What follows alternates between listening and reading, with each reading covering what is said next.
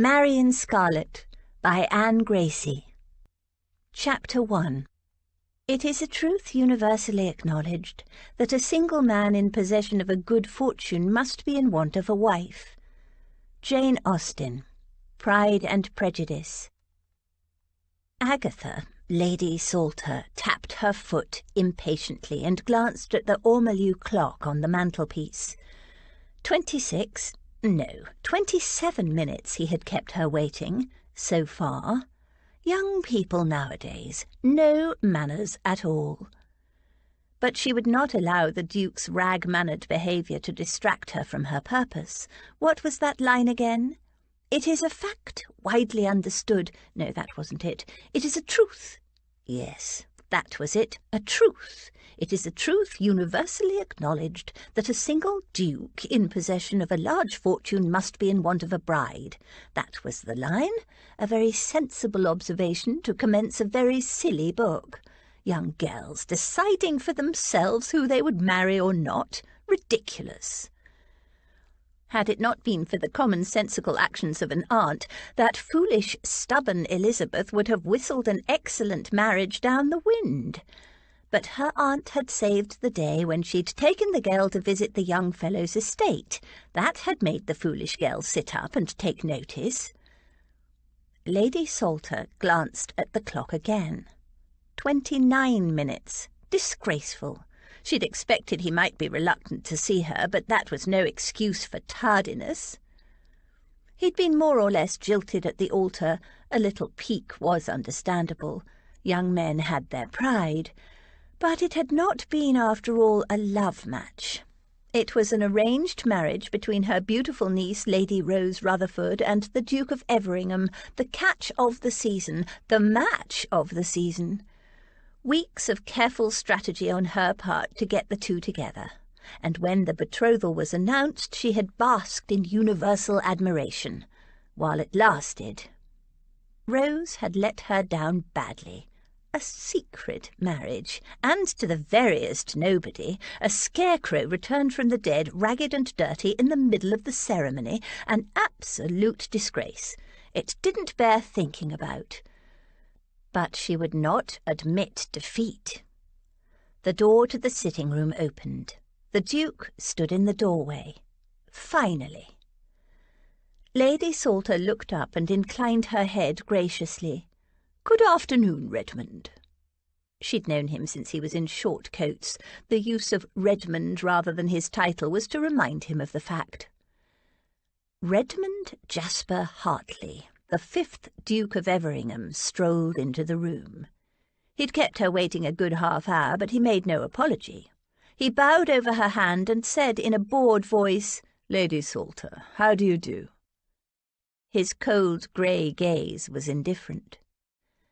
Lady Salter came straight to the point. "I understand my niece has apologized for her disgraceful behaviour." He raised a dark brow. "Niece?" As if he had no idea to whom she was referring. Her lips thinned, so he was still angry, coldly furious under the indifferent-seeming facade, if she was not mistaken. Pride was one thing, incivility to his elders quite another. Besides, she was as much a victim of Rose's carelessness as he. "I refer to Lady Rose Rutherford, as you very well know. She came here last week, I believe, to apologize." The Duke strolled to the window and stood looking out, his back to her. After a moment, he said in a tight voice, "Is there a purpose to this visit, Lady Salter? You are still in want of a bride?" He stilled, then turned slowly to face her, and in an arctic voice said, "And if I am, madam, what business is it of yours?" Lady Salter lifted her chin and said what she had come here to say. "I have another niece." He didn't move. His expression was carved in ice. She continued, "She is also, of course, the daughter of an earl, though her mother was of the yeoman class. Georgiana herself is young, attractive, healthy, and ambitious." She blinked. "Not in the least. Quite the contrary, in fact. She has all her teeth, too, I'm sure. A picture of perfection, no doubt, but I am not interested." She glared at him. His lip curled, and he continued with silken insolence. "We are not at Tattersall's, Lady Salter. There is no need to act the coper and enumerate your niece's various qualities. I am not interested in furthering either her ambitions or yours." She bristled, likening her to a horse-coper indeed. "You forget yourself, young man, duke or not. Your mother would be appalled." His mother was her goddaughter as well as a friend. He glanced pointedly at the clock. His indifference was infuriating, as was his assumption that she was ambitious for her niece. She was, of course. Georgiana had no sense at all of where her duty lay, but the Duke could not know that. He and Georgiana had barely even met. She doubted they'd exchanged a dozen words. It was yet another situation where an aunt was needed to step in and take control. "Your mother and I will, in future, kindly keep your noses out of my business. I've had enough of your interference." In 2 paces, he crossed the room and yanked on the bell-pull. "Good day to you, madam." "Interference, madam?" She almost choked on her indignation. Such ingratitude toward one who'd worked tirelessly, selflessly, to arrange a suitable marriage for him. The butler appeared in the doorway. The Duke said, "Lady Salter is leaving, Fleming." Lady Salter rose and with great dignity stalked toward the door. As she reached it, her temper got the better of her. She turned and, in an icy voice, said, "I was mistaken in thinking you and Georgiana would suit Redmond. Far from being ambitious to marry you." She gave a scornful huff. "The truth is, Georgiana did her level best to dissuade Rose from marrying you." "Wanted me for herself, no doubt." "Your arrogance is misplaced, sirrah. Far from wanting you, she was quite vocal in her dislike of you, and I see now she has a point. In any case, the ridiculous child has declared far and wide that she would rather live with dogs and horses than marry." That silenced him, she could see. She added with crisp satisfaction, "I had thought, Your Grace, that married to a young woman of good family, an independently minded young woman who would not hang off your sleeve, a girl who wants nothing more than to retire to a country estate and be left to breed horses, dogs, and possibly children, would be exactly what you required. A wife who would keep out of your way and give you no trouble." She paused to let that sink in. It was exactly the kind of wife he'd described back when Rose was the bride being considered. She made an airily dismissive gesture. "Even so, it would have taken all my considerable powers of persuasion to coax Georgiana to wed you." His eyes grew flintier, and she added with barely concealed relish, "I would not be surprised if we'd had to drag her to the altar in the end. My niece is a headstrong girl who disdains the advice of her elders and betters. You, sir, are equally stubborn. Almost I think you deserve each other, but since you both lack a proper attitude to marriage, and to me, I wash my hands of you." She sailed from the room in high dudgeon. "I'm not at home," Hart told his butler after Lady Salter had left. "Not to anyone." The news of his aborted wedding had spread like wildfire through the Tun. His doorbell had been jangling constantly ever since, with women, ladies of the Tun, eager to soothe his injured feelings and shove him straight back into the marital noose, if not with themselves, then with their daughters or niece or granddaughter. To hell with them all. He'd had it with women. No, not with women, with ladies. He tried to resume his correspondence, but the annoyance lingered. What the devil business of anyone else's was it whether he married or not? He knew he needed to get an heir, but what was the hurry? He wasn't yet 30, and just because he'd been brought up to the mark once didn't mean he was ready to do it again, damn it. Because look how well that had ended. A few days before, his erstwhile bride had called on him, supposedly to apologize, but then she had the cheek to invite him to the ball that had been planned to celebrate his wedding. Its purpose now was to celebrate her husband's return from the dead, blast him. Hart had nothing against the fellow, but why the devil hadn't he come back from the dead a week or two earlier and saved them all a lot of fuss and botheration? He narrowed his eyes. Now he came to think of it, he had met the girl Lady Salter had just tried to foist on him. Lady Georgiana Rutherford had accompanied Rose on that little errand, a long-legged, dark-haired wench with more than a dash of impudence. She'd pulled her skirts up to warm her legs at the fire, dropped them, cool as you please, when he'd entered the room, not embarrassed in the least, a hoyden, if not a light skirt. Damned fine ankles, as he recalled. She would rather live with dogs and horses. He snorted. She was welcome to them. What?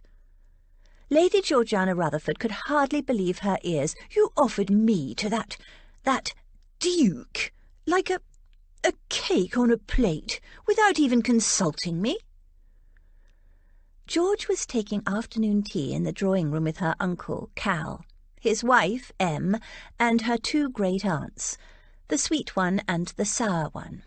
The sweet one, Aunt Dotty, was knitting haphazardly in between poring over a dish of jam tarts and sipping her tea. Her sister, Aunt Agatha, sat like an offended poker looking down her nose at them all, disdaining the offers before her. Cal, lounging on the settee beside his wife, chuckled. Like a cake on a plate, George, more like a hedgehog in a bag. He bit into an almond biscuit. George ignored him. She glared at Aunt Agatha. How dare you go behind my back and make such an offer? Aunt Agatha made a dismissive gesture. Well, someone must make a push to find you a husband, and Emmeline is otherwise occupied breathing the air. Besides, since Rose's disgraceful behaviour left the Duke embarrassed at the altar, this family owes him reparation. Possibly, but we don't owe him me. The old lady set down her teacup with a snap. If a duke is going spare, my girl, it doesn't do to dally. But I don't want a duke. I don't want a husband at all. I've said so repeatedly, and even if I did, Everingham would be the last man I'd consider. George didn't know what it was about the Duke of Everingham, but he irritated her with his cold, hard gaze, so indifferent and superior, and I rule the world. She longed to take him down a peg. Nonsense, every girl needs a husband, and, all appearances to the contrary, you are the daughter of an earl and need to marry and be a credit to your family. The flat dismissal of her views infuriated George. Not me. I don't want a husband. I don't need one, and I won't have you or anyone else arranging one for me. Don't be ridiculous, child. It's not ridiculous, and I'm not a child. I'm almost 20. And well past the age you were married and off your aunt's and uncle's hands. Ashenden and Emmeline are starting their own family. Aunt Agatha gestured to Em's swollen belly, then trained her lorgnette on her rebellious great-niece. George put up her chin and glared back. She wasn't sure whether the old lady actually needed the eyeglass to see with, or whether it was just her chosen weapon of intimidation. Whatever the reason, George would not be intimidated. Aunt Agatha continued. Ashenden's sisters are now married, in however scrambled a fashion, and their future is taken care of. There is only yourself remaining, an ill-mannered, unfeminine, ignorant, tomboyish hoyden with no idea of ladylike or even polite behaviour, and worse, no interest in acquiring it. You should be grateful that I'm taking an interest in your future. Grateful for unwarranted and unasked-for interference? George was ready to explode. The insults stung. There was no denying there was some truth in them, but she would never let Aunt Agatha get the better of her. "You cannot expect your uncle and his wife to care indefinitely for his late brother's unwanted and unacknowledged offspring, especially a girl who's more trouble than she's worth. A charitable gesture is one thing, an embarrassing millstone quite another." Em sat up angrily. "George is not a millstone, Aunt Agatha, nor is she an embarrassment. She's a dear, sweet girl and a beloved member of our family, and as far as I am concerned, she can live with us until she's 100 years old." She reached out a hand to Cal, and he took it, a silent gesture of support. Aunt Agatha gave a dismissive wave. "That is your condition speaking, Emmeline. Breeding women are notoriously hysterical." She turned to Cal. "You see, yet again Georgiana is causing your wife distress and endangering the heir." "I'm not the one upsetting people," George muttered. "Now look here, Aunt Agatha," Cal began. "Oh, don't worry, Cal," George said. "I know better than to mind the spiteful outpourings of an interfering, officious, presumptuous old "George," Em said in a warning tone. George glanced at her and bit off the remainder of the insults she had stored away. She would cross swords with Aunt Agatha any day, but upsetting Em was another matter. Aunt Agatha drew herself up, an outraged, silver-haired praying mantis. "Abominable girl! Never in my life have I been subjected to such disgraceful incivility from a chit not yet in her majority, and from a member of my own family." "If the cap fits, wear it," George said sweetly. "In any case, I won't be on Cal and Em's hands forever.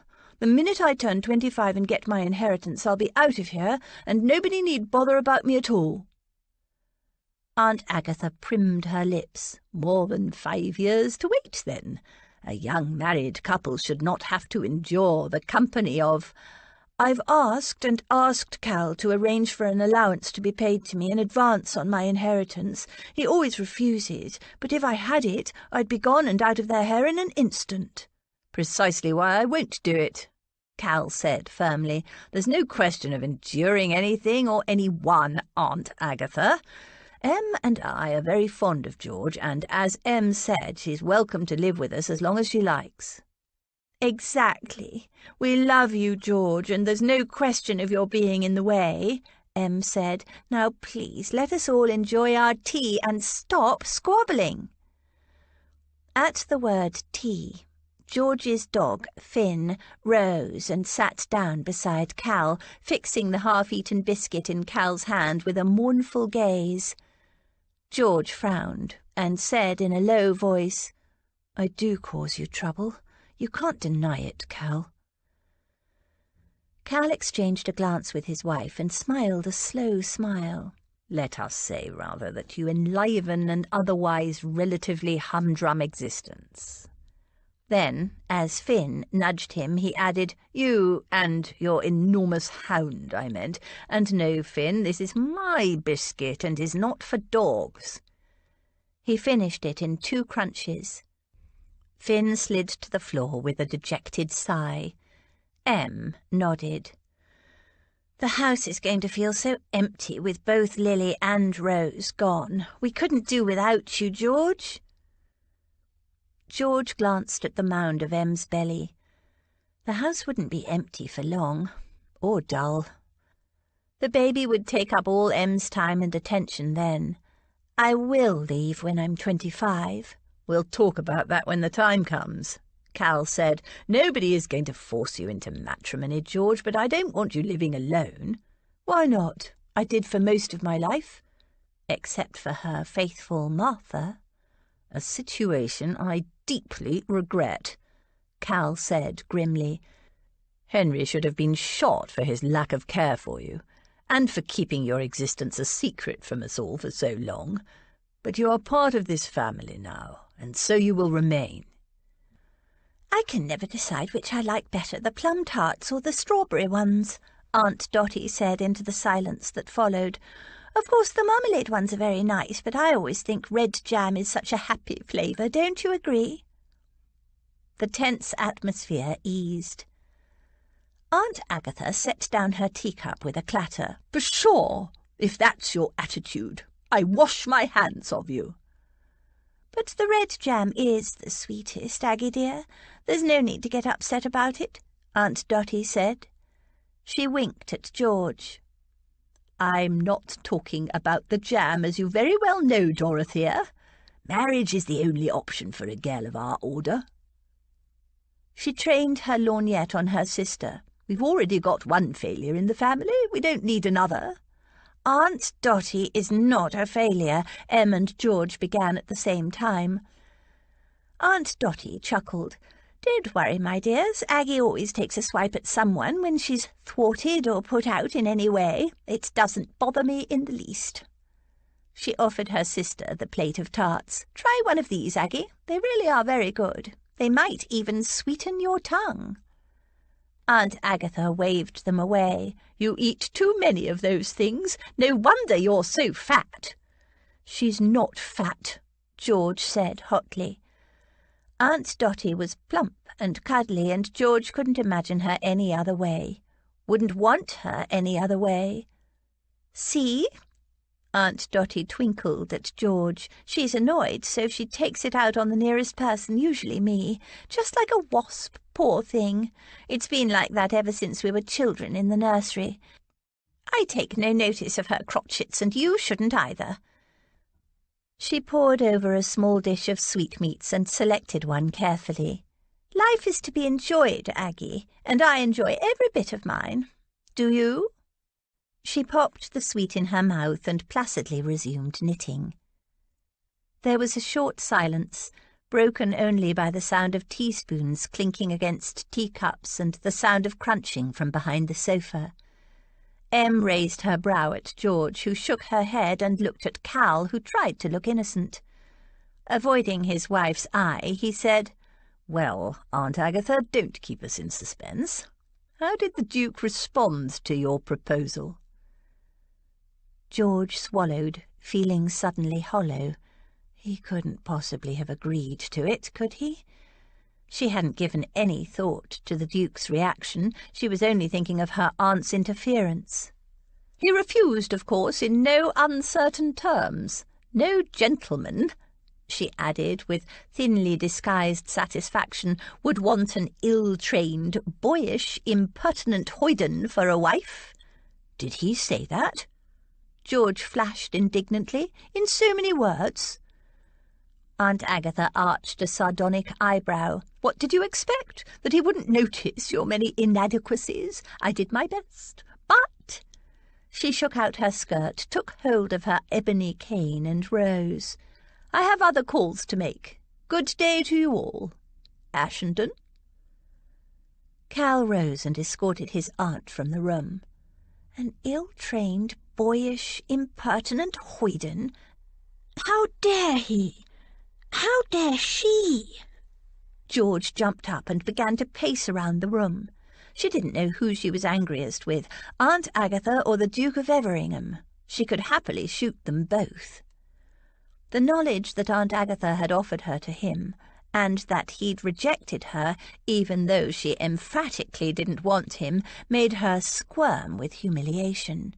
It's not for him to reject me. It's for me to reject him.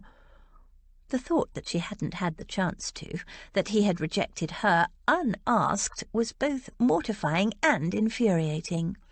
He's rather handsome, though, isn't he? Aunt Dotty had only seen him at the church, at his aborted wedding to Rose. I do rather like a tall, dark, moody-looking man. Handsome, perhaps, George said, and moody is right. He's also cold, haughty, rude, and arrogant. He looks down that long aristocratic nose of his as if we're all worms beneath his notice. She'd only met him a handful of times while his marriage to Rose was being arranged, and what a lucky escape for Rose that had been. But she'd disliked him on sight. His friends, and he doesn't seem to have many of them, call him Hart. His surname is Hartley, but he's known in the town as Heartless, and doesn't that tell you something? Rose made a lucky escape, and I'm damn—" She broke off and glanced at Em. "I'm blowed if I'll be the sacrificial lamb in her place." She clenched her fists. "Aunt Agatha had no right." "No, she didn't," Em agreed, "and nobody will force you into marriage, dear, if you don't want it." "No, but Aggie means well," Aunt Dotty said, and at George's look of surprise she added, "Oh, I know she's bossy and interfering and thinks she knows better than anyone what needs to be done, and that we're all sheep who need to be herded, but she does mean it for the best." George's jaw dropped. "How can you say that? To Aggie, marriage is the be-all and end-all, and she thinks it is for everyone. But," Aunt Dotty sighed, "she made 3 marriages, and not one of them brought her happiness. Wealth, yes, but happiness?" She shook her head. Em touched her belly. "You mean because she never had children?" Again Aunt Dotty shook her head. "Children are a blessing, of course, but happiness is another matter entirely. I never married and never had children, but my life has been, and still is, a happy one. The trick, George dear, is to know your own heart and decide accordingly. I made my own choices in life and have no regrets." And seeing her tranquil face and serene smile, George could believe it. But she wasn't Aunt Dotty and didn't have her gentle, accepting temperament. Aunt Agatha's interference made George want to scream or to hit someone, preferably the Duke who'd so smugly rejected her, when she'd never wanted him in the first place. She was as tense as an overwound clock. She needed to get out, to escape from this smothering attention and breathe. But the afternoon's obligations stretched ahead of her. Morning calls, endless and unbearable, with coy questions about male attentions and about Rose's husband's incredible return from the dead. That 7-day scandal still wasn't over, and delicate and less than delicate inquiries about how the poor Duke was taking it. A Duke, pipped at the altar by some scruffy nobody, so scandalously delicious. And then there were the gentlemen pursuing George. Cal dealt with the obvious fortune hunters pretty swiftly, but still there were several gentlemen who, like Aunt Agatha, refused to believe she was serious about not marrying. At the best of times, George found morning calls difficult. Today they would be unbearable. "I need to go out," she said abruptly. "I want to take Sultan for a ride." To get away. "You already rode this morning," Cal said, re-entering the room.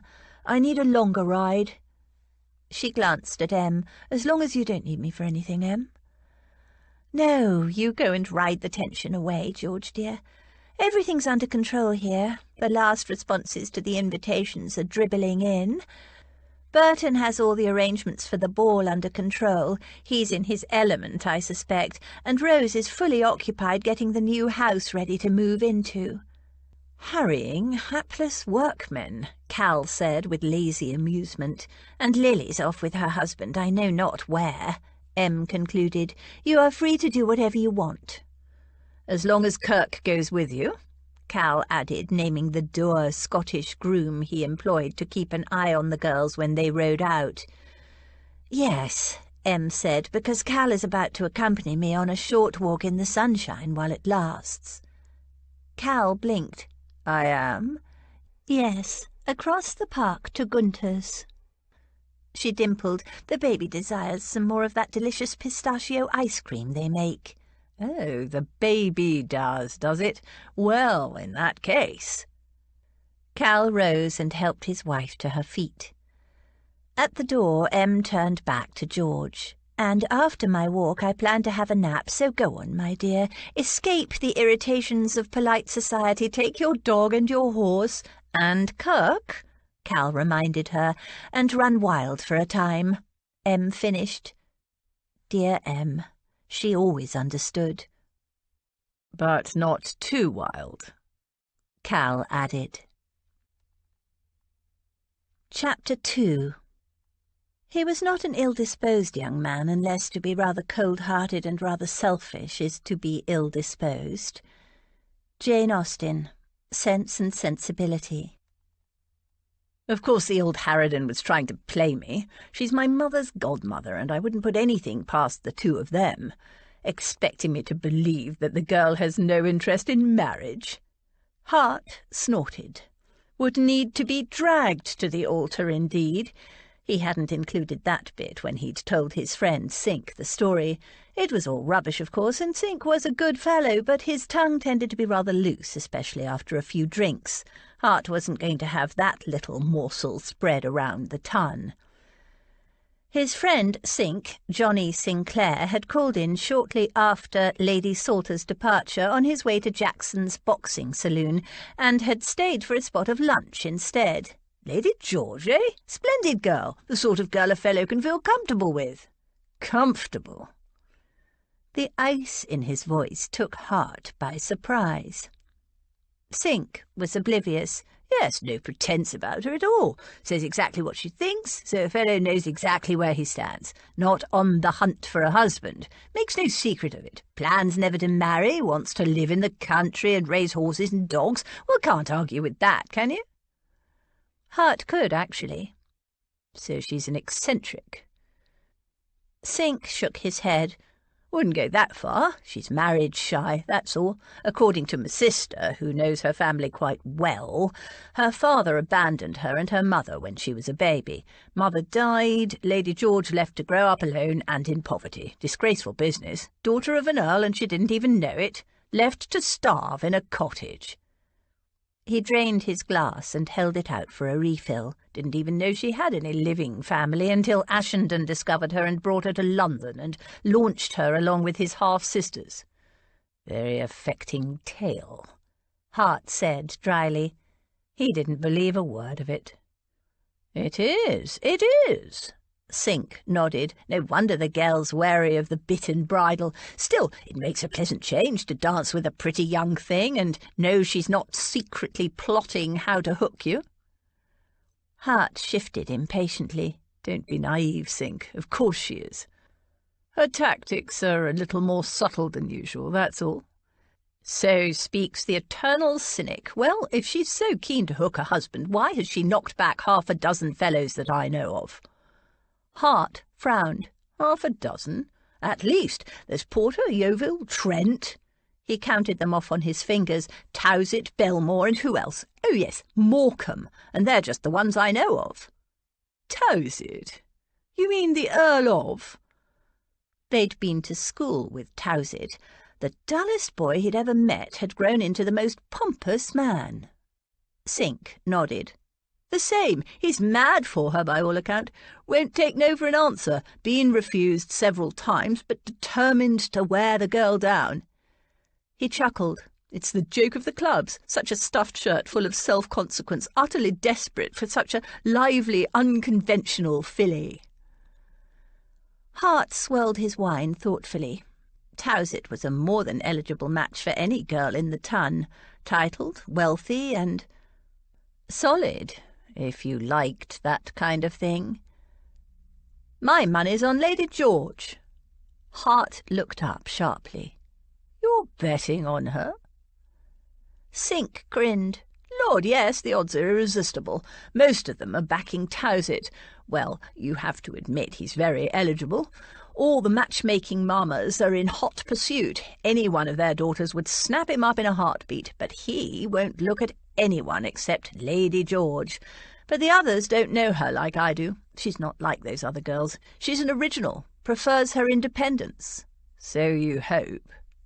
Sink grinned and raised his glass. Oh, I'll win all right. She doesn't want a bar of him, of marriage at all. And there's the joke, you see. Hardly anyone believes her, least of all Towsett. He can't imagine anyone turning him down, let alone a girl like Lady George. Hart shrugged. There's your answer, then. She's aiming higher.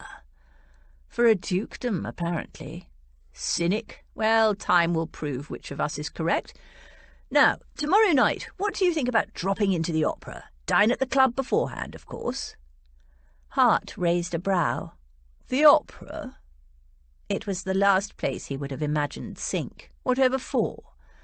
"Monty has an eye on one of the dancers, and the little minx has been leading him a right merry dance. She hinted that she'd give him her answer tomorrow night, so a few of us are going along with him in case the poor fellow needs consolation. Monty's mamma has a box. So, are you coming or not? Should be quite entertaining. Not the caterwauling, of course, but watching Monty trying to corral the little filly." Hart shrugged. "I'll dine with you at the club, but that's all." He was not fond of the opera and was indifferent to Monty's success or otherwise with the opera dancer.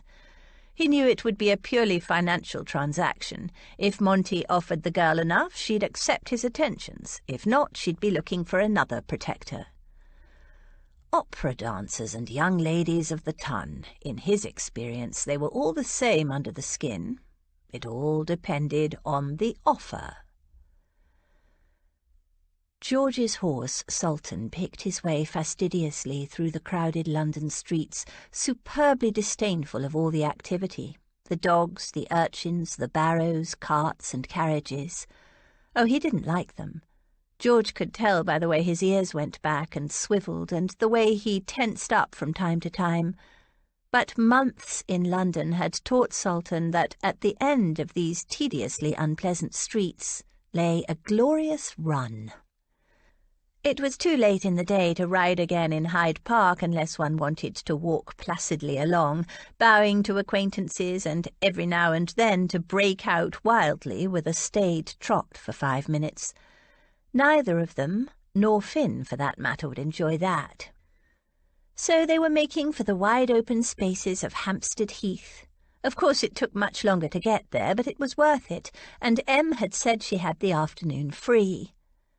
And freedom was what George craved. She rode ahead, Finn trotting along at her side, magnificently indifferent to the yapping street curs. Kirk followed close behind. His eyes were watchful, on the lookout for trouble, but his expression was dour as usual. He'd made this excursion with her many times before and generally enjoyed himself, though it was hard to tell with Kirk. But today he radiated grim disapproval. It had started when she'd met him in the stable-yard, mounted and ready. He usually fetched the horses and brought them to the house, and he'd taken one look at her and frowned. "Does his lordship know you're going out in public like that?"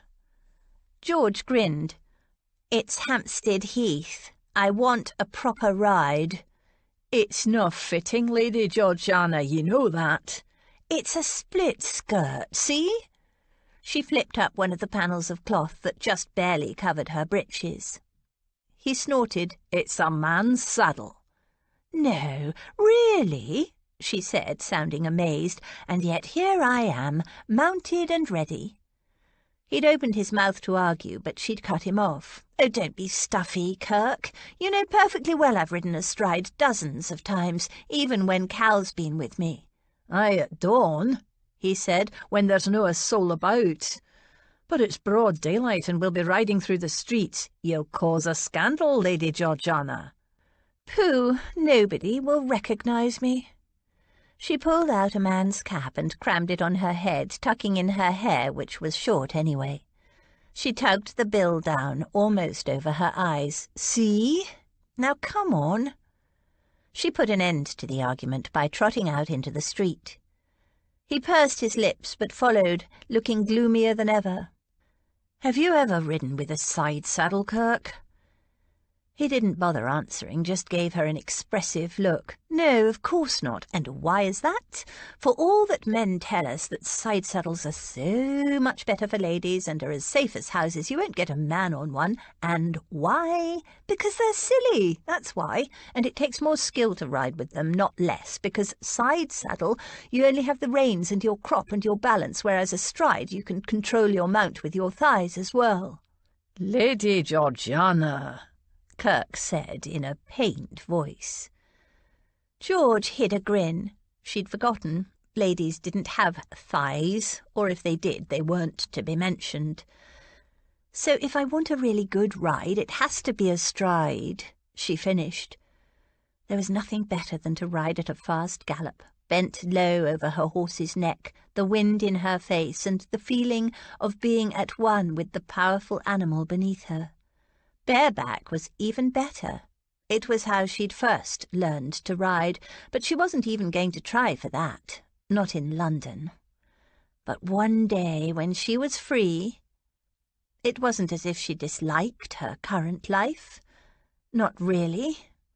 She didn't much like London, with hundreds, thousands of people living almost on top of her, or so it felt, and she didn't like the dirt and smells. Why was it that London dirt seemed so much worse than country dirt?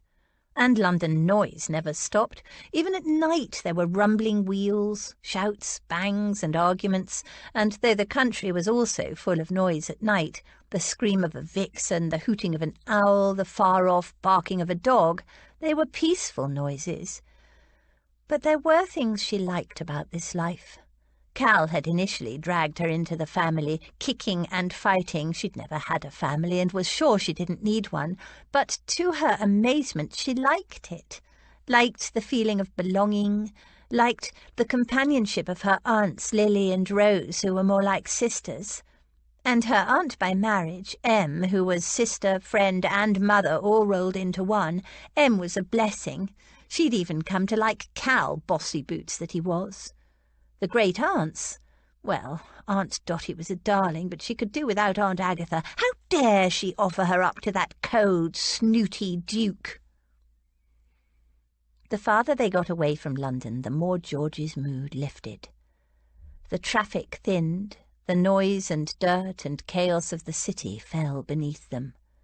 Browns and greys gave way to 1,000 shades of green, and the air felt cleaner and fresher. She took great deep breaths of it and felt lighter and more energized. Sultan, too, felt the difference and started to dance a little with anticipation. She felt the leashed power rippling through him and gathered her reins.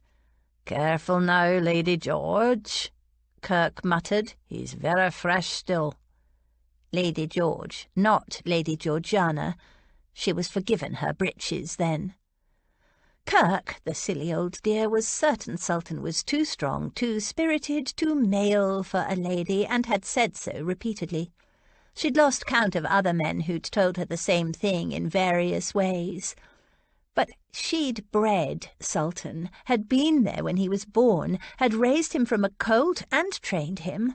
They understood each other. Besides, George, titled or not, was barely a lady. An ill-trained, boyish, impertinent hoyden. She pushed the thought aside. She didn't care what the Duke said about her. The heath stretched before them. There was not a soul in sight. She tugged down her cap. "Come on, Kirk. Race you to that big old oak on the edge of the forest," and without waiting she took off. Her dog Finn streaked after her. "Now, isn't this better than spending the afternoon at Jackson's?" Hart gestured to the seed in front of them, an endless sward of green, fringed by a tangled, shadowy forest. "I thought you meant Hyde Park, not out in the dashed wilderness." Hart snorted. Hyde Park at the fashionable hour? He couldn't imagine anything worse. "I don't mind doing the pretty, catching up on gossip with all the lovely ladies." Sink pulled his collar up. "Better than being in the middle of nowhere, getting blown to bits in a freezing gale." Hart laughed. "Stop complaining. It's a brisk breeze, nothing more. Besides, it'll blow the cobwebs away." "Cobwebs? On me? Don't be ridiculous. My valet would have a fit. What am I saying? I would have a fit. Come on, let's ride to the top of the hill. You'll feel better when you can see for miles." He headed off at a leisurely canter. Sink followed, grumbling. He'd planned to spend his afternoon drinking blue Rouen with his cronies at Jackson's boxing saloon. Sink was more interested in the convivial side of the sport than the energetic aspects. But it hadn't been hard to entice him out for a ride instead. Of course, he'd insisted on going home to change into more appropriate attire. Sync was never less than nattily dressed. But now Hart realised his friend had gone to an extra degree of trouble because he'd expected to be flirting in Hyde Park, not cantering across the heath high above the city. Hart reined his horse in at the crest of the hill and stood gazing out at the silhouette of London in the distance. He could just make out the dome of St. Paul's. He was trying to pick out other buildings when the sound of galloping hooves caused him to turn his head. About 50 yards away, a gleaming black stallion thundered across the turf, a magnificent creature moving like the wind, all speed and power and grace. A thoroughbred with clear Arab ancestry. A boy, a youth, clung to his back, crouched low over the stallion's neck, like a jockey in a race. He rode as if he were born on the back of a horse. No gentleman he, not with that cloth cap slightly too big for his head, and those worn breeches and boots. An apprentice, perhaps, or a young groom. Who was the fool who paid a youth to exercise a glorious animal like that? Behind the lad loped a lanky grey dog. At some distance behind came a thick-set man, another groom, perhaps. It wasn't clear whether he was with the black stallion or not. As he watched the movement of stallion and rider, something pinged in Hart's mind, a flash of memory, a fleeting impression as if he'd seen this horse, this rider, some other time. But then Sync arrived. "Brr, it's even colder up here. Can't we go home yet?" And the thought was lost. Hart couldn't take his eyes off the stallion. What a magnificent beast! Oh, yes, very nice," Sync said as stallion and rider flashed past. He hadn't much interest in horseflesh. "Damn it, I'm going to buy that horse." Without further explanation, Hart urged his horse forward and was riding in pursuit. Sync shouted something, but his words were taken by the breeze, and in any case, Hart was entirely focused on catching up with the stallion. He slowly gained on the rider and his mount. The boy glanced back over his shoulder, a flash of light eyes and a black scowl. "Hey there, I want to ask you something," Hart called. The boy ignored him. The stallion picked up speed. Hart urged his horse faster. "Wait! I want to buy your horse," he yelled as he drew nearer. "Who is the owner?" Horse and boy took a sharp turn to the left and plunged down a steep slope. Hart followed. They splashed through a soggy patch, green and weedy. Mud from the stallion's hooves splashed in Hart's face. He didn't bother to wipe it off. The boy's determination to avoid him was annoying, but the chase itself was exhilarating. They headed back up a hill. The stallion pulled steadily away and made for a densely forested area. He was stronger and faster than Hart's mount, and with the lighter weight of the boy, Hart didn't have a chance. "Stop, damn you! I only want to talk!" Hart yelled in frustration. At the edge of the trees, the boy looked back. Hart caught a flash of white teeth as the lad gave what might have been a cheeky wave, or... Hart narrowed his gaze. A rude gesture. As the boy and horse disappeared from sight, a light laugh floated back to him on the breeze. Swearing to himself, Hart rode slowly back to where Sync was waiting, hunched gloomily on his horse. "Have fun, did you? I'm just about frozen solid. Though, naturally, being your oldest friend, I'm only too delighted to become an ice block in your service." Hart ignored the sarcasm. "Little mongrel refused to stop. All I wanted was the name of the owner." "Is that all? Well, you could have asked me. Would have saved you all that gallivanting about, and me from turning into an icicle. You do know your face is spattered with mud, I suppose. As for your boots—" Sync shuddered. "What? You know who owns that horse. Who is it? Forgotten your handkerchief?" Sync scrutinized his friend's face. "I have a spare if you need to use it. Can't be seen with mud on your face." Frustrated, Hart pulled out a handkerchief and scrubbed at his face. "There, now, who owns that damned horse? You missed a bit, just here," Sink said, gesturing to his own face. Hart rubbed at the spot indicated. "Now, before I strangle you, tell me who owns that blasted stallion." "Oh, she won't sell," Sink said. "She? You mean the owner is a woman?" Fool woman to entrust such a valuable and spirited animal to a mere youth, though he had to admit the boy could ride, superbly as it happened. When he bought the stallion, he might even offer the lad a job. "Yes, of course. Didn't you know?" "How would I know?" He blinked. "Are you suggesting that I'm acquainted with the owner? Who is she? Where might I find her?" Sink gave him an odd, amused look, then jerked his chin to where the stallion and his rider had disappeared. "You just saw her." Hart looked, but he could see no woman. "Where? On the horse's back, leading you a right merry chase by the looks of it." Hart stared. The rider was female.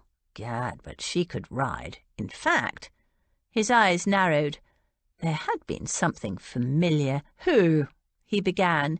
"If you ever bothered to ride in Hyde Park, you would have met both horse and owner together. She and her family ride there most mornings, early, practically crack of dawn," Sink added with a theatrical shudder. Hart raised a sceptical brow. "Then how is it that you've seen them? You rarely rise before noon." "Coming home, of course. Often witness the grisly hours of dawn on the way home from a night out."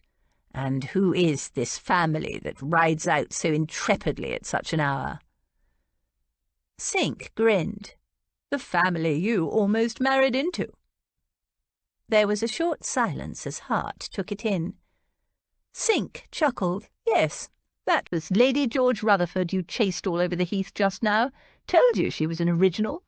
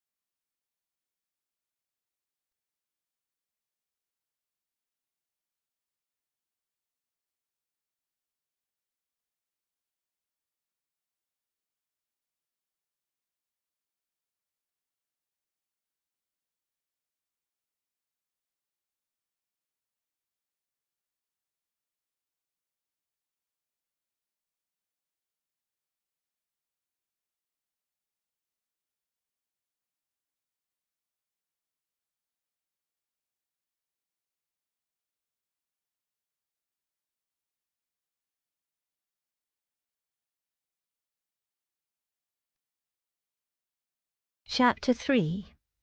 In his library he had been always sure of leisure and tranquillity, and, though prepared to meet with folly and conceit in every other room in the house, he was used to be free of them there. Jane Austen, Pride and Prejudice. It was a hot afternoon. George, Aunt Dotty and Em were crossing Berkeley Square on a quest to Gunter's for ices, when they heard a series of shrieks and yaps. Human shrieks, canine yaps. An elegantly dressed older lady was jumping up and down, appalled, flapping her hands and shrieking at a pack of dogs that were swirling and snapping and shoving at one another in a noisy canine whirlpool several feet away. "It's Millie Prescott!" Aunt Dotty exclaimed. "Foo-foo!" Mrs. Prescott cried. "Oh, stop it, you brutes! My poor little Foo-foo!" George saw what the problem was. In the middle of the pack of dogs was a small, dainty Pekingese, pink satin ribbons in her hair, receiving the eager attentions of a dozen scruffy mongrels. "Sit and stay," George ordered Finn, who was showing considerable interest in the proceedings. Reluctantly he lowered his behind almost to the ground. George waded into the swirling pack, snatched up the little dog and handed it to the lady.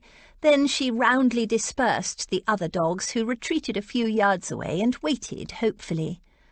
One brave, enamoured beast broke through and leapt up eagerly at Foo-Foo.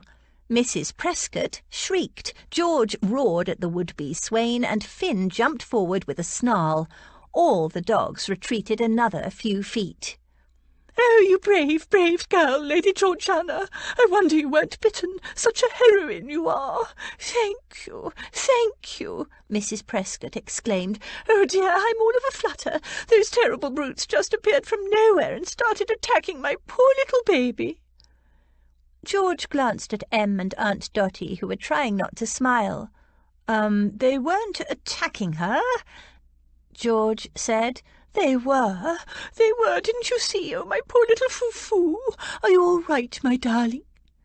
She examined the little dog anxiously, straightening her ribbons and murmuring, "Mummy's here now, precious. Those nasty dogs won't bother you again."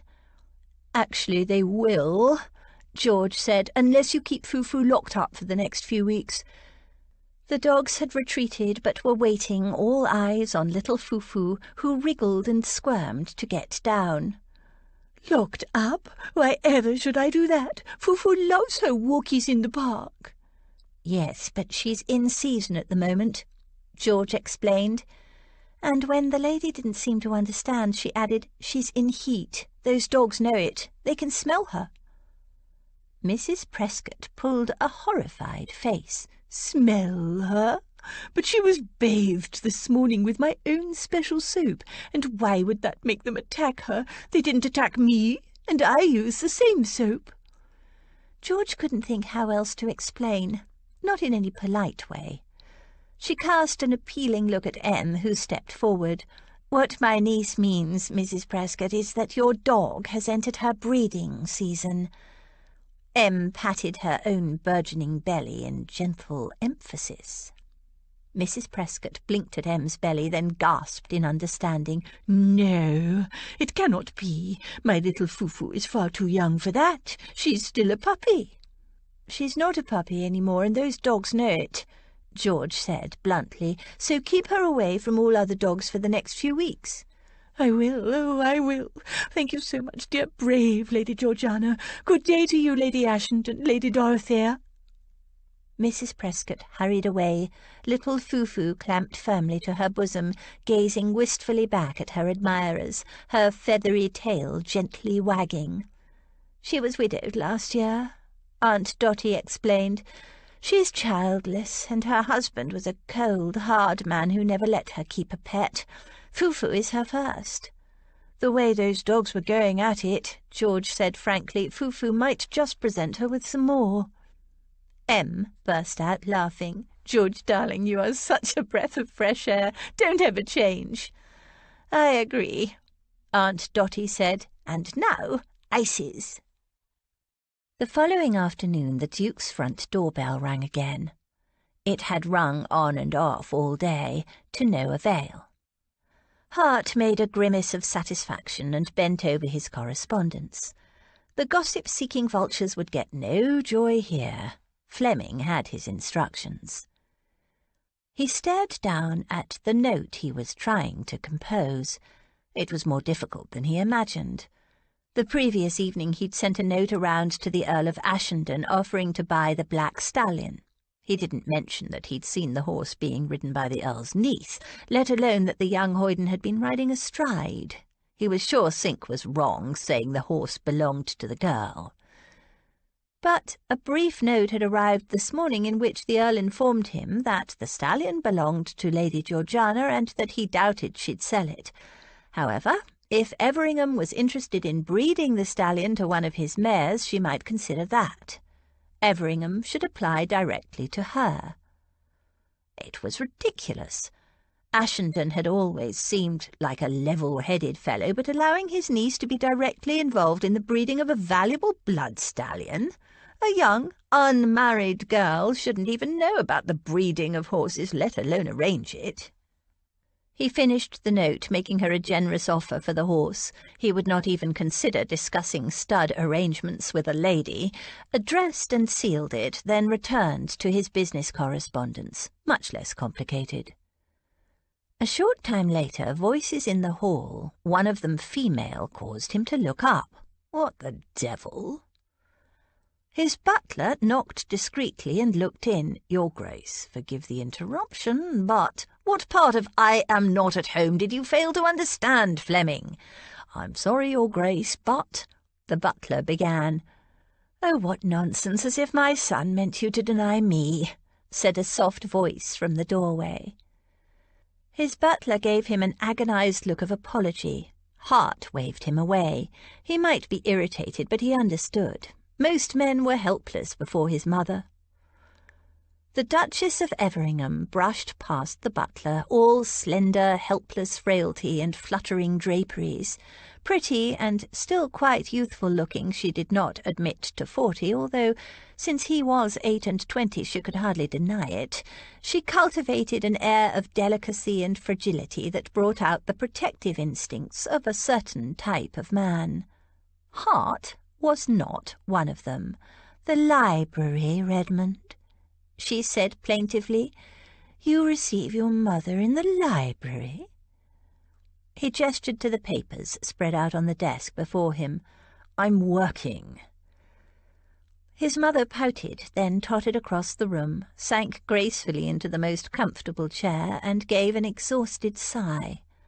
Hard on her heels came her most recent companion, a colourless woman clad in a depressing shade between grey and purple, clutching a large, lumpy reticule.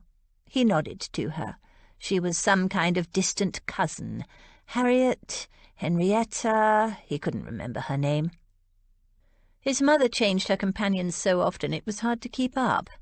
They all started off devoted, but after a few months they became impossible, and Hart was instructed to pension them off. The companion produced a number of little bottles and vials, and arranged them on a small table next to his mother's chair. Smelling salts, hartshorn, feathers for burning, and various potions gathered to revive the feeblest invalid. Mother's battery of armaments. Not that his mother was an invalid. The Duchess of Everingham was said by some to enjoy ill health.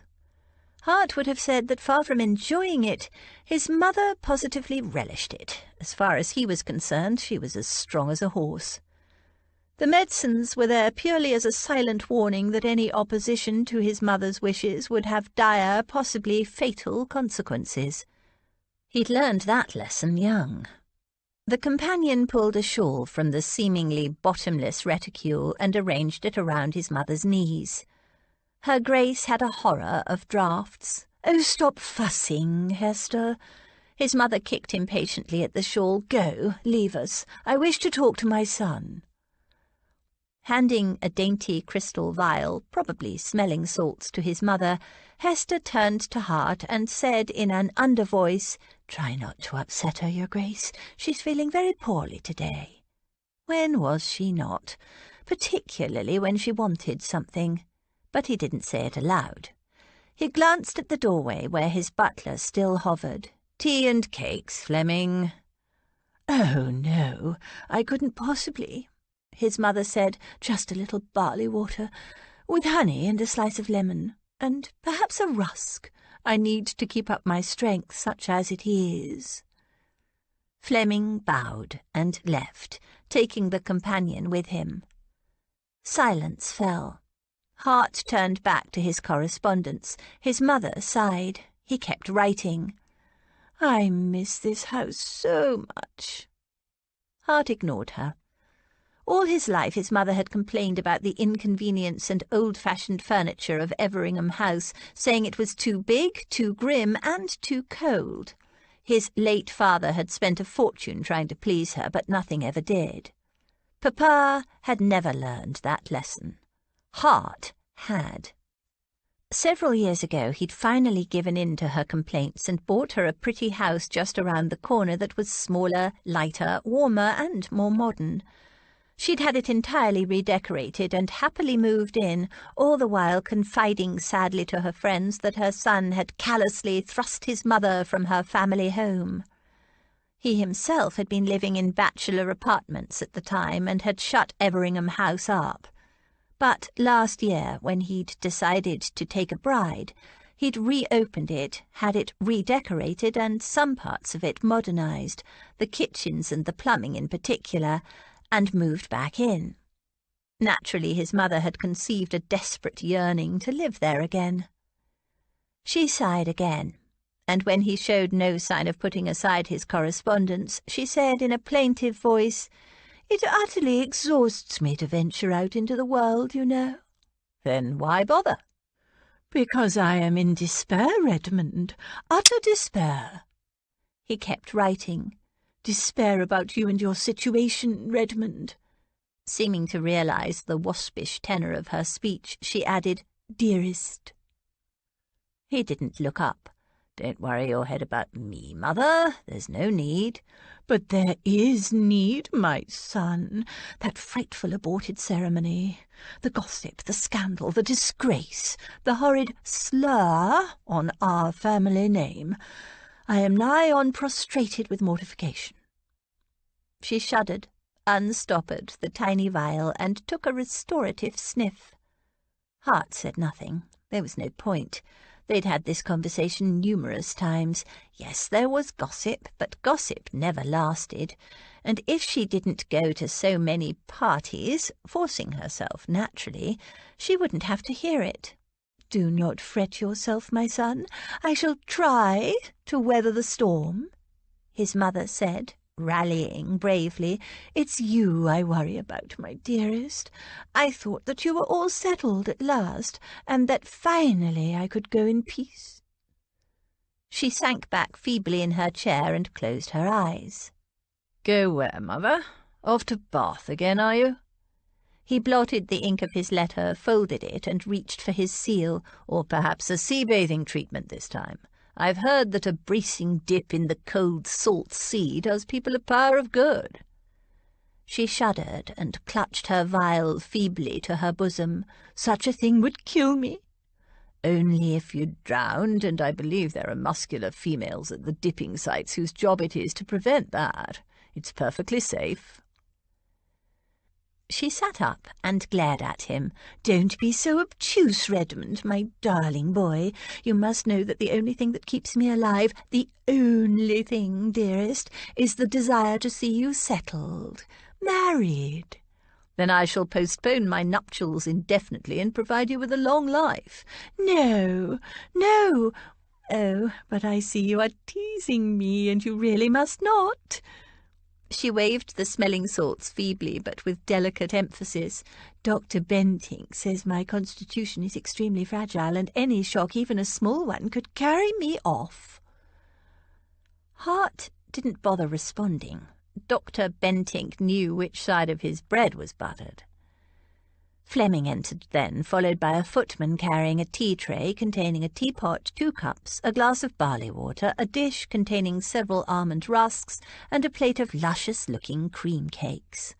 The Duchess waved them away. "Oh, how pretty, but I couldn't eat a thing." "You must keep your strength up, Your Grace," Fleming murmured. He produced a small table and placed it on the other side of the Duchess. He poured out the tea, added milk and 2 lumps of sugar, stirred it well and placed it, the glass of barley water, the dish of rusks, and a plate containing 2 small pink cakes, oozing with cream, on the Duchess's table. Then he poured black and sugarless tea for Hart and set it pointedly next to the chair opposite the Duchess. "I'll just finish this." Hart blotted, sealed, and addressed the letter. When he looked up, there were still 2 cakes on his mother's plate, but there were now several fewer on the larger plate. As always, Fleming had calculated his mother's tastes exactly. Hart left his desk and sat down opposite his mother. He sipped his tea. "I couldn't eat a morsel, Redmond. I am in such distress." Hart drank his tea. "Perhaps a rusk. One must force oneself for the sake of one's loved ones." She picked up a rusk and toyed with it. "Dear Lady Salter came the other day and delivered your latest suggestion for a bride. I sent her off with a flea in her ear." His mother gasped. "Don't tell me you were uncivil to her, Redmond. Apart from being my godmother, she is one of my dearest friends." "I was blunt rather than uncivil, and I'll tell you what I told her. Stop meddling in my life, Mother, or—" He broke off as his mother fluttered back to her chair, gasping in apparent distress. He waited. After a few moments she registered his indifference and stopped gasping. "Or what?" "Or one of these days I'll return the favour." She narrowed her eyes. "What do you mean?" "Perhaps I'll give my consent to one of those puppies you encourage to hang around you. They're always pestering me for your hand." She sat up. "You wouldn't." Hart shrugged. "Jeevons has approached me 3 times already." She patted her hair complacently. "The dear sweet boy, but of course it would never do." Jeevons was several years younger than himself, an impressionable puppy. "I should think not. He's barely out of leading strings." She sniffed. "Hardly." "No, Bulstrode would be far more suitable." She stiffened.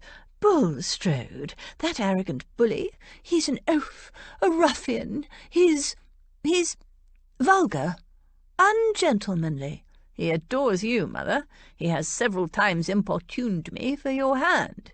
"Then you must refuse. What am I saying? I refuse." "Ah, but Bulstrode is the kind of man who would take your refusal as a kind of flirting from an indecisive female. I'm sure you've heard his views on the inability of females to know what is good for them." "I've heard, and I'm not indecisive. I loathe the man." There was nothing helpless or fluttery about his mother now. In a thoughtful voice he said, "I wouldn't be surprised if Bulstrode decided to kidnap you and force a marriage, if he thought he had my blessing, that is." She shuddered again, this time genuinely. "Redmond! No, he doesn't have your blessing. Does he?" Hart pondered the contents of his teacup as if considering it. She crumbled the rusk between her fingers. "You wouldn't, would you, dearest?" He looked up. "I might, if you and that skinny godmother of yours don't stop pestering me." A huff of laughter escaped her. "Skinny? Lady Salter? Oh, you are wicked. But Bulstrode, Redmond, you would never." "Are we finished here, Mother? Because I have work to do."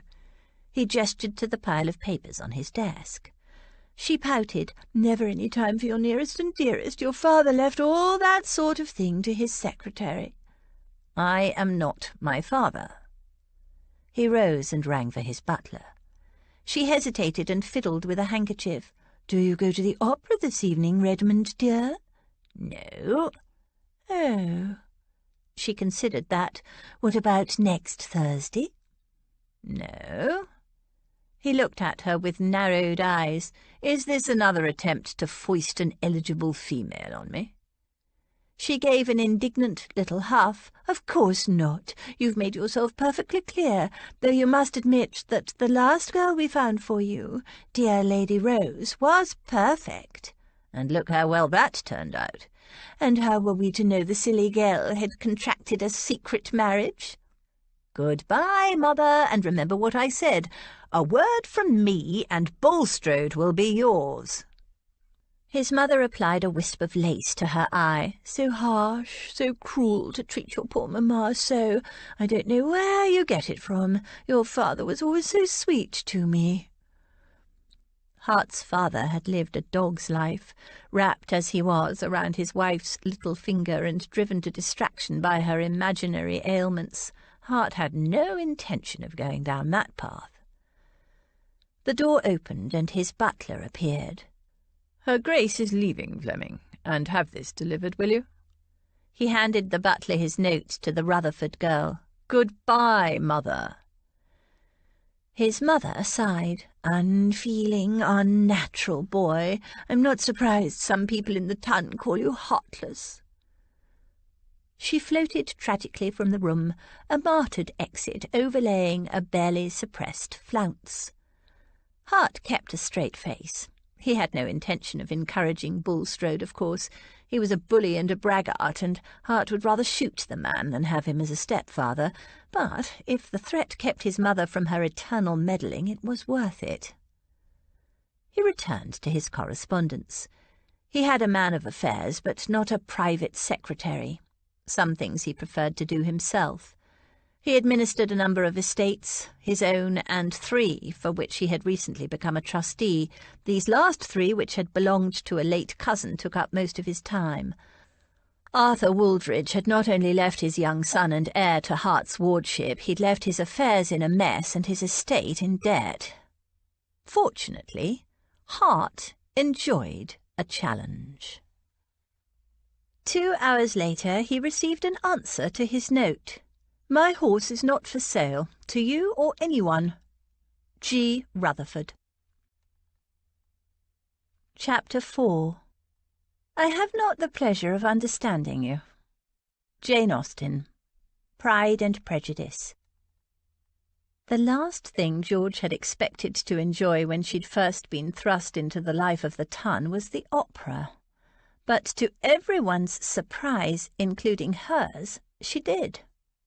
The first time she'd attended it reluctantly with Rose and Aunt Agatha, knowing it was just some excuse for Aunt Agatha to introduce Rose to the Duke. Except he hadn't turned up. For Aunt Agatha the evening had been a waste of time. For George it had been a revelation. The music, the drama, the story, the costumes. She'd been entranced. She'd always liked music, always enjoyed a song or two, but she'd had no musical education. According to Martha, Mamma had a very sweet voice. She'd played the pianoforte and sung, but she'd died when George was a baby. The music in church was always her favourite part of Sundays, and she'd loved to listen to the villagers playing their fiddles and other instruments whenever there was a wedding or some other celebration. Several times she'd even sneaked into the grounds of some of the grander local houses and eavesdropped on their balls and parties. But opera was something else again. She couldn't understand most of the words. She spoke no Italian or German, no other language except English, in fact. But Em, who knew about opera, usually told her the story before she went, so she could follow along. Often the story seemed a bit silly and the characters a little on the ridiculous side, but then a voice would begin to soar and she would be transported out of the theatre, away from London, into a realm she'd never known existed. It didn't always happen, but with some singers and some pieces, the opening notes would send a prickle down her spine, across her skin, and she'd lean forward toward the stage and let the music soak into her, and be transported. Aunt Dotty also shared her love of music. She didn't often come up to London. She preferred her home in Bath, but she'd come up for Rose's wedding and was staying on for Rose's ball next week, so she'd come with George and Aunt Agatha together. A burst of masculine laughter came from the box next door. Nothing to do with anything happening on stage. The box had been empty for most of the opera, but now, more than halfway through, a group of young men had entered noisily, talking and laughing, indifferent to what was happening on stage or whom they might be disturbing. Lots of people talked through the opera. It drove George mad.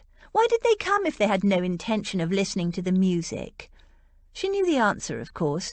Because it was fashionable to see and be seen, to show off their clothes and jewels, and meet friends and gossip.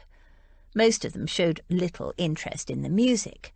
She'd even seen people play cards right through a performance, their backs to the stage. At least cards were relatively quiet. These young men weren't. 2 of them were leaning over the balcony. "There she is, the little one third from the left," said one, pointing. He was making no attempt to lower his voice or be discreet in any way. "The one with the yellow hair in pink?" asked another. "Yes, that's her. Pretty. Oh, look, she's seen us." They leaned forward, waving. George refused to look. She knew what the men were talking about. Picking out opera dancers, they had a reputation as notorious light skirts, as if they were going shopping. She didn't care what the men did. She just wished they would do it silently, preferably somewhere else.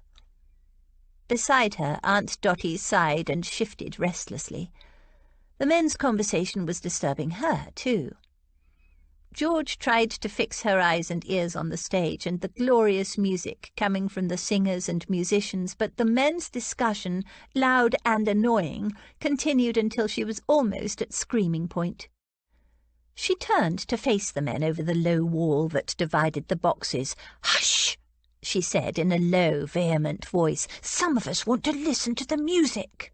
"Well, who's stopping you?" one man said.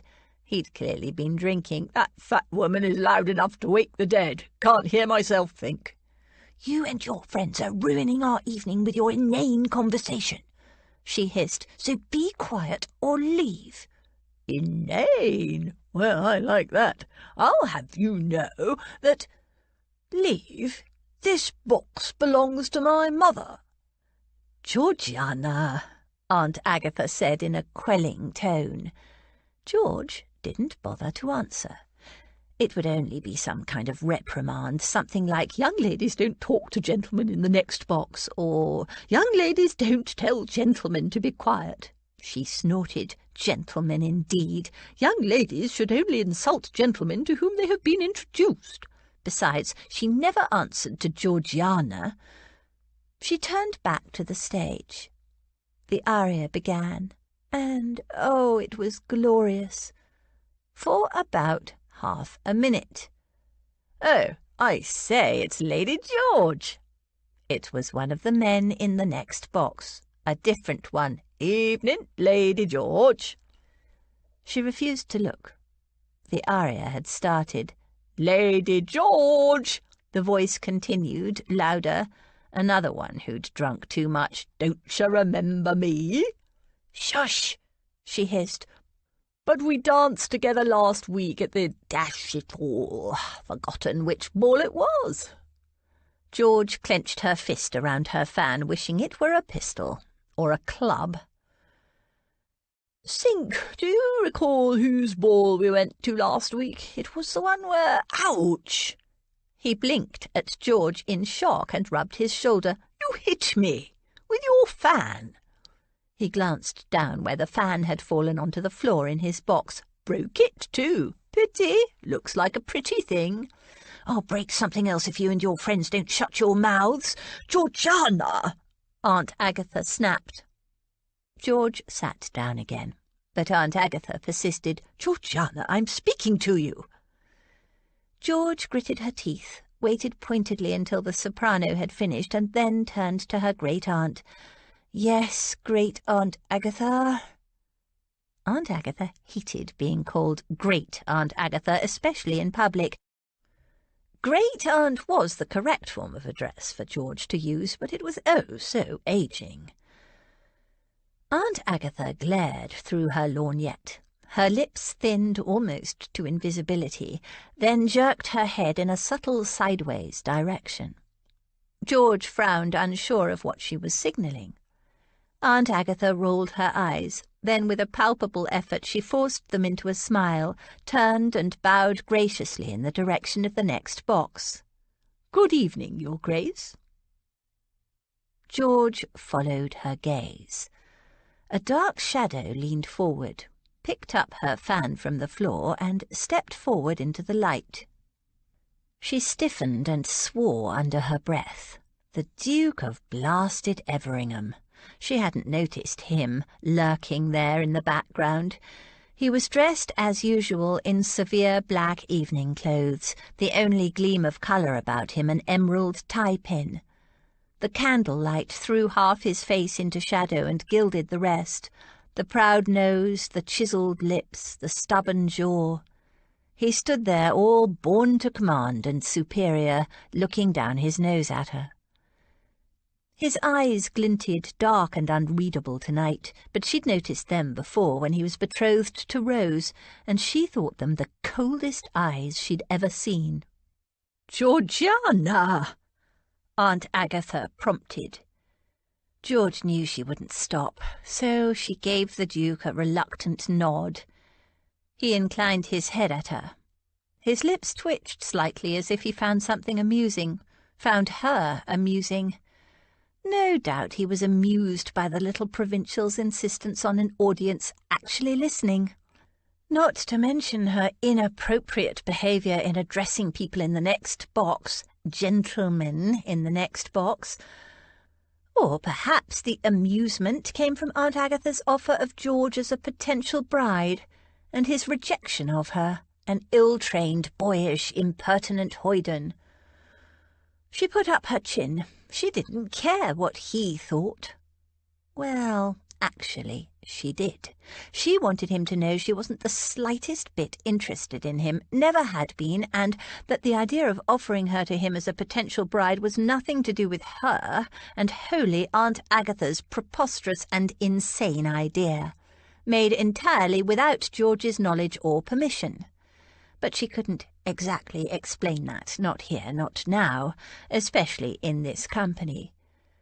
She crossed her arms and eyed him coldly, fuming at the thought that he might assume she was angry with him because he'd refused her. She was not a woman scorned. He was a man scorned, only he didn't know it. So infuriating. "Good evening, Lady Salter, Lady Dorothea, Lady Georgiana," Hart said smoothly. "Enjoying the evening, I hope?" He'd decided to accompany Sink and his friends at the last minute. His mother's less-than-subtle queries the day before had convinced him that Lady Georgiana would be attending the opera tonight, and though he had no interest either in the opera or in courting her, he was very interested in obtaining her horse. Her note of curt refusal had annoyed him, but he'd taken it as the opening salvo of a negotiation, female style, or some kind of blasted flirtation. Lord, but he was fed up with women and their tricks. From his mother to his first and subsequent mistresses, even the first girl he thought he might love, it had been nothing but deception, lies, and devious female stratagems. He'd planned to step into her box at the next interval, bringing champagne for the ladies, and then sit down and discuss the sale of her horse.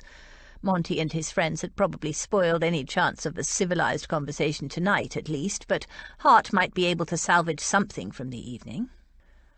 He'd watched her from his shadowed corner and been intrigued by her rapt expression as she gazed down at the stage. Had she been feigning interest in order to attract some musical gentleman? Women did that, he knew.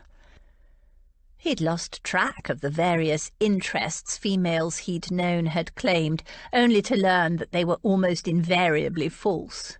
One young lady who'd declared she had a passion for hunting, because he was known to be a bruising rider to hounds, hadn't even been able to ride, unless to bounce along on the back of a horse like a sack of potatoes was to ride. But he hadn't been able to spot whoever Lady Georgiana was aiming to impress at the opera this evening. He'd observed with fascination the various expressions that crossed her vivid little face as she watched the stage, following the story seemingly as open as a child in her responses. She gave every indication of being wholly enraptured by the opera. Her profile was limned by the light from the lantern behind her, a golden halo, outlining a firm little nose, a determined chin, and the soft curve of her cheek. She was dressed in pale amber, the scooped neckline subtly enhancing the shadow between her breasts. The more he'd watched her, the less he understood. This was the boy who'd taken him on a wild, exhilarating chase? The boy who rode as well as any jockey? This seemingly demure young lady watching the opera with her two elderly aunts? And then she'd turned on Monty and his friends and ripped into them like an angry little governess, seeming not to care in the slightest what anyone thought. A slender, entrancing firebrand. She glared at him now, her lips pursed. Her skin was smooth like rich cream or satin, not pale like most of the women he knew, but warm and faintly sun-kissed. Or was that the effect of the theatre lights? Her face had a slight elfin suggestion, with high cheekbones and a delicately pointed chin, but her nose was small and straight and imperious, and her mouth— oh Lord, her mouth!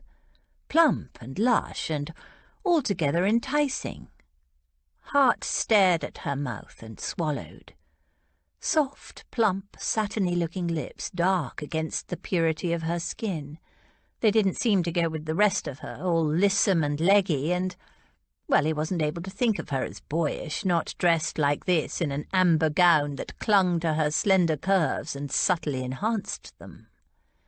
Short, glossy, dark locks clustered and curled around her face.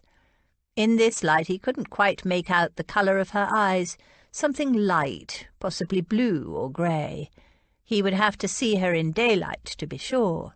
Fringed with long dark lashes, they were beautiful even when narrowed at him as they were now. He tried to put this Lady Georgiana with that other one. Mud-spattered and dressed as a boy, in breeches and boots no less, in the middle of nowhere, riding a magnificent stallion that should have been far too strong for a lady. She glared at him and folded her arms beneath her bosom. He tried not to drop his gaze to take in the gentle curves, and failed. However had he imagined that the rider he'd pursued across the heath was a boy? There was nothing boyish about her. It was more than a little disturbing. Why had he never noticed her before? He'd met her, half a dozen times, exchanged no more than perfunctory greetings with her. He vaguely recalled a couple of comments she'd made, erring on the cheeky side as he recalled, but certainly there had been no actual conversation. But he'd never really looked at her, not really. His attention had always been elsewhere, on the other people in the room, or the church. And who noticed other women when you were betrothed and in the process of being jilted? Still, blind. He'd been utterly blind. But now he saw her. "Enjoying the evening?" Lady Georgiana repeated. She glanced pointedly at his companions. "Trying to, and failing."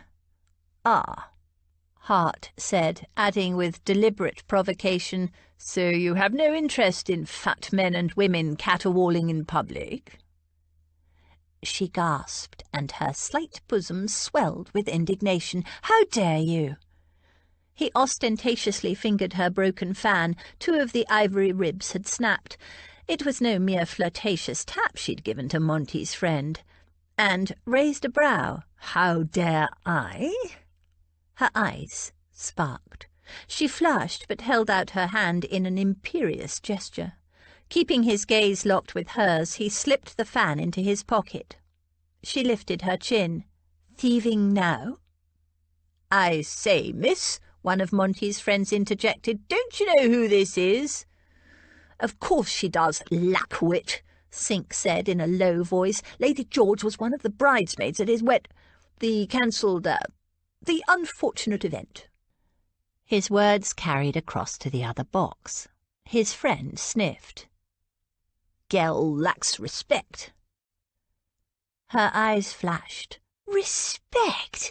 What have you, any of you, ever done to deserve respect? Nothing, except be born into a life where you've been pampered and petted until you think you are tremendously important."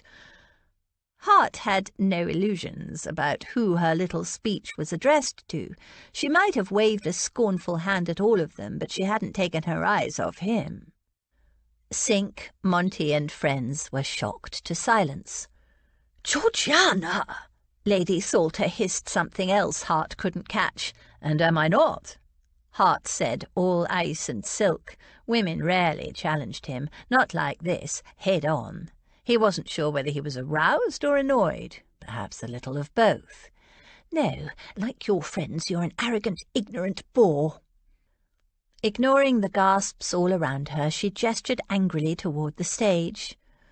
These people have talent, serious, God-given talent, and they've devoted their lives to honing it. And when they make music, people should listen and be grateful that they're alive and privileged to hear it, not blunder in with their drunken friends, responding to glory with crass jokes and mindless, mocking, suggestive bibble-babble. "Georgiana!" her aunt snapped. Lady Georgiana lifted her chin, but otherwise ignored her. Hart raised his brow. "I see. Was she serious? Taking him to task in public? An arrogant, ignorant bore, was he?" He was no longer intrigued. He was seriously annoyed. She snorted. "I doubt it. I doubt whether you—" "Georgiana, that's quite enough," Lady Salter said with freezing authority. "Come, Georgiana, Dorothea, we're leaving." She rose and gripped the girl by the arm, turned to Hart. "I apologise for my niece's outrageous incivility, Your Grace." "I don't," the niece interjected. "I meant every word." "Hush, you appalling girl!" Her aunt hustled her out. Plump little Lady Dorothea, gathering up shawls and various bits and pieces, lingered a moment and threw him a mischievous smile over the division between the boxes. "Will we see you at our ball, Your Grace, next Wednesday, Berkeley Square?" Cheek must run in the family. She was old enough to be his grandmother, as if he would honour the blasted Rutherfords by attending their blasted ball. "Dorothea!" Lady Salter snapped from the door. The little aunt winked at him and hurried out. The door closed behind her. The box was empty. Monty and his friends eyed Hart surreptitiously as he resumed his seat without comment. Aghast, outraged, and secretly thrilled by the exchange that had taken place, they discussed it non-stop in ironically low voices until the final act was drawing to a close, and Monty was recalled to the purpose of the evening, his opera dancer. Hart sat brooding. He did not look at the stage. He did not participate in the discussion. The music and the talk passed over him unnoticed, and when Sink and his friends went to the stage door to meet Monty's opera dancer, Hart made his excuses and went home. It was a fine night, and he decided to walk. He had his sword stick with him, and frankly, if he encountered any robbers, he would welcome the exercise. But no robbers obliged him. No one had ever spoken to him like that. Certainly no female ever had. Was she hoping to pique his interest by acting the opposite of almost every female he'd ever met? Throwing insults instead of gushing with compliments? Risky tactics, if so. But they had worked, damn it, to a degree. Arrogant? He was well aware of it. Nothing wrong with arrogance as long as it was well placed, and in his case it was. Was he to creep around feigning humility, pretending to be less than he was? Such disingenuousness was beneath him. He marched on, brooding, ignorant.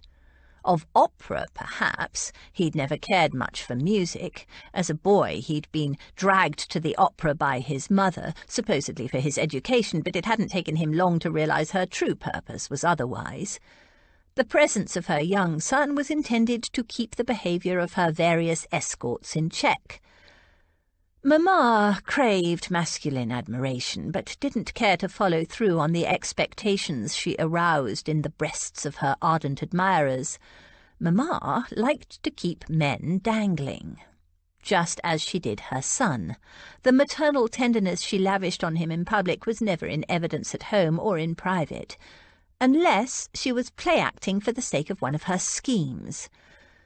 They worked on Papa, but by the time he was 14, Hart knew better. Lady Georgiana, though. He'd watched her from the shadows, her face well lit by the chandeliers overhead. She'd shown no interest in the young men in the next box, nor in the rest of the glittering, overdressed audience. Her attention had been wholly given to the music, until Sink's friends had distracted her with their drunken comments. Her anger seemed genuine. Then again, she was a woman, and in his experience women had a tendency to play act and fake things. Her aunt had offered her to him as a bride, but if that little tirade was meant as some kind of enticement, he thought about it. No, she wasn't flirting. She'd meant every word. Who was she really? Boyish equestrian? Demure opera lover? Bold virago? And why had he never noticed her before? Her broken fan was in his pocket. He wasn't sure why he'd picked it up, nor why he'd kept it, a completely useless item. He reached Mayfair and turned into Brook Street. A bore, was he? Daisies poked through some railings, spilling onto the footpath, bright in the gaslight. He slashed their heads off with his stick and strode on. Damn it, he never let a woman have the last word. He hadn't even had the chance to talk about buying her blasted horse. And somehow, infuriatingly, he was aroused. Never in all my life have I been so mortified by a young girl's behaviour, Georgiana, especially one in my charge, and in such a public place. George sat in the carriage and let Aunt Agatha's tirade roll over her. She had no regrets for what she'd said. Well, perhaps a few. She really hadn't meant to upbraid the Duke in quite such a manner. All she'd really wanted was for people to be quiet so she could listen to the music. But the way he'd emerged from the shadowy corner of his box, that look in his eye, dripping with superiority, standing there looking down his long nose at her, so arrogant with that "I rule the world" expression, it had annoyed her from the very first time she'd met him when he'd become betrothed to Rose. Thank God that hadn't worked out. She might have been related to him by now. As soon as he'd stepped forward, she realised that he'd been watching her for some time. She'd felt a prickle of awareness, but had told herself that of course somebody would be looking at her, that at the opera everybody looked at everyone else. But the faint, disturbing prickle hadn't gone away. She was a little embarrassed that she'd broken her fan on that other man, but he'd kept talking on and on loudly after she'd asked them several times to be quiet, and the fan was a delicate one, easily broken, so it hadn't actually hurt him, just made him realise she was serious. But when the Duke had picked it up, his long fingers playing with the broken ribs as he eyed her in that knowing way, and then when he'd refused to give it back to her, sliding it into his pocket as though he had every right to keep it. And what would he want with a lady's fan, let alone a broken one? It was a move calculated to spark her temper. And then to insult the performers. When her temper rose, her tongue loosened. Perhaps she had gone a bit far, speaking like that to a man she barely knew, and in public, but it was true. Men like the Duke did assume the world was theirs to rule, that nobody else mattered, but other people did matter. That faint, mocking smile, that knowing glint in his eye, that ironic lift of his eyebrow, just one brow, she couldn't say why it was all so annoying, only that it was, and to call the glorious singing caterwauling, he'd deserved it. Oh, Aggie, stop ranting at the girl, Aunt Dotty interjected. What's done is done, and if you want my opinion, it won't hurt those boys to have heard a few home truths. Those boys? We're talking about the Duke, not those other ones, though she shouldn't speak like that to any gentleman. And as for home truths, she mortally insulted him, or did you not hear it? I heard every word, but that Duke, handsome, brooding devil that he is. I do like a bit of arrogance when it's deserved, and I suspect in his case it is. The man has potential, but it won't hurt him to be taken down a peg or two. Potential? He's a Duke. Yes, dear, I noticed. But he's also just a man. And a man, as dear George pointed out, who has no doubt been indulged and spoiled and pampered all his life. I've never had any time for that silly mother of his." "The Duchess is a friend of mine," Aunt Agatha said stiffly. "Yes, I know, strange as it is. Can't think what you see in her, Aggie. And yes, I know she's your goddaughter, but you needn't be friends with a goddaughter. But of course she's a duchess, so of course you're friends." Aunt Agatha made an offended huffing noise and stared out the window for a minute or two. Aunt Dotty glanced at George and winked. George grinned back at her. Aunt Agatha thought of another grievance. "And that reminds me, Dorothea, what did you say to the Duke as we were leaving?" Aunt Dotty smiled. "I reminded him about our ball, of course. Rose did give him an invitation, didn't she, George?" "Yes," George said, "in person." He hadn't exactly received it with pleasure. His response at the time had been scathing. She'd added her own might. "If you came, you could demonstrate to the ton your supreme indifference. You'd like that, wouldn't you?" He'd ignored her, acted as if she wasn't even in the room. "Of all the foolish things," Aunt Agatha snapped. "Of course he won't come to the ball. Why would he court humiliation? Attend a ball that was to have been his own wedding ball and is now to celebrate Rose's hole-in-the-corner marriage to a nobody? Ridiculous!" "That boy will surprise you," Aunt Dotty said tranquilly. "Which one?" George asked. "Both of them, I hope. Rose's husband is a dark horse, and the Duke is a dark horse of a different colour." She clapped her hands. "All these lovely, handsome young men. I'm so looking forward to the ball." Aunt Agatha snorted. Chapter 5. Surprises are foolish things. The pleasure is not enhanced, and the inconvenience is often considerable. Jane Austen. Emma.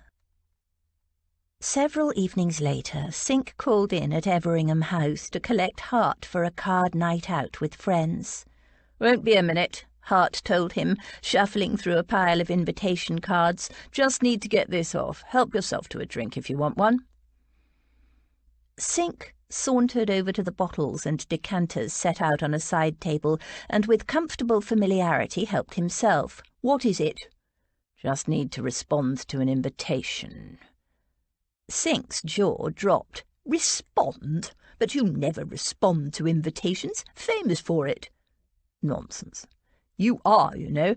So what's this extraordinary acceptance for, then?" He swirled the wine in his glass, sniffed deeply, then drank. "A ball." Sink choked. "What ball?" Hart didn't respond. He'd found the invitation he was looking for and had begun to scrawl an acceptance. Sink drained his glass, refilled it, then said in an airily casual tone, "Which ball is it again?" It was so unlike him that Hart looked up with a frown. "What is it to you? Might be going too. Could go together. Company, you know."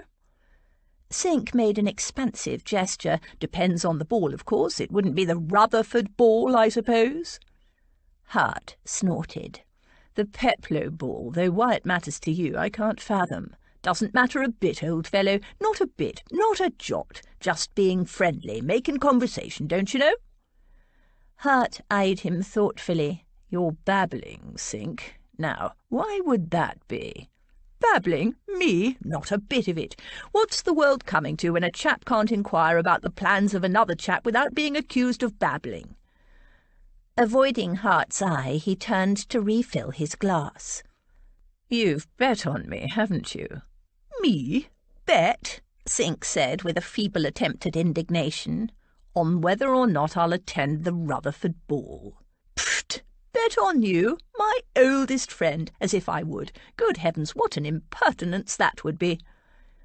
He darted a glance at Hart. "You're not going, are you?" "Of course not." "Damn." "Problem?" Hart asked dryly. Of course Sink had bet on him. Sink bet on everything. "Dropped some wine on my breeches."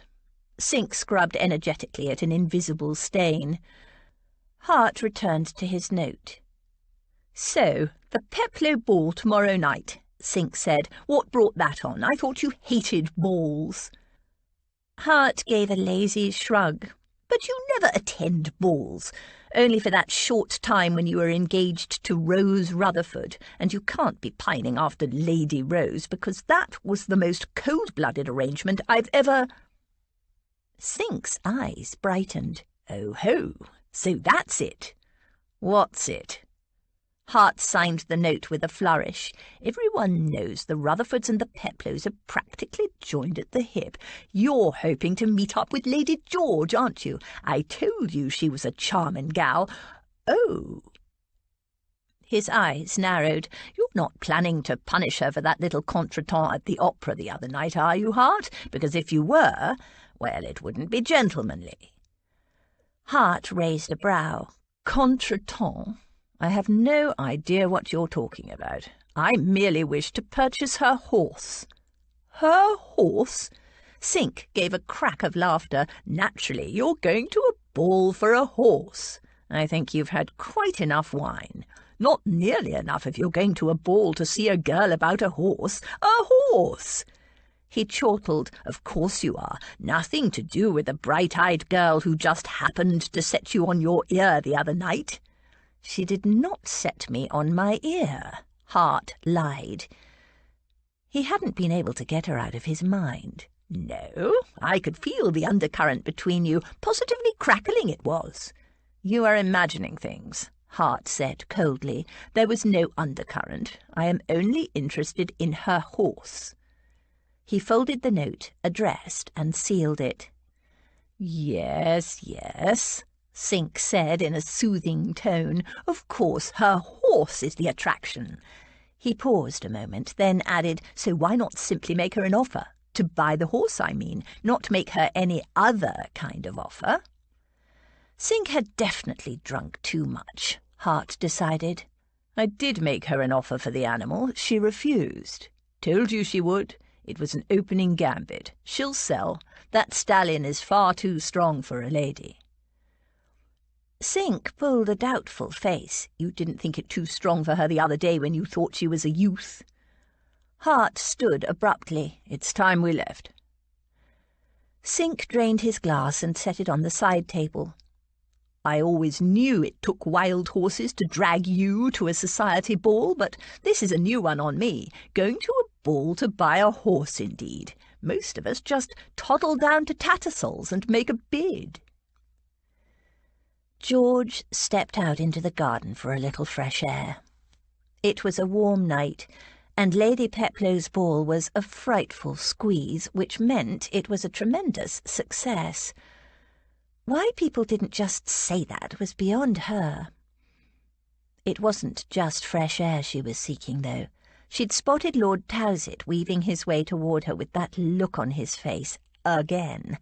Would the man never listen? She immediately headed toward the conservatory. It had been locked, but she knew where the key was, resolving to have it out with him once and for all. She had a plan. She'd refused him 3 times so far, and from the determined expression on his face tonight he was planning to make it 4. She already knew his long-winded declaration speech by heart. It didn't vary much. Of all the charming young ladies in the ton this season, she was, according to Lord Towsett, the fortunate one who met all his requirements. Requirements, indeed. Pudgy, pompous, and supremely smug, Lord Towsett expected her to be overwhelmingly flattered by his offer. He'd blinked when she refused him the first time, quite pleasantly and politely, then laughed and said he understood what she really meant and what a naughty puss she was to keep him dangling. He knew what ladies were like, he'd said, saying one thing and meaning another. "No, I mean it," George had insisted. "Thank you for your offer, Lord Towsett, but I decline." The second time he'd proposed to her she had been less pleasant and more firm.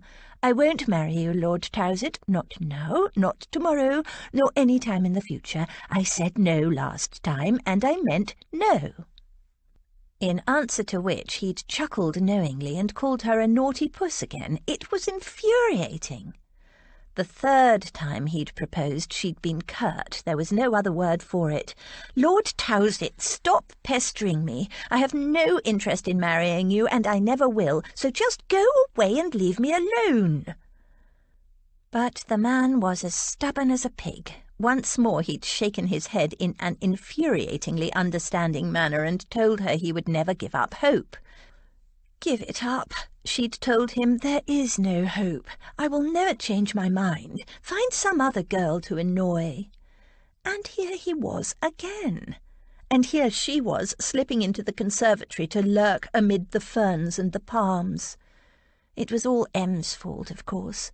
The last time Lord Towsett had proposed, she'd told M in a fit of temper that if he had the gall to propose to her again, she would have no alternative but to punch him on his very prominent nose. Of course, M had been horrified, and before George left for the ball this evening, she'd had to promise that she would neither hit nor slap nor smack nor kick Lord Towsett, nor tip wine or ratafia or hot tea or cream trifle with jelly and custard over him, or in any way make a public scene. Unfair tactics. She knew George never broke a promise. Just avoid him, M had finished airily, never having had to deal with the man and his impenetrable ego. It was Penny Peplow's birthday ball, and both Penny and Lady Peplow were particular friends of the Rutherfords. Lady Peplow had gone out of her way to befriend M and the girls when they'd first come to London and knew nobody, and Penny was a dear, jolly girl, and George wouldn't upset her for the world. Besides, she'd been looking forward to Penny's ball for ages. M was no longer up to attending balls, and given the state of affairs between George and Aunt Agatha, she'd asked Aunt Dotty to play chaperone. Living in Bath as she did, Dotty rarely got to attend large and fashionable London balls, and had been looking forward all week to donning a pretty new ball dress and catching up with old friends.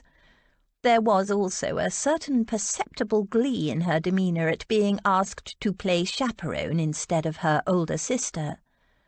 George wasn't going to break her word to M, not technically anyway, nor ruin Aunt Dotty's night, nor Penny's birthday, nor Lady Peplow's ball, but she sure as anything planned to ruin Lord Towsett's evening.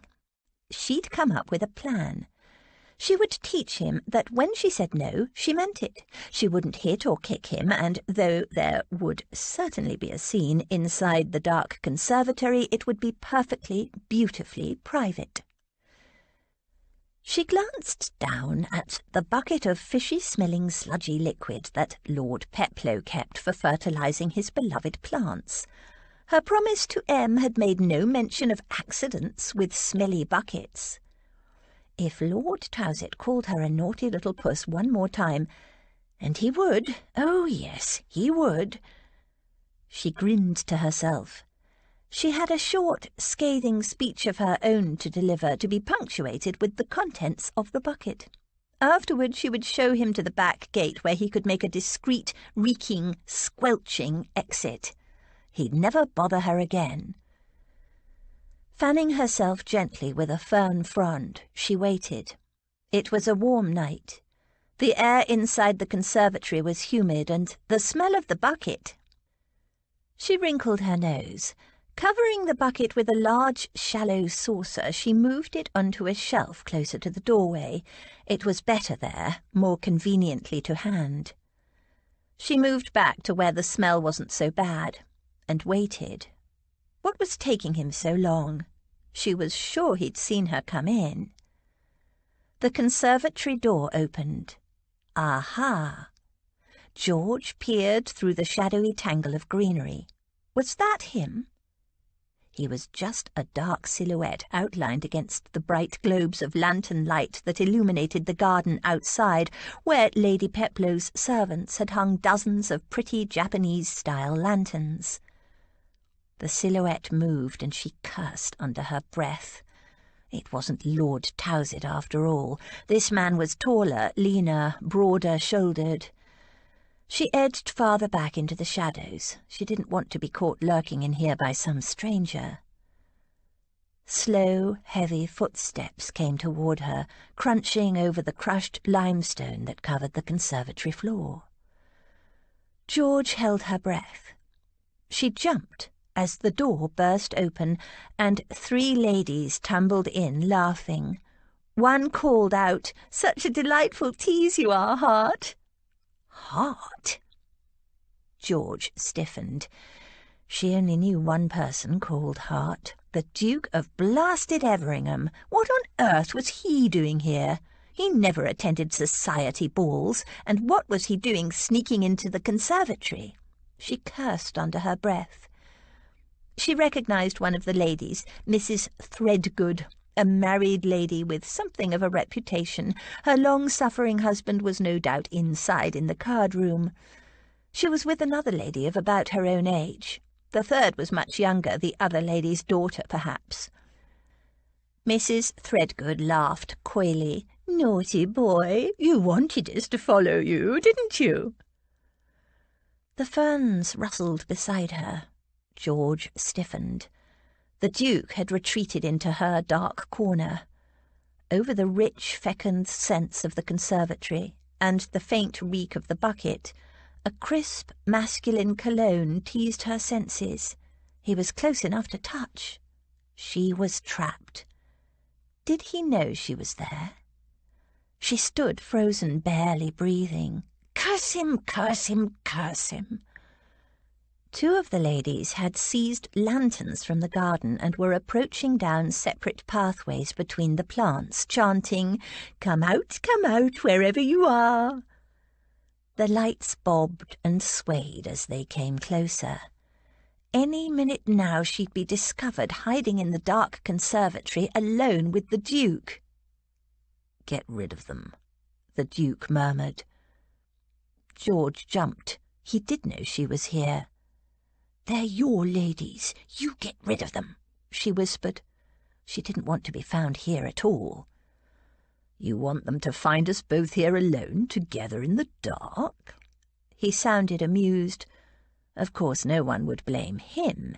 It was always the women who were at fault in these things. The ladies with their bobbing lanterns were getting closer. Curse them! Curse him!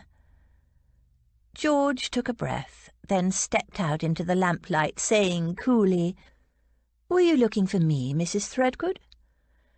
The ladies stopped dead. One held her lantern higher.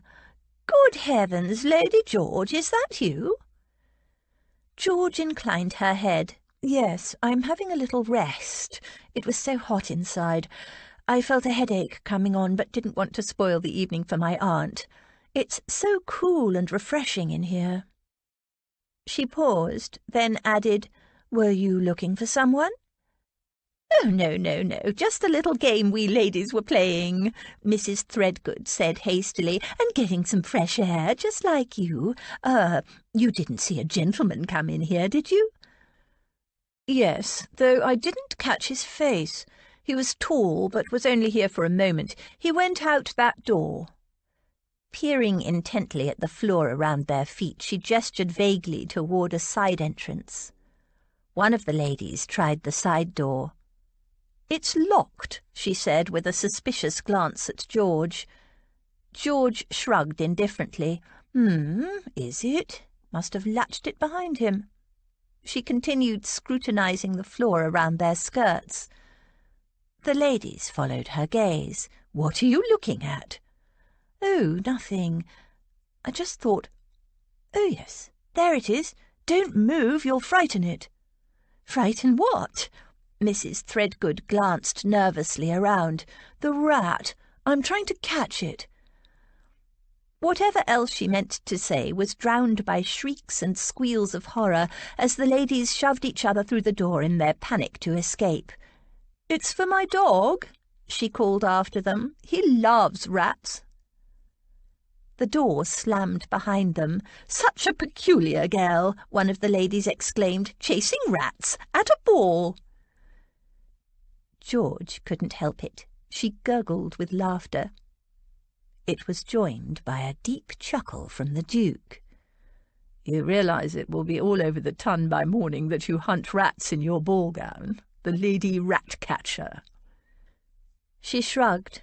"Don't you care what people think of you?" "Not much. Not people like them, anyway. Or people like him, for that matter, only insofar as it affected her family." There was a short silence. Then he said, "Well, that's my headache gone. Who's yours?" George had no intention of explaining. "Don't you mean how's yours?" He snorted. No one with a grain of sense would bring a headache into this humid atmosphere, not to mention the frightful stink coming from over there. He gestured toward her bucket. "You're hiding, lurking amid the ferns and palms." "I'm not hiding." She actually was lurking, but she wouldn't admit it. "Ah, then I am interrupting a romantic rendezvous." "Nothing of the sort. I only came here—" She broke off as the conservatory door opened again. "Lady Georgiana! Lady Georgiana Rutherford, are you in there?" It was Lord Towsett, finally. George shrank back into the shadows. Curse it was all going wrong. She did not want an audience for her encounter with Lord Towsett. "Your noble swain arrives," the Duke murmured. "He's not my swain," she hissed back. More of a swine, really. "I'm told there's a vicious rat in here," Lord Towsett called. "Are you there, Lady Georgiana? Don't worry, I will save you." George groaned. The Duke moved forward. "No women in here, Towsett. No rats either." "That's a matter of opinion," George murmured in a voice only the Duke could hear. "Eh? What? Who's that?" Lord Towsett called, peering into the gloom. The Duke stepped into a better light. "Everingham. And as I said, there are no females here, for which I thank Providence. Now, push off before you attract the lady's attention, there's a good fellow. I'm trying to grab a few moments to myself away from the hurly-burly." Lord Towsett held the lantern higher. "You sure there's no one else here, Everingham? Mrs. Threadgood told me Lady Georgiana was in here with a rat." She was, George thought, with 2 rats. "Lady Georgiana with a rat?" the Duke repeated incredulously. He shook his head. "Mrs. Threadgood has clearly drunk too much champagne. There's only me here, and now you." There was a short silence. "Have you seen Lady Georgiana Rutherford at all? I've been trying to catch a word with her all evening." The Duke snorted. "Damn it, Towsett, do you imagine I, of all people, would be keeping tabs on a Rutherford female?" No, of course not, though Lady Georgiana isn't like— No. Well then, I'll be off. Evening, Everingham." He left, shutting the door carefully behind him. The Duke turned back to George. "Your ardent suitor, I collect." She didn't answer. "Heard you've refused him several times." Again she said nothing. It was none of his business. "Surprises me that you feel you have to hide from him. Thought you had more backbone than that. He's not exactly fearsome, Towsett. Persistent, but not a brute." "I wasn't hiding. I'm not the least bit frightened of Lord Towsett," she flashed. "If you must know, I came here because—" She broke off. It was none of his business. "Because?" he prompted, but she said nothing. "No need to be embarrassed, Lady Georgiana," he almost purred. "I'm all ears." She gritted her teeth. He was enjoying this. "If you must know, I'd promised my aunt I wouldn't make a scene. Anyway, I wasn't the only one who was hiding." "Would you rather they spied the 2 of us together?" Even though it was dark, she knew he'd arched that eyebrow of his in that annoying manner he had. "We weren't together," she said indignantly. It was his fault those wretched women had come in. She knew what they'd think, what they'd say. "Truth doesn't matter to gossips like La Threadgood. Appearance is all they care about." and now she could feel his shrug even though he was several feet away from her. "They were after you, not me. Is it my fault that females chase me?" There was smugness beneath the disdain. The arrogance of the man was something to behold. "Wherever I go, they pop up like fleas on a dog. It's always been annoying, but since your sister jilted me—" "Rose did not jilt you. There were circumstances beyond her control, and she's my aunt, not my sister." He dismissed Rose with a careless wave. "You have too many aunts to keep track of. Since I failed to get married then, it's become incessant. They call, they write, they try to bribe my servants. One even tried to climb through my window one night. The married ones are irritating enough, but the unmarried ones— What do you imagine those 3 females wanted just now?"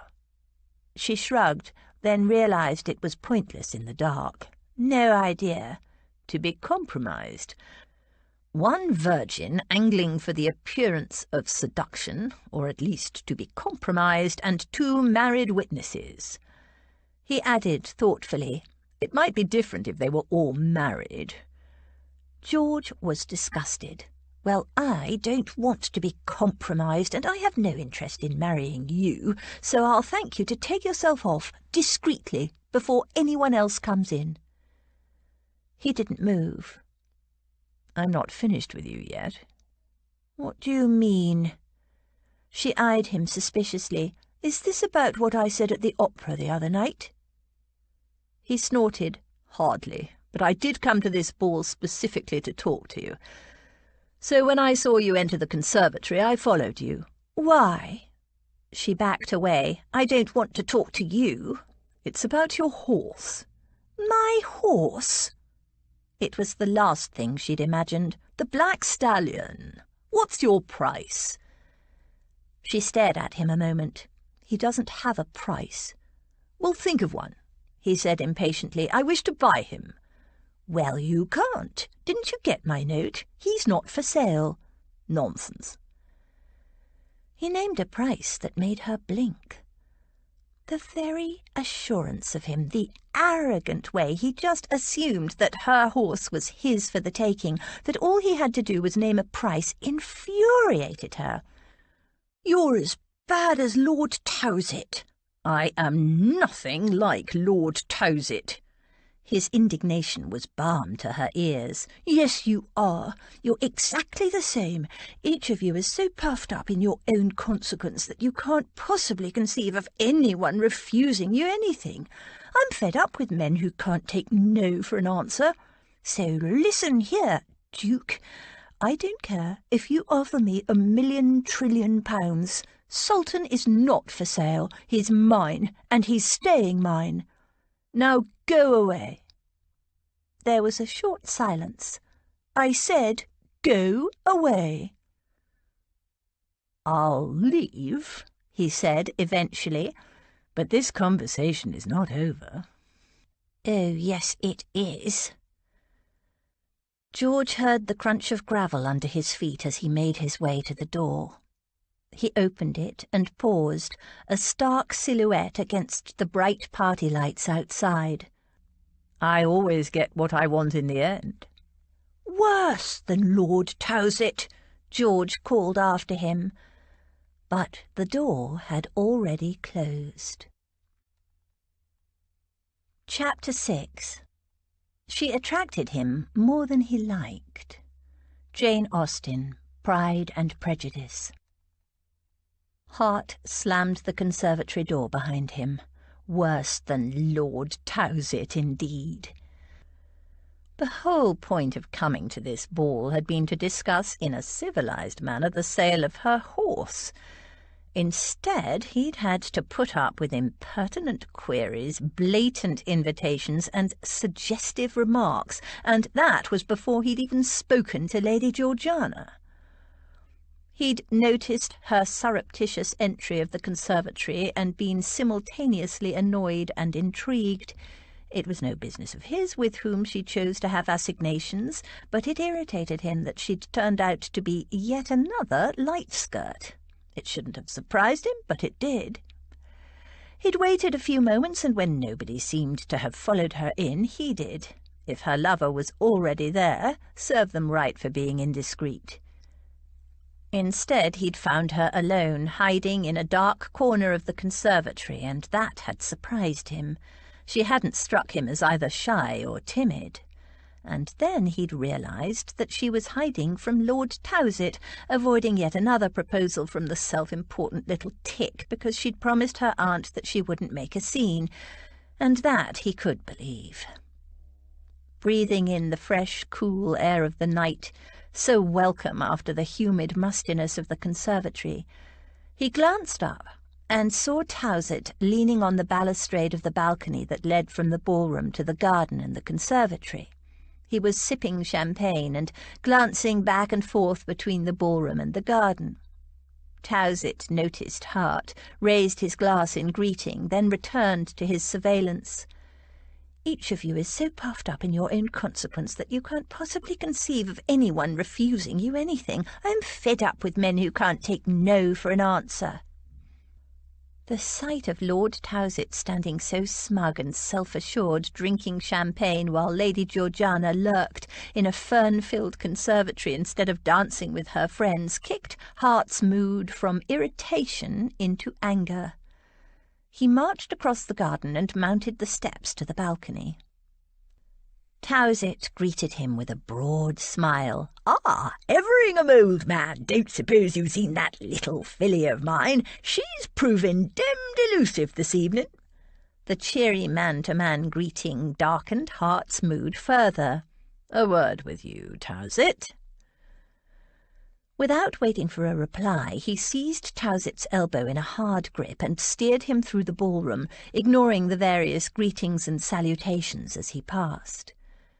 Towsett trotted along beside him, trying to wriggle out of Hart's grip, while at the same time trying to hide that he was being unceremoniously marched from the room. "I say, Everingham, what the devil? Ouch! You're hurting me. Where are you taking? Ow!" Hart took no notice. He wasn't quite sure what he was doing. All he knew was that he was furiously angry. He marched the man through a series of hallways and anterooms until he found an empty room. He thrust Towsett from his grasp. The man staggered back and tried to smooth his rumpled coat. "You're being very mysterious, Everingham," he joked in the way that a man did when he was nervous and didn't want to appear so. "Not planning to murder me, are you? Ha ha!" "Not tonight." Towsett took a step back. "Now look here." "You're leaving the ball," Hart told him, immediately. "But I haven't." Hart cut him off. "You will take leave of your hostess, explaining you have a headache." "But I don't—" Hart took a step toward him. "You will not talk to another soul. You will go straight home." "Now look here, Everingham, I don't know what you're playing at, but I don't have any intention of— Oof!" Hart shoved him back against the wall. "I'm not finished. You will go straight home and you will write a letter." "A letter?" "To Lady Georgiana Rutherford, in which you will apologise for pestering her." "Pestering? I have never Hart seized him by the shirt front and banged him against the wall, holding him just above the point where his feet could touch the floor. In a soft, savage voice, he said, "In this letter, you will apologise for pestering the lady. You will also withdraw your suit, unconditionally and forever. Do you understand me?" Towsett scrabbled to escape his grip. "But Lady George is not interested. I love her." "Tough." Hart banged him against the wall harder. "For God's sake, Towsett, how many times have you proposed to the girl?" "3. "And how many times has she refused you?" He'd wager she made it perfectly clear, too. He'd only met her a handful of times, but she struck him as a girl who spoke her mind. Towsett looked away sulkily. "Women say no when they rarely mean yes. Everyone knows that." "Not everyone. 3 refusals definitely means no." Hart shook him hard. Do you understand?" All right, there's no need to be brutal," Towsett muttered, trying to wriggle free. When Hart thought of the way the girl had hidden herself in the conservatory just to escape the attentions of this self-important little weed, he wanted to strangle the man. "Go home and write that letter, and if you bother Lady Georgiana again, you'll have me to deal with. Do you understand?" He gave the man a last shake and released him. Towsett straightened his clothing and gave Hart an aggrieved look. "I suppose you want her for yourself." "Don't be ridiculous. I barely know the girl." "Then I don't understand why you would—" Hart took a menacing step forward. "Go home, Towsett. Now." Towsett scuttled away. "Well, how did it go last night?" Rose drew her horse up level with George's. It was not long after dawn, and Hyde Park was deserted, except for Lily and Rose and their husbands, and Kirk, the groom employed to attend them. It was a regular Rutherford family ritual to ride out together first thing in the morning, and then eat breakfast at Ashenden House, regardless of who was married now and where they lived. This morning the men rode in one group, while Lily and Rose rode either side of George, catching up on the gossip. "Did you finally get through to the pushy little squirt?" "I didn't get the chance," George said. "But—" "I saw him arrive," Lily interjected, and he made a beeline straight for George, who promptly dived into the ladies' withdrawing room. "Oh dear!" Rose tried not to laugh. "Were you stuck there for long?" George pulled a face, long enough to pin up 6 hems. Rose laughed. "And did all 6 have to be repinned?" "What do you think? I've never been any good at that stuff." "So what happened with Lord Towsett?" Rose asked. "I thought the plan was to get him alone and have it out with him once and for all." "It was. I slipped into the conservatory and I had a bucket of Lord Peplow's stinkiest fertiliser all ready to tip, accidentally of course, all over Lord Towsett." The others laughed. "But I can feel there's a but coming," Lily said. "Yes, I know he saw me. He was up on the balcony keeping a lookout for me, and I saw him give a start, then hurry toward the steps." "But he didn't come?" Rose prompted. "Oh, he came. But he wasn't the only one." George slipped a sideways glance at Rose. "The Duke got there first." "Which Duke?" Rose broke off and turned her head sharply. "No, you don't mean Everingham, do you?" "The very one." "Good heavens! He practically never attends balls, and he followed you to the conservatory. What on earth did he want?" "To buy Sultan." Lily gasped. "You're selling Sultan?" "No, of course not, and I'd already told him so. But His Grace the Duke of Arrogance thinks he can have anything he wants. I told him again that I wasn't selling. I said he could offer me £1,000,000 trillion and it would make no difference." Rose chuckled. "He won't like that." "He didn't," George said with satisfaction. "He stormed off in a huff." "But what happened with Lord Towsett?" Lily persisted. "I thought getting him alone and giving him a piece of your mind was the plan." "It was." George so regretted that bucket of fertiliser. She had pictured his face as she dumped it on his smug head. The Duke sent him away. Towsett didn't even realise I was there. "So you'll have to endure another unwanted proposal. Oh, and his next opportunity will be at my ball tomorrow night," Rose exclaimed. "Oh dear, and I did so want everything to go smoothly. We don't even have a conservatory. Oh, I could shoot Lord Towsett." "That's the strange thing," George said slowly. "You won't have to. I received a letter from him this morning. It arrived during the night, hand-delivered." She pulled it out of a pocket in her riding habit. "Here, read it." Rose took it and read it aloud, then stared at George in amazement. "He apologised and has withdrawn all claims to your hand and will never bother you again? That's wonderful." "But how? I mean, if you didn't even talk to him last night," Lily began. "Exactly. And Cal wasn't at the ball, so he couldn't have confronted the horrid beast on your behalf," Rose added. "Cal doesn't even know Lord Towsett has been pestering me," George said. "I swore M to secrecy. I wanted to deal with Towsett myself." "Then what do you think happened?" George shook her head. "I don't know. It's a mystery." There was a second, smaller mystery that she didn't mention. A footman had come to the conservatory with a message that Lord Towsett had left the ball, and when she'd asked him who sent the message, he refused to say, which made George think he'd been bribed. She could think of only one person who might have done such a thing, who even knew she was in the conservatory. But why would the Duke care enough to send her a message? It couldn't possibly be him. She'd seen him briefly when she returned to the ballroom, but he'd given her an icy glance, made no attempt to talk to her, and left immediately afterward.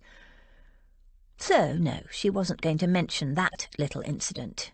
It would only stir up speculation, and she wanted to forget all about it. But for the rest of the evening, free of Lord Towsett's presence and the Duke's, she'd had a lovely time. Danced until the wee small hours.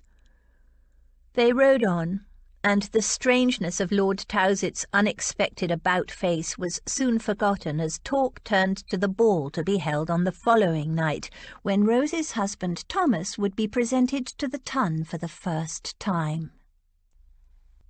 Hart scowled. What the devil was he doing?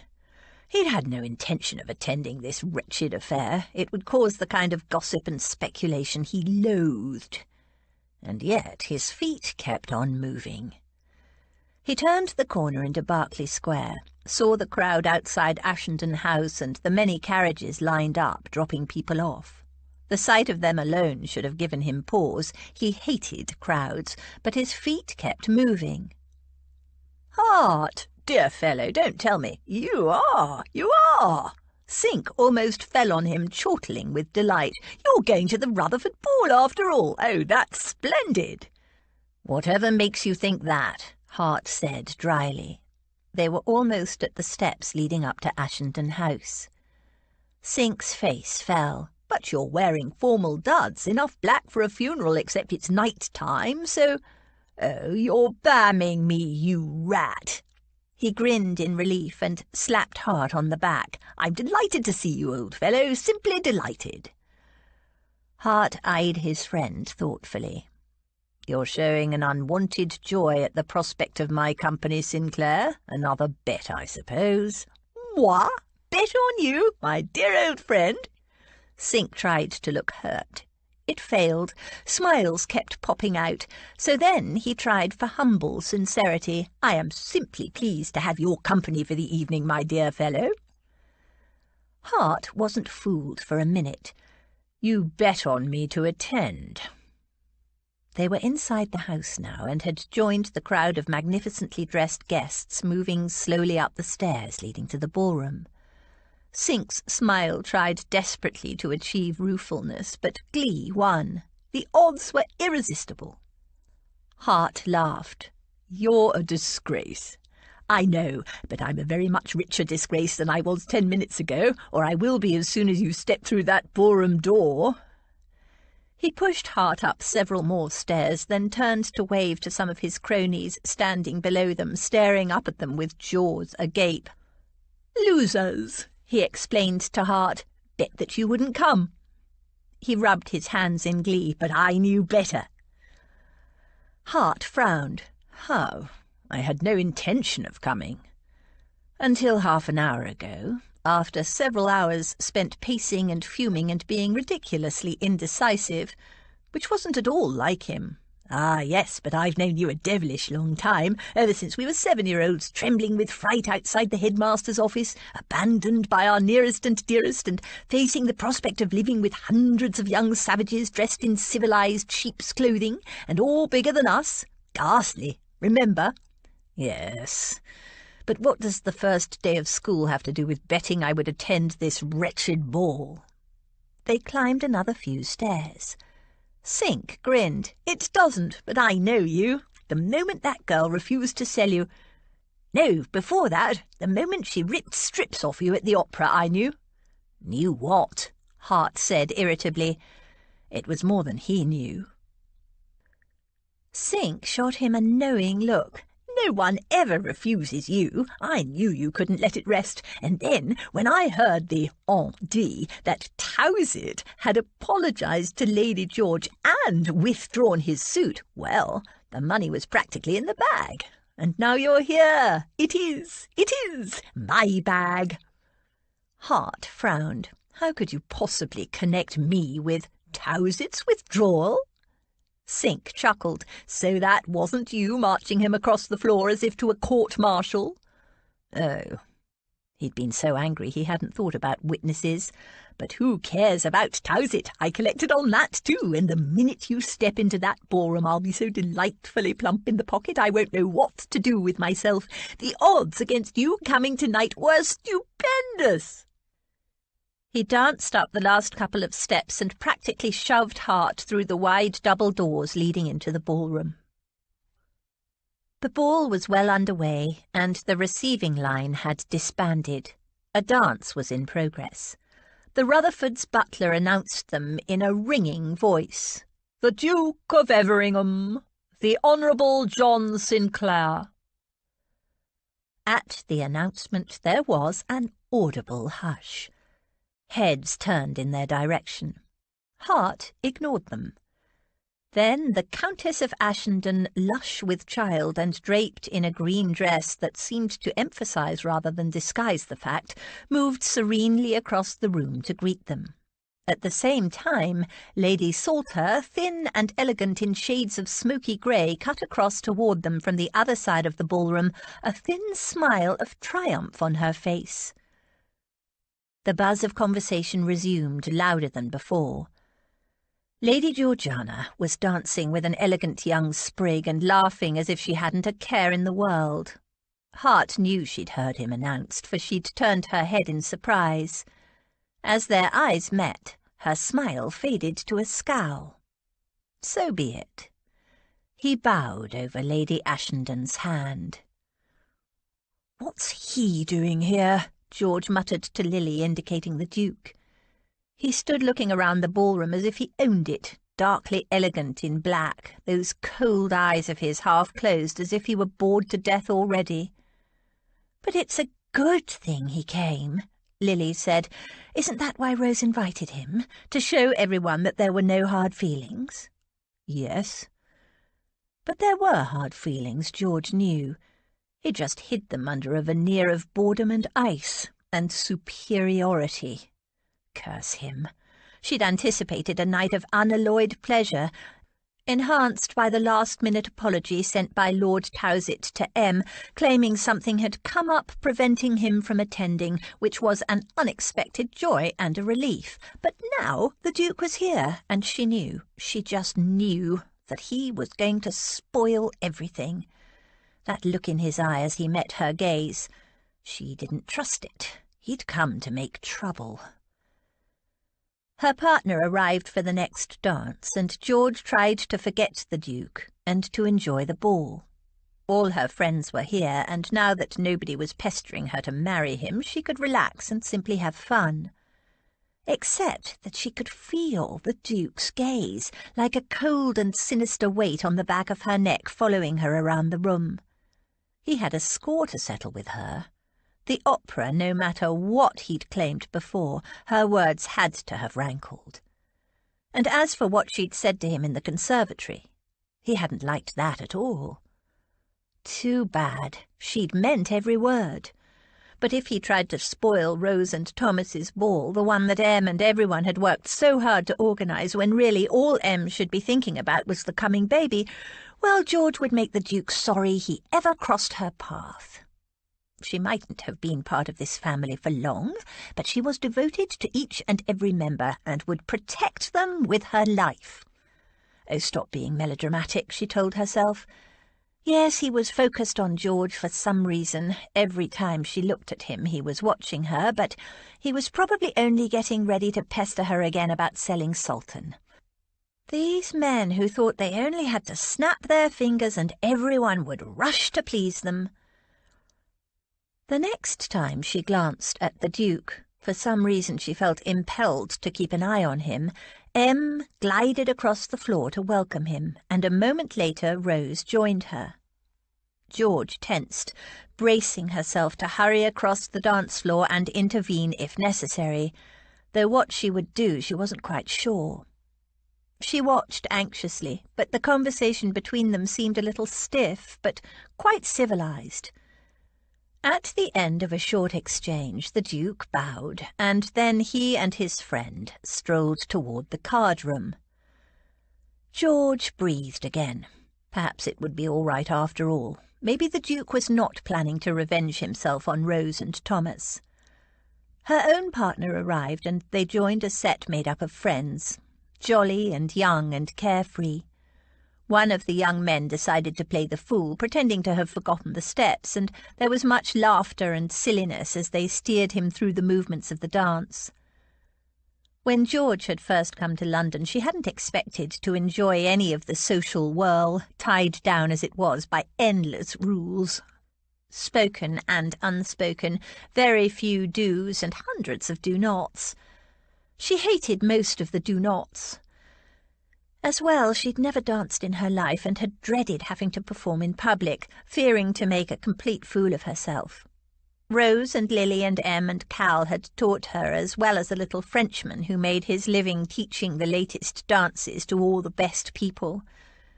To her surprise, once she stopped feeling like a clumsy oaf, George loved to dance and was even quite good at it, if her partner's compliments were to be believed.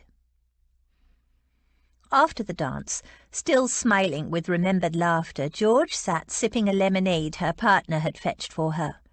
Next up was the supper dance. She was looking forward to that, and to the supper afterward. She was starving, and glorious scents had been coming from the kitchen all day. She looked around for her partner, but saw instead Aunt Agatha sailing toward her like the ship of doom, grim purpose in her eye. "Georgiana, come with me." Aunt Agatha didn't ask, she commanded. "But it's the supper dance, and Sir Matthew has found another partner. Come." Seizing George by the wrist, Aunt Agatha tugged at her to move.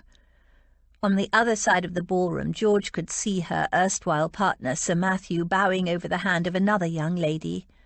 He caught George's eye, grimaced a rueful apology, and led the young lady onto the floor. How odd!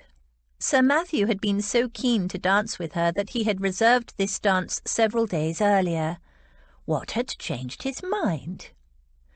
Bemused, George allowed herself to be towed, until she saw where they were headed. Oh no, not him! She tried to pull away, but her aunt's bony fingers gripped like death. "He is an honoured guest, and you will not make a fuss," Aunt Agatha snapped. Short of wrestling with her elderly aunt in public, George's only alternative was to allow herself to be led up to the Duke of Everingham. Those cold grey-green eyes bored into her as she approached, lichen on stone, frosted ice on a pond. Would it hurt the man to smile? "Your Grace, may I present my niece, Lady Georgiana, as a desirable partner for this dance?" Aunt Agatha's voice oozed with satisfaction. The Duke's heavy-lidded eyes showed nothing, not pleasure, nor anger, nor any kind of human emotion at all, except boredom. Such fun to be him. There were any number of ladies here who would swoon with delight to be presented to the Duke. Why did it have to be her? The family sacrifice on the altar of reconciliation and politeness. He bowed slightly and offered his arm. "Lady Georgiana, may I have the pleasure of the next dance?" Said without the slightest hint of pleasure or enthusiasm, or even interest. George ached to refuse him, but she was committed to making this ball a success, and common politeness forced her to allow the Duke to lead her out onto the dance floor with every appearance of willingness. She didn't smile at him, though. If he wanted to act as though she were a dreary duty, she wouldn't bother to pretend his frozen grace was a desirable partner. "Do you always get old ladies to kidnap dance partners for you, Duke?" she said, as he led her toward a set that was forming. "Lady Salter offered," he said smoothly, adding, "I expect she thought you needed help finding a suitable partner." "I had a suitable partner. He engaged himself to dance with me several days ago." How had he convinced Sir Matthew to give up this dance? Bribery? Intimidation? Or had Aunt Agatha done it? The music started. They bowed and moved into the dance. Most men I know find their own partners. They separated to twirl briefly around with another partner. When they came back together, George continued, "Dukes are different, I suppose." She broke off to twirl with another partner. "Silver spoon and all that? I expect all your needs are provided by others." The grey eyes glinted as he took one of her hands in his and set the other at her waist. "Not all of them." At her first ever ball, when she was still quite nervous of dancing in public and getting her steps mixed up, George had discovered that the right partner made an enormous difference. The revelation happened during a progressive dance where a couple would perform a set figure of steps and then the lady would be twirled on to be received by the next partner. She'd gone from having to concentrate hard to dancing effortlessly and gracefully, not missing a beat. She'd thought she'd mastered the dance and was enjoying herself hugely until she was passed on to her next partner, an earnest, clumsy young man who took them both back to beginner status. The Duke was, she had to admit, an excellent dancer, though it was a mystery how he'd achieved that level of skill when he rarely attended balls. The way he guided her through the steps was both deft and masterful, and a little unsettling. It wasn't that he behaved in any inappropriate way. Indeed, he was perfectly cool, distant, and conventional. It was just that whenever his hands touched her, and it was only in the various required movements of the dance, nothing untoward, she felt it. The warmth, the strength of his hands, even though they were both wearing gloves. Shivers ran through her, though she wasn't at all cold. To be twirled and turned and steered this way and that effortlessly and confidently by his big, warm hands. She felt like a leaf caught up by an irresistible tide. She didn't like it, the feeling of helplessness, but she told herself it was just a dance, a perfectly ordinary dance. She could stop or step out of it any time she chose. And he was just a man. One she didn't like very much. His scent disturbed her too, a combination of clean-pressed linen, soap, and a faint hint of cologne. Citrus and spice, something crisp and masculine. It took her instantly back to those moments when they'd stood almost touching in the darkness of the conservatory. It felt too intimate. It felt as though every eye in the ballroom was on them. She couldn't wait for the dance to be over.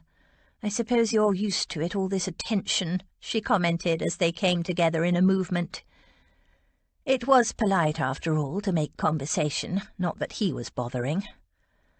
His shoulder moved in the barest hint of an indifferent shrug. "So disheartening," she said, seeing that after all these years of civilization, and for all our so-called sophistication, most people are still no better than the ancient Romans, gawking at a spectacle, hoping for blood or scandal. A dark eyebrow rose. "Lions and Christians," he said when they came together again. "Yes." His eyes glinted. "And which would you class me as?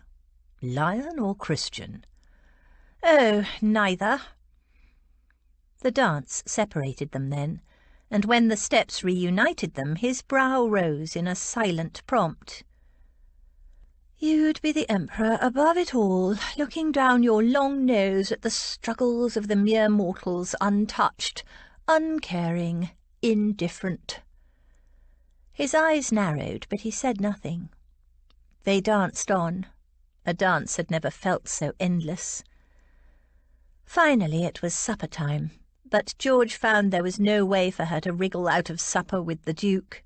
She tried, asking to be excused because she had a headache and needed to lie down, to which he replied callously, "Nonsense, you'll feel better with some food in you, and if the headache persists, we'll find you a nice humid conservatory to cool off in," proving he had no belief in her purported and imaginary headache. He escorted her into the supper-room, and, to her surprise, steered her away from the top table toward a table that was already filling. Aunt Agatha and her tame escort hesitated, then made for the top table where Em and Cal and Rose and Thomas were already sitting. The Duke seated her and took the chair beside her. There was a mild scuffle as two ladies dived to get the seat on the other side of him, much to the discomposure of their partners. The Duke appeared not to notice any of them. His attention was all on George. As George removed her gloves and tucked them into her reticule, Aunt Agatha leaned forward and, from across the room, eyed George in a minatory be-nice-to-the-Duke fashion. George bared her teeth in not quite a smile. The Duke proved to be a solicitous supper partner and presented George with a variety of dishes, all very much to her taste. She accepted a portion from every one. She really was very hungry, and the spread was magnificent. The memory of hunger going several days without food was not all that far in her past, and it simply wasn't in her to refuse food when it was offered. Nor could she waste good food by toying with it in a ladylike manner and leaving most of it on her plate. She allowed her plate to be filled and ate the lot. She ignored the sideways looks from the ladies close by. What she did was none of their business. The lady beside the Duke kept trying to engage him in conversation. As far as George was concerned, she was welcome to him, but the Duke merely responded to the woman's gushing efforts with bored-sounding monosyllables, then returned his attention to George. It was very annoying. He ought to have better manners. What was he playing at? If his purpose in coming here tonight was to indicate to the ton that there were no hard feelings between him and the Rutherford family, Rose in particular, he could have left after his dance with Rose. This very particular attention to George, so uncharacteristic and public, was drawing unwelcome attention from some of the ladies. Speculative attention. Unfriendly speculation at that, she could tell. She tried to engage the gentleman on the other side of her in conversation, old General Fairfax, a former commander of Cal's, but the general was deaf and extremely focused on his supper. For each of her efforts he gave a smile and a nod and returned to shovelling in food as if at any moment someone would come to snatch his plate away. As a distraction, the general was useless. The Duke plied her with food and drink and gave her his full attention. Taking her cue from the general, George gave supper her full attention. She felt like a mouse feeding under the gaze of a cat or a hawk, a lady mouse with an unladylike appetite. She did her best to throw off her self-consciousness. If he didn't like her eating so much, he shouldn't have served her all this delicious food. Besides which, eating prevented conversation, and that suited George. Every time she'd spoken to this Duke, she'd managed to offend him. Crab patties were safer than opinions when one was trying to be good. "The crab patties are very good, don't you think?" the Duke murmured as he signalled for her glass to be refilled with champagne. She almost choked. Had he been counting? Was his comment sarcastic, an oblique accusation of gluttony? She gulped down some champagne and muttered, "Cook has done a splendid job." Around the tables there was a buzz of conversation, something about Rose's husband and an earl. She couldn't quite make it out. She glanced across to where her family was sitting on the other side of the room. They all looked happy enough. The Duke followed her gaze. Lady Rose's husband looks rather better than the previous time I saw him. Yes, well, he would. He'd had a difficult time of things. And then, before he could make any critical comment about the man who'd supplanted him, she added firmly, "We are all very fond of Thomas." Lady Salter spoke of him earlier. She didn't seem very fond of him, the Duke observed. No, well, Aunt Agatha doesn't like anyone very much. She likes me. She slid him a sideways glance. Exactly. The winter-grey eyes glinted, but whether with amusement or irritation she couldn't tell. Her plate was empty. "What will you have next?" the Duke asked. "Fruit tartlets, a cream horn, lemon curd cake, brandied custard, jellies, frosted grapes, ice cream, all of the above." "Just some ice cream and grapes, thank you." She couldn't resist ice cream, and the frosted grapes, dipped in beaten egg white and coated with finely pounded sugar, she'd watched them being made in the kitchen, looked cool and delicious. He filled a bowl for her, then served himself. She watched with reluctant amusement as he filled his own plate. He'd eaten sparingly from the earlier dishes. That hadn't surprised her. He was very lean and hard-looking, but it seemed the Duke had a sweet tooth. It almost made him seem human. Almost. "I noticed the other day on the heath that you are a very fine rider, Lady Georgiana." George tensed. Here it came. The purpose behind all this attention. His next offer to buy Sultan. Would the dratted man never give up?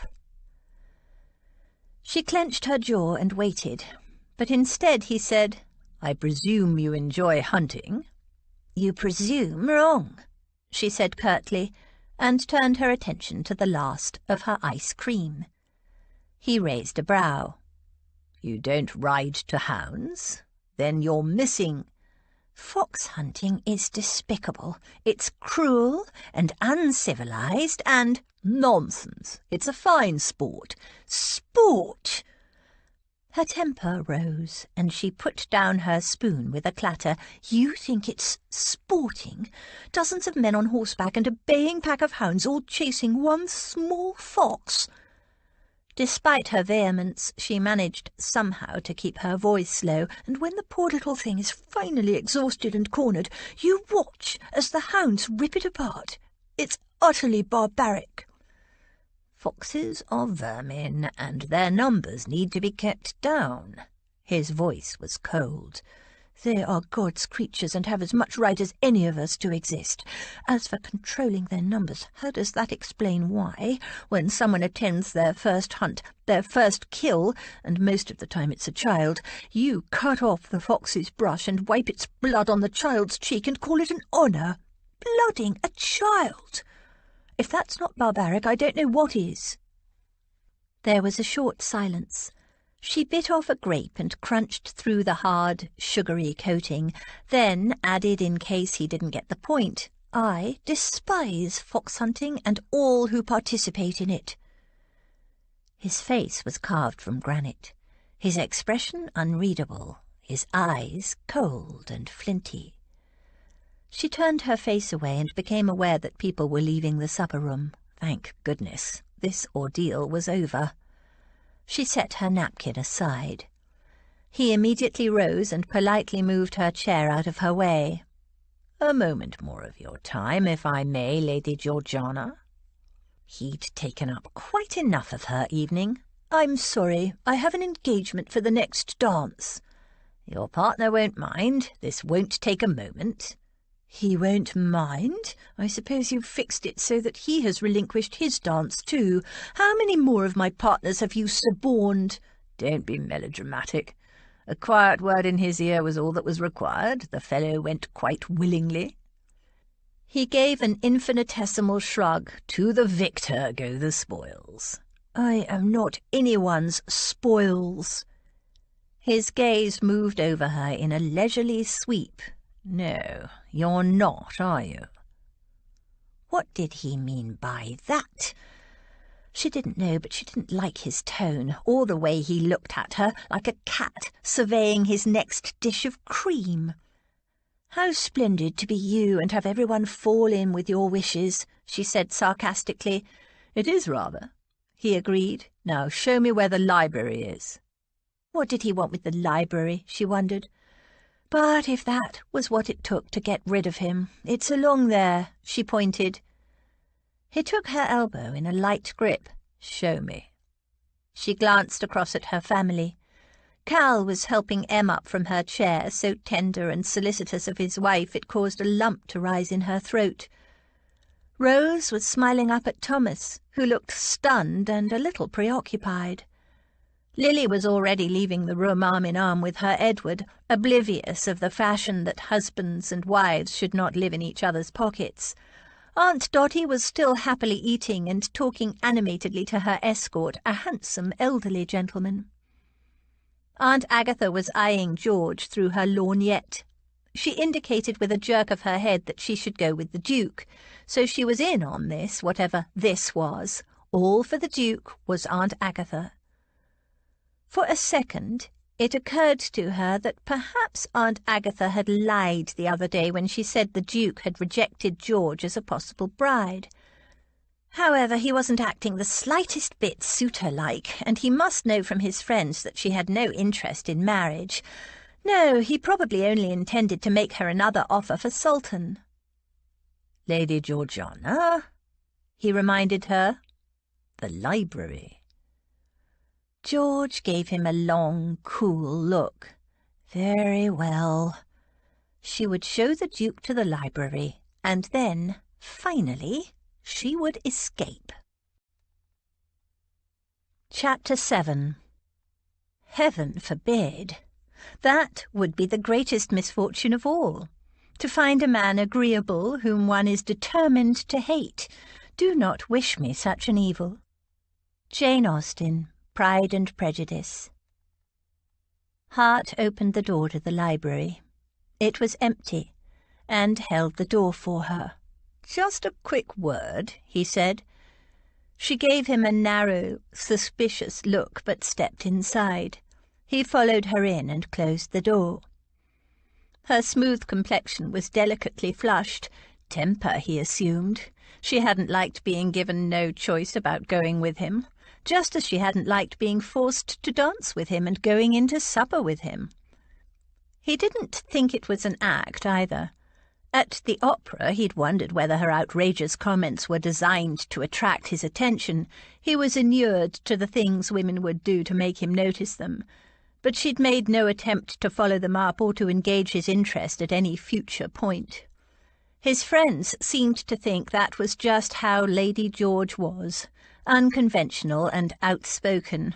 But they liked her anyway, no doubt because they'd all swallowed the nonsense about her planning never to marry and felt perfectly safe with her. Hart wasn't convinced. Of course, she might have an aversion to men as a gender, and if that were the case, he had no use for her. But he didn't think that was so. At the opera and in the conservatory, he'd been aware of an undercurrent of sexual attraction between them. He'd certainly felt it, and he didn't think it was one-sided. His mouth dried each time he watched her cross the room with that coltish yet oddly graceful, long-legged gait of hers, and her gaiety as she'd danced with her friends, sprightly and slender, laughing unself-consciously. It was quite appealing. Just one question remained in his mind. "So, what do you want?" she demanded. A few tiny crystals of sugar glittered at the corner of her mouth. Hart couldn't take his eyes off them. "Is it about what I said to you at the opera? Because if so, I'll have you know it's not about the opera." She folded her arms beneath her breasts. "So it's about my horse, then. I told you, Sultan is not for sale, I know." She frowned. "Then what's it about?" "This." He drew her toward him. She leaned away from him, pushing at his shoulders, but not hard enough to break his hold. "What are you—" He cupped her chin. "You have sugar on your mouth, just here." She blinked, and before she could react, he bent and licked it away, tasting the sweetness and crunch of the sugar along with a hint of her own female sweetness.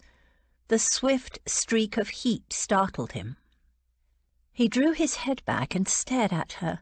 He hadn't expected this. Sweetness, heat, hunger. Her eyes, wide and dark, scanned his face. She looked bewildered, troubled, surprised, and wary like a vixen scenting a trap. She'd felt that heat too, he was sure, and didn't know what to think of it. Her lips were parted, her breathing hitched, and he knew why it did, because his own pulse was pounding. She pressed her palms against his waistcoat, holding him off, though not quite pushing him away. "What do you— He bent and kissed her again, softly at first. Her mouth was lush and soft. He eased her lips apart and deepened the kiss, hungry for more of her. Lord, but the taste of her swept through him like wildfire, hotter than before, as if he were already addicted. She raised her fists. He half expected her to beat him off, but instead they wavered, and after a moment of hesitation she gripped his lapels and clung hard, angling her mouth to fit herself better to him, and pressing her body against his. She tasted of sweet, hot honey, unexpectedly luscious and somehow wild, and there was anger and surprise and hunger, deep hunger. By the time he released her, he was breathing heavily. Stunned, he stared down at her. He'd thought her attractive, but this— His head was spinning, and his body was afire, hard and aching. She blinked, and after a few seconds managed to muster a glare. "How dare you!" But it was a feeble, half-hearted objection, and they both knew it. She tried again. "What do you think you were—" She faltered, realizing where her question was leading, and that it was to nowhere that would do her any good. His little termagant was delightfully flustered. He was damnably shaken himself, but determined not to let her see it. She suddenly noticed where her hands were and released his coat abruptly, then staggered. He caught her by the waist and steadied her. "Stop that! Let go of me!" She pushed at his hands. He released her instantly, and she stumbled back, and she bumped into an armchair. She grabbed the back of it and steadied herself. Her cheeks were flushed wild rose. Her lips were plump and damp. Those extraordinary smoky eyes of hers were wide and dark and glittered with emotion. A woman aroused by one little kiss. Well, two. Barely. "Well, now, you're full of surprises, aren't you?" he murmured, and was pleased to hear he sounded quite cool, quite the opposite of what he felt. She dashed the back of her hand across her mouth as if to wipe his taste away. "I don't know what you mean. Get out!" He didn't move. "I was curious. I wished to see whether you have an antipathy to men, as is rumoured." And how wrong rumour was. It took all his considerable powers of control not to snatch her back into his arms and finish what he'd started, but this was neither the time nor the place. He needed to get away, to think, to plan. "I do have an antipathy to men, especially to you." He gave her a slow smile. "No, you don't." "I do. I cannot bear you. I loathe the very sight of— He kissed her again. This time, when the Duke released her, George's knees simply gave way. She collapsed into the chair. She sat with her eyes closed a minute, dazed, trying to think of something scathing, really, really scathing, to say to the Duke. but her heart was pounding and her brain was in turmoil, and nothing, not a single word, scathing or otherwise, came to mind. And when she opened her eyes, he was gone. She stared at the open door, then touched her fingers to her mouth. It wasn't sore, but it felt swollen. She wanted to scrub her whole mouth out to remove the taste of him. It felt almost as though he had branded her. She needed something to wash his taste away. A tray sat on the sideboard with glasses and several decanters. Someone had been in here tonight drinking. She rose to pour herself a glass. Lord, but her legs were as wobbly and uncertain as a newborn foal's. What had that wretched man done to her? She poured herself a large brandy, drank a mouthful, choked, it was horrid stuff, and drank again. Medicinal use. She waited. The liquor burned deep within her, warming and smooth. But it didn't banish the Duke's taste. Instead, it was as if it had blended with his essence, so that forever after the taste of brandy would evoke the Duke of Everingham. No loss, George decided. She'd never liked brandy anyway. But it had poured strength back into her legs. She would return to the ballroom and act as though nothing had happened. Because nothing had.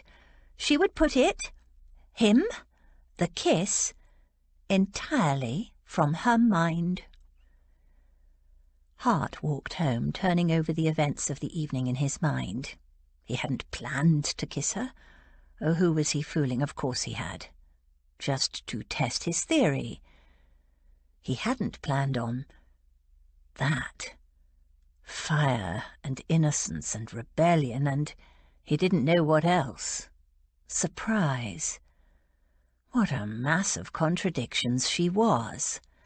Graceful dancer, passionate music lover, outspoken animal defender, outspoken everything, and loyal to her family. He hadn't missed how swiftly she'd leapt to the defence of Lady Rose's husband, who she'd only known a short time. Lady Salter's words came back to him. "I had thought, Your Grace, that marriage to a young woman of good family, an independently minded young woman who would not hang off your sleeve, a girl who wants nothing more than to retire to a country estate and be left to breed horses, dogs, and possibly children, would be exactly what you required. A wife who would keep out of your way and give you no trouble." The last, no trouble, was clearly nonsense, but at least she wouldn't bore him. She wasn't the least bit intimidated by him, not by his title, not by his manner, and obedient was probably the last adjective one would apply to her. That would have to change, of course, but from everything he'd learned about Lady Georgiana Rutherford so far, the rest was true. His main reason for marriage was to get an heir. Did it really matter what his wife did after that? Especially if she wanted to live in the country, raising her horses and dogs and children, leaving him to get on with his life.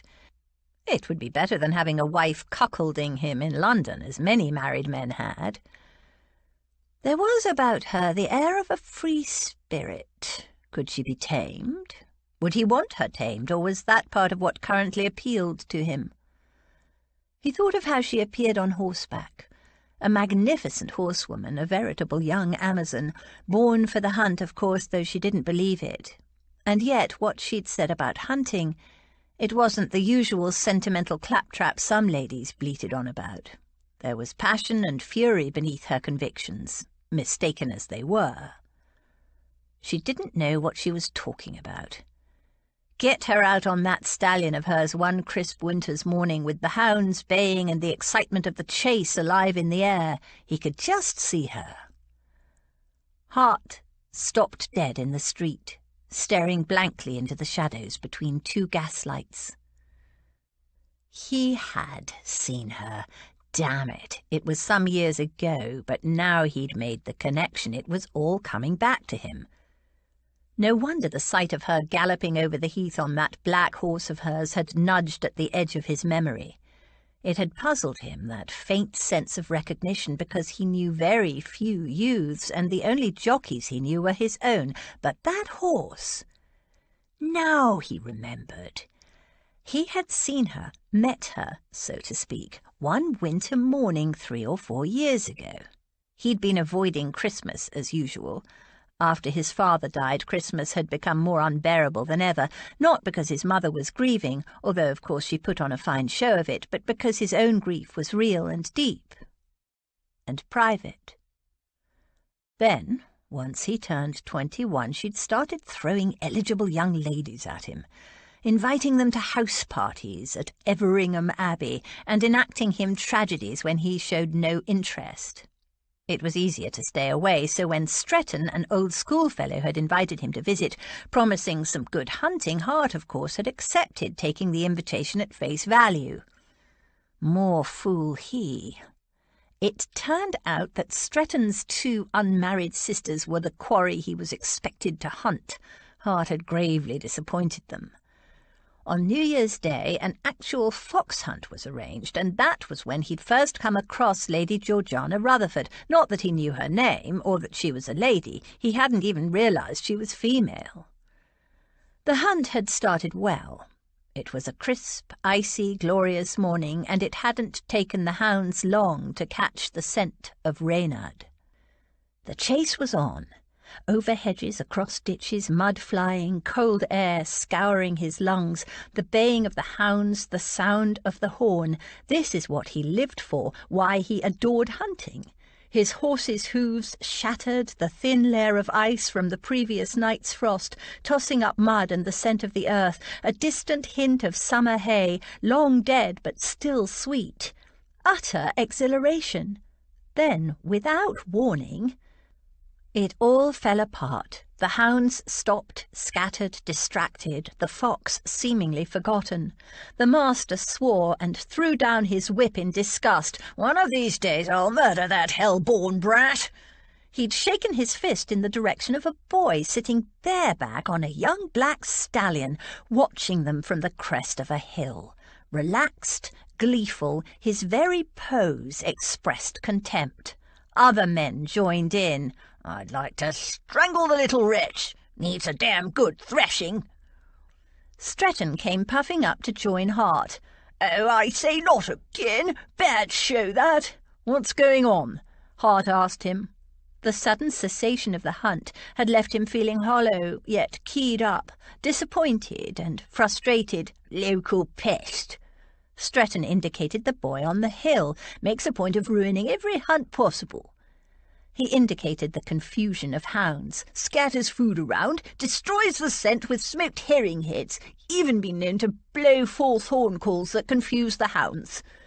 He shook his head in disgust. "Blasted fox will be well away now, damn it."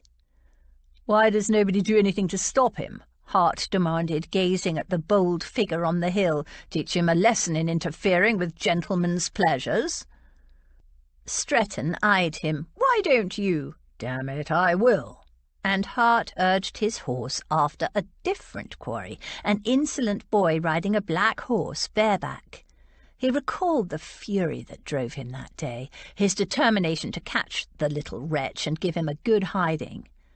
The lad rode brilliantly. His horse was young and fleet, but like the boy, not quite into his full growth. Hart's horse was bigger and stronger, and Hart gradually gained on him, the thrill of the chase firing his blood again. He'd drawn alongside the lad and reached out to haul him from his mount. There was a struggle, and they'd both come crashing down onto the muddy ground. The boy didn't move, and for a moment Hart feared that he'd killed him. But he'd only knocked the breath from his body, and when he took a great gasping breath and opened those dazzling smoke-coloured eyes fringed with thick dark lashes, Hart had realised what he'd done. Dragged a young girl off her horse and hurled her roughly to the ground. He hadn't known what to say. He was shocked, appalled, had no words to explain. He'd never laid a finger on any female, not in violence. "I'm sorry. I didn't know," he stammered. "Are you all right?" She'd given him a long, hard look as she gasped to recover her breath. She'd opened her mouth, and he'd sat back, waiting to hear what she'd say. Then, without warning, she kneed him in the balls, scrambled out from under him, swung lithely onto her horse, and galloped away, leaving Hart curled in agony on the ground.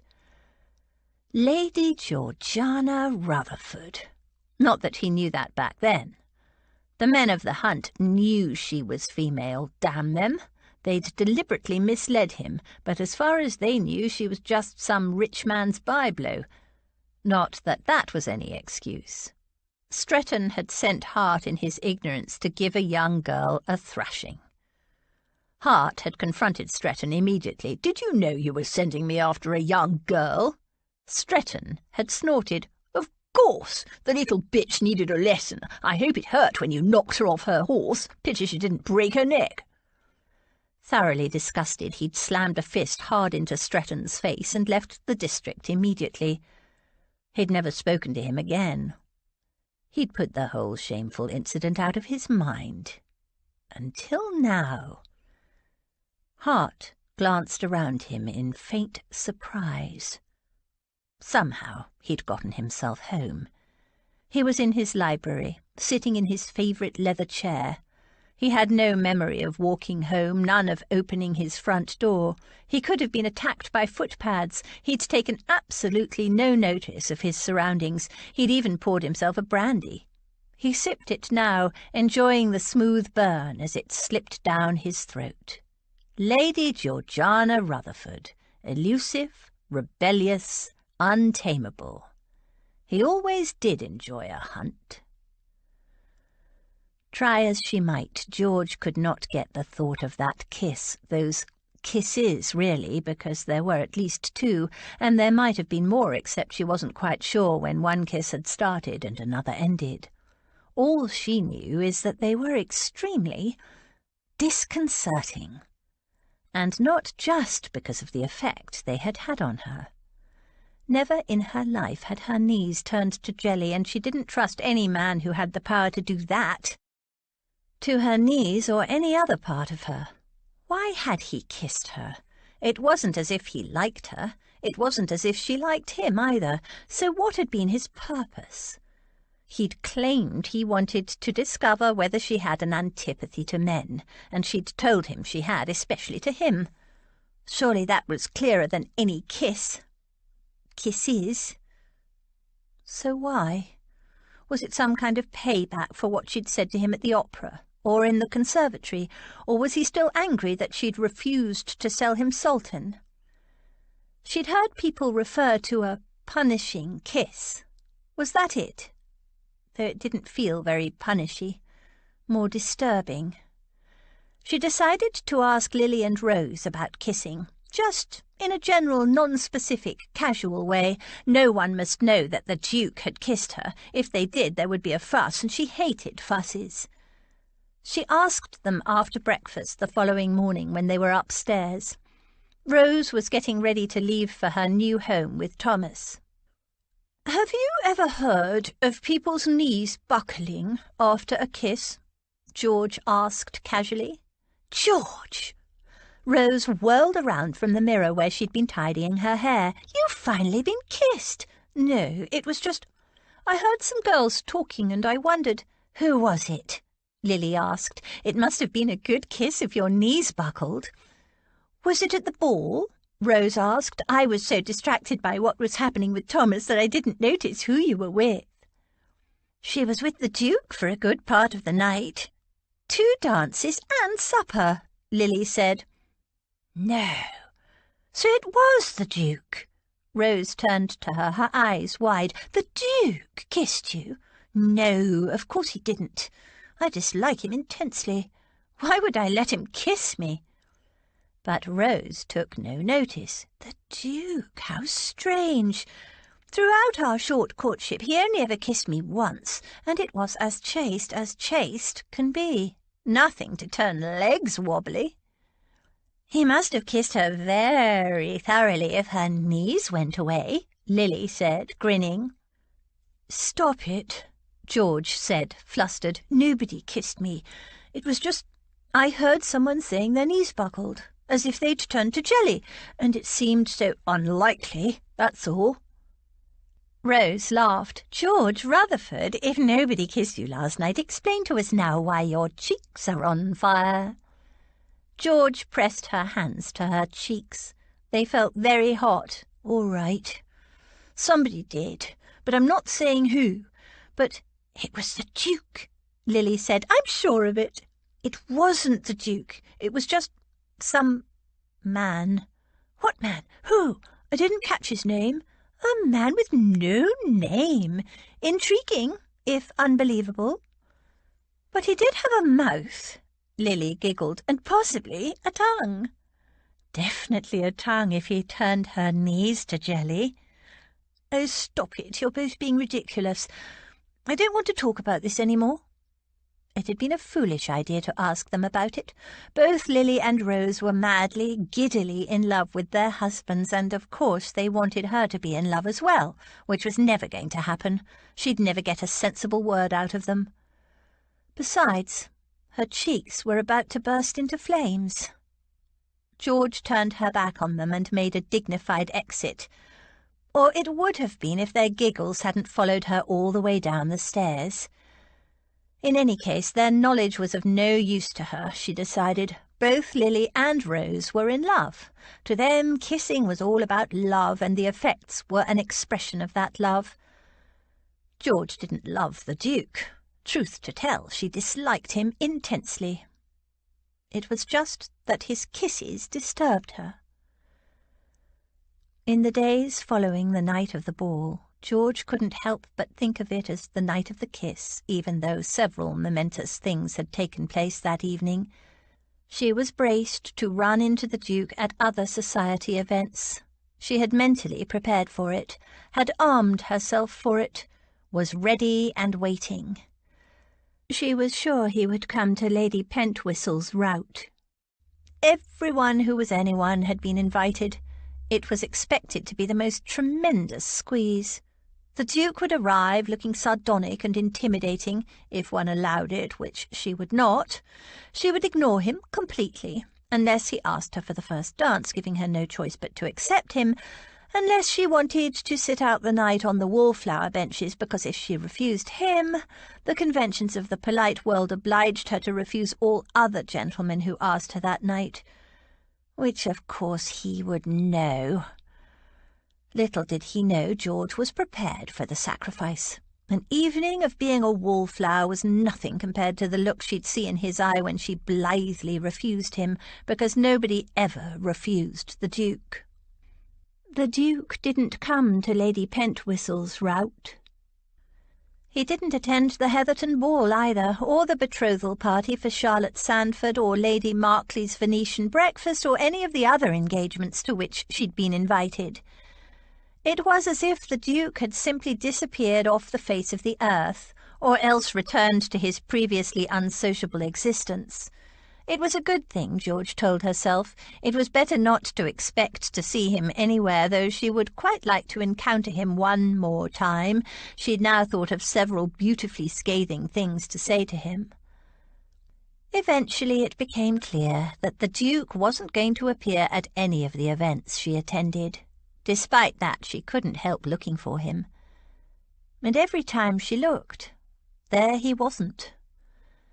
His disappearance was a very good thing, she told herself. The sooner he was removed from her consciousness, the better. Then perhaps she'd stop having those hot and sweaty dreams, where she woke up during the night, gasping, her nightdress all twisted up, her body sticky and overheated. Reliving that kiss. Those kisses. She tried to get on with her life. She tried to exercise him away. She rode at dawn in the daytime and at dusk, riding herself and Sultan and poor Kirk almost to exhaustion. But all it did was fill her dreams with that glorious chase out on Hampstead Heath, which in her dreams ended with a kiss. And how wrong and ridiculous was that? She suspected she knew what the matter with her was, and she was fairly sure the problem would pass in a few weeks. All she had to do was to endure the discomfort and the irritation. and wait. Patience had never been one of her virtues. The Duke continued to stay away, but the dreams didn't, which was very annoying. George's life fell back into her usual routine. Riding at dawn, morning calls and shopping, walking in the park with Aunt Dotty in the afternoons, and then in the evenings some party or other. Rose and Lily had gone to the country. Em was so near her time she stayed home most days, and George was bored and frustrated. Life had become flat and uninteresting. Hyde Park at the fashionable hour, could anything be more dreary? Aunt Dotty loved the gentle exercise and the gossip. George loved Aunt Dotty, but she hated gossip and found the fashionable hour more tiring than a ride to Hampstead Heath and back. 3 steps along, stop, bow, Lady So-and-so, how do you do? Stand for 5 minutes making boring small talk. 3 more steps. Lady whoever, what a beautiful hat, wherever did you get it? Another few paces. Did you hear what happened at Lady somebody's ball the other night? I know. Shocking, isn't it? Don't you think? Sometimes the ladies noticed Finn, and the conversation was marginally more interesting. But all too often it was, no, he doesn't bite. Yes, he is big. His name is Finn. A wolfhound. Yes, he does eat a lot. Yes, he is a dear doggy. That last said through gritted teeth. Dear doggy indeed, as if her noble Finn was some kind of pampered lapdog. There were times she wanted to scream and run off with her dog into the wilderness. Only there was no proper wilderness, not in London. Only slums and dark alleys and endless hard, unfriendly streets, and she didn't want to run into them at all. "There's Mrs. Prescott," Aunt Dotty said one day, and when George looked blank she added, "The lady whose dog you rescued that time." Mrs. Prescott came bustling up. "Where's Foo-Foo?" George asked after they'd exchanged greetings and small talk. "I sent her to the country. She'll be back as soon as her—" Mrs. Prescott glanced around and lowered her voice discreetly. "Condition has passed." "Condition? You mean she's breeding?" No, of course not. At least I hope not." Mrs. Prescott said, "I am haunted by the thought that one of those nasty beasts—" "No, it's unthinkable. Not my dear little Foo-Foo." "Let's hope not," George said in a bracing voice. They walked on. Poor little Foo-Foo, she was at the mercy of her animal nature. George knew just how she felt. "I bet her precious Foo-Foo is breeding," Aunt Dotty said, "and to the ugliest brute in the pack." She chuckled. "Mind you, the ugliest ones are often the most attractive. It's not all about looks, you know." She stopped, her gaze across the park, and said with frank appreciation, "Though one must admit that a handsome man is a thing of beauty, particularly on horseback." George followed her gaze.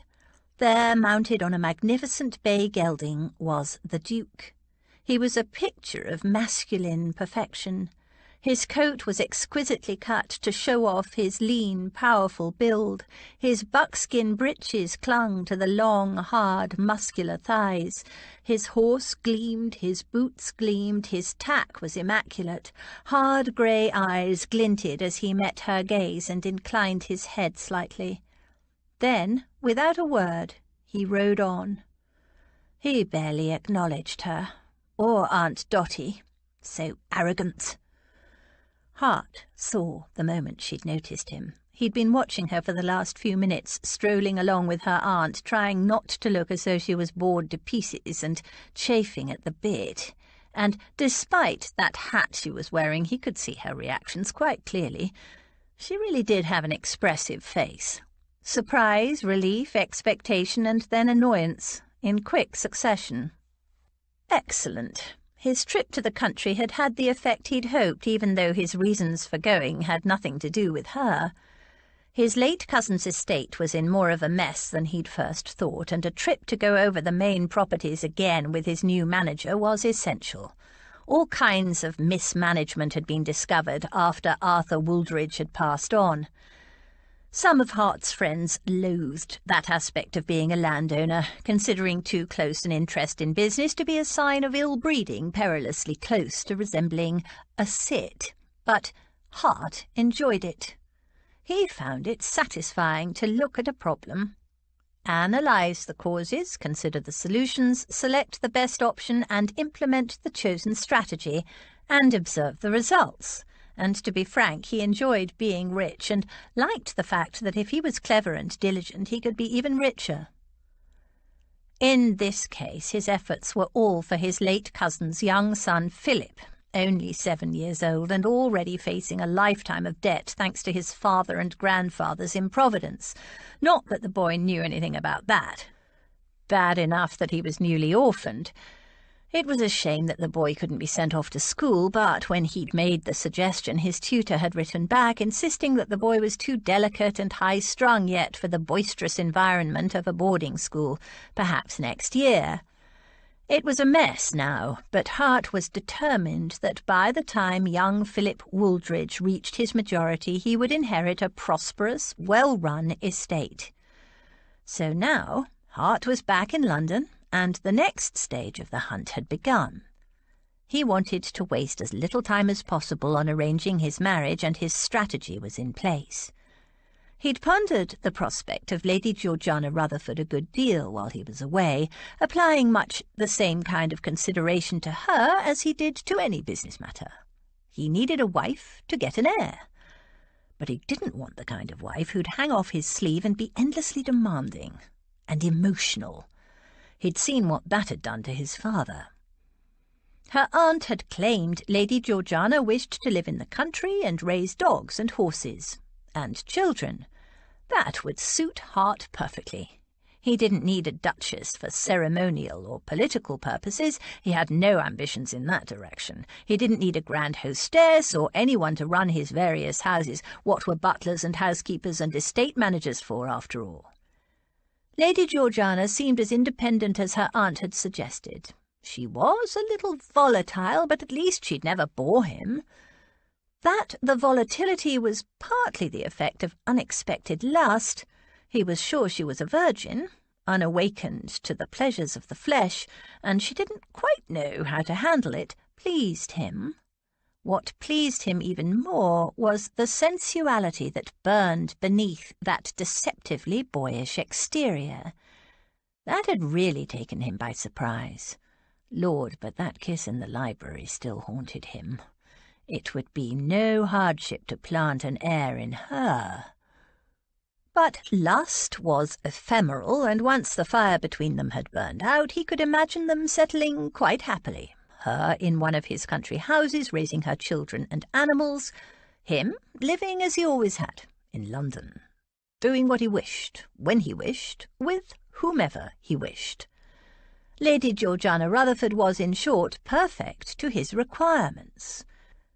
As for her apparent determination never to marry, not that he believed it, it was his experience that all women wanted to marry. It didn't bother him at all. He had the solution to that little piece of nonsense well in hand.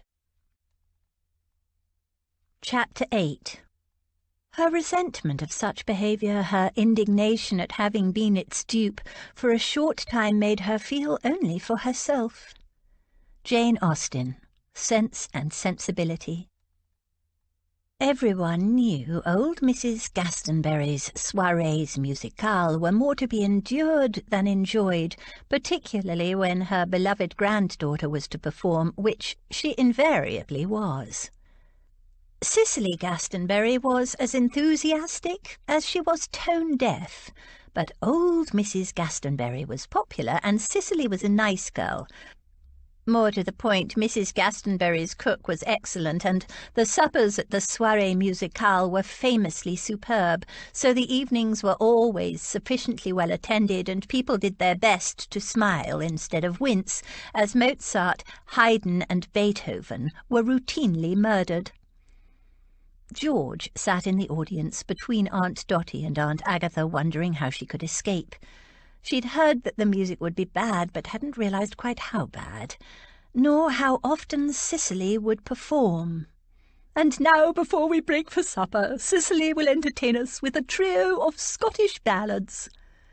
George closed her eyes and wished she could somehow close her poor lacerated ears. She had to get out. As Cicely and her accompanist arranged themselves, a footman appeared, bent and murmured in George's ear, "Someone wishing to speak to you outside, Lady Georgiana." Aunt Agatha, overhearing, frowned. "Who is it?" The footman didn't appear to hear her. At any rate, he didn't respond. Aunt Agatha leaned toward George and said in a low voice, "This is most improper. You cannot walk out on Cicely's performance. Whoever it is, they can wait until supper, when you can speak to this person in the presence of myself or your Aunt Dorothea." But Cicely hadn't yet begun, and George didn't think she could bear one more lustily delivered off-key song. "I won't be a moment," she whispered. "Besides, I need the ladies' withdrawing-room." Before Aunt Agatha could respond, George gave a silent grimace of apology to Cicely, hurried toward the door, and closed it thankfully behind her as the first off-key strains of the Braes of Yarrow began. "Who was it?" she began. But there was no sign of the footman. Instead, leaning idly against the wall, was the Duke of Everingham. "You," she said, "what are you doing here?" He straightened and strolled toward her in a leisurely manner that, nevertheless, had something of a stalking cat feel about it. "Enjoying the music?" George backed away. "You know very well I'm not." "Indeed. I seem to recall that you're fond of music." "I clearly recall that you're not. In any case," she gestured toward the door, "I wouldn't call that music." She turned back to him and found he was suddenly much closer than before. She tried to edge around him and found she was trapped between the wall, the banister, and the Duke. He was close enough for her to see the fine-grained texture of dark bristles in the skin of his well-shaven jaw, close enough for her to smell his scent, now too disturbingly familiar to her, essence of arrogance. He knew he had her trapped. He looked disgustingly smug. Annoyed, she stiffened her spine. She refused to be intimidated. "Was it you who sent that footman?" He didn't respond. He was looking her over with a slow, lazy gaze that left warm prickles in its wake. She knew the neckline of this dress was too low. Girls like her who weren't at all bounteous in the bosom department ought to face facts and keep what little they had well hidden. Miss Chance, her outspoken dressmaker, had disagreed. "Don't worry, it won't be too revealing. We'll just nicely frame your bosom," she'd told George as she'd measured her up. And when the dress was finished, George had felt perfectly satisfied with the neckline. But now, with the Duke's gaze heavy on her, she suddenly felt uncomfortably exposed. She shoved at his chest. "Move back. I don't like you standing so close." "Yes, you do." He didn't move. "I don't," she lied. She wanted to lean forward and just inhale him. How could he smell so delicious? But she refused to feel like that. She knew what was happening to her, and she would not give in to it. "I find you irritating." He didn't respond. His compelling grey gaze rested on her mouth, arousing sensations she did not want to have. Heat rose in her as she recalled that other kiss sparked by tiny sugar crystals. She ran her tongue across her lips. His eyes darkened, and taking no risks, she vigorously scrubbed the back of her hand across her mouth. There was a glint of something amused and devilish in his eyes as he met her gaze. "You missed me, didn't you?" "Missed you?" She hoped she sounded incredulous. "When would I have missed you?" Just because she'd noticed his absence didn't mean she'd missed him. "When I was away." "You've been away?" she said vaguely. "I didn't even notice." If only he'd stayed away another couple of weeks, she would have been back to normal. He'd returned too soon. The heat within her was rising. Just standing so close to him brought about a kind of breathless excitement. It was anger, she told herself. It had to be. His smile was lazy. You noticed, and I think you missed me. Certainly your expression when we met in the park yesterday seemed to indicate it. We didn't meet in the park. You rode past me as if I weren't even... Oh, were you in the park? But it was too late to retrieve the slip, and his smug expression showed it. Your eyes lit up when you saw me. She feigned indifference. I was admiring your horse. You were relieved to see me. You'd missed me. You were annoyed with me for not coming over to greet you. It was infuriating to be so transparent. You're very sure of yourself, your grace of arrogance, but you have no idea what I'm thinking. I do. And when she arched a disbelieving eyebrow at him, he said, You're thinking of making a very unladylike attack on my cods. Your Oh, she said as he indicated the area below his waist. Well, if you don't let me pass, you'll find out, won't you? And it would serve him right. He turned, angling his body slightly to protect that area of his anatomy. His hands came up as if to hold her off, and he said warningly, Not again, you don't. She frowned. What do you mean, not again? I've never... You did it once before, 5 years ago. She dismissed that notion with a gesture. Nonsense. I didn't know you 5 years ago. It must have been someone else. Clearly a woman of discernment. It was you. We were in Gloucestershire. You'd just ruined a hunt, and I pulled you off your horse. I thought you were a boy. Oh, was that you? You deserved it in that case. In fact, now I come to think of it, I wish I'd hit you harder. Now move aside and let me pass. I want to return to the concert. His lips twitched with amusement. No, you don't. It's a dreadful concert. He added in a voice that almost purred, And here's me thinking you never lied. The fact that he was right again inflamed her temper. George shoved at his shoulder. Ooh, you are so irritating. Just let me pass, will you? He didn't move, just stood there being big and powerful and warm and infuriatingly smug, annoyingly attractive, and worse, knowing it. Make me. His smile was a slow, sensual challenge. You know you want to. How dare he know what she wanted? Anger, desire, and frustration warred within her. She was a spring wound up too tight. It wasn't as if he hadn't been warned. In that case, she jerked her knee up, aiming for his genitals, but she was too used to wearing breeches, and the skirt of her dress was too narrow. Her raised knee dragged the skirt against the back of her other knee, which buckled. Cursing the impracticality of dresses, she overbalanced into the arms of the Duke. He pulled her up against him hard, and his mouth came down on hers, not gently as it had that first time, but firmly, possessively, as if he had every right to kiss her. And while a small, thready voice in her mind suggested feebly that he didn't, neither her mouth nor the rest of her body cared. The taste of him, dark, hot, intense, soaked into her, building like a fever in her blood. She speared her fingers into his thick hair and pressed her mouth to his. Excitement shivered through her, sending spirals of heat to the very core of her body. He kissed as if he wanted to devour her. She learned from his every move, giving him back kiss for kiss, caress for caress, learning passion, intoxication. She twisted her body restlessly against him, practically climbing him to get closer, heat and aching need driving her. She knew she was out of control. She didn't care. He slid his hands down over her hips, caressing her as she thrust herself heedlessly against him. She felt him tugging her skirts up.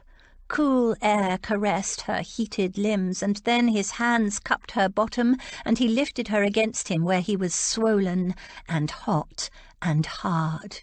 "Put your legs around me," he murmured. And without thought she locked her legs around his waist, and oh, that was better. Like riding, she was more in control. Her back was pressed against the wall. His hard, swollen masculinity pressed against the notch between her legs, and she rubbed herself against him like a cat in heat, kissing and nipping and biting. He groaned and returned, thrust for thrust, all the time kissing her deep, keeping her head swirling while her body ached and writhed against him. "Georgiana Rutherford!" The outraged voice of Aunt Agatha pierced the swirling mists of George's awareness. Dizzily she pulled back, tried to focus. "Georgiana!" Reality came back to her in ragged shreds. She was clinging to him, her fingers knotted in his hair. The skirts of her dress were rucked up high around her thighs, and her legs— oh, Lord, but her legs were wrapped around his waist. Worse, his warm hand was between them. For a moment she couldn't remember whether she was even wearing any drawers, and she felt for them surreptitiously and heaved a sigh of relief when she found she was. Aunt Agatha was of the old school that held that drawers on a female were a scandalous French plot against English womanhood, but George felt much more secure in them. They weren't as good as breeches, but at least she wasn't bare-assed naked under her skirts and open to all sorts of draughts. "Georgiana Rutherford, you're a disgrace! Get down from that man immediately!" George unlocked her legs and dropped to the floor, wriggling and tugging her skirts back into some semblance of decency. Her hands shaking, her brain reeling as she tried to come to terms with what had just happened. She'd been completely out of control, had let him do whatever he wanted to her. Worse, she'd wanted him to do it, and more. She slowly became aware of a babble of voices, and when she peered past the Duke's broad shoulders, oh, Lord! It wasn't only Aunt Agatha gaping and gobbling at her like an outraged turkey. It was half the audience at the concert. People had come out for their supper and found George and the Duke locked in each other's arms. 100 eyes burned into her. Curious, scandalized, shocked, disgusted, avid, eating up her mortification with delight. George wished she could shrivel away on the spot. Could it get any worse? The Duke's arms were still wrapped around her, supporting her firmly against him, which was a good thing, she thought blurrily, because sure as anything her legs weren't. "Redmond Jasper Hartley, what is the meaning of this?" Aunt Agatha demanded stridently. "Not even your Grace." "I would have thought it was perfectly obvious, Lady Salter," the Duke said in a cold, clear voice that cut through the buzzing of scandalized comment. George blinked at his apparent dispassion. He sounded perfectly calm and unruffled, even though she could feel that his heart was pounding as raggedly as hers. "Lady Georgiana has just agreed to become my wife. We were sealing our betrothal with a kiss." His words drew a wave of muttered comment. Aunt Agatha's brows snapped together. "Wife!" George's brain snapped back into life. "Betrothal? No, that's not right. Betrothal?" Aunt Agatha cut her off sharply. Pasting a smile on her face, she gushed, "Georgiana, my dearest girl, congratulations. No wonder you are all about with excitement. Your head must be spinning." By now the concert room had emptied into the hallway. Delicious smells wafted from the supper room, but nobody moved. A much more interesting dish was being passed around. Lady Georgiana Rutherford, caught in flagrante with her legs wrapped around the waist of the Duke of Everingham, her own aunt's jilted bridegroom. Aunt Agatha turned to the crowd. "Friends, how wonderful that you are here to witness the romantic betrothal of my niece, Georgiana Rutherford." "No, I am not betrothed." George tried to make herself heard. Aunt Agatha's voice rose sharper and loud enough to fill an opera hall. "To His Grace, the Duke of Everingham. A moment of high romance, I think you would all agree." After the first gasp of shock, a scattering of applause started and a murmuring that grew to a swell of congratulation, and some surreptitious muttering. "I am not George tried again. And again. Aunt Agatha, oozing self-satisfaction, cut her off. "I promoted the match myself, you know." "We are not betrothed," George shouted. "Of course you are," Aunt Agatha said. The Duke pulled her against him. "She's a little overwhelmed," he told the crowd. "I am not But Aunt Agatha and the Duke were talking over her, so she couldn't get a word in. "Yes, you are, my dear." He sounded cold and relentless. "Perfectly understandable," Aunt Agatha said. "Excitement does that to some girls," she told the crowd. "She doesn't know whether she's coming or going." "I do know," George insisted, "and I'm not betrothed." "I'll put the notice in the papers in the morning," the Duke said. George stared at him in stupefaction. "You'll do nothing of the sort. For heaven's sake, shut your mouth, girl," Aunt Agatha hissed in her ear. "Leave it for now. Discuss it with the Duke later in the privacy of your own home. Or do you have any more appalling indiscretions you wish the world to witness?" George rather thought they'd already witnessed quite enough, but her aunt had a point. The crowd pressing avidly around them, eating up the gossip and no doubt adding to it, was unnerving. "Very well. Talk tomorrow morning," she said to the Duke in a low voice. Though there was nothing to talk about, really. She was not going to marry him. The very idea was ridiculous. He was just being gallant, or something, because they'd been caught kissing. And how that had happened, she had no idea. He nodded. Aunt Agatha gave a briskly approving nod. 11 o'clock, Ashenden House. She turned to the crowd. "My niece and I shall depart now. Enjoy your supper and the rest of the concert. Devastated to miss it, Cicely, my dear. Your performance was superb. Wonderful hospitality as always. Mrs. Gastonbury. Thank you. Come along, Dorothea. Collect my cloak, please. We're leaving." Taking George's arm in a steely grip, she led her toward the front door. George's legs were still distinctly wobbly, and when Aunt Dotty slipped an arm through hers, she felt obscurely comforted. "Don't worry, my love," Aunt Dotty murmured. "I have one of my feelings about this. It will all work out for the best." George managed a weak smile. Aunt Dotty's feelings were legendary in the family. George didn't believe in them herself, but it was nice to have some support. "I won't marry him," George said for the umpteenth time. They were travelling back to Ashenden House in the carriage. Aunt Agatha hadn't stopped haranguing George since the carriage door closed. If it hadn't been pouring with rain, George would have jumped from the moving carriage and stormed off. "Don't be ridiculous, child. You have no choice. You were caught by half the ton with your skirts up around your waist, climbing the Duke like a tree. If you didn't want to be compromised, you should never have left my side in the first place."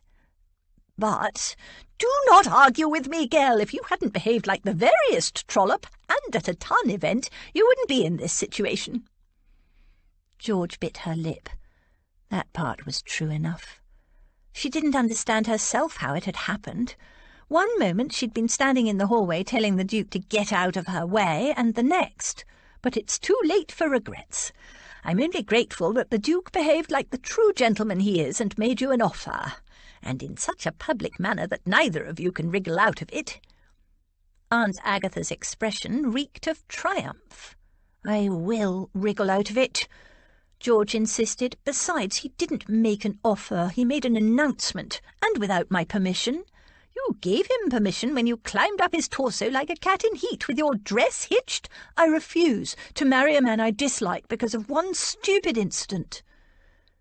The image painted by her great-aunt's words was embarrassing in the extreme, but it didn't alter George's determination. "A man you dislike?" Aunt Agatha repeated scornfully. "You chose an odd way of showing this so-called dislike. Besides, regrettable as the incident is, the result is one we all ought to be grateful for." "Grateful? To be forced?" "Forced? Pah! It's an opportunity, girl, one you don't deserve. The sight of you, when I came out from the concert, wrapped around the Duke like the worst kind of hussy—" She shuddered dramatically. "I've never been so ashamed in all my life." George didn't even try to defend her actions. Truth to tell, she'd shocked herself with her response to the Duke's kisses. She hadn't believed herself capable of such a thing. How had it happened? One kiss and everything had spiraled out of control. It wasn't like her. She'd never been interested in men before, not like that, and she didn't even like the Duke. Her aunt's words, however, had confirmed a suspicion that had been hovering at the edge of her mind for some time.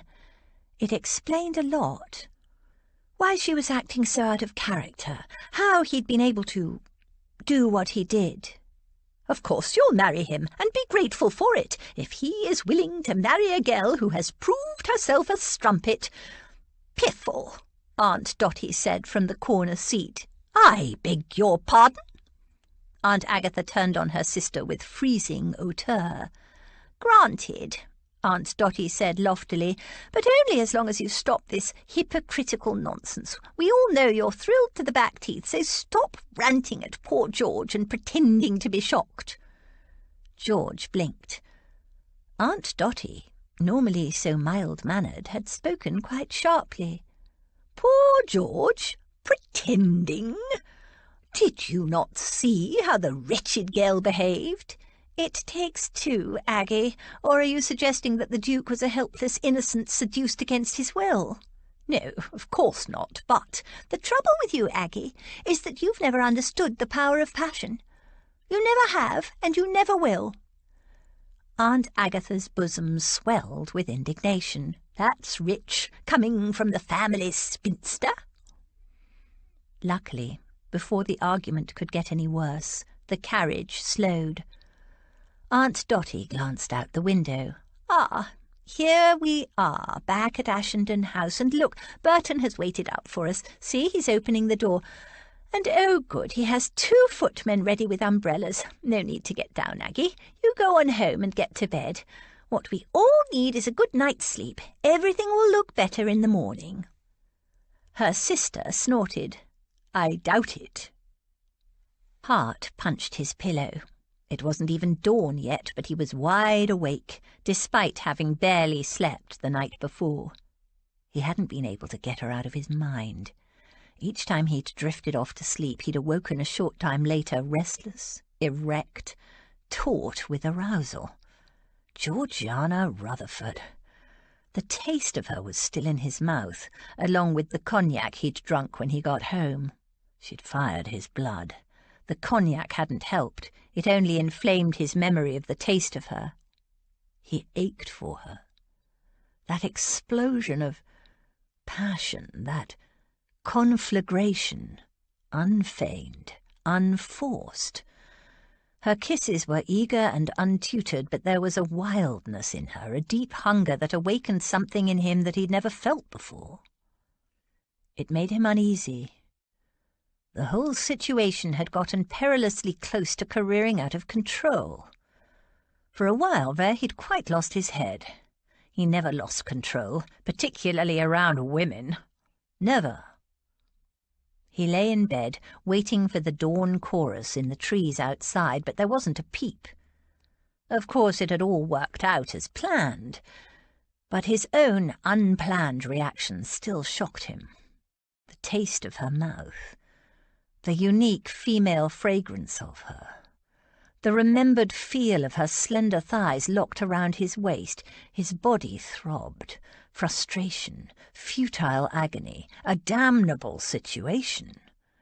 Exercise, that's what he needed. Fresh air, fresh thoughts, not this everlasting churning of the same scenes over and over in his mind, reliving that extraordinary scene. Those kisses.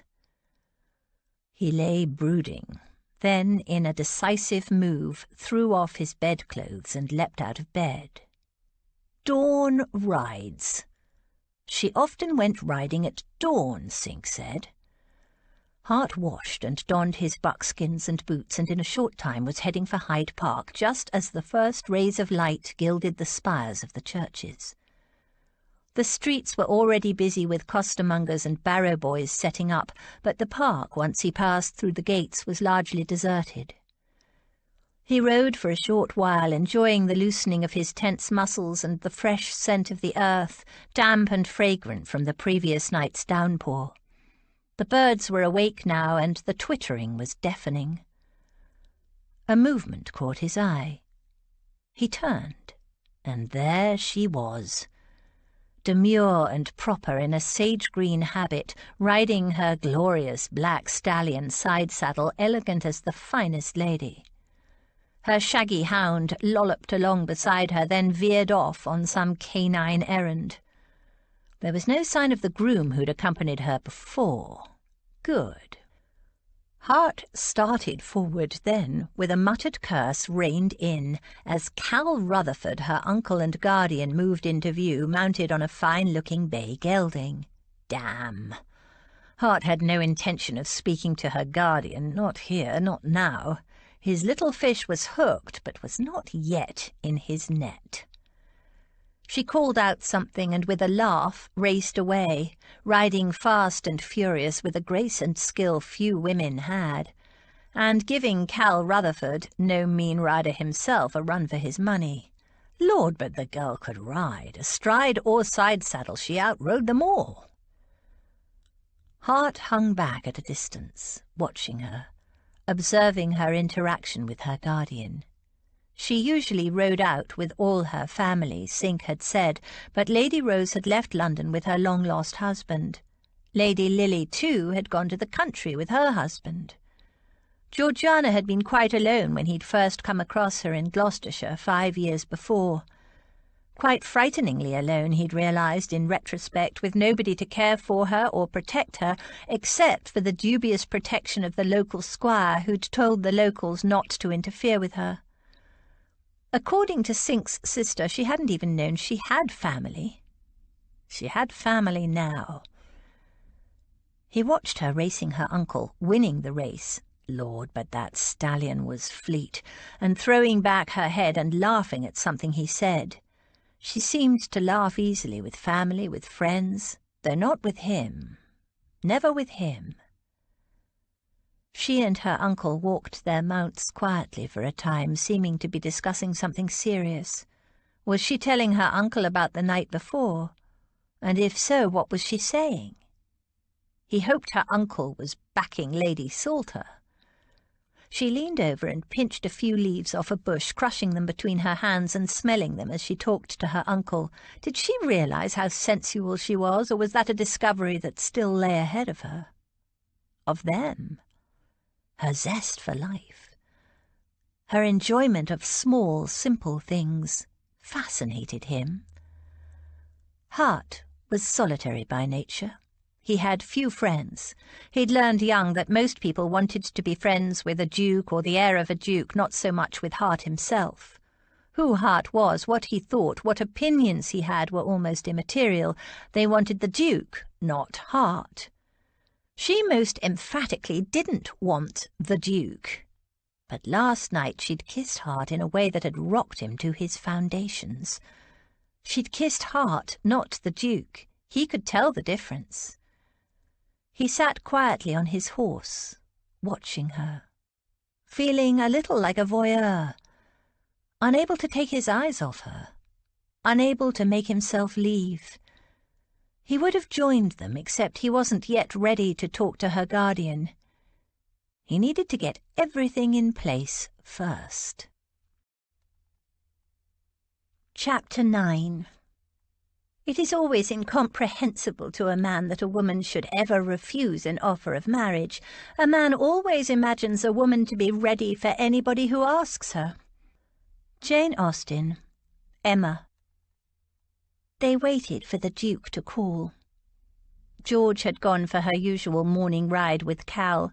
She missed the company of Lily and Rose, but still it was good of Cal to come out. She'd told him what had happened the previous night. His lips had thinned, but he hadn't said much to the point. Cal was often like that, a man of action rather than words, leaving her with no idea what he really thought.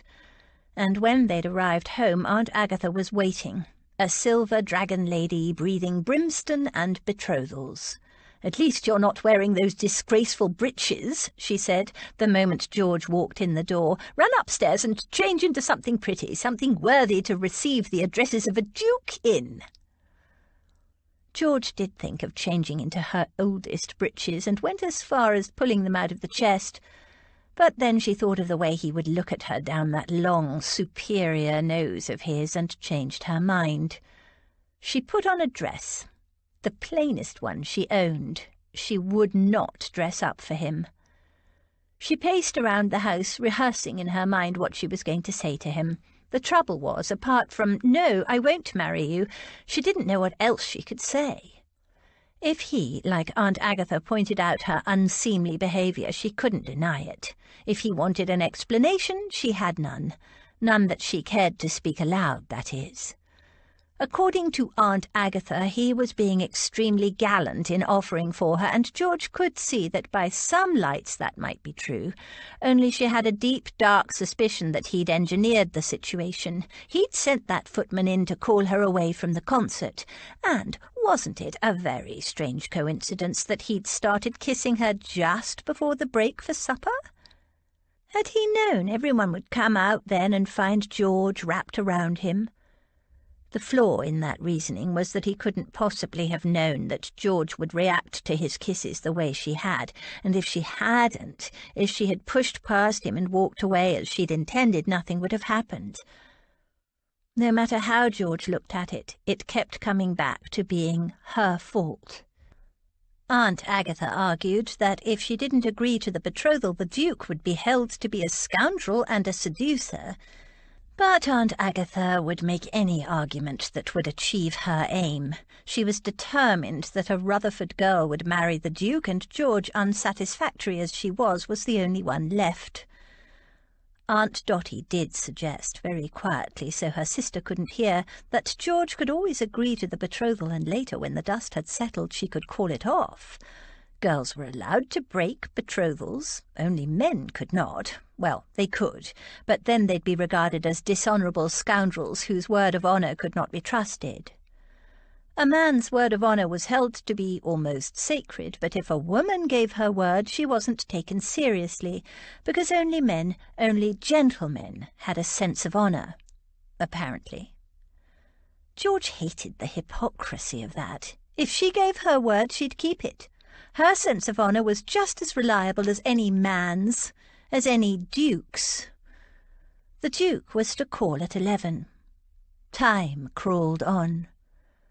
By 10:30, George was ready to climb the walls, or murder Aunt Agatha, who didn't let up her lecturing for a moment. They'd all gathered in the drawing-room to wait for the Duke's arrival. "Of course you will accept, you stubborn child. You have no choice in the matter." "I'm sorry, Aunt Agatha, but that's not true," Em said serenely. "I made a vow when I first married Cal that all the girls would be free to choose their own future, and nothing has changed. Admittedly, George is in an awkward situation, but—" "Awkward? She has caused a scandal!" Cal added his mite. "Seems to me the Duke is as much to blame, if not more so. Can't see George instigating a thing like that myself." George grimaced. Her behaviour had been totally uncharacteristic, she knew. She was only just starting to understand why. It was so frustrating the way nobody talked about these things, not to unmarried girls, anyway. It was infuriating to be kept in ignorance of how one's body worked. At least George had been able to put two and two together because of her years growing up in the country. How did gently reared London girls ever work things out? She supposed they waited until they were married, and then it was too late. They were caught. The clock in the hall chimed 11. Cal glanced pointedly around the room. And if the Duke is so keen on this betrothal, where is he? Aunt Agatha sniffed. So he's late. He's notorious for unpunctuality. Maybe he's changed his mind, George said brightly. No matter what the Duke does, Aunt Agatha persisted, a scandal has occurred and the family must handle it. And if you won't send the foolish girl down the aisle, what do you intend to do? Em and Cal exchanged glances. I suppose you could go to the country for a while, Em suggested. Wait for the fuss to die down. You could go to Ashenden Court for a few weeks, or go and stay with Lily and Edward. Old Lord Galbraith would be happy to welcome you, and of course there is always your own house at Willowbank Farm. Martha would be delighted. George considered that possibility. She'd grown used to living in London, but there was no denying she missed the country. She'd often thought of returning to Willowbank Farm, the place where she'd grown up. Martha had begun as George's nursemaid. Later, she became cook, housekeeper, and the closest thing to a mother, to any kind of a parent, that George had ever had. And when the money from her father had run out, Martha had stayed with George, working for no wages, sharing the desperate struggle to survive. George loved Martha dearly and knew Martha would happily welcome her back. But when Cal had taken George away from the farm, kicking and loudly objecting, Martha had chosen to stay behind, deeming herself unsuited to a fashionable life in the city. Cal, who believed in rewarding loyalty, had then arranged for Martha's recently widowed youngest sister and her 5 small children to go and live with Martha. Martha's own opportunities to marry and have children had been set aside when she devoted her life to taking care of George. Now she relished having a house full of children to help raise, and having been assured that Willowbank Farm would be her home for as long as she wanted, for life, she'd gained confidence as well as security. Martha was no longer merely the cook or the housekeeper. She was the woman of the house with a generous income and servants and farmhands of her own. George could visit and be welcomed as a beloved guest. But if she returned to Willowbank Farm for any length of time, she knew what would happen. Martha would revert to being her servant. She wouldn't be able to help herself, and George never wanted to see that happen. So Willowbank Farm wasn't an option, and neither, now she came to think of it, was Ashenden Court, or staying with Lily and her husband, or any other kind of cowardly retreat. I won't run away. I won't hide out in the country as if I've done something wrong, she declared. Brava, Em said softly.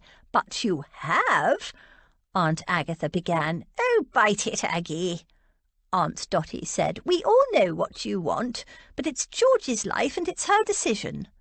I'm staying here, George finished, as long as it's all right with you, Em and Cal. Of course it is, Cal said. Society tabbies are always looking for something new to talk about.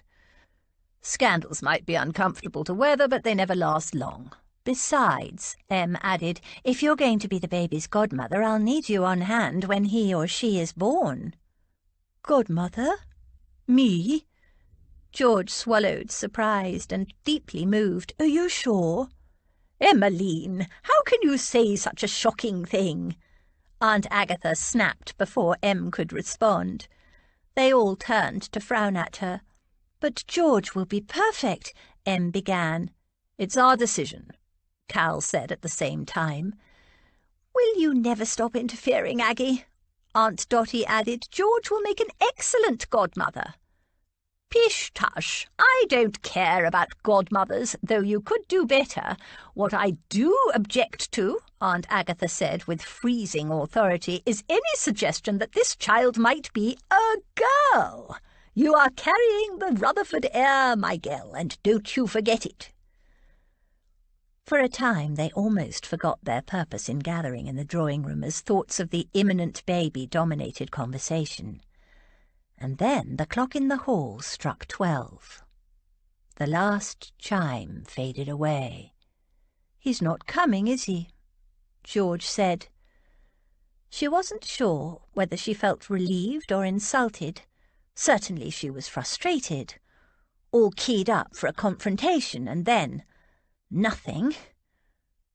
Was she ever going to get the chance to say no to the Duke? "Damn his blasted cheek!" Cal exclaimed at the breakfast table the following morning. He slapped down the newspaper he'd been reading. "What is it?" Em asked. "Whose cheek?" "Everingham. He's made the blasted announcement without so much as your by your blasted leave." George looked up from her kedgeree. What announcement? Dread filled her. She knew. She just knew.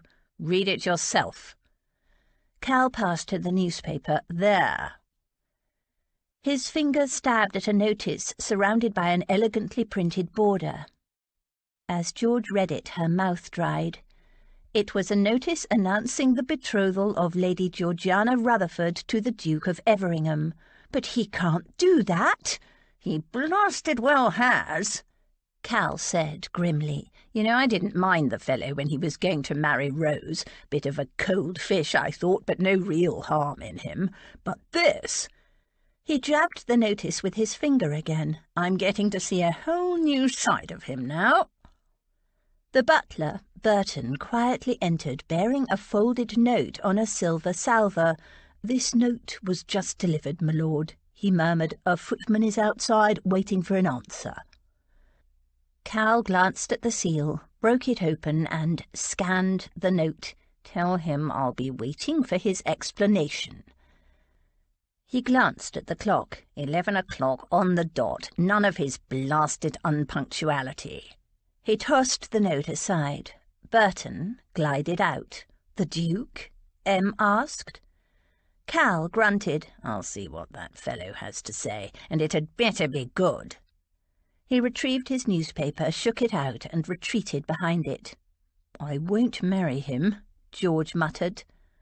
"I believe I've noted that, George," came a rumble from behind the newspaper. "I wasn't deaf the first time you said it, and the following 38 repetitions have been quite unnecessary."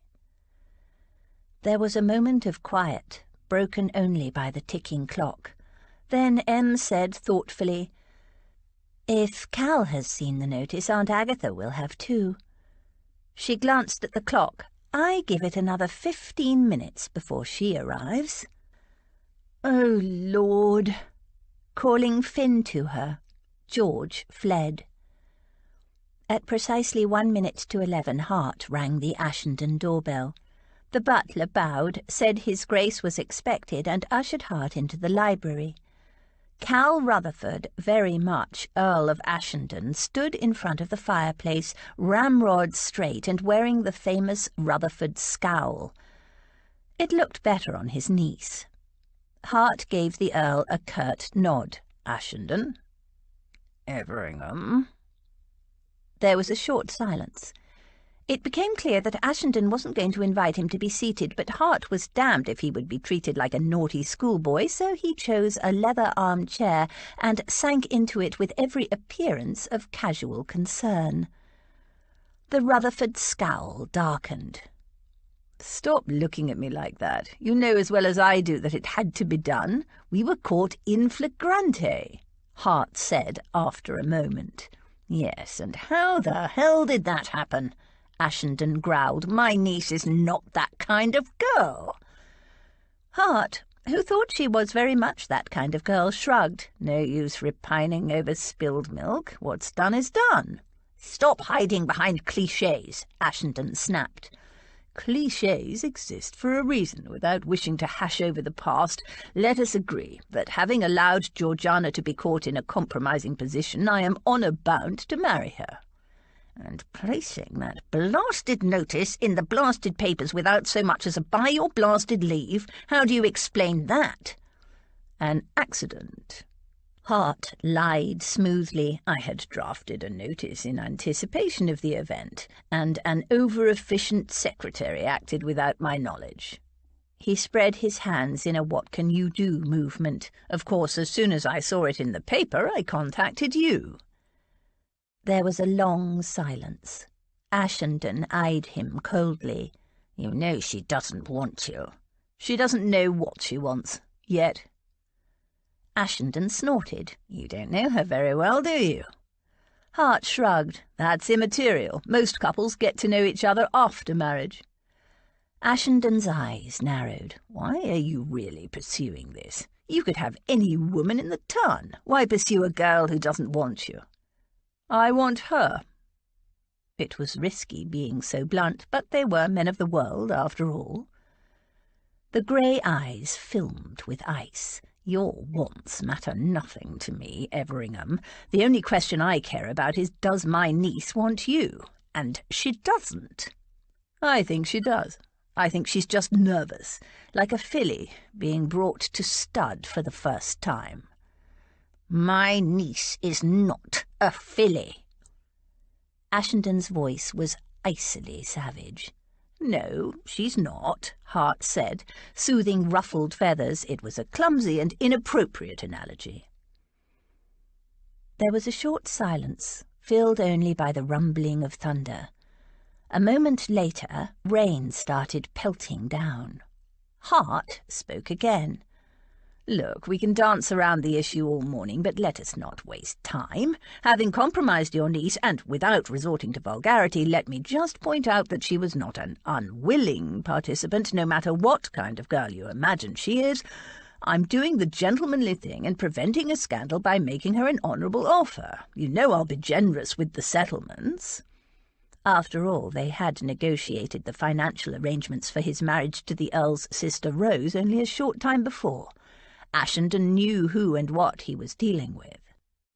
Hart stood. He was impatient to get things settled. So do we have an agreement? It wasn't really a question. With his niece compromised and a betrothal notice in the papers, Ashenden had no other choice but to agree. Hart's visit was a mere formality. To Hart's surprise, a faint note of amusement lightened the flinty grey eyes. You have a lot to learn about Rutherford women, Everingham. I'm George's uncle, not her keeper. She makes up her own mind. It's not me you have to convince. It's George. Hart frowned. The marriage was necessary. Surely there was no doubt. I presume you've explained the situation to her. Oh, she knows the situation. Ashenden seemed to be almost enjoying himself now. But George isn't your average young lady. Of course she wasn't. Hart would never have contemplated marriage with her otherwise. May I speak to her? I'll see if she's home. Ashenden pulled the bell cord. Surely she knew I was coming. I sent you that note. Ashenden gave an enigmatic smile. Yes, but George dances to her own tune. Just as the butler returned with the information that Lady Georgiana had gone out with her dog, they heard the front door open. The first sign that she'd returned from her walk early was the wet and muddy dog that came bounding into the room. A moment later, Lady Georgiana followed. The moment she entered the room, Hart knew he would need all his powers of persuasion. She was breathing hard as if she'd been running. Her short, dark hair clung in damp, feathery clusters around her face. Her clothes were damp and clung to her lithe, slender body. Her hem was as muddy as her dog. No other woman he knew would have dreamed of entering a room dressed so untidily, especially one containing a gentleman visitor, let alone a young lady expecting a marriage proposal. Nor would most ladies inflict a damp and muddy dog on a visitor. But her skin was pale and damp and glowed like a pearl. The dark clusters of hair framed her piquant face enchantingly. Her mouth was plum dark and endlessly enticing. He was jerked out of his reverie by the dog. The great grey, gangly creature inspected his boots, snuffed at Hart's hand, then nudged him imperiously in a clear demand. Watching Lady Georgiana, Hart absently patted the dog's damp head. He didn't even need to bend down to do it. The dog licked his hand in return. "Finn, come away," she ordered, and the dog padded across and flopped down at her feet. Hart's hand was now slimy and reeked of eau de damp dog. He pulled out a handkerchief and dried it off. He supposed it was better than the animal jumping up and muddying his clothes.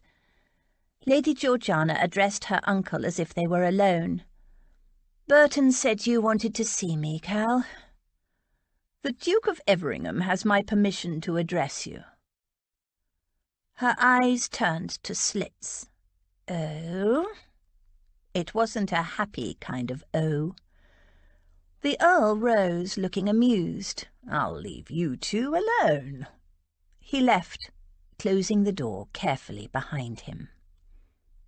"It was just so very unfortunate that everyone came out of the concert at that particular moment," Hart concluded, hoping he sounded sincere, "but there it is. We have no choice, and so I offer you marriage." He'd delivered what he fancied was quite a pretty speech, balancing rueful regret at the way their private moment had been exposed with a gentlemanly determination to protect her from the consequences. "Well, I don't want it." She belatedly remembered her manners and added a grudging "thank you for the offer." Her eyes were as flinty as her uncle's. "Not that it apparently matters to you whether or not I consent. How dare you announce our betrothal to the world without asking me?" Her nose was out of joint, Hart realised. He'd spoken too bluntly. Women wanted to be coaxed and flattered. In a soothing voice he told her the same story about the over-efficient secretary. She cut through his explanation with brutal indifference. "I don't care. You shouldn't even have drafted such a notice before you'd spoken to me." He tried not to show his impatience. It was all a foregone conclusion. What was wrong with her? Every woman he knew would be melting with delight at such an offer. "I'm speaking to you now." She made a dismissive sound, "and if you'd spoken to me in the first place, you wouldn't have been left with egg on your face." He repressed the desire to check his face for egg. "What do you mean?" "That I am not, and never will be, betrothed to you." Hart clenched his fists. "But you must. You've been compromised. All those people who saw us.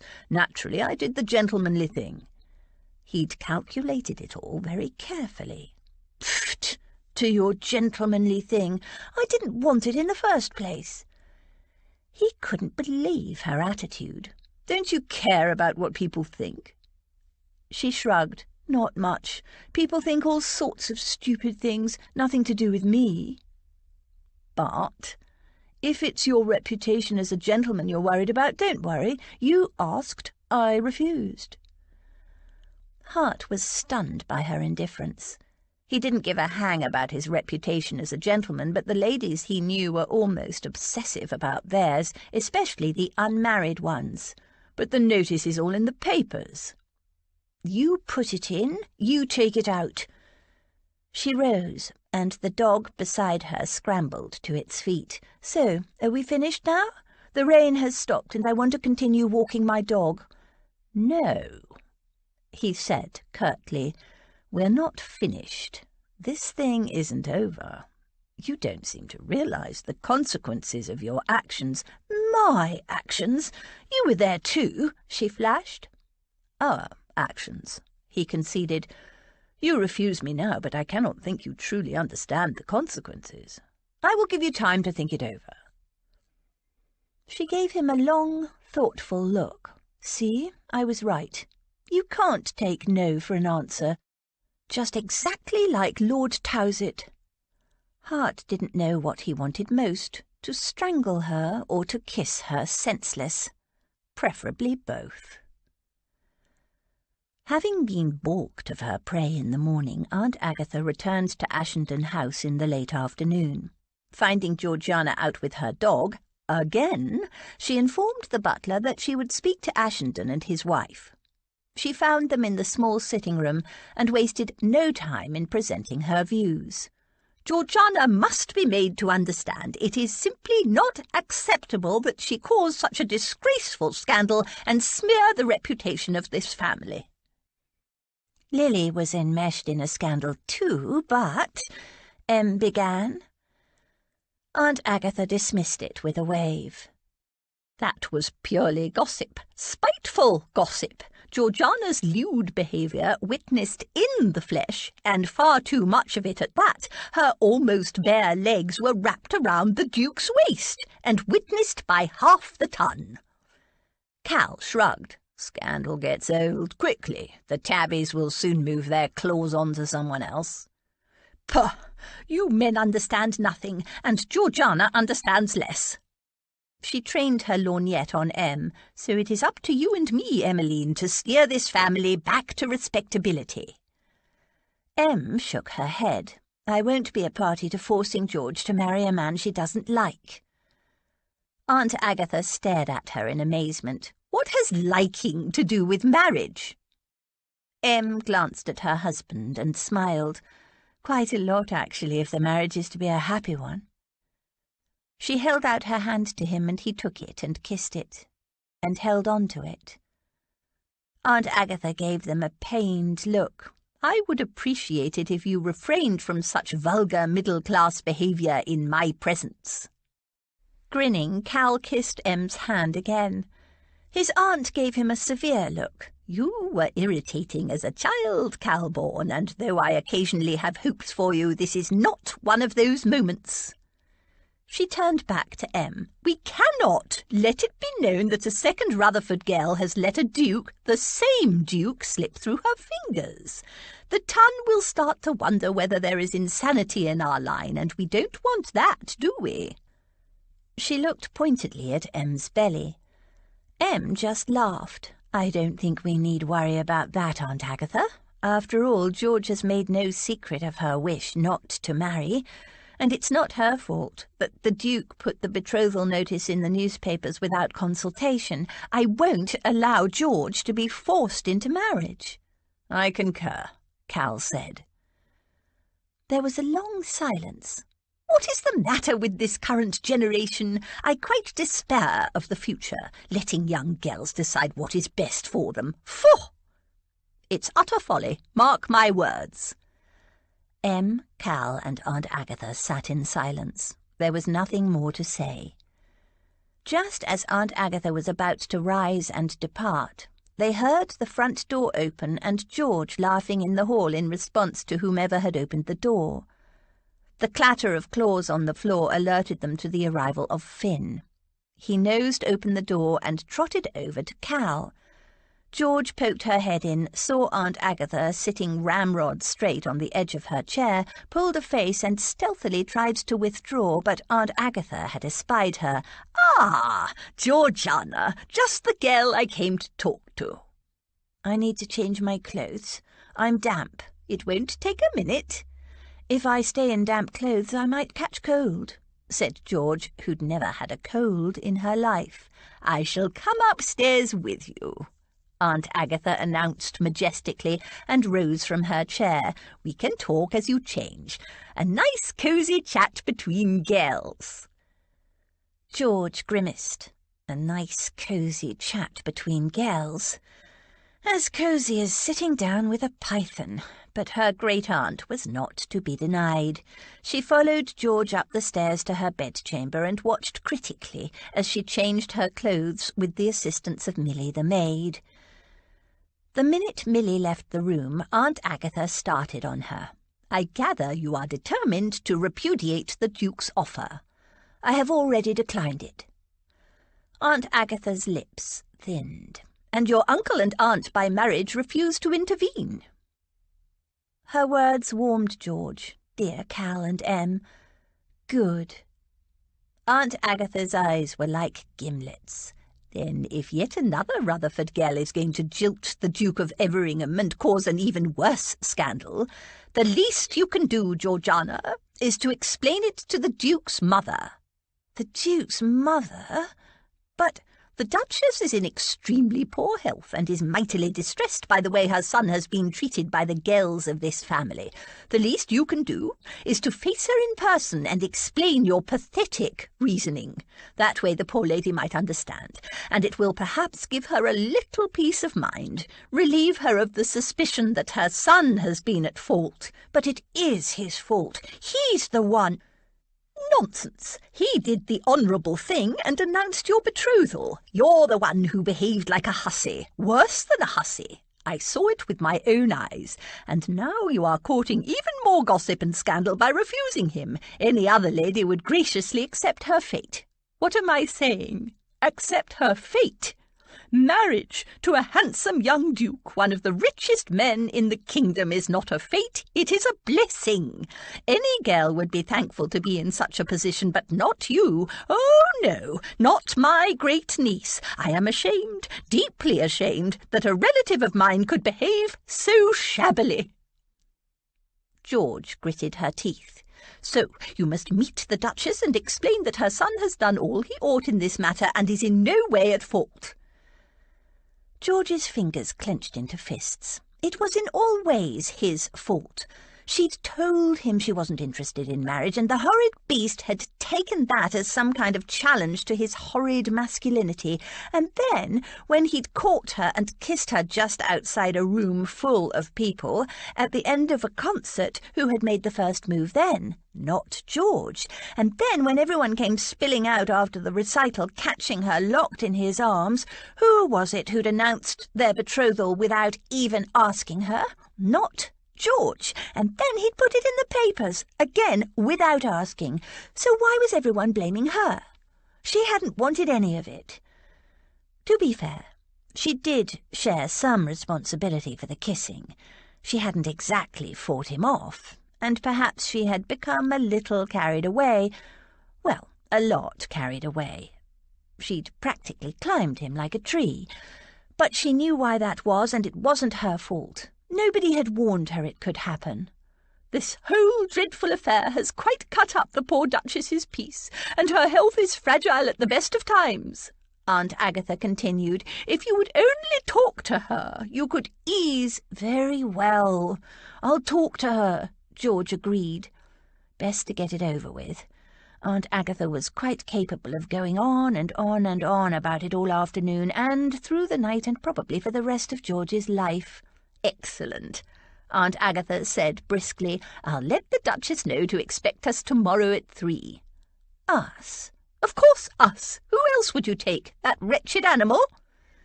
Finn, recognising the reference, if not the sentiment, thumped his tail on the floor. No, of course not, but I thought perhaps— Who? Rose and Lily have both gone to the country. Emmeline is in no fit state to accompany you anywhere, burdened as she is with the imminent arrival of the heir. As for Dorothea— She snorted. No, I will accompany you, and that's that. I will call for you at 20 minutes to 3. Be ready.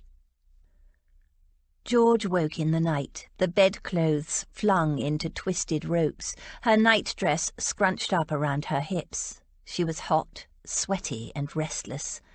That dream. She blushed just thinking about it.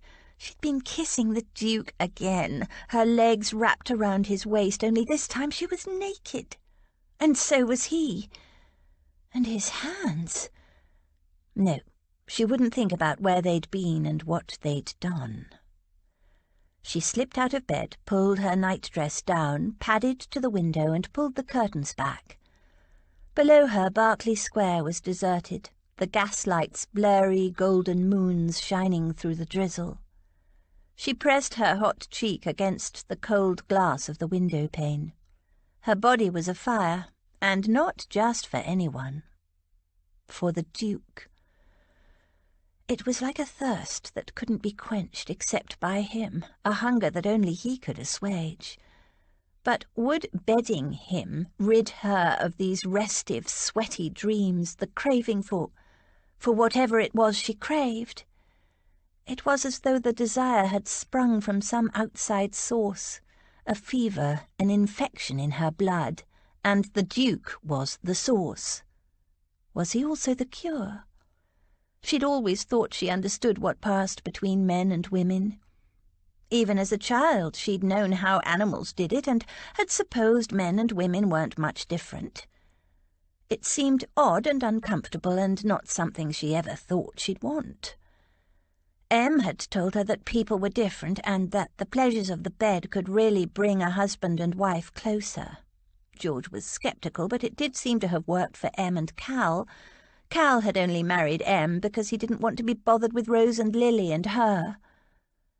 His attitude had certainly changed, but how much of it was because of whatever happened in the bedchamber? Lily and Rose had talked about it too. They said it was lovely, but George had never really thought about what lovely meant. She wondered now. It didn't feel lovely at all. She felt raw and uncomfortable and hot and desperate, but she apparently craved it, whatever it was, even in her dreams. It was horribly inconvenient. She craved it, craved him and how he could make her feel, but she didn't want him, didn't want to want him. Half a dozen mind-stealing, dizzying, knee-melting kisses, and already she was having hot and steamy dreams of him. Was she addicted? How much more was there to feel? She curled up on the window seat, pulling her nightdress over her knees and leaning against the window frame. Rain spattered in hard little pellets against the glass. Rainwater rattled down through the pipes. She thought about the raptures Lily and Rose went into whenever they'd talked about love-making with their husbands, though with frustratingly little detail. Did she really want to go through life without ever experiencing that for herself? She didn't. She wanted to feel, wanted to know. She knew well the purpose of this frantic inner urge to mate, procreation. She didn't know much about babies, only about puppies and foals and kittens and kits and chicks, and she wasn't sure she even wanted a baby. Could she risk it? Risk falling pregnant outside of marriage? It was very tempting, but no. She'd been called a bastard often enough in her childhood to know bastardy was a dreadful thing to inflict on a child. If she were going to find out for herself what it felt like to lie with a man, it would have to be in wedlock. But marriage to the Duke, despite the raw, ravening, uncontrollable desire that seized her whenever he touched her, oil to her flame, he was cold, cynical, autocratic, and selfish. She stared out into the night, watching the rain making ever-changing runnels down the window. Her mind and body were in turmoil. Marriage? Giving up control of her money? Placing her fate in the hands of a man she didn't like? She couldn't do it. Not even to know what passion tasted like. This rampant desire would fade. It was just a matter of waiting until the urgency passed. Chapter 10.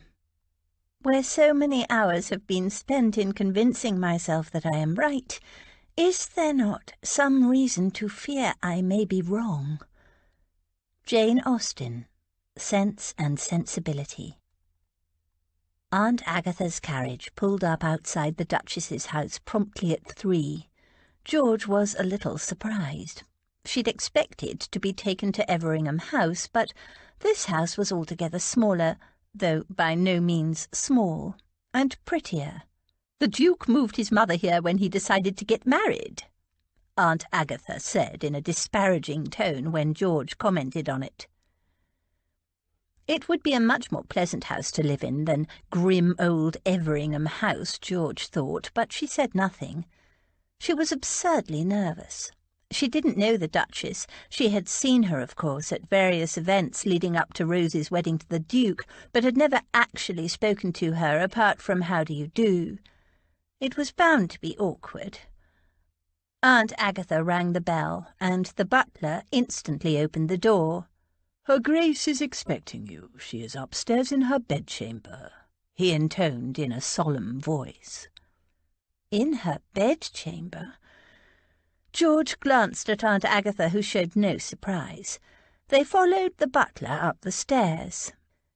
He knocked on the door, then opened it, saying softly, "Lady Salter and Lady Georgiana Rutherford, Your Grace." Bracing herself, George stepped into a dimly lit room. The curtains were drawn, candles were burning, and She sniffed. Was that incense or medicine? The atmosphere was suffocating. The bedside table was crammed with jars and bottles and vials and strange-looking medical paraphernalia. A woman dressed in grey sat in the corner, silent and self-effacing, some kind of attendant or nurse. She wasn't introduced. And there were flowers. So many flowers in vases all around the room. Aunt Agatha had said the Duchess was fragile and poorly, but clearly she was a lot sicker than that. It looked like a deathbed. The Duchess, slender and frail-looking, her skin a livid pasty white, lay propped up on pillows in a vast four-poster hung with heavy brocade. Her eyes were huge, red-rimmed and haunted-looking. She put out a thin hand. "Lady Georgiana," she murmured weakly, "so glad." "How do you do, Your Grace?" George spoke softly, feeling awkward to be so healthy with this pallid husk of a woman lying before her. The Duchess sighed. "Oh, well, life is uncertain," she murmured. She gave a tremulous smile, then a coughing fit took her, as if simply to speak those few words had exhausted her. The attendant hurried forward and fussed around the Duchess, then a few moments later was dismissed with a feeble wave. She went back to her corner. "Now, Georgiana, tell the Duchess what you came here to say," Aunt Agatha said in a brisk voice that seemed far too loud in this otherwise hushed room. "Oh, yes, you're going to marry my son, aren't you?" The Duchess gave her a wan smile. I wanted to meet you before," the Duchess continued, "in case." She gestured vaguely toward the array of medicines on the bedside table. "Your Grace, it made me so happy when I learned that my son was to marry after all. That time he was left at the altar. So distressing." She pressed a vein-lined hand to her chest. "Your sister, wasn't it?" She gazed at George out of tragic, red-rimmed eyes. George shriveled inside. "My aunt." The Duchess nodded. "Yes, one of the Rutherford girls." She sighed again. "I've been so worried, you see, that my boy will be left all alone when she sighed, "when I go." She dabbed a wisp of lace to her eyes, and when it came away, big fat tears rolled slowly down her hollow cheek. George bit her lip. She hated it when people cried. She hardly ever cried herself, and then only in private. When others cried, she felt mildly alarmed and quite helpless. She glanced at Aunt Agatha, who gave an unhelpful shrug, as if to say, "It's your responsibility, you deal with it." The Duchess wheezed on. "I was so distressed when dearest Agatha told me you were having second thoughts." She broke off to cough into the lacy handkerchief. Second thoughts? George had never even had first thoughts. She'd never wanted to marry the Duke. But how could she explain that to this poor lady? It seemed somehow brutal. "For my son to be jilted twice, and by girls of the same family." Rose hadn't jilted him. She hadn't known Thomas was still alive. Nobody was to blame, and if the Duke hadn't publicly announced their betrothal without asking... But who could argue with a dying mother? "Everyone will assume that there is some ghastly flaw in my son." There was. He was arrogant and cold and high-handed, George thought. Though his kisses... She forced her thoughts back to the moment.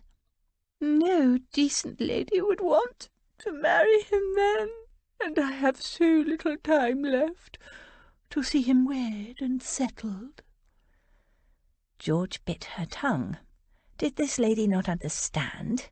If the Duke were cross-eyed and hunchbacked, was subject to fits, and drooled, he would still have women lining up to marry him just because he was rich and a duke. But it wasn't the kind of thing one could say to a dying mother. liquid red-rimmed eyes fixed pleadingly on her. George felt trapped, stifled, a bird mesmerised by a snake. "But here you are, so slender and pretty and charming, the very image of the girl I would have picked out for my dear son. I nearly died, giving birth to him. Did you know? I was never the same afterward. But then, what does health matter?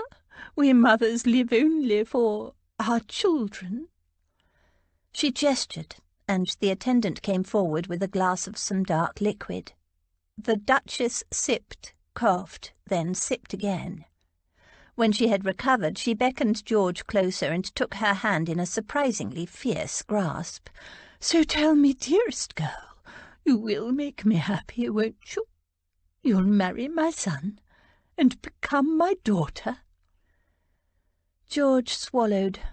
She wanted to fling open the curtains, let in some light and fresh air, even London air, but she was trapped, held fast by a bony grip and a pair of tragic eyes.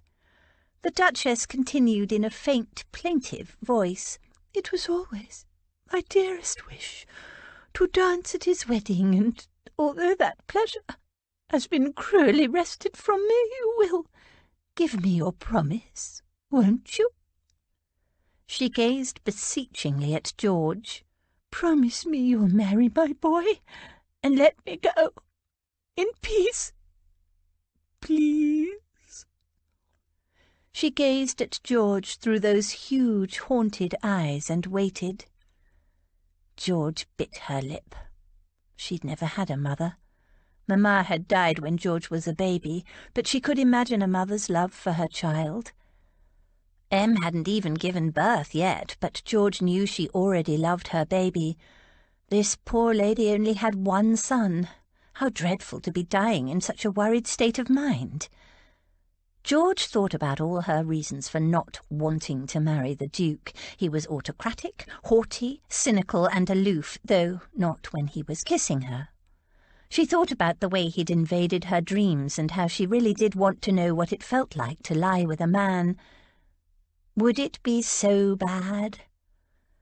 Aunt Agatha said he didn't want the usual kind of wife, that as long as she bore him children, he would let her live an independent life in the country as she'd always planned.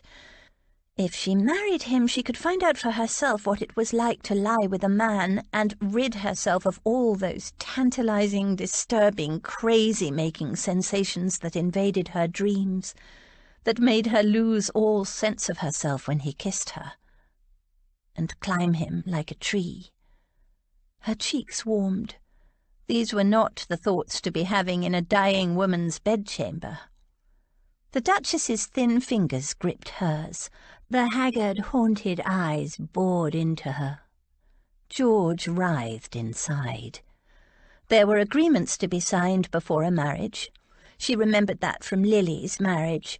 Aunt Agatha had implied that they would live more or less separate lives, except when Congress was necessary to conceive an heir, if he would agree to that in writing. The Duchess's bony grip tightened. Her eyes filled with tears. "Please, my dearest girl, tell me what I need to hear. Let me go at last, in peace." All through her childhood, George had brought home wounded creatures, mending birds' wings, nursing orphaned fox kits, rescuing creatures caught in traps and kittens left to drown.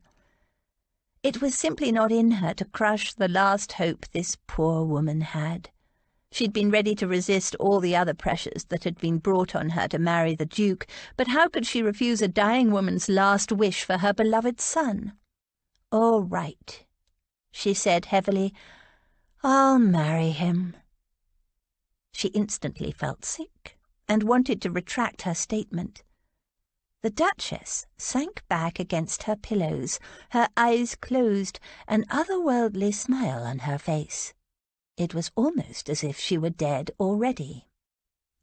"Excellent." Aunt Agatha rose. "Now come along, we've exhausted the Duchess enough. She will wish to sleep now." She bustled George from the room, and before she could blink they were out in the street, climbing into the carriage. "What's the matter with her?" George asked. "Is she really so close to—" "It is vulgar to speculate," Aunt Agatha said brusquely. "The Duchess's situation is not your concern. The sooner we settle this business of the wedding, the sooner her mind will be at rest. I'll speak to Ashenden this afternoon."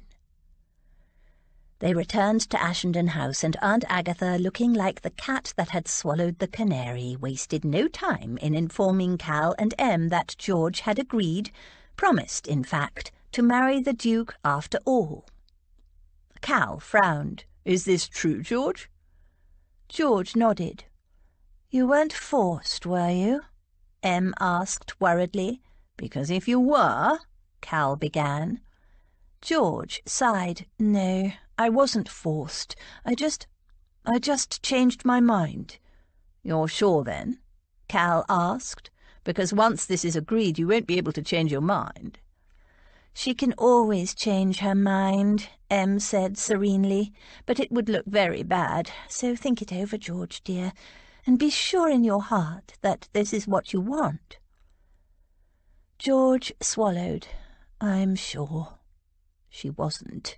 She was filled with doubts and second thoughts, but she'd given her word to the Duchess, so she wasn't going to act on them. "So, Ashenden, you and Everingham can begin drawing up the settlements," Aunt Agatha said. "Cal, the Duke and I will begin drawing up the settlements," George corrected her. She still felt sick about the promise she'd made. Every part of her screamed to escape, but a promise was a promise. And if she was going to marry the wretched Duke, she would make sure she got what she wanted out of the deal. Aunt Agatha raised her lorgnette and eyed George narrowly through it. "What nonsense! Ladies have no part in such negotiations. It would be quite unseemly." "Perhaps," George said sweetly, "but how often have you told me I'm no lady? Seemly or not, it's my future that's being negotiated, and I'm determined to have my say." George went upstairs and flung herself on her bed. Finn came padding up and nudged her gently, but she wasn't in the mood to go out, not yet. She was swamped with doubt. What had she agreed to? Marrying the Duke would put all kinds of ghastly restrictions on her. She'd have all of society watching her, judging her, life in a birdcage. She'd be expected to behave like a duchess, dress like a duchess, perform duchess-type duties. How did a duchess behave, anyway? George didn't really know.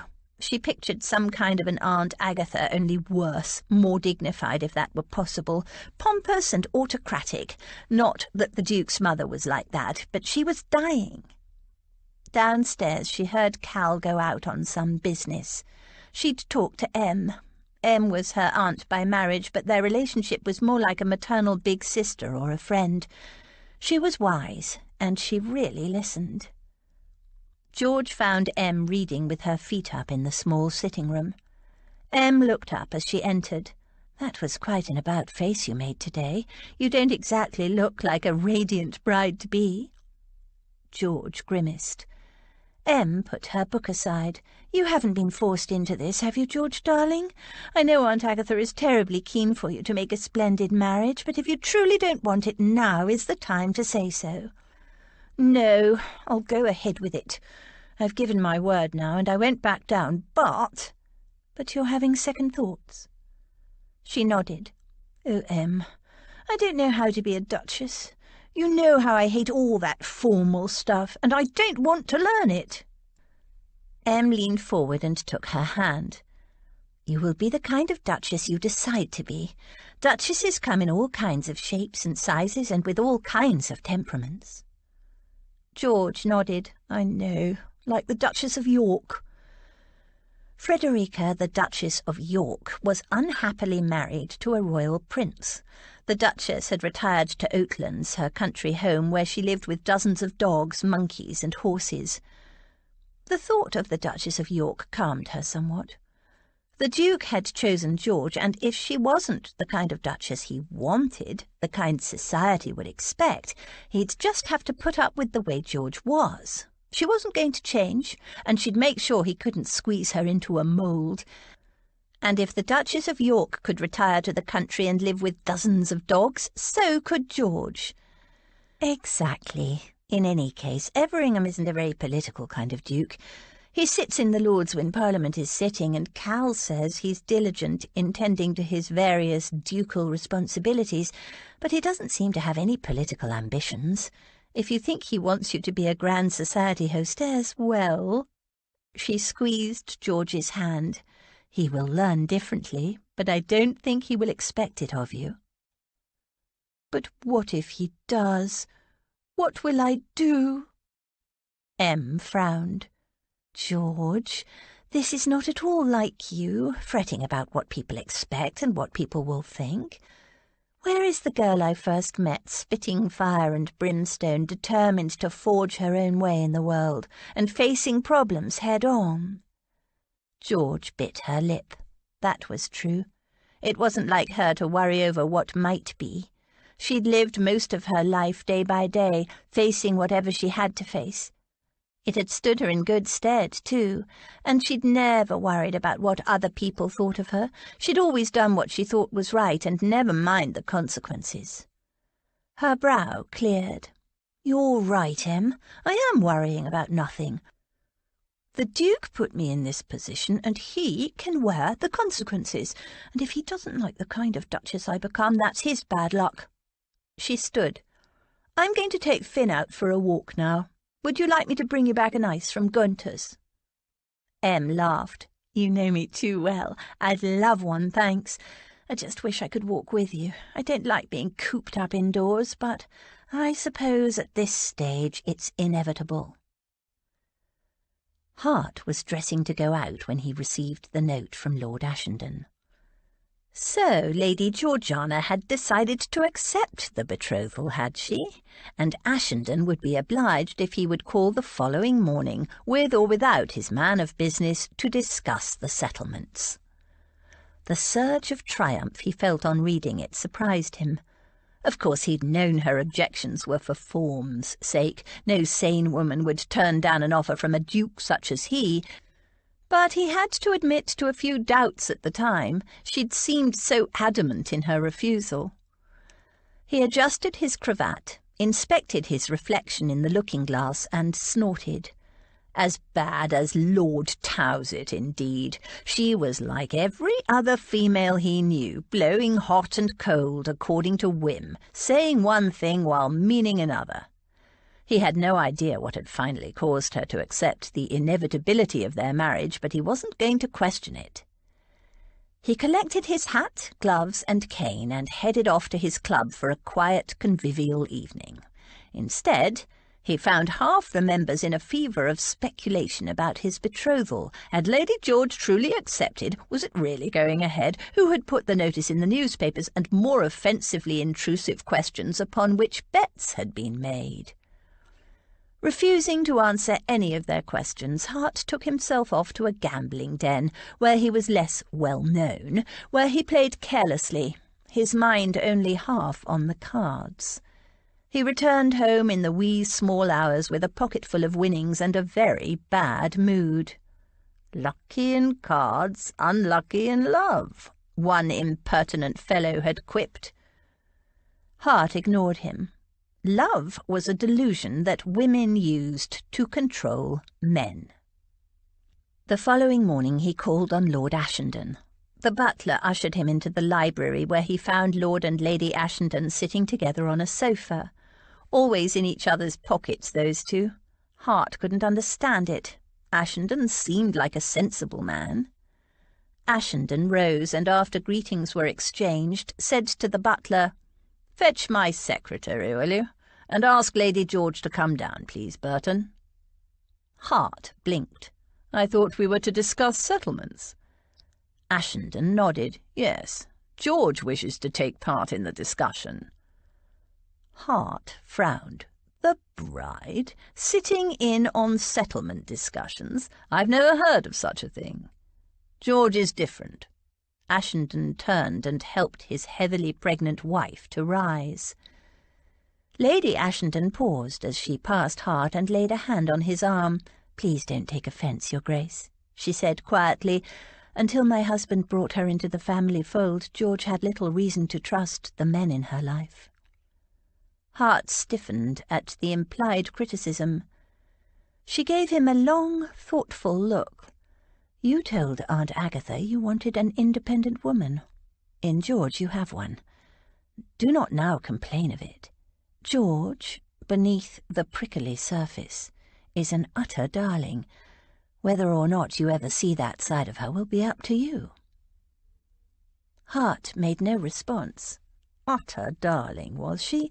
He'd seen no evidence of that. He had, however, experienced the wildcat in her, and that, to his bemusement, he rather liked. Lady Georgiana entered the room with that confident, leggy stride that never failed to cause his body to sit up and take notice. She was dressed in a slate-coloured dress that was halfway between grey and blue. Edged with claret piping and worn under a claret-coloured spencer, it was plain but stylish. Not for her the frills and flourishes most young ladies affected. The colour of her dress highlighted her eyes. The colour of her spencer drew attention to her lush, ripe mouth, and the way it clung, framing her breasts. It was a garment meant to enhance a woman's charms rather than keep her warm. It more than warmed him. Hart averted his gaze. He needed all his wits about him. Settlements were far-ranging legal agreements, and Ashenden and his niece were sure to drive a hard bargain. George glanced at the corner where Ashenden's secretary had settled himself unobtrusively. "You didn't bring your secretary?" she asked. "No, I don't have—" Hart broke off, remembering just in time that he was supposed to have an over-eager secretary who sent notices of betrothals to newspapers. "He's occupied on another endeavour at one of my estates." She shrugged, seated herself, and pulled out a sheet of paper. "Shall we start, then? I've made a list." For some reason that annoyed him. He tried to tell himself that it was not unreasonable for a woman to ensure her marriage settlements were adequate, but, damn it, what did she think he was? Some kind of miserly penny pinch? He'd been more than generous when preparing to marry Lady Rose. Besides, settlements were men's business. She was passing from the protection of her uncle to the protection of her husband. To challenge that was to impugn his honour. He took good care of what was his. She began. "I have an inheritance coming to me when I turn 25. I wish it to remain mine, even after marriage." She flung him a challenging look. "I agree," he said curtly. What interest did he have in her paltry inheritance? "We will set up a trust." "No, I will have sole control over it. I won't have trustees telling me what I can and can't do with my own money." Hart glanced at Ashenden and shrugged, if that's how she wanted it. Ashenden made a note. In the corner his secretary did the same, no doubt putting it into legal language. "You will also make me an allowance." "Naturally." His voice was icy. Did she think he intended to keep her in penury? She named a sum that made Hart blink. It was far too modest. Women by nature were rapacious creatures, out for all they can get, so what was she up to? He said nothing, however, just gave Ashenden an indifferent nod. Ashenden noted it down. "The Duke will give me a house in the country, consulting with me as to the choice. The house is to be wholly mine, title and deed." His eyes narrowed. He had a dozen country houses. What did she want a separate one for? To keep him out? To have assignations with other men? "You already own a house," Ashenden reminded her. "Willowbank Farm." "I want Willowbank Farm deeded to Martha Scarlet, free and clear, with her name on the title." "But she already has the right to live there for as long as she lives," Ashenden said, "as well as an allowance to live on." "Yes, but this way she will be a property owner and will be able to leave the place to her sister or one of her nieces or nephews. It will give her standing in the community, and the allowance is to continue for as long as she lives." Ashenden hesitated, but his niece said urgently, "It's all I have to give, and you know what I owe her, Cal." Hart frowned. Who was this Martha Scarlet person? Ashenden glanced at Hart, who made a gesture that indicated his supreme indifference to the arrangement. He would make it his business to find out who the woman was and what his future wife owed her, and then he would decide what to think. Everingham to provide a house with George's agreement and Willowbank Farm to be made over to Martha Scarlet, Ashenden said, and his secretary made a note. Right, what's next on that list of yours, George? Any children that result from the marriage will live with me and will not be removed from my care unless I agree. There was a short silence. Then Hart said coldly, As long as you behave yourself, I see no problem with that. He had no knowledge of children and little interest in child-rearing. As long as he had an heir, that was all that mattered. Provision will be made for each child's future when they're born. Naturally, as long as they're my children. She flashed him a look of indignation. I believe the marriage service says, forsaking all other, keep thee only unto him so long as ye both shall live. I, at least, have no intention of breaking my vows. His brow rose cynically. If you say so. Her eyes narrowed. Ashenden said, What about the Duke's fidelity? Don't you have anything to say about that? The Duke's attraction was bound to blow itself out, as would hers, no doubt, and she would not, absolutely not, demean herself by appearing to care what he did after that. She shrugged. Most men are tomcats, everybody knows that. Now it was Hart's turn to be offended. He'd planned to continue with his current way of life, which meant he would probably set himself up with a mistress once his wife took to living in the country with her dogs and horses. It was unreasonable to expect otherwise, but her attitude was insulting. If she could be faithful, so could he. Hart waited for her next condition. She tensed, and he knew this would be the big one. Women were devious. She hadn't yet made any demand that was not laughably minor. They always left the sneakiest until last.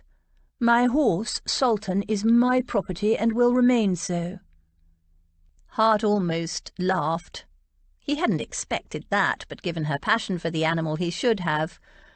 Will you allow the stallion to cover some of my mares? She considered that, if they're of suitable quality and Sultan likes the look of them. Agreed.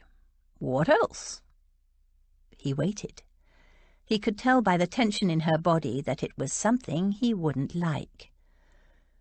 She moistened her lips before she spoke, and for a few seconds he was so focused on her mouth that he almost didn't take in what she said. Almost.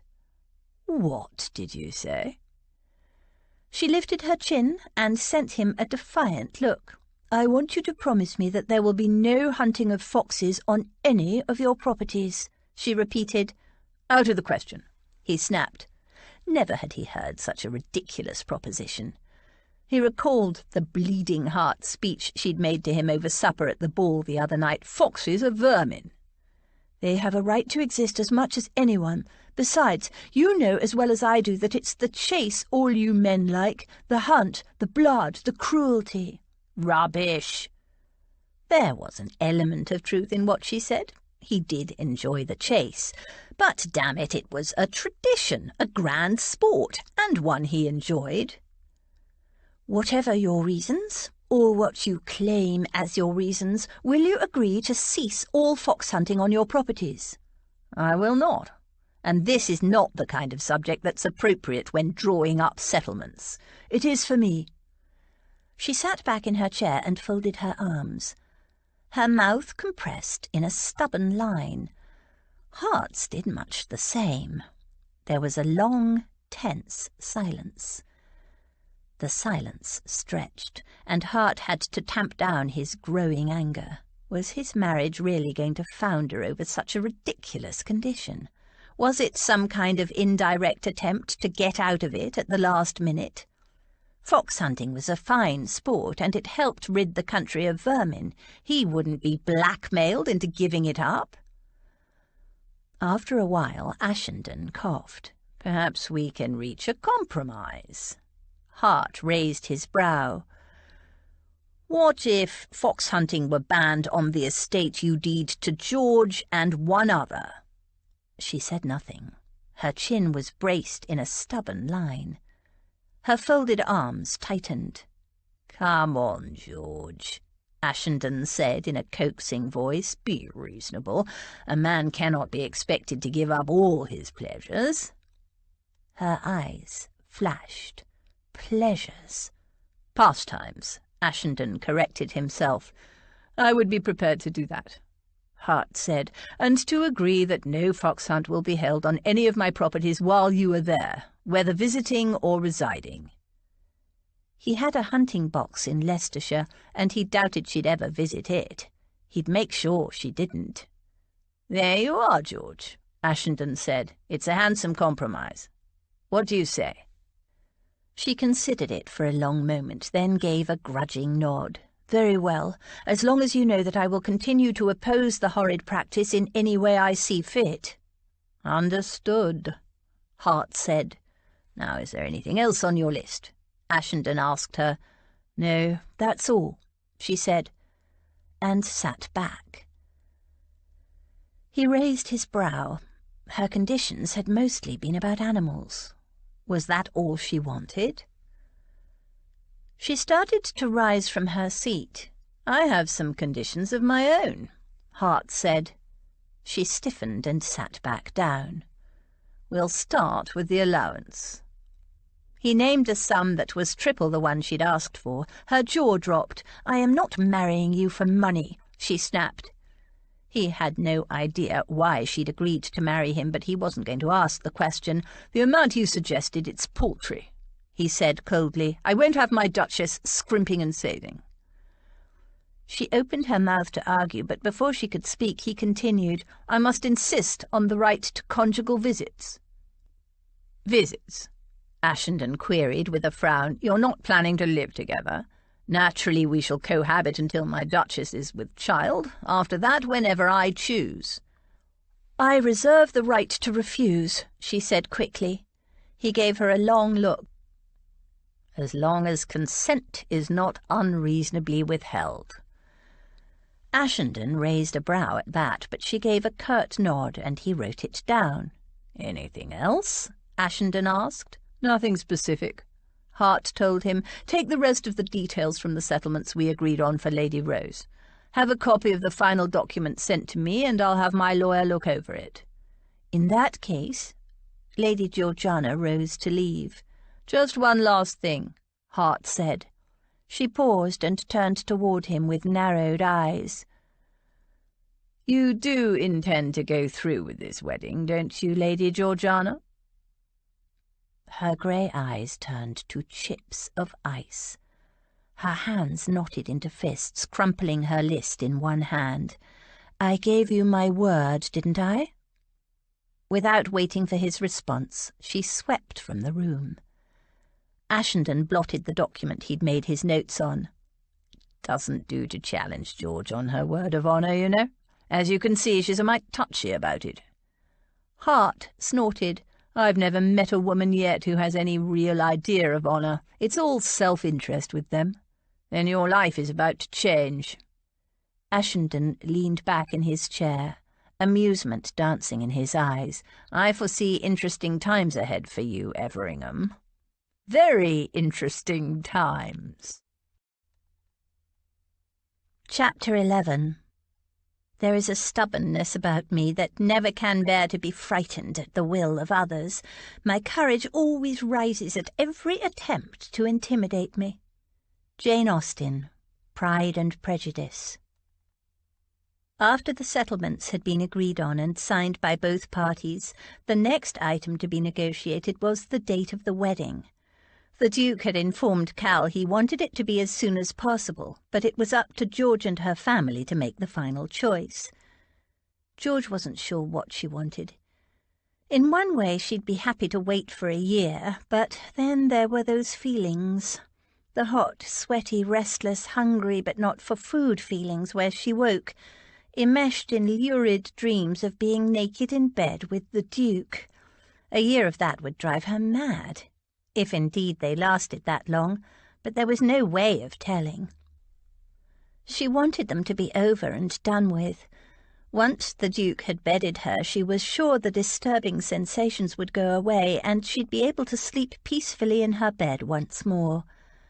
In the end, they agreed on a date just over 3 weeks away, which gave time for the banns to be called in church. Aunt Agatha had given a flat veto to the Duke's plan for a special licence. "Bad enough the scandal that forced this marriage in the first place," she said. "If you rush the business through, you know what people will think. As it is, they will be counting back from the date your first child is born." Her first child? George couldn't imagine it. She glanced across at Em, huge now with the imminent birth of her baby. How must that feel? "Yes," Em said, "and we need time to order clothes. George will need a wedding dress." "And the rest," Aunt Agatha added, "a trousseau fit for a duchess." George didn't like the sound of that. "I'll speak to my dressmaker, Hortense," Aunt Agatha continued. "No," George said. She'd met Hortense once and hadn't liked her a bit. Top lofty, more snobbish even than Aunt Agatha, and her clothes might be very elegant, but in George's opinion they were old lady clothes.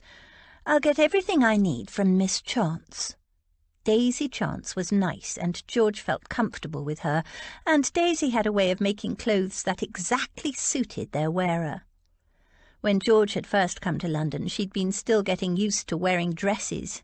The idea of ball dresses and morning dresses and carriage dresses and evening dresses and all the other kind of dresses was quite overwhelming to a girl who hadn't even owned a dress until a few months before. But Miss Chance had understood and had even made her some special breeches that George could wear under her dresses so that she didn't feel so naked and exposed. Dresses were draughty. Aunt Agatha sniffed. "That common little cockney can't possibly outfit a duchess. She would have no idea where to start." "She can practice on me, then." "Don't be ridic—" "Miss Chance has done very well by all of us," Em interjected calmly. "I see no reason why George should not continue to patronise her for her wedding dress and trousseau. So that's settled." Aunt Agatha looked as though she'd swallowed a lemon, but she didn't argue. One didn't argue with the woman about to give birth to the Ashenden heir. Lord help Em if she had a girl. "I'll come with you to see Miss Chance, dear," Aunt Dotty offered. "I have a mind to order some garments from her too, something a little special. We'll have fun together, won't we, George?" George grinned. "Thanks, Aunt Dotty, that'd be lovely." George could see Aunt Agatha was wrestling with herself. She'd rather sit in a puddle than be seen entering the house of Chance, but she also didn't want to hand over the serious business of clothing a future duchess to her frivolous younger sister. Anyone who would describe such an important task as fun was clearly not to be trusted. Em settled it. "Thank you, Aunt Dotty, that will be perfect. It's a shame that Lily and Rose are both out of town at the moment. I know they'd love to go shopping with you. I wish I could go myself, but—" She gestured to her swollen belly and sighed. "I hope it won't be long now. I'm so sick of feeling like a caged elephant." "Bite your tongue, Emmeline," Aunt Agatha snapped. "Caged elephant indeed. What is a little discomfort when you have the privilege of bearing the next heir to the house of Ashenden?" Em gave her a dry look. Aunt Agatha had never borne a child. Easy for her to say. But of course Em would never say so. George would, if Aunt Agatha ever spoke to her like that.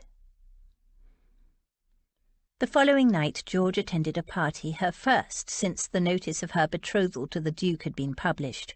She was a little nervous, wondering what the reaction of the ton would be, and when she stepped into the room flanked by her 2 aunts, the sudden hush, followed by a buzz of low comment, confirmed her worst expectations. Aunt Agatha said, "Now, Georgiana, your best behaviour, if you will. You have the Rutherford name to uphold. None of your barnyard antics here." George gritted her teeth. Barnyard antics, indeed. How she wished she had Rose and Lily with her. Or Em. On her other side, Aunt Dotty squeezed her arm gently and murmured, "Head up, my love, and smile. The worst will soon be over." Her hostess came bustling up. "Lady Salter, Lady Dorothea, Lady Georgiana, so delighted you could come this evening. Congratulations on your betrothal, Lady Georgiana. So clever of you to catch our dear elusive Duke." George blinked. Our Duke, as if she'd stolen him, and was clever implying she'd trapped him? She itched to point out that he'd trapped her, but she didn't. She thanked the woman politely and moved away as quickly as she could, looking for something to drink and a friendly face. One of the young men who'd courted her came toward her, his face full of reproach. "And to think I believed you when you said you never wanted to marry. You were so adamant that you wanted to live by yourself in the country with your dogs and horses. But it was just me you didn't want to marry, wasn't it?" His voice was raw with hurt. "You had your eyes on a much grander prize." "I'm sorry." George had no words to explain. She ached for the pain she'd caused, but there was no way to tell him that she'd been completely honest with him and that nothing had changed except her situation. Nobody had shoved her into the Duke's arms that evening, and nobody had made her return his kisses and climb him like a tree. That was her own fault, or the fault of her runaway instincts. "Well, you tricked us all, didn't you, Lady George?" said another man with a bitter laugh. "More fool me for believing you meant it." The reproaches of men who'd courted her were bad enough. Other comments were blunter and more to the point. A tightly corseted dowager congratulated her thinly, then, as she turned away, added in an acid aside to her friend, "She's lucky the Duke is a man of honour. In my day, girls who behaved like trollops were given a good whipping and sent away in disgrace." Another said, within George's hearing, "I suppose her uncle forced him into it. Ashington is not a man to be taken lightly." Several women asked her when the wedding was to be and eyed her waistline searchingly. But the worst were the women who congratulated her for being clever, for entrapping the Duke. Their congratulations made her feel soiled, dirty. "You sneaky thing. I've been trying to hook Everingham for the longest time. I heard how you did it. So clever, arranging to be caught like that. Doing it at one of old Mrs. Glastonbury's musical evenings. Must have made the old lady's wigs stand on end."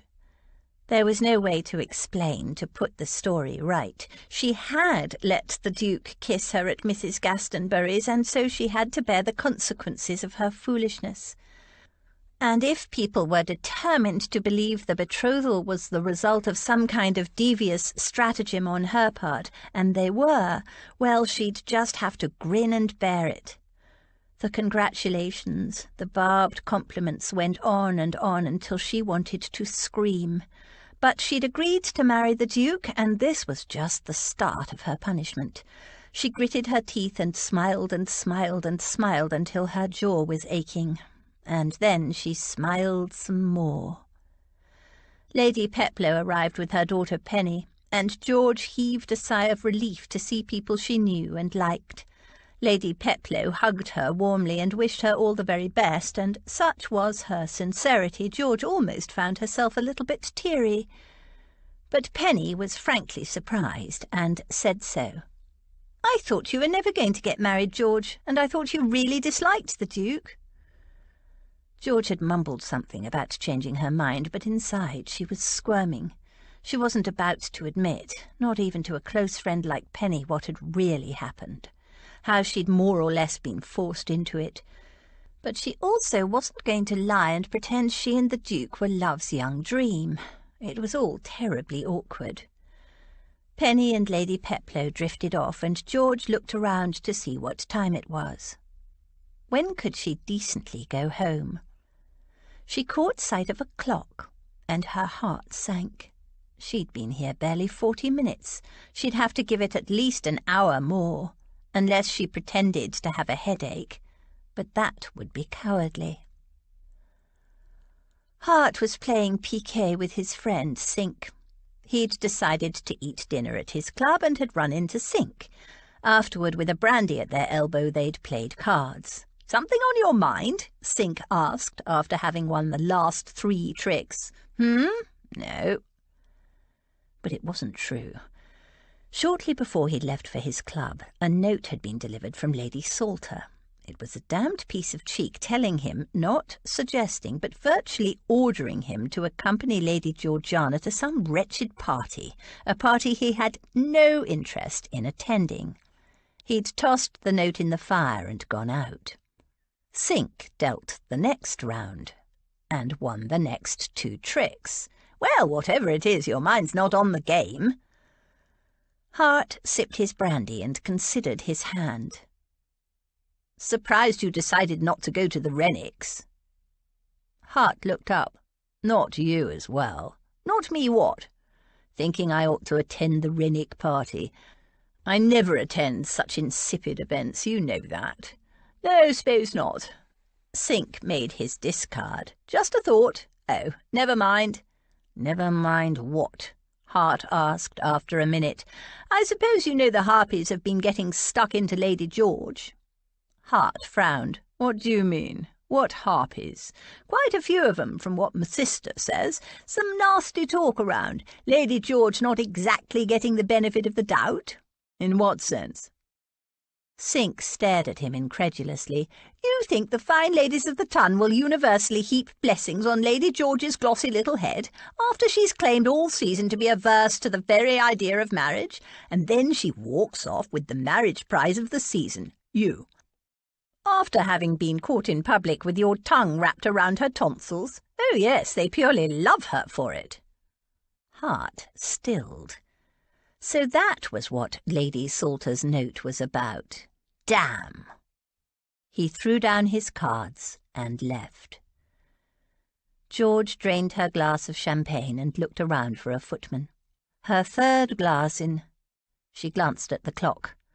Not quite an hour. She never drank more than 1 glass usually. She didn't actually like champagne. Trouble was, she didn't much like ratafia either. What she wouldn't give for a nice cup of tea. But she'd have to wait until she got home. A woman hurried up to her, hands held out and a wide smile on her face. Mrs. Threadgood, the lady she'd last seen in the Peploe Conservatory. "Good evening, Mrs. Threadgood," George said cautiously. The woman seized George's hands in hers as if in warm congratulation, leaned forward and in a low voice said, "You don't deserve such a fine man, you little strumpet. Don't think I don't know what you were up to in that conservatory." Smiling falsely, she dug her nails into George's hands so hard that if George hadn't been wearing gloves, she was sure the woman would have drawn blood. She wrenched her hands out of the woman's grip and, temper boiling, raised her hand and found her wrist caught from behind in a firm grip.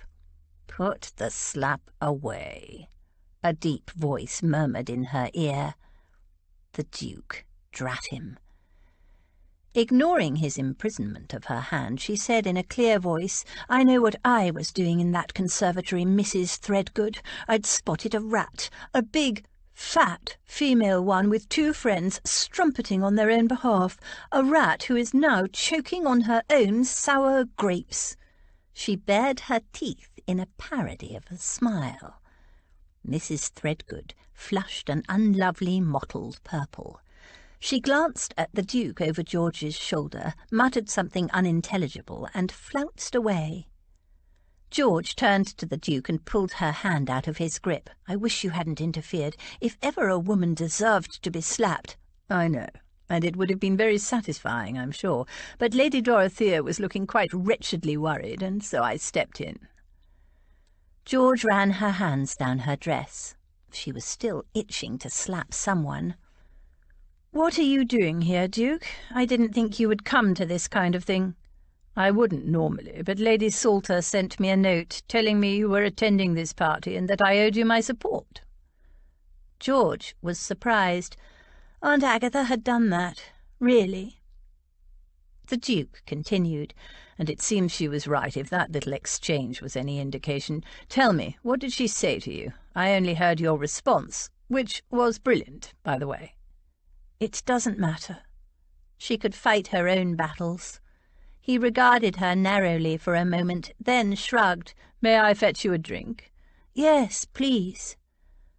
As soon as the Duke left, George pulled one of her gloves off and examined the marks Mrs. Threadgood's nails had left. A series of red crescent indentations marked the back of her hand. She rubbed it. The wretched woman had claws. The Duke returned with a footman bearing a tray with a variety of drinks. Did that woman do that to you? Let me see. He reached for her hand, but George pulled it away. No, it's nothing. She pulled her long satin evening glove back on and selected a glass of lemonade from the footman's tray. They stood sipping their drinks, observing the people at the party. Are you enjoying yourself? The Duke asked after a minute. She gave him an incredulous look, then snorted. Oh, yes, I couldn't think of a more delightful way to spend an evening. He grimaced. Like that, eh? So Lady Salter was correct. George shrugged. She occasionally is. Was that woman, La Threadgood, typical? About average. The consensus seems to be that I have entrapped you into marriage. Some resent it. Others are congratulating me on my cleverness. She directed an accusing look at him and seemed to expect him to say something. I see. Hart could see she was angry, but there was nothing he could say to her that would mitigate the gossip. I thought you didn't care what society thinks. It was the wrong thing to say. She turned her head sharply. Why would you think that? In the conservatory that time, with Mrs. Threadgood and her friends, you said as much. Oh, them. They only thought I was odd. I don't care about that kind of thing. A lot of people think I'm odd. She made a careless gesture. I suppose I am. Then how is this any different? Because this time they're calling me dishonest, saying I've been deceitful and devious and hypocritical and immoral. It's insulting. He didn't say anything, so she added, Don't you see? They're accusing me of entrapping you, of catching myself a rich duke by devious means, accusing me. I see. She rolled her eyes. He frowned. But you know you haven't done any of those things, so what does it matter? She eyed him with exasperation. It must be so nice to exist on your rarefied mountain-top, looking down at the rest of the world from your superior position, untouched by what people say about you. People talk about me all the time, he said coolly. I have learned to ignore it. She bared her teeth at him. Well, I'm still learning, and I don't really mind if people talk about true things about me. It's the lies that make me angry. He could see that. She was in an invidious position, and his actions had put her there. So it was up to him to do something about it. There is no point trying to argue against ill-natured gossip. The harder you oppose it, the more it will confirm in people's minds that it must be true. She sighed. I know. I just have to be patient and hope the gossips move on to some other scandal. But I hate waiting. I just want to hit people. His grey eyes glinted. I would not advise it. She narrowed her eyes at him. I particularly feel like hitting people who stay unnaturally calm, especially people who got me into this horrid position in the first place. She flexed a gloved hand and said reflectively, I've never hit a duke before. Possibly it is a treat in store for you in the future. In the meantime, let us demonstrate to the ignorant that we are in this together. He presented his arm, and with a cautious look she slipped her hand into the crook of his arm. He led her forward a few steps, then paused and looked down at her. And you're not odd. You're an original. He led her in a slow stroll around the room. He greeted people, sometimes with just a nod, and sometimes he stopped to chat with the more influential members of society in attendance, presenting her as his betrothed each time. George remained fairly silent, speaking only when spoken to. She kept a pleasant expression on her face, but underneath she was still seething. Naturally, the compliments and congratulations held no barbs, hidden or blatant, this time around. She wasn't sure whether she was relieved to have the slings and arrows stop, or even angrier at the hypocrisy that would happily attack her but pour the butterboat over him for the same thing. Not that many people actually addressed her. She was merely the appendage on the Duke's arm. Was that to be her future, she wondered? Not if she could help it. All the time they circulated, she was horribly aware of the warmth of the Duke's arm under her palm, his strength. The faint, distinctive scent of his shaving cologne teased her senses, making her want to lean closer and inhale him. Inhale him? She caught herself just in time. It was still happening, she thought gloomily. When would this wretched state come to an end? After an hour, Aunt Agatha glided up and indicated that it was time to leave. George was never more thankful of anything in her life. The Duke escorted them to the carriage, bowed over her hand, and then strolled off into the night. George watched him go. It was so unfair. Men had so much more freedom. George and Aunt Dotty went shopping for a wedding dress the next morning. Aunt Dotty was particularly eager to go. She'd heard about the House of Chance from some of her friends, and in particular from an old crony, Beatrice, Lady Davenham, who ran a kind of literary society.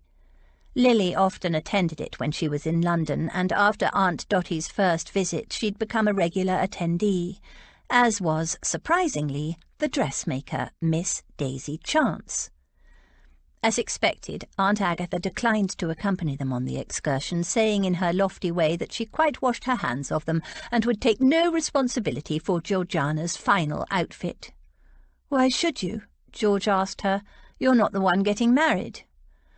With a sniff, Aunt Agatha swept regally out. Aunt Dotty giggled. She wouldn't want to take responsibility for what I'm planning to buy either. "What are you getting?" Em asked curiously. B. Davenham showed me the most delightfully naughty night dresses and bed jackets that Miss Chance made for her. Did you know Miss Chance and her husband and little daughter live with B? There's some kind of family connection, I believe. Anyway, I wanted some of those night dresses and a couple of bed jackets. So pretty they are. Em smiled. "They are indeed. I have several. One of my former students sent me the most beautiful nightdress from Miss Chance for my wedding. That's how we met her, in fact. She was the only dressmaker we knew in London." "Except for Hortense," said George, pulling a face, "and we didn't like her at all." Miss Chance was most enthusiastic about the plans for a wedding dress for George. She drew out a sheaf of designs she'd sketched when she'd first seen the betrothal announcement in the newspaper. "Something simple like you usually like, Lady George, only I wasn't sure if you'd prefer something light or something a bit heavier in a rich fabric. We're getting into summer and you don't want to be hot. Then again, knowing London weather, it might be freezing. And what jewellery will you be wanting to wear? Pearls is the usual thing for brides. Would you want pearls sewn onto the bodice like this one?" She showed George a design, "or something like this." She pulled out another sketch. "Or do you want embroidery? Because if so, we'll need to decide pretty quick so that my girls can get started on it. 3 weeks ain't very long, you know." Everything was in white or cream, which George was heartily sick of, and she'd rejected out of hand the idea that she would wear silver tissue over white satin, which Princess Charlotte had worn to her wedding, poor lady. But Aunt Agatha had stated, and Em and Aunt Dotty agreed, that it was vital that she marry in white, given the rumours and gossip. George comforted herself with the reflection that after this she'd never have to wear white again. Miss Chance then left George with a pile of designs to examine at her leisure, while she took Aunt Dotty to another room where she had a display of the kinds of nightwear that would gladden Aunt Dotty's heart. George leafed through the various sketches, discarded the more elaborate designs, and quickly narrowed the choice down to 2 of the simplest designs. No frills, no lace, no pearls. But which of the 2? The hail-spotted white muslin with the tiny puffed sleeves, or the one in cream silk with piping around the hem. Her inability to decide annoyed her. What did it matter what she wore? This was not a dress to celebrate in. She should simply toss a coin to decide. But for some reason she couldn't make herself do it. "Why don't you take them home for Lady Ashenden to see?" Miss Chance suggested, finding George still trying to decide. "As long as you don't want lots of embroidery or beading or pearls to sew on, and I can see you don't, we have plenty of time to get it made." "Oh, lovely idea," Aunt Dotty said immediately. "Poor Em is feeling so out of everything with this confinement of hers.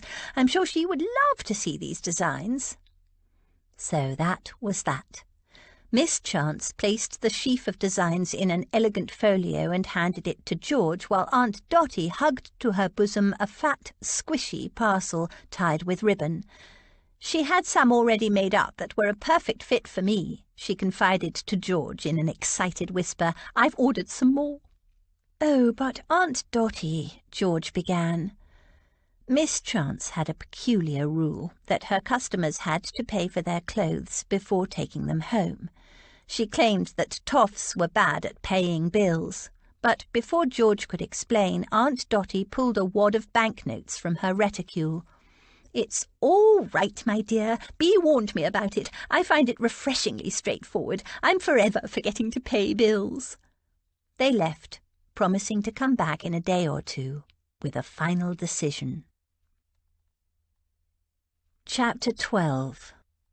I have frequently detected myself in such kind of mistakes, in a total misapprehension of character at some point or other, fancying people so much more gay or grave, or ingenious or stupid than they really are, and I can hardly tell why or in what the deception originated. Sometimes one is guided by what other people say of them without giving oneself time to deliberate and judge. Jane Austen, Sense and Sensibility. The barbed comments continued to fly. It seemed there was no way George could escape them except by hiding at home all day and night, or by having the Duke at her side, and she wasn't going to resort to either stratagem. But each day her temper was sorely tried. She and Aunt Dotty went to the Pantheon Bazaar to shop for stockings and other bits and pieces. Waiting in line to pay for their purchases, George heard a woman behind them saying, "That's the jade who snared the Duke of Everingham in her web." "Take no notice, my love," Aunt Dotty said in a crisp, audible voice. "The woman is ignorant as well as ill-bred." Another woman elbowed George as she passed, hissing, "Jezebel!" George gritted her teeth and held on to her temper. In the park, people who used to smile at her now eyed her thoughtfully and failed to meet her gaze. She didn't receive the cut direct from anyone, but it wasn't pleasant. Wherever she went, whispers followed her. She had entrapped the Duke. She was a hypocrite, a liar, a shameless hussy who'd taken advantage of an honourable man. She was carrying his child. George got more and more furious. She went to Hatchard's to buy a book for Em, who was feeling housebound, and two ladies on the other side of the bookshelves were talking. George could see them through the shelves. "There she is, the one who seduced the Duke of Everingham and got him to agree to marry her. Not as pretty as the first one he was going to marry, is she? I suppose that's why she had to seduce him." To the discomfiture of the ladies, George pulled out a couple of books and, through the gap in the shelves, bared her teeth in a smile. "Shocking, isn't it, ladies? I'm not nearly as pretty as Rose. Obviously I had to do something." She bought the book for Em and sailed out, angrily aware that she should never have lost her temper, and that behind her a fresh buzz of gossip was brewing.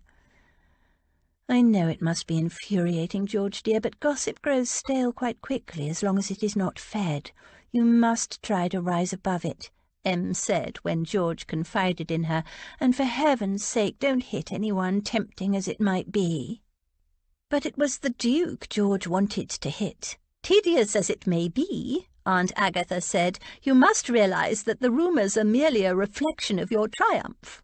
"Triumph? George repeated incredulously. "They are gnashing their teeth with jealousy." Aunt Agatha said loftily, "You have what they could not achieve." "I have what I never did want." But she didn't say it aloud. It was a warm afternoon, and the Duke had invited George for a drive through the park at the fashionable hour. Since she knew that he disliked the slow pace and the constant greeting and gossip-sharing that was the park at that time of day, she realized his purpose was to present them to the Ton as a couple yet again. He arrived on time, driving a very smart curricle pulled by a magnificent pair of matched bays. A liveried groom was seated behind. Leaving a mournful Finn behind, she allowed the Duke to assist her into the curricle.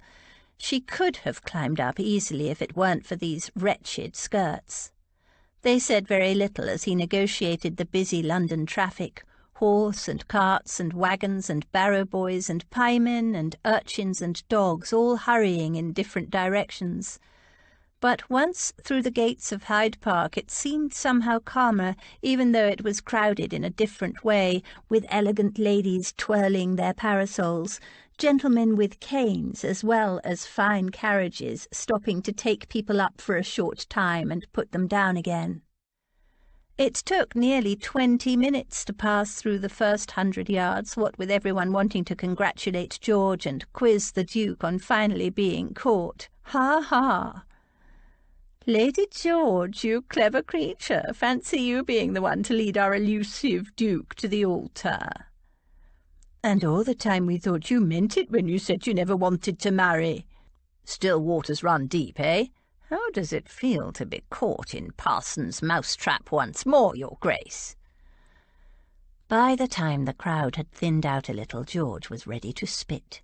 She was fed up with the insincere compliments, the veiled accusations of her having trapped the Duke into marriage, the indirect and some quite blunt accusations of hypocrisy. The idea that he was the one who'd been caught and that she'd done the catching infuriated her. She glanced at the Duke to see if he felt the same, but as usual his face was like a graven mask. She could read nothing, no emotion on it. "Shall we take this path?" he asked, without waiting for her response, turned the curricle down a less used pathway away from the fashionable press. They drove in silence for a while, and George gradually calmed, lulled by the golden afternoon and the breeze in the trees and the quiet. There were only a few pedestrians here and there, and one or two people on horseback who nodded but didn't stop for conversation. "I'm taking you to Venice for the honeymoon," he said after a while. "What? No." She turned to him. "I mean, it's a nice idea, but I can't leave Em until she's had the baby." "I've made all the arrangements." When she didn't respond, he added, "Why do you need to be there? You're not a midwife, are you?" "No, of course I'm not, but I'm not leaving her anyway." "Why? What can you do?" "I don't know. Be there." "For heaven's sake," he said, exasperated, "your uncle is besotted with his wife. She will have the finest medical attention available." Princess Charlotte also had the finest medical attention in the kingdom, and look what happened to her, poor lady. Princess Charlotte had died in childbirth, surrounded by the most highly regarded physicians in the land. Of course, the finger-pointing and blame happened afterward, but George didn't know or care who was at fault. She wasn't going to leave Em until she was safely delivered of her baby. "So you can go to Venice if you want. I'm staying here." "Don't be ridiculous." "In any case," she added, "should you be thinking of travelling out of the country? What about your mother?" "What about her? She'll get along perfectly well without me, I assure you.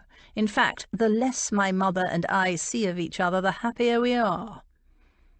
She stared at him in disbelief. To speak so about his dying mother? She was deeply shocked. "You really are heartless, aren't you?" He shrugged.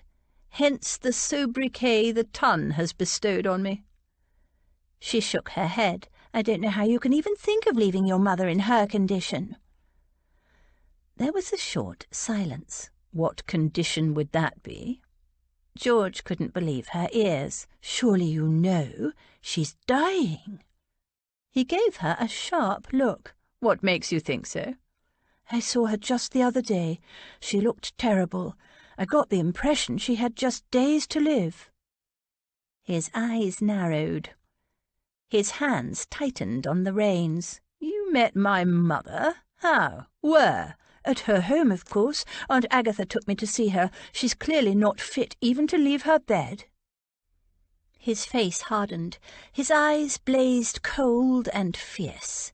He said in a clipped voice, "So you visited her and talked with her. Can I assume it was the day you changed your mind and decided to marry me after all?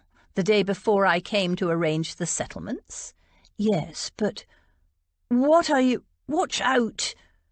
Pedestrians scattered as the Duke pulled his horses around in a circle and drove rapidly back the way they'd come. George clung to the side of the curricle. "What on earth do you think you're doing?" "Taking you to see my mother." "No, but why?" He didn't answer. With a grim expression, he wove swiftly through the London traffic. George would have admired his skill with the reins had she not been so bemused by his overreaction to the idea that she'd met his mother. What was so bad about that? It was only natural that a mother would want to meet her son's intended. Or did he not know of his mother's grave illness? Had she broken a confidence? Nobody had mentioned it was to be kept from him. "Hold 'em," he instructed his groom as they pulled up in front of the Duchess's house. The lad jumped down and ran to hold the horses. The Duke swung George down, took her hand in a firm grasp, and towed her up the steps to the front door. "What are you doing?" She pulled to release her hand, but his grip only tightened. He yanked hard on the bell pull, and a bell jangled loudly inside the house. The butler opened the door. "Your Grace, I—" "Upstairs, is she?" "Yes, Your Grace, in her dressing-room." The Duke pushed past him and, keeping George's hand firmly in his grasp, took to the stairs. She tried to pull back. "What are we doing here? You can't go into her dressing-room unannounced." But he kept going, and as he didn't release her, she had no option but to go with him. He flung open a door. "Ah, there you are, Mother." With a curt gesture, he ushered George into the room. Two elegantly dressed young gentlemen immediately jumped to their feet. They bowed, but George had no eyes for them. The Duke ignored the men as well. In an icy voice he said, "You've met Lady Georgiana Rutherford, I gather, Mother?" The Duchess turned toward them, showing no self-consciousness. "Yes, of course. How do you do, Lady Georgiana?" George forgot to respond. She stared at the Duke's mother, stunned. The Duchess was seated, fully dressed, in front of a large round looking-glass where she had clearly been making the final touches to her toilette. Her skin glowed, her cheeks were delicately tinged with colour. She was dressed to go out in an elegant rose-pink silk ball gown, a lacy shawl draped over her almost bare shoulders, darker pink satin slippers on her feet. A magnificent diamond set graced her throat, ears, and wrist. On the dressing table before her lay a pair of long white satin gloves and a painted ivory fan. She was the picture of health. The two gentlemen, also in the most formal of dress, were, it seemed, her escorts for the evening. They were about the Duke's age. George didn't know what to say. "But you're looking so well, Your Grace. I thought—" "It was a miracle," the Duchess said composedly. "Snatched back from the brink of the grave, I was." She smiled at the two gentlemen, who made sympathetic noises. The Duke said in a hard voice, "You've had a lot of miracles in your time, haven't you, Mother?" The Duchess was oblivious to her son's sarcasm.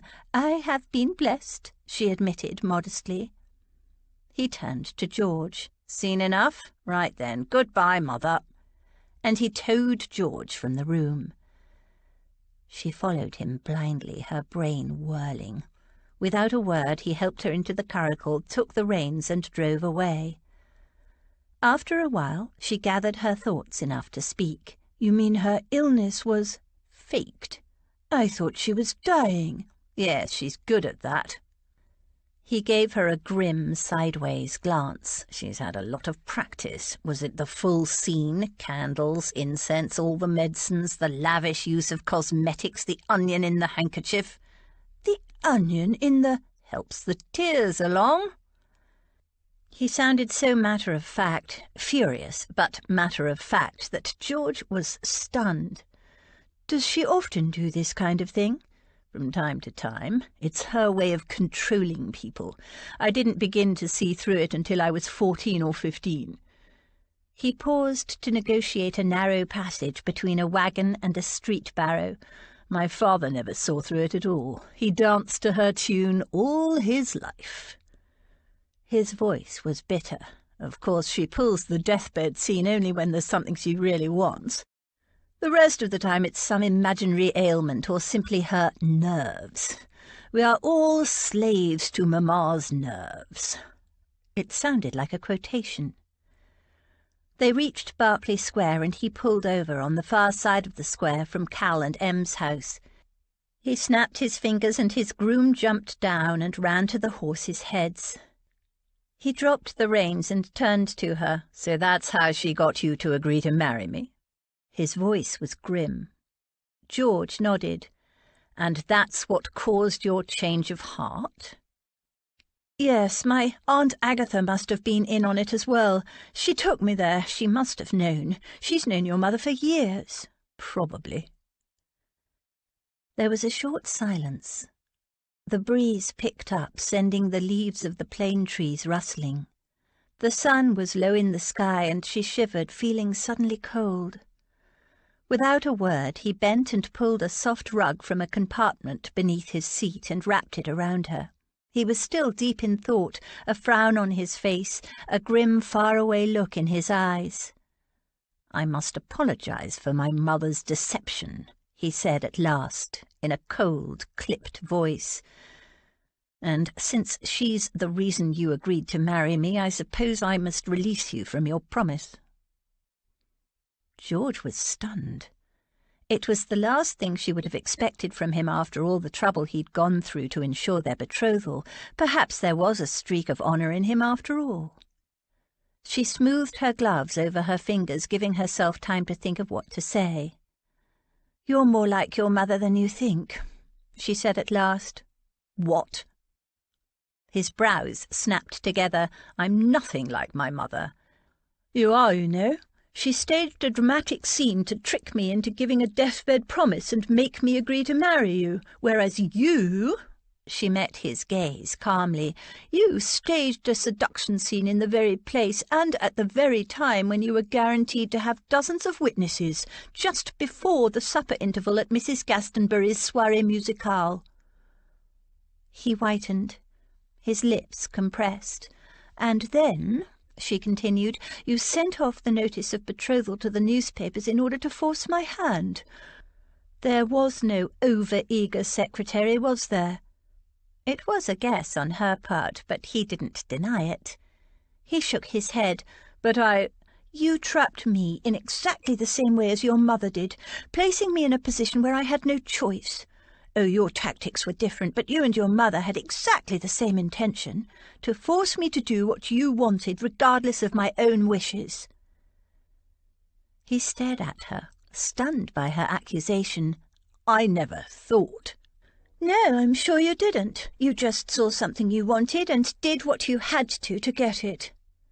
He opened his mouth, then shut it. A pulse beat in his jaw. "You could have wooed me, courted me like any other man might have, but you were adamant you didn't ever want to marry." She tilted her head. "And there it is again, you see. You thought you knew what I wanted, but it wasn't what you wanted, so you just trampled over my feelings, my opinions, my wants in order to get your way. What I wanted didn't matter to you at all, just like your mother." He stared at her. He was white around the mouth. Her words had shocked him to the core, she could see. Good. He needed shocking. She pushed the rug aside and prepared to get down from the curricle. "I'll drive you—" "No, I'll walk across the square." Unaided, she jumped lithely down from the curricle. He followed her. "I will put a notice in the newspapers cancelling our betrothal." His voice was heavy but sincere. "I'm sorry, I didn't realise." He broke off and shook his head. "I have no excuse for my behaviour. I'm truly sorry." George looked up at him. She'd never liked him so much as at this moment, when she was about to be free of him. "No, don't do that," she heard herself saying. "Call on me tomorrow and I'll tell you of my decision." The cynical look returned to his eyes. "Toying with me, are you? Making me wait? Well, I suppose I deserve it." Anger sparked. "Don't ever accuse me of that. I'm not the one who deals in strategies and play-acting and lies. What I say, I mean. Please yourself, then. Call on me tomorrow or send a notice to the papers. I don't care." And she stormed off across the park. Hart drove home in such deep shock that when his horses pulled up in front of his house he looked around, blinking, having no idea how he'd driven from Berkeley Square to his house. He tossed the reins to his groom and went inside, deep in thought. He had deliberately distanced himself from his mother over the years, ever since he'd first realised that the various illnesses and disabilities and megrims she suffered from were devices she used to trick people into doing what she wanted. Her dishonesty disgusted him.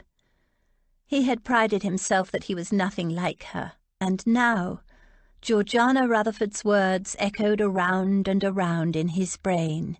"You're more like your mother than you think." And she'd proven it to him. He had gone out of his way to try to force her into marrying him. He'd been, now he came to reflect on it, quite proud of trapping her, in fact. Ever since that first kiss at her family's ball, he'd made up his mind to marry her. She was everything he wanted, independent, attractive, well-born, a girl with a sense of her own future, who would not be looking to him to fulfill all her needs, a woman who would not hang off his sleeve day in, day out. He'd kissed her, just as an experiment, to see whether she might suit him, to check whether she had an antipathy to men or not. Not that it really mattered to him. Sexual preference had little to do with marriage and the procreation of heirs. But that kiss, it had set off a conflagration inside him. He'd almost lost all sense of himself. Never had he experienced such a reaction to a simple kiss. His body had hungered for her ever since. She'd felt it too. He knew by the way she'd reacted. He'd made up his mind then and there. "You're more like your mother than you think." She was right. Knowing her stated aversion to marriage, he'd set out to entrap her coolly and deliberately. He hadn't even thought about the rights or wrongs of it. He was a hunter, always had been. He'd even thought himself quite clever. He sat down at his desk and drew out a sheet of paper. Lady Georgiana had held out against seduction. She'd stood firm against family and society pressure. She had said over and over, quite openly, that she wanted never to marry, that she wanted to live her life in peace in the country, raising dogs and horses. She'd only buckled when... No, because he and his mother between them, and damn it, for a truth that sickened him, had trapped her. And society had blamed her for it. He would write to the newspapers and withdraw the betrothal announcement. He picked up the pen, dipped it in the inkwell, and stared at the blank page. They'd blame her for that, too. Men didn't withdraw from betrothals. It was too dishonourable. A gentleman's word was his bond. Only women could withdraw. But if the betrothal were cancelled, she'd be labelled a jilt. And worse. He put the pen down and pushed the paper aside. Damn it all! What was he going to do? George was glad of the short walk across the park. She needed the air and the exercise to clear her head. The afternoon sunlight dappled the grass, filtering through the leaves of the plane trees overhead, throwing long shadows. Tiny daisies were scattered across the lawn like stars in a green firmament. The Duke had offered to release her from their betrothal. It was the last thing she'd expected of him. She hadn't even thought it was a possibility when she'd accused him of being just like his mother. What an appalling creature his mother must be to lie so easily and often. She hadn't so much as blushed or batted an eye when her deception was exposed. The Duke had grown up living with that kind of behaviour. It explained quite a lot. His acceptance of her accusations had surprised her. He hadn't argued, hadn't made excuses or tried to bluster his way out of it, taking refuge in anger. He'd taken it on the chin like a man. And he'd apologised. A man who could accept honest criticism. A man who could apologise. How rare was that? And he'd offered to release her, which had really taken her by surprise, after all the trouble he'd taken to trap her in the first place. So the apology must be sincere. She'd told him to wait, to ask her tomorrow. Why? She was desperate to be released, wasn't she? The breeze picked up, rustling the leaves overhead. She shivered and picked up her pace, almost running the last few yards before she crossed the street and sounded the knocker of Ashenden House. It was a few minutes before anyone answered, and when the door opened it was by a very distracted-looking butler. "What is it, Burton?" "It's her ladyship. She's started." "Started? What? Oh, you mean the baby's coming?" He nodded, and without waiting for any more, she hitched up her skirts and ran up the stairs, taking them two at a time. She found Cal on the landing outside the bedchamber he shared with Em, pacing back and forth like a caged lion. "Cal, what's happening?" He turned an agonized face toward her. "She's in there." He jerked his head. "The doctor's been and gone. He says there's nothing to worry about. He brought a midwife, and she's in there with Em's maid and Aunt Agatha." "I'm going in." George tried the door, but it wouldn't open. "Locked," Cal said grimly. "They won't let me in either." She nodded. Men weren't usually allowed to attend their wives' confinements, but she could go in, surely. She knocked on the door. There was no answer, so she knocked again, louder. The door opened a crack, and Aunt Agatha looked out. Her face was pale, and she looked rattled but determined. "Go away," she said, addressing both of them. "Childbirth takes time, and there's nothing you can do." "Can I come in?" George asked. "I can help."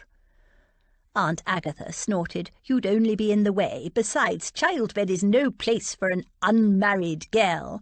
"But—" Aunt Agatha shut the door. They heard the key turn in the lock. "But—" George stared at the closed door. She hadn't ever attended a human birth, but she'd helped deliver puppies and foals, and once she'd come across a cow in labour and had helped a farmer deliver the calf that was turned the wrong way around. She turned to Cal and started to say something, but Aunt Dotty appeared. "It's no use, my love. Aggie won't be budged. She insists that only married women and servants attend dear Em, says it's not fitting for men and unmarried girls to witness." She snorted. "I might not be married, but it's a long time since I was a girl." "But she's never had a baby herself, has she?" "No, but she puts a lot of store in a wedding ring, does Aggie." She linked her arm through Cal's. "Now come along, dear boy. It won't do anyone any good to wait here wearing holes in the carpet. Come downstairs and pour us all a drink." But Cal wouldn't budge. "I'm not leaving her. I might not be allowed in there. Aunt Agatha says my presence will only upset Em, and I suppose that could be right, but I'll be damned if I leave her. I'm going to be right here in case she needs me." Aunt Dotty then arranged for chairs to be brought up, and a small table, cards, and some wine. "No, don't argue, dear boy. You won't help Em any by fretting. Sit down and let us play a relaxing game of cards while we wait." But Cal couldn't concentrate. He was focused on every little noise coming from inside the bedchamber, so Aunt Dotty played patience while Cal paced. George used some of the time to write to Rose and to Lily and Edward, informing them that Em's labour had started. She stared at what she'd written, then screwed up the letters. Rose and Lily were too far away to come in time for the birth. Such news would only cause them to worry. Better to wait until she had some real news. She prayed it would be good news. After an hour or so, Finn needed to go outside, so George took him for the fastest walk ever and raced back, to find the situation unchanged. Darkness fell, and the gas lamps were lit. Some time later a footman arrived, summoned by a bell in the bedroom. Em's maid, Millie, opened the door and asked him to bring up a can of hot water and some fresh towels. They fell on her with questions, and she did her best to soothe them. "It's going just fine. My lady is doing well. Babies can take a long time to come, especially first babies. My sister was just the same with her first, and the midwife says everything is going just as it should. She'd send for the doctor if she was worried. Truly, there's nothing to worry about, sir."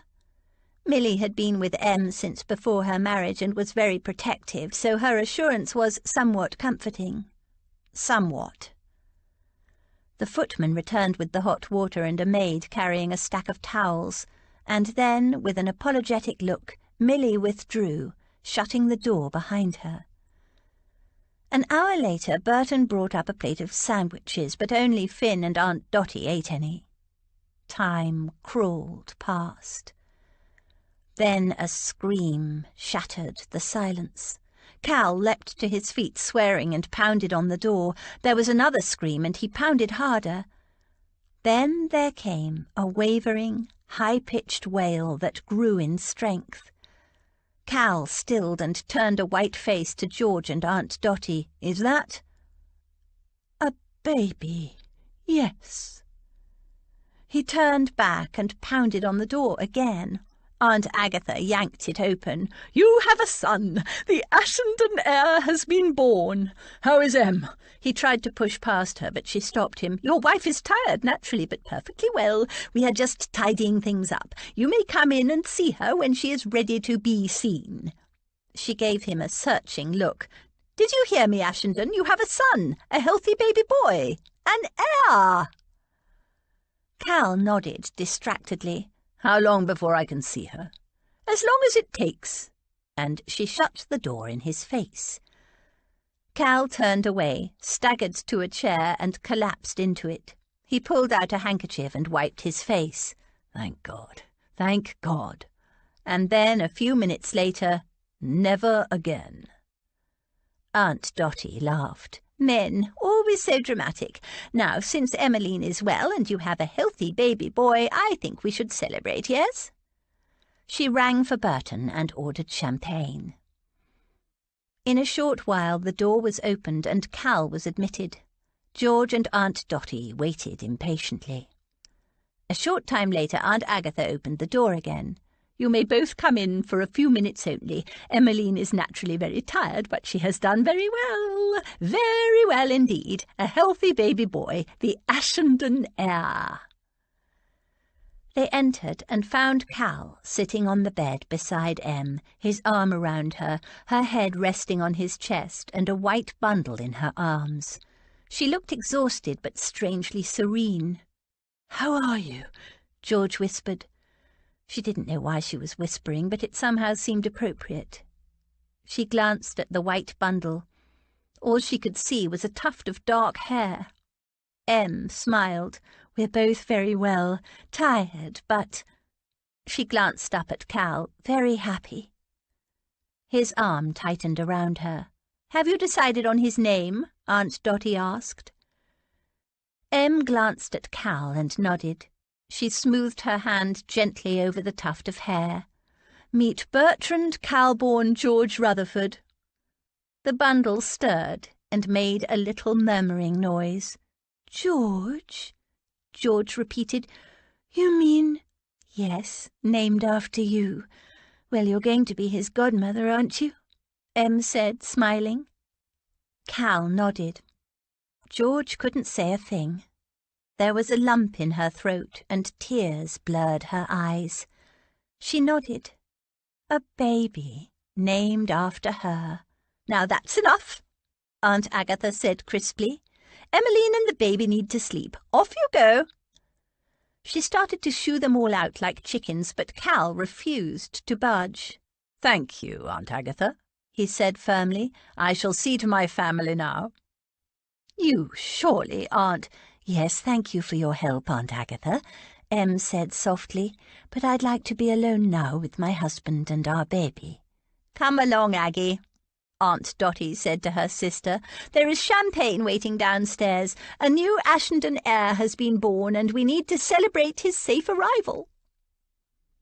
Aunt Agatha blinked, hesitated, then nodded, and they all filed out of the room. Chapter 13.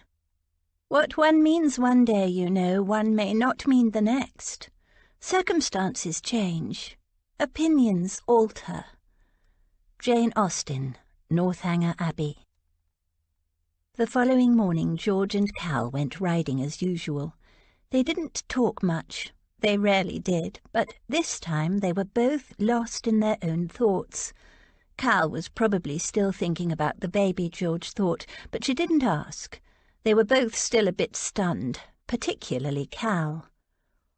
They rode hard and fast, and she felt the better for releasing the tension, and thought Cal probably did as well.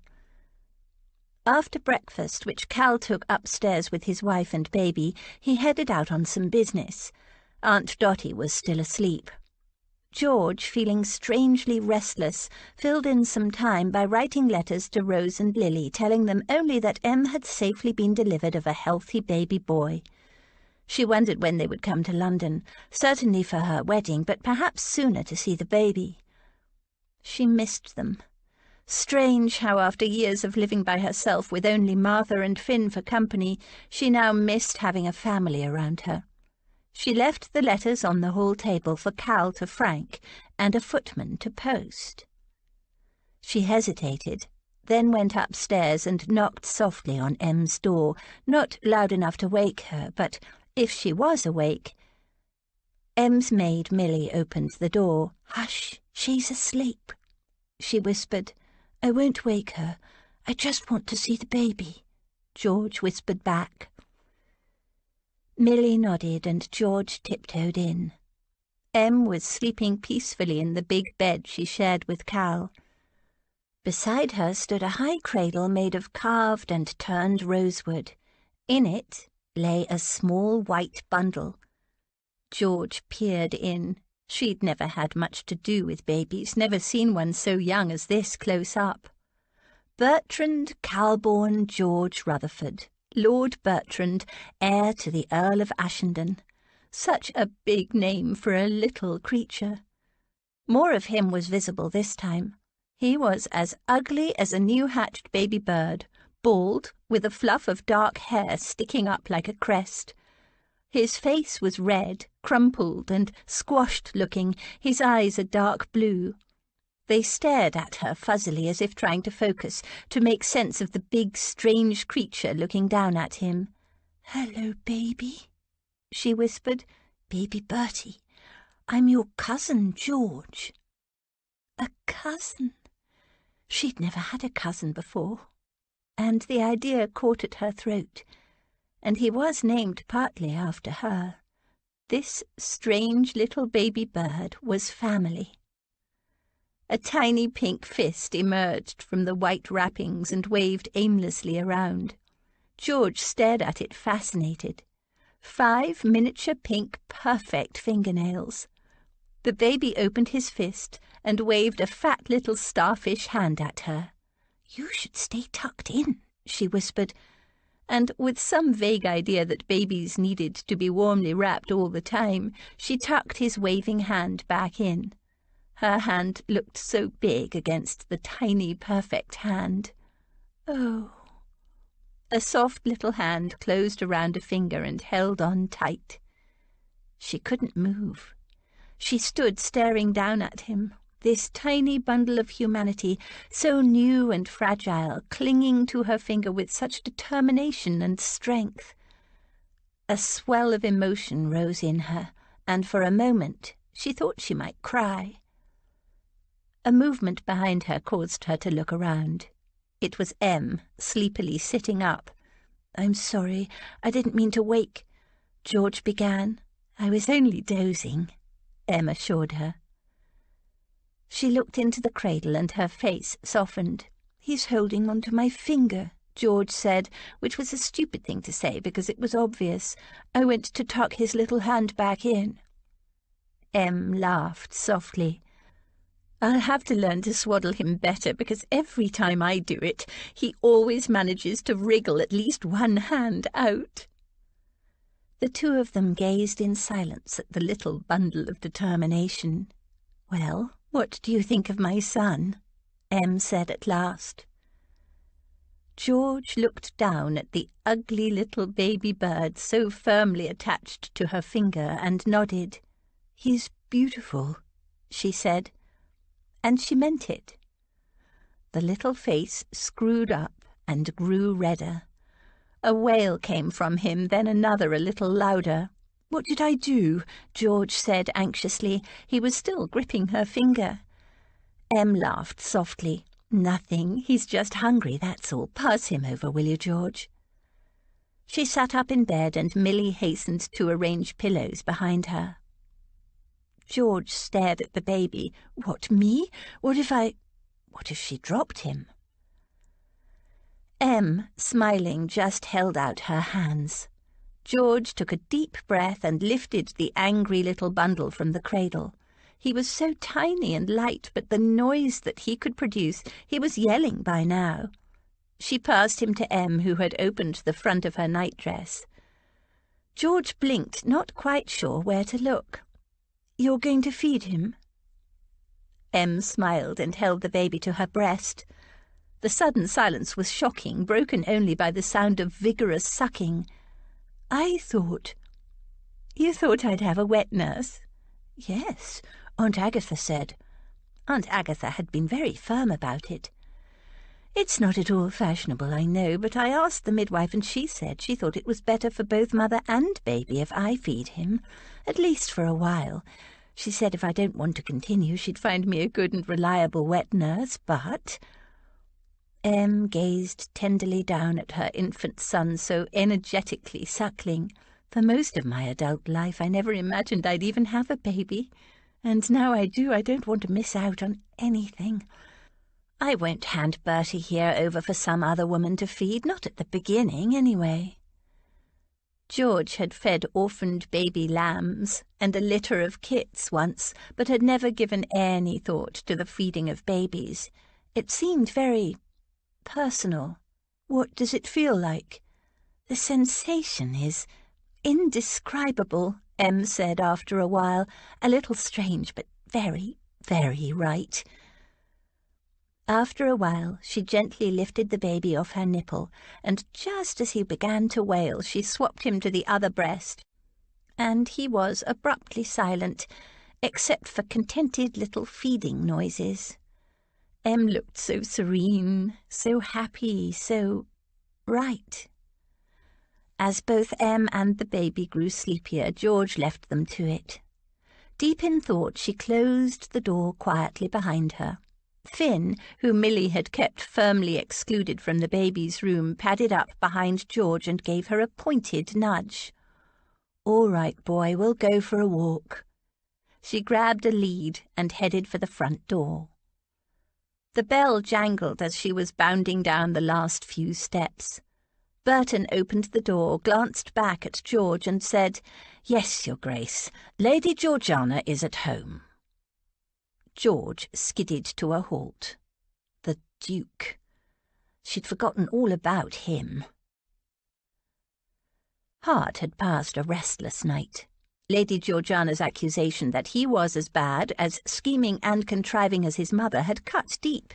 He'd been angry at first, and his initial reaction had been to reject it totally. She was talking nonsense. He was an honourable man.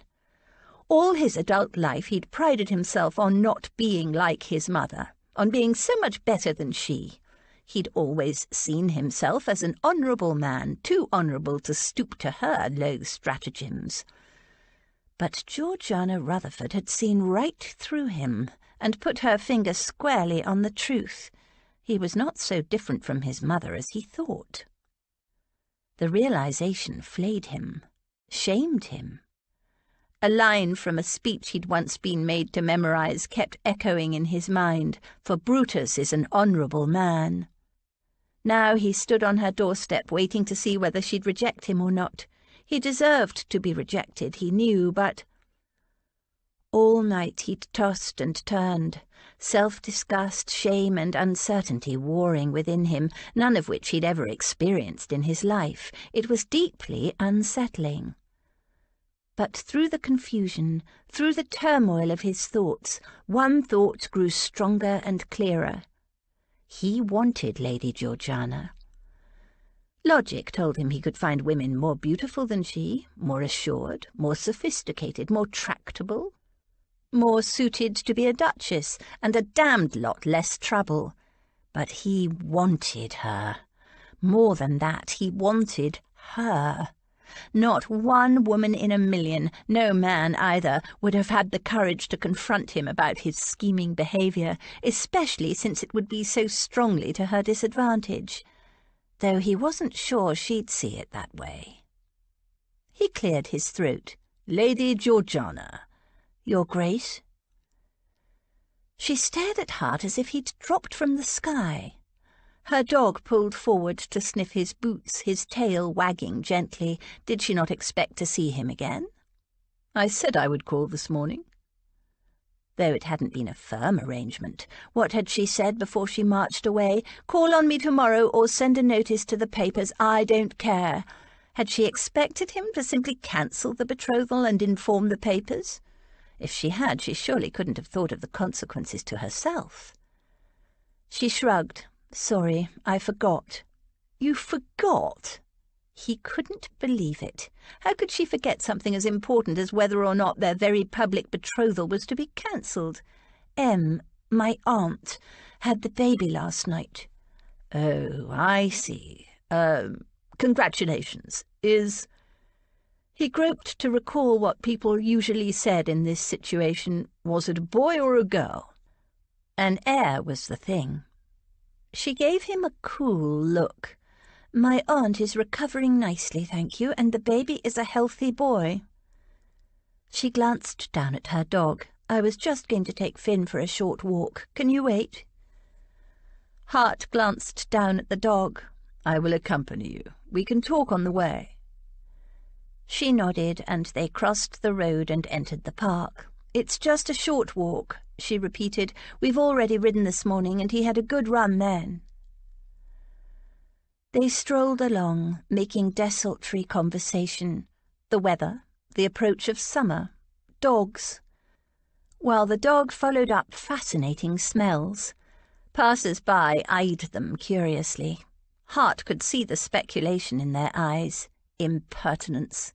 He gave a cool nod to those he knew, sufficient to be polite, but with a clear intention not to engage in conversation. Lady George didn't look at anyone. She kept her gaze on her dog. Was she reluctant to be seen with him? Was that what she was going to tell him? That she wanted to be released? Or was it a simple and understandable reluctance to face any more gossips? Hart was in a fever of impatience. He wanted to get to the point of his visit, but it was impossible to have any kind of significant conversation while they waited for a dog to finish christening trees. Lady Georgiana seemed in a world of her own, thinking deeply about something. Was she deciding whether or not to marry him? Or was it something else? Did he even figure in her thoughts? He couldn't tell. He'd thought of nothing else but her all night. She'd forgotten he was coming. It was a lowering reflection. Finally they returned to Ashenden House. Lady Georgiana led him to the drawing-room, ordering tea on the way in. The dog came too. Hart tamped down on his impatience while the butler brought in tea and cakes and a dish of what looked like rusks. Lady Georgiana poured it out, handed him his cup, and held out a plate of small iced cakes. "No, thank you." He held his cup on a side table untouched. "Would you prefer biscuits? Cook baked some ginger nuts yesterday." "Nothing to eat, thank you. Lady Georgiana, have you given our situation any thought?" She fed her dog a rusk. He waited, his temper rising. "I have given it some thought, yes," she said eventually.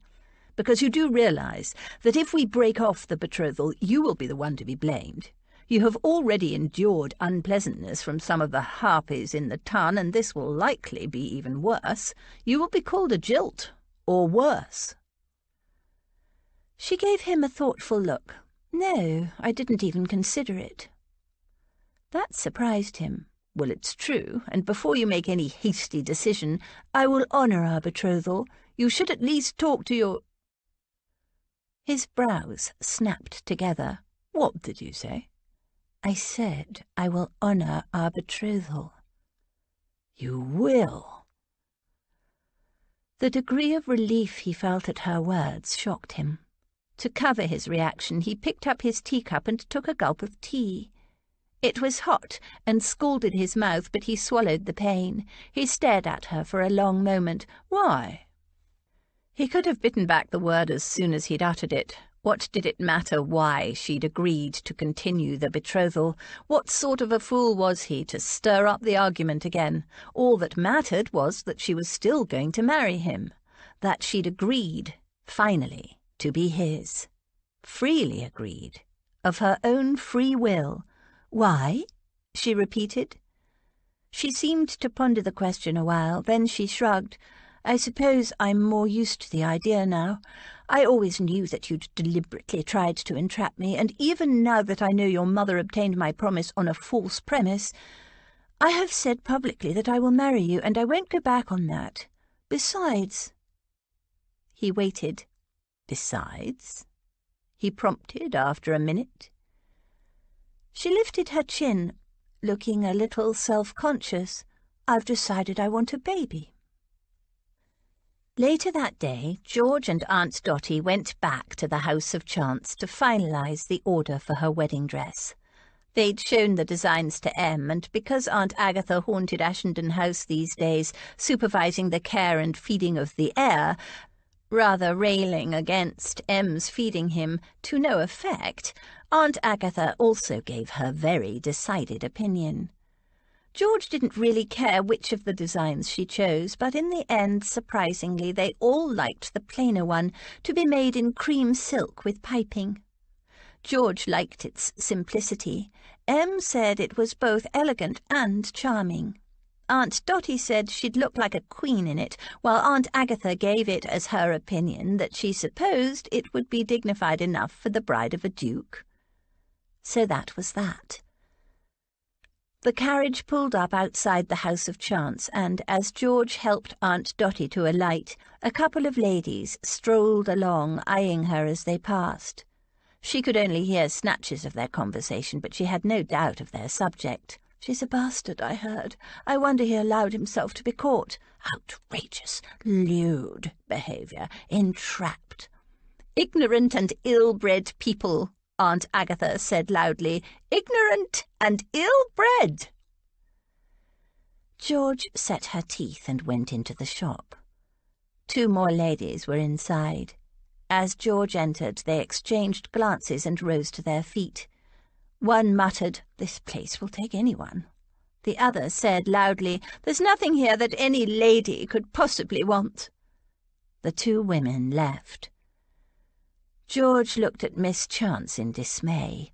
Was she driving customers away? The House of Chance was a relatively new business, she knew. Miss Chance caught her look and laughed. "Don't give 'em a thought, Lady George. The world is full of small-minded, petty bitches, forgive the language, Lady Dorothea, and I learned young never to take notice of 'em." "Quite right, my dear, quite right," Aunt Dotty said briskly. "I have observed an astonishing lack of conduct in ladies of the town these days. No upbringing at all. Their nannies should have been dismissed without a character. Their charges certainly exhibit none. Now, George, my dear, show Miss Chance the design we chose." Miss Chance approved their choice, checked George's measurements, they never changed, and took them through to a back room where a new shipment from China had just come in.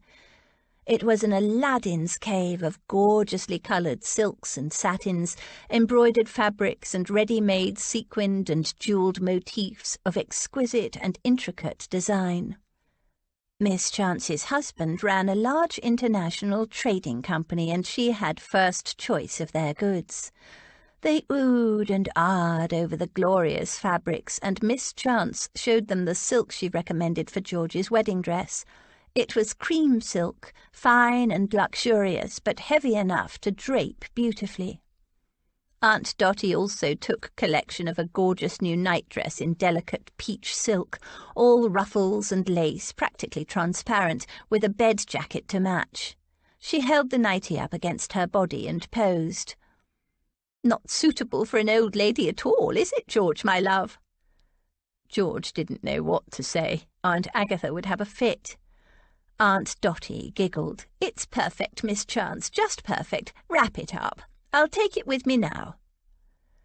The decisions all made, they left. The carriage was waiting, and the footman hurried to let down the steps. A small group of ladies was walking toward them. They lowered their voices as they approached, but George could see from the malicious glances that they were talking about her. She clenched her jaw and waited while Aunt Dotty handed her precious parcel up to the footman. Scandal that a catch like the Duke should be caught by a strumpet of no background. Certainly one of no morals. Do strumpets have morals? I don't think so. Tittering, they flounced past George with smug looks and superior smiles. She gritted her teeth. That was it. She'd had enough. "Now, George," Aunt Dotty said warningly.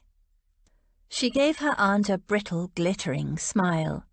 "It's all right, Aunt Dotty. Just realised I forgot something in Miss Chance's. Back in a minute."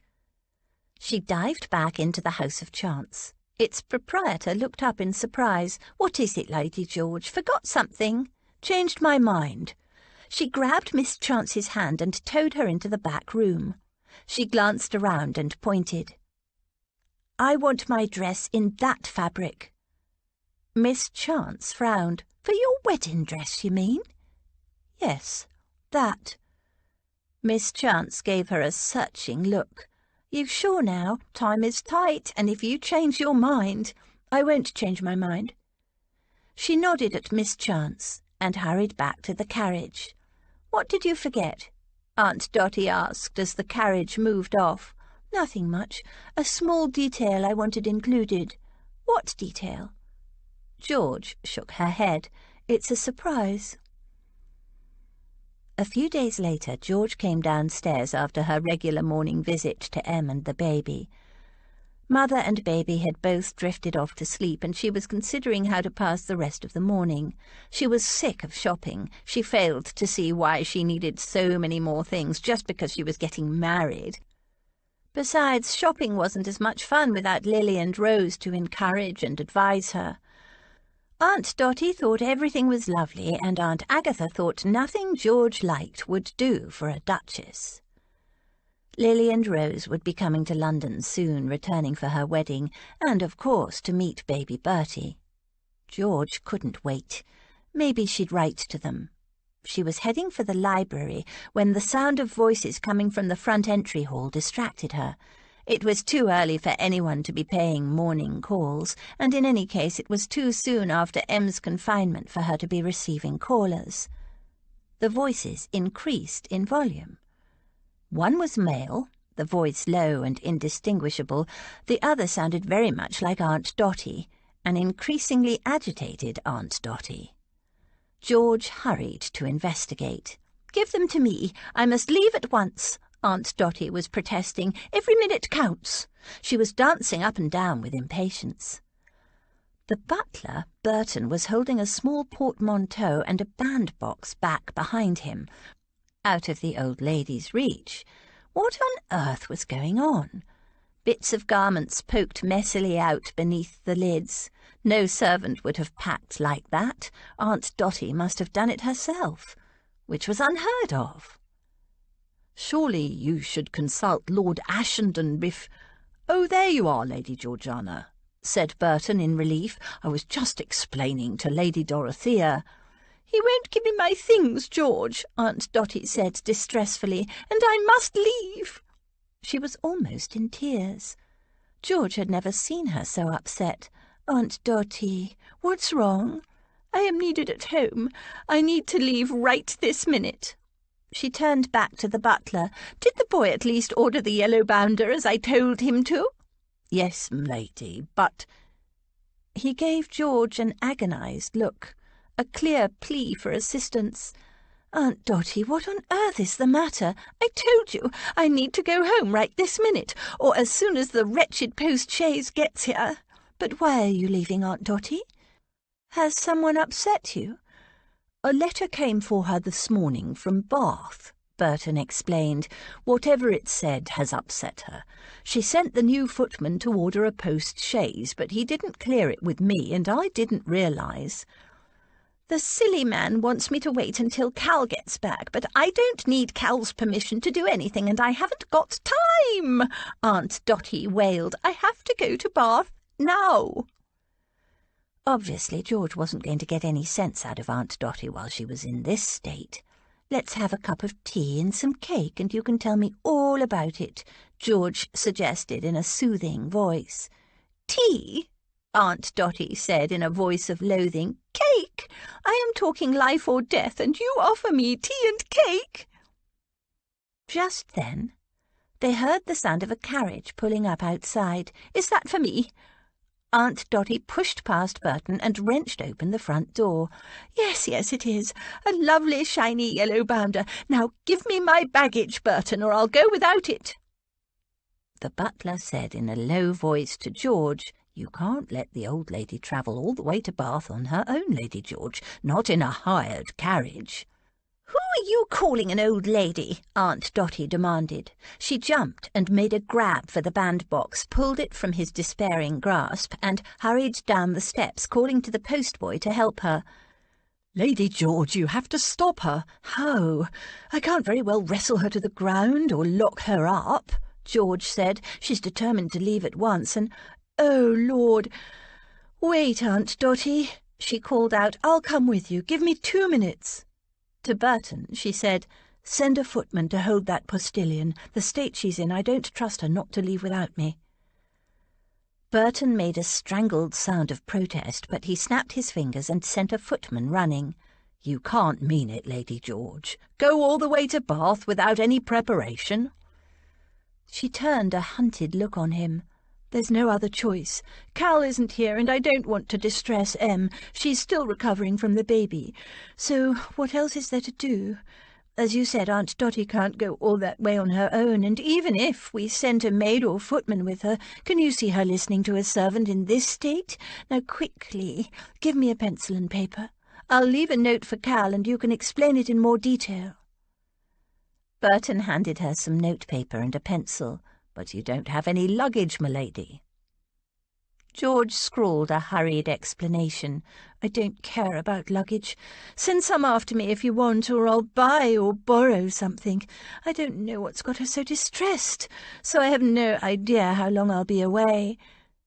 She thrust the note at him. Give that to my uncle when he gets in, and tell him what's happened.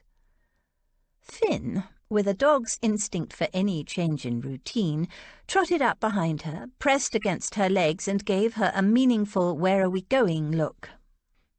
She glanced at the post-chaise. It was too small to fit 2 people and a large, hairy dog. She clipped his lead on, scratched him affectionately behind the ears. Murmuring apologies to Finn, she handed the lead to Burton. Don't let him follow the coach, because he will if you give him the slightest opportunity. Burton snapped his fingers to summon a footman and passed him the lead. Give the animal a meaty bone and lock him in the garden. Don't let him out of your sight, Dragging against his lead, Finn was led reluctantly away as if to his execution. George felt ridiculously sad to be leaving her dog behind. They'd never been separated before. "You will take good care of him while I'm away, won't you, Burton?" "Of course, m'lady. Now, do you have any money? I doubt Lady Dorothea has even thought of it." "No. Oh, curses! What will I do without—" "Here." Burton unlocked a drawer and pulled out a small wad of banknotes. "That should cover you both until you get to Bath." "Burton, you're a treasure. I could kiss you." She grabbed the notes and, wishing she was still in her riding breeches, which had sensible things like pockets, stuffed the notes into her bodice, grabbed Aunt Dottie's portmanteau, ran to the post-chaise and climbed in. "Now move, post-boy!" Aunt Dottie shouted. "Spring 'em!" George sat back, waiting in silence while the postilion skillfully steered them through the ever-shifting tangle of London traffic. Aunt Dottie was clearly too anxious for conversation. She sat, leaning forward on the edge of her seat, her hands pressed against the glass window that stretched across the front of the carriage. "Faster, faster, faster!" she urged the postboy. Not that he could hear her from his position on the back of the left-side horse, thank goodness. It might have been better to hire 4 horses instead of 2, but Aunt Dottie was in no state to think of that, and clearly the young footman didn't know how to order 4. Good. George had never had to hire a post-chaise before, never even travelled in one, but she'd heard they were expensive, and 4 horses and 2 postilions would be even more expensive. She pulled out the money Burton had given her and surreptitiously counted it before tucking it back inside her bodice. She'd come away without even a reticule. Finally, the city fell behind them. They'd passed through Kensington, the traffic had lessened, the road was smooth and well-made, and the carriage bowled along at a smart clip. They couldn't keep that up for long, George knew, but it served to relax Aunt Dottie somewhat. She sat back against the leather squabs and heaved a sigh. George took the old lady's hand. "Now, Aunt Dottie, tell me, what's all this about?" Aunt Dottie gave her a puzzled look. "Didn't I tell you, dear? Logan is dreadfully ill." "Logan? Your butler?" "All this because her butler was sick?" "My Logan, yes. Cook wrote to say he was ill, running a terrible fever. They'd had the doctor to him, but she thought it best if I come." Her mouth wobbled. Her eyes filled. "You know why people want you to come when someone is terribly ill, don't you? Because they think, because they expect." She burst into tears. George put her arms around the old lady and let her sob into her shoulder. Her mind was whirling. She knew Logan had worked for Aunt Dottie for years, but this was an overreaction, surely. And then she thought, what if it were Martha who was ill, possibly dying, maybe even already dead? Martha, who had been like a mother to her. Would not George race to be at her bedside? She rubbed Aunt Dottie's back in a slow, soothing rhythm, and once the sobs had quietened, Aunt Dottie curled into the corner of the seat and closed her eyes. Poor thing, she must be exhausted by all the worry and the emotional storm. George pulled a rug out from a compartment and tucked it around the old lady, and soon she was asleep. The journey stretched before her. Wishing she'd brought a book, George put her feet up against the front of the carriage and watched the countryside slip by. Aunt Dottie slept on. It was only when they stopped to change horses that she woke and urged that they get moving again with all speed. Once they were back on the road, she dozed off again. George wished she could do the same. Alas, she was not built to sleep in a rattling, bouncing carriage. At every posting station she got out and stretched her legs while the postilion changed horses. Sometimes she purchased food or drink, and at others she had to convince Aunt Dottie that making a call of nature would not hold them up. Not that there was a choice. "Where are we?" The voice startled her. Aunt Dottie was sitting up, yawning but wide awake. She peered out of the window, rubbing the mist away with her glove. "I'm not sure. I was miles away, not taking much notice of where we are, I'm afraid." Aunt Dotty nodded. She seemed calmer now, perhaps because of the weeping storm and the sleep, or perhaps it was simply that they were on their way and there was nothing else to be done except wait to arrive. George opened her mouth, then closed it. Would it upset Aunt Dotty to talk about Logan or not? She didn't want to stir up her distress once more, then again it might help pass the time if they talked. Aunt Dotty took the decision from her. "I suppose you're wondering, all this fuss for a butler?" George nodded cautiously. "You know, of course, that he's not just a butler, that he's much more to me than that, don't you?" George didn't know what to say. She did think he was just a butler. He was clearly the kind of butler who was almost one of the family. Like Martha was more to me than just a cook or housekeeper. Aunt Dotty gave a tremulous smile and shook her head. Not quite the same. She snuggled back into her corner seat, pulled the rug around her and settled down to tell her story. "I've known Logan since I was a young girl. He was one of my father's grooms. I remember the day he first started work. I was almost 15. I'm talking about Ashenden Court. That was my home back then, of course." She gave a fluttery, reminiscent sigh. "So young and tall and handsome he was. He's only 3 years older than I am, but 3 years seems an age when you're not quite 15 and he's already turned 18. She smiled mistily. "Of course I fell in love with him. What girl wouldn't? I wasn't mad about horses back then. I rode, of course, but it wasn't a passion with me. Not like it is with you, dear.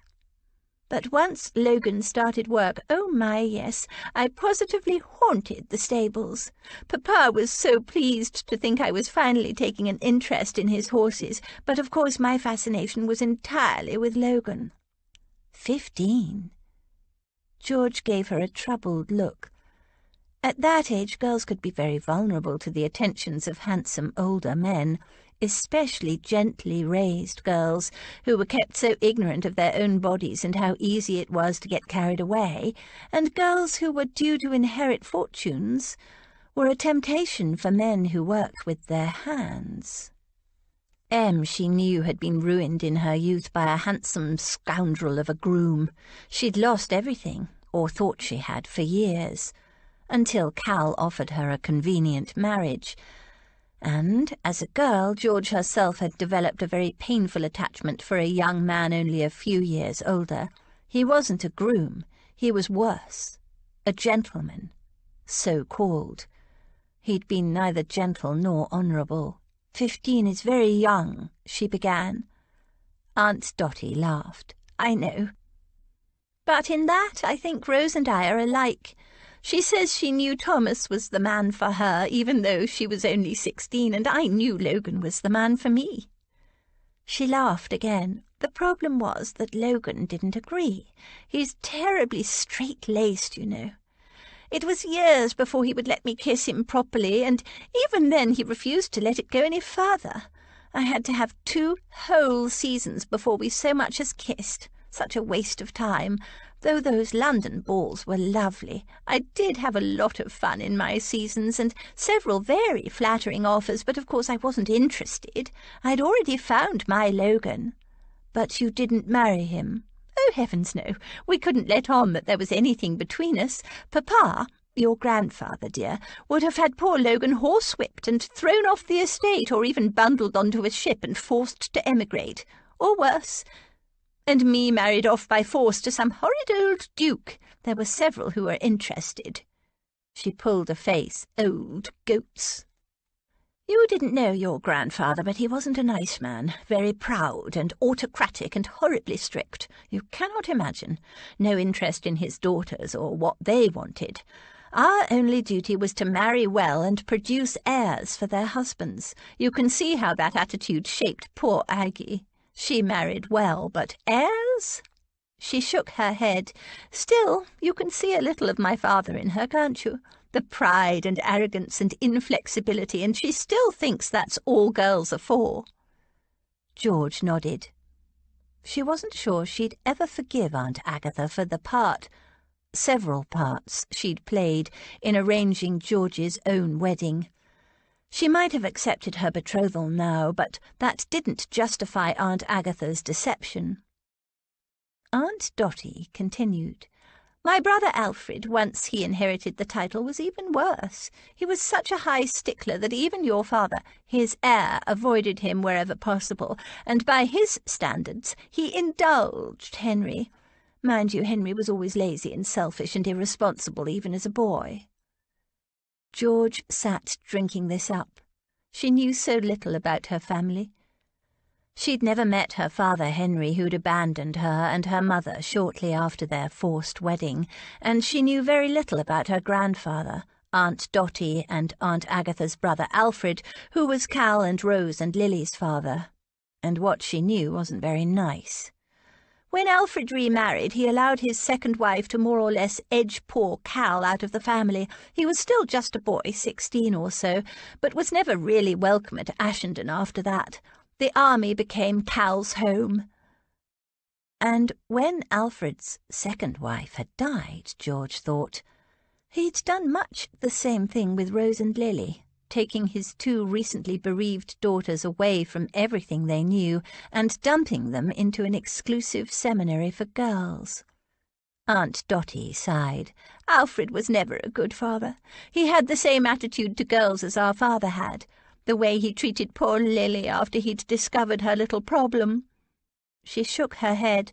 "My brother only ever did 2 good things in his life, and one of them was to let me buy a little house in Bath and live there with a companion, once he'd been convinced I had an aversion to marriage."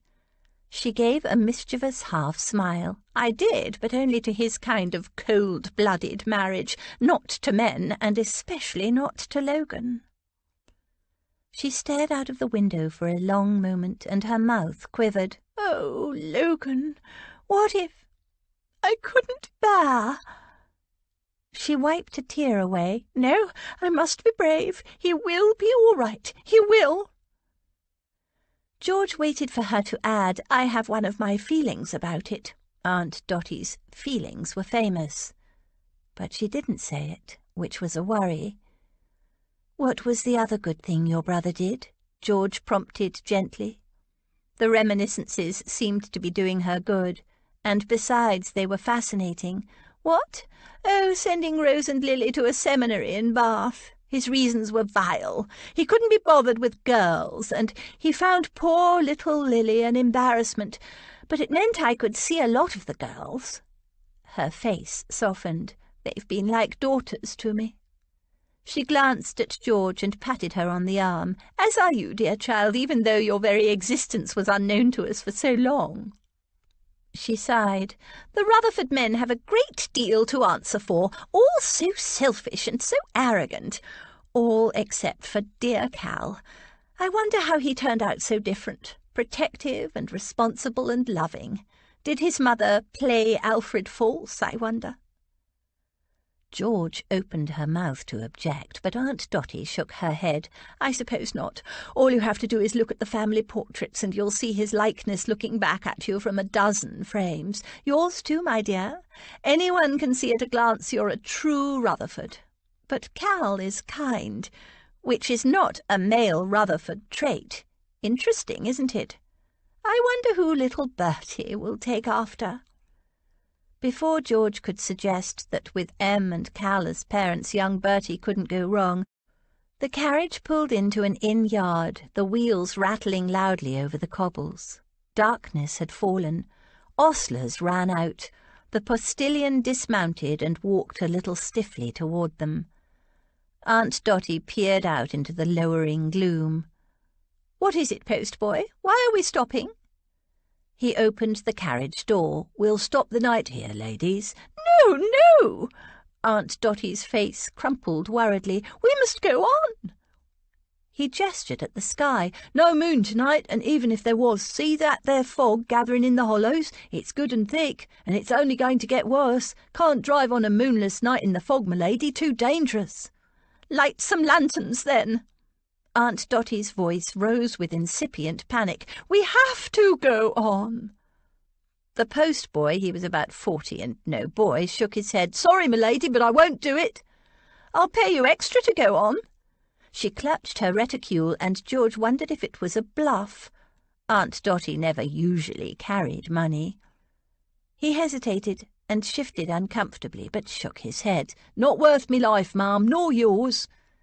He glanced at George, a silent plea for her support. "Best stay the night, m'lady, safe and warm in the inn. It's a good place, clean and honest. We'll go on first thing in the morning." George slid an arm around her. "He's right, Aunt Dottie. You wouldn't do Logan any good if you had an accident on the way. We'll leave first thing in the morning at dawn." "Dawn!" Aunt Dottie's eyes filled with tears. "You know, that's when people... You know, just before the dawn." George squeezed her gently. There was nothing to say to that. "Come along, Aunt Dottie." All the fight drained from the old lady. All the hope, too, George could see. She seemed to have aged 10 years in the last day, the last 10 minutes. Travelling and reminiscing had kept the demons of worry at bay for a time, but they were back now in full measure. A good night's sleep, if such a thing could be had in this situation, would make the old lady feel better. Stronger, anyway, as long as Logan survived the night. He was no longer a young man. "The sun will rise around 5. We can be on the road by then and be in Bath before noon." She glanced at the postboy, who nodded. "And in the meantime, we pray," Aunt Dottie whispered. Chapter 14. But there are some situations of the human mind in which good sense has very little power. Jane Austen, Northanger Abbey. Hart greeted his host and hostess, Lord and Lady Fillmore, ignoring the hush that accompanied his arrival, the low, speculative murmur. He swept the room with an icy glance. Beneath it, eyes dropped, gazes slid sideways. His lip curled. The previous week, Lady Salter had sent him a list of all Georgiana's engagements in the lead-up to the wedding. The sooner he was married, the sooner this going-to-parties nonsense would be over, and people would move on to some other source of gossip. He wouldn't even be in London. He and his bride would be on their way to Venice. He glanced around the room. Where was she? He could see Lady Salter in an alcove talking to some of her cronies. No sign of Georgiana or the plump little aunt. He strolled into the next room. Not there either. He glanced into the card rooms. He didn't think she was fond of cards, but he still didn't know her very well. She wasn't there. He frowned.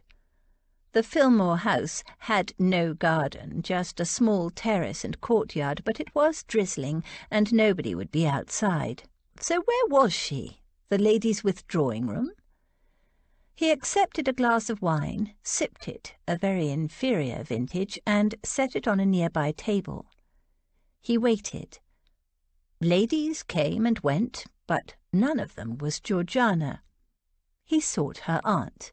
"Lady Salter, did you not inform me that Lady Georgiana would attend this?" "Oh, yes, Duke," she said hastily. "I'm so sorry. I should have sent a note around. My niece is, indisposed this evening. I do apologize." "Nothing serious, I hope?" No, just the headache." She seemed a little flustered. It was unlike her.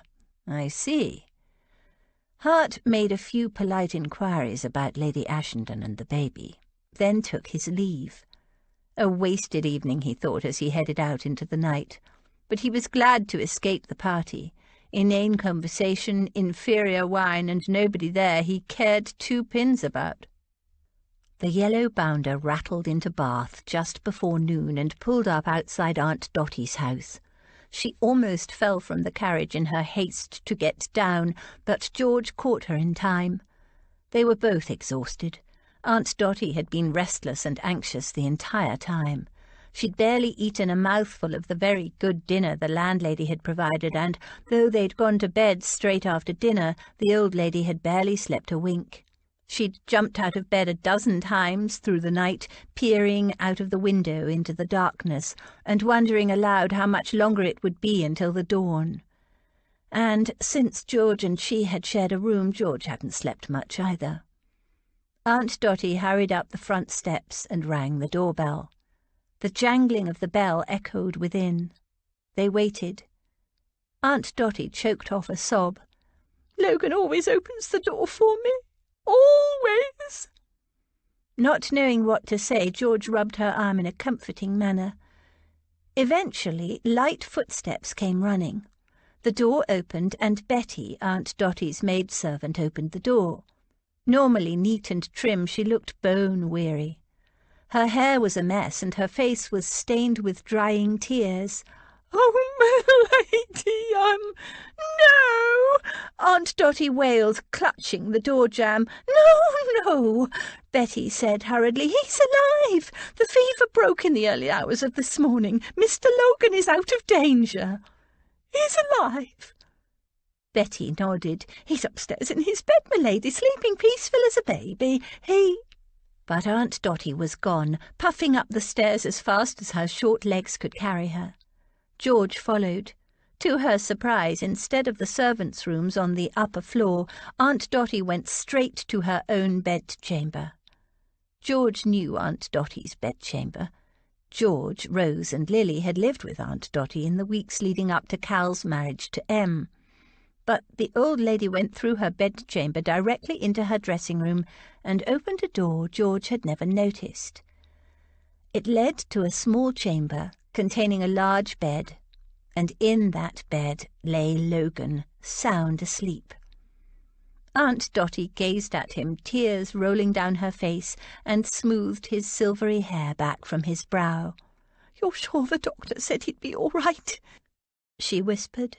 "Yes, he left not an hour ago," Betty whispered from the other doorway that led to the servants' stairs. "He says Mr. Logan is to sleep as much as possible, and that when he wakes he's to be given soup and a little bread, nothing heavy." "Soup? He hates soup." Betty smiled.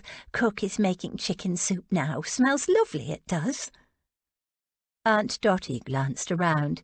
"Is there only you and Cook here?" Betty wrinkled her nose. "The new girl didn't want to stay, not with fever in the house. She would have it that Mr. Logan had scarlet fever, but the doctor said that was nonsense." Aunt Dottie frowned. "So who has been looking after Logan?" "Mostly me, ma'am. Me and Cook and my cousin Sue, who came in some days to give us a hand after that silly maidservant left." That explained Betty's frazzled appearance. The poor woman must be exhausted. There was a short silence. "Thank you, my dear." Aunt Dottie took Betty's work-worn hands in hers and kissed her on the cheek. You have no idea how grateful." "'Tis nothing, ma'am," Betty said gruffly. "You and Mr. Logan been good to me and Cook. There ain't nothing we wouldn't do for either of you." "It's not nothing, and I shall think of some way to express my thanks to you all later." Aunt Dottie pushed her maid toward the door. "You can help me now, Betty, by putting yourself to bed and getting some much-needed sleep. No, don't argue. The rings under your eyes tell their own tale. I am here to care for Mr. Logan now." Betty went reluctantly, and the old lady gave a gusty sigh. "I am blessed in my servants. Now unhook me, George, dear." She presented her back to George. "Here?" She glanced at Logan sleeping in the bed. "Yes, of course, here. Where else?" Slightly bemused, George helped the old lady remove first the dress, then her stays, petticoat, shoes and stockings, until she was down to just her chemise, which, to George's relief, stayed on. Aunt Dotty was the old-fashioned type who wore no drawers. Then Aunt Dotty slipped into the bed beside Logan. He stirred. "That you, Dot?" She kissed him. "Yes, love. I'm here now." His arm wrapped around her. "Missed you." "I missed you too, my darling. What a fright you gave me. But you're through the worst of it, thank God. Now back to sleep, love. Sleep and get well again." She snuggled her head on the old man's chest, closed her eyes, and under George's fascinated eye, the elderly couple drifted off to sleep. George was ever so slightly shocked. It was one thing to know that Aunt Dotty and her groom had fallen in love all those years ago. That wasn't so surprising. And even after Aunt Dotty had told her how they'd even talked about marriage and babies, it still hadn't occurred to her that it was anything but a story of the long-distant past. She'd assumed that they'd stayed together out of friendship and loyalty and habit. But that they were lovers, still. She hadn't really taken it in. They were old. Did they still... She recalled the pretty and revealing night dresses and bed jackets Aunt Dotty had purchased from Miss Chance. George's face warmed just thinking about it. Obviously, they still... All the time George had lived in this house, she'd never had any idea that there was any more to Aunt Dotty and Logan's friendship than, well, friendship. Of the mistress and servant kind. Though, come to think of it, Logan had made a point of calling Aunt Dotty my mistress and sometimes my dear mistress, with an odd little smile. She found herself grinning, the sneaky old thing. She was certain Rose and Lily had no idea. If they'd known, they would surely have said something. Aunt Dotty had made no secret of the fact that she'd known Logan since she was 15. It was clear she was fond of him, and he was clearly devoted to her and took excellent care of her. But the idea that there was anything more to it had never occurred to George, or apparently to anyone else. All these years. Who was it who said that Aunt Dotty could never keep a secret? She turned and found Betty watching from the doorway. "Isn't it sweet?" Betty whispered. "Such a fond old couple they are. I hope I end up like that one day." The thought had never occurred to George. What would it be like to be loved like that? Together for 50 years or more, and still to be a loving couple.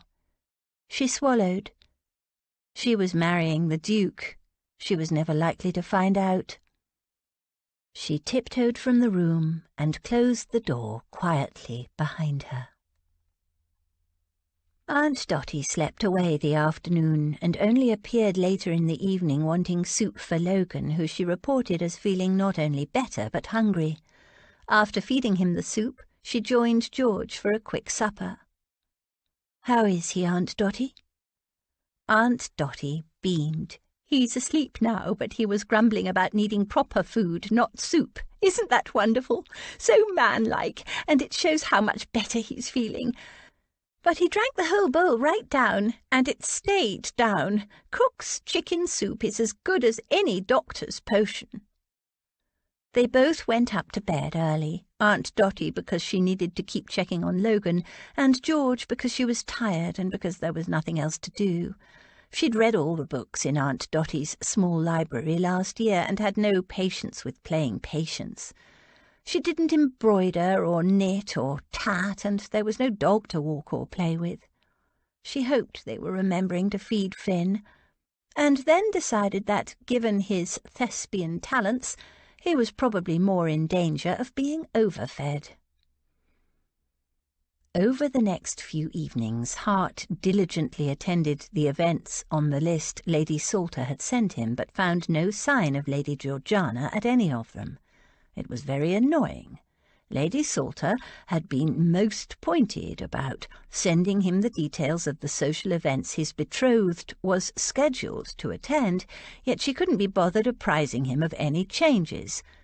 Nor did Lady Salter turn up herself.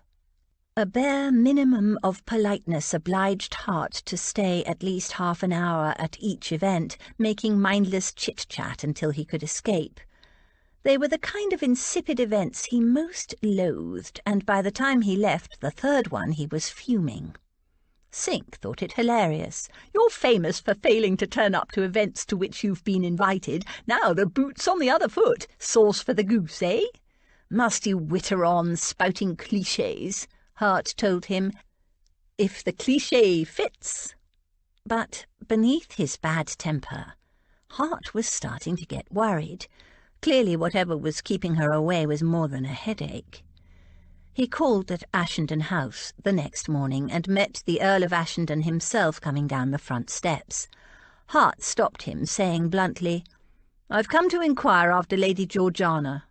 She's not here." Ashenden's curricle was waiting, his groom holding the horses. "She's not ill, is she?" "George?" Ashenden snorted. "Girl's never been ill a day in her life. No, she's gone herring off to Bath." "To Bath?" Ashenden nodded. "She and my aunt, no idea why, got some maggot in their heads about something and just headed off without explaining a thing. You know how women get." He climbed into the curricle. "When do you expect her back?" "No idea. Girl's got a mind of her own, but don't worry, she usually comes home eventually. Good day, Everingham."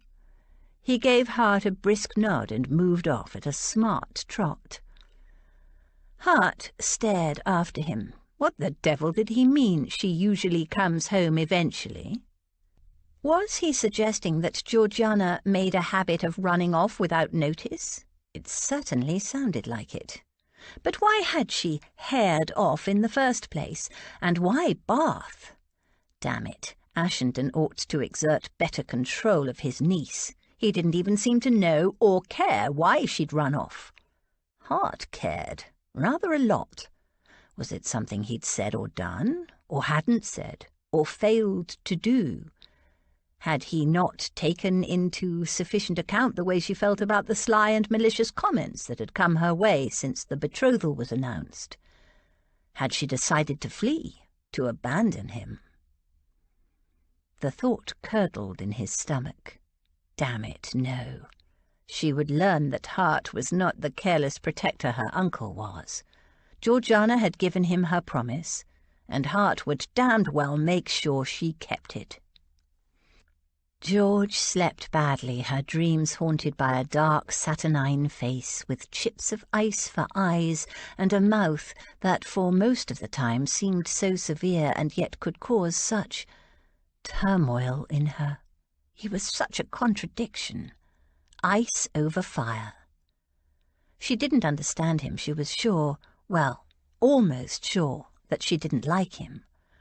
Though that time he'd turned up at the Rennick party and walked her around the room in a silent challenge to the malicious rumours about her. She didn't need his protection. She could handle the toxic tarts of the ton, even hampered as she was by the promise Em had drawn from her not to hit anyone. But it was nice that he'd troubled to turn up and stand by her. It was his fault she was in the situation in the first place, so it was fitting that he had, but he hadn't needed to. He'd been tactful about it too, for him, in his cold, autocratic, dukish way. How was it that a man that was so wrong for her on so many levels could nevertheless visit such wretchedly carnal dreams on her? Amorous dreams that left her hot and panting in the night. Even now, when he was far away in London, he still managed to affect her. She had no more self-control around him than a cat. When would this period of unwanted arousal, of fervid, sensual, mindless, impossible heat end? And why had nobody ever warned her about it? She wanted her mind back. She wanted the dreams to end. She wanted the torture to stop. She would have to ask Aunt Dotty. She tackled her that afternoon. Logan was sleeping again, and Aunt Dotty had come down for tea and cakes. George took a deep breath. "Aunt Dotty?" "Yes, dear." She picked up a cream-laden cake and took a large bite. "How long does a woman's season last?" "The season?" Aunt Dotty responded when she'd swallowed. "There's no set dates, really. It's tied in part to when Parliament is sitting." "No, not the season. A woman's season." Aunt Dotty tilted her head curiously. "A woman's season, dear? I'm not sure what you mean."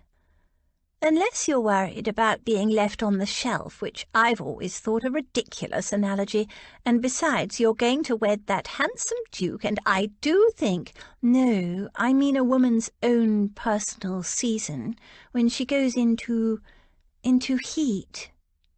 Her cheeks warmed. Aunt Dotty choked on her cake.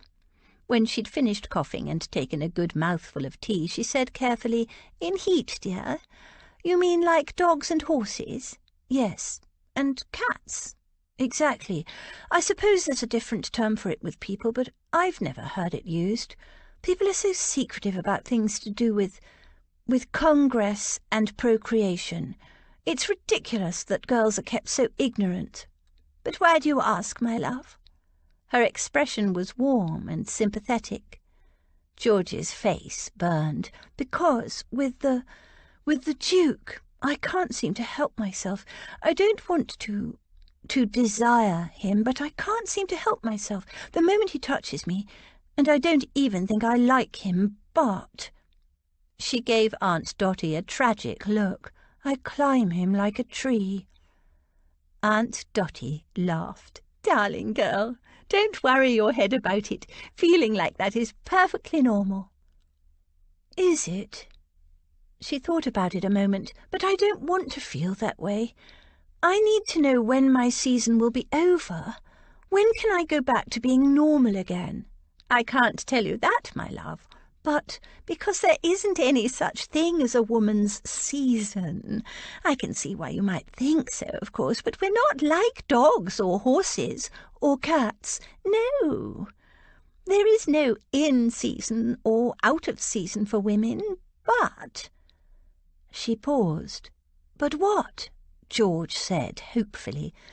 "With the right man, my love, a woman is always in season." George was horrified. "Always?" "Always," Aunt Dotty said firmly. "That's how it is with Logan and me, and always has been." "Since you were 15? Aunt Dotty chuckled. "Well, I was ready at 15, but Logan insisted on keeping us pure. Well, pure-ish, until I turned 21. "But you kissed him before that?" "Oh, heavens, yes. Once I'd had my 2 seasons. My London seasons, that is. We kissed and kissed and kissed. And how well I remember wanting to climb him like a tree. But he would allow nothing more than kisses, and a little cuddling. The dear boy wanted me to be sure. Noble, but so frustrating." "And now you still, Aunt Dotty laughed. "Oh, yes, we still very much, not as often as when we were young, but it gets better with age. Like fine wine." George couldn't imagine that terrible, out-of-control desperation being anything like fine wine, though she supposed it might be a bit like being drunk on brandy. Drunk on the Duke. Yes, she could see how that could happen. "You've never regretted not marrying?" "Not for a minute." "You didn't want children?"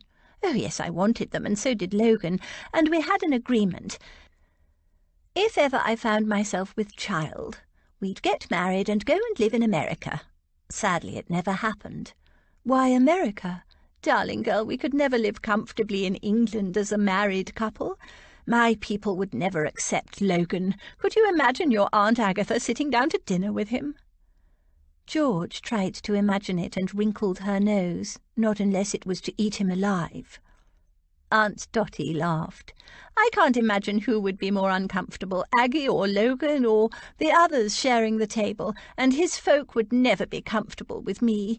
Logan couldn't bear the thought of my losing all my friends and the society I was used to, and he had no interest in mixing with them anyway. He knew that in America it would be difficult but possible. Things don't seem so rigid over there, and nobody would know who we were anyway."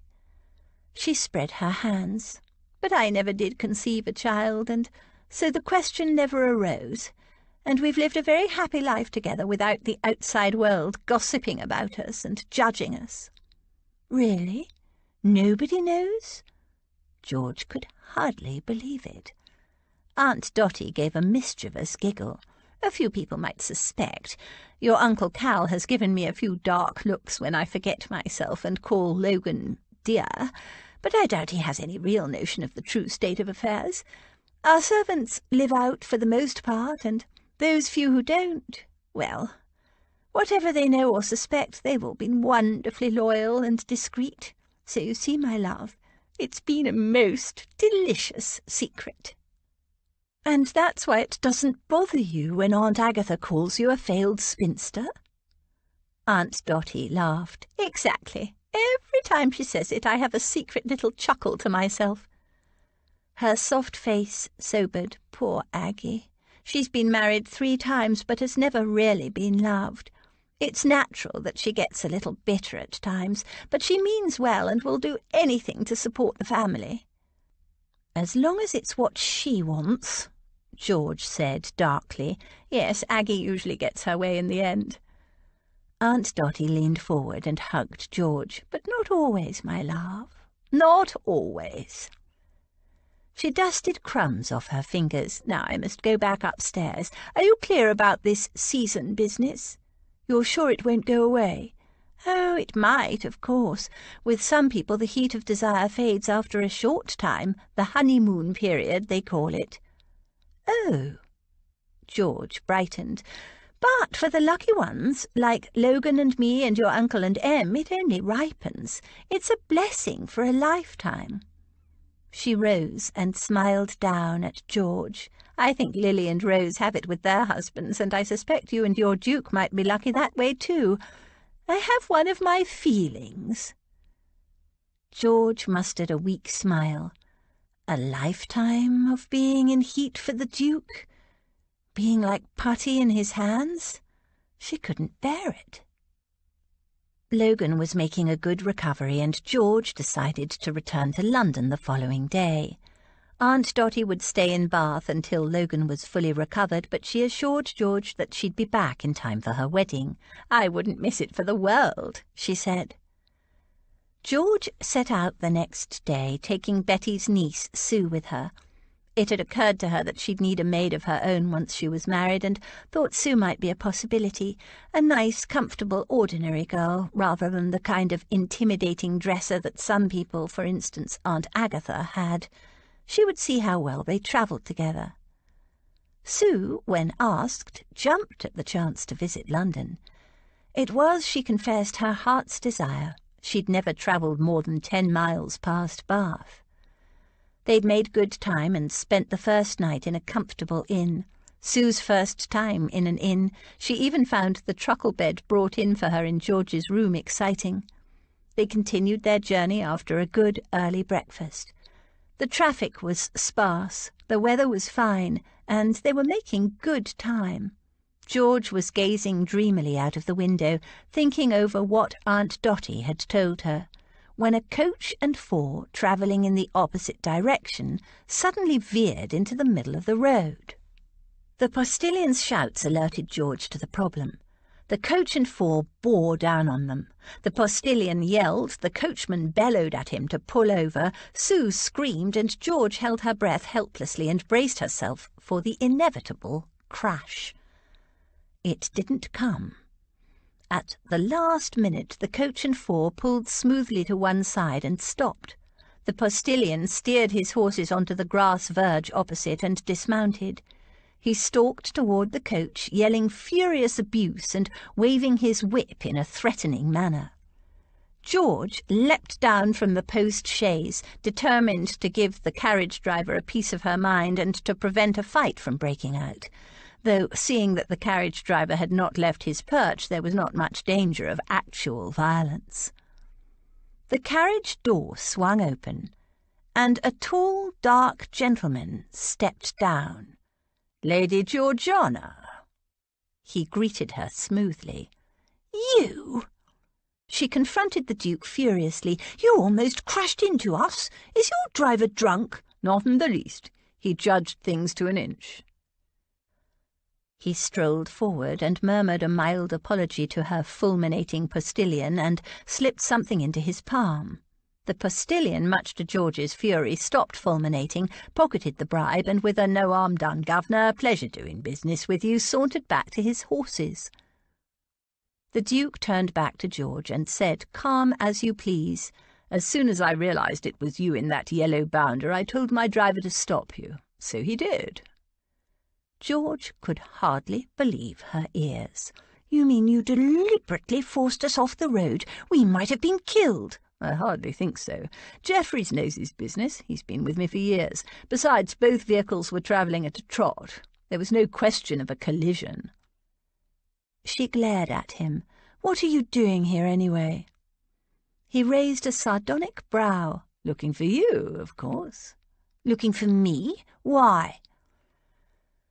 A few drops of rain spattered down. He glanced at the sky. "It's going to rain.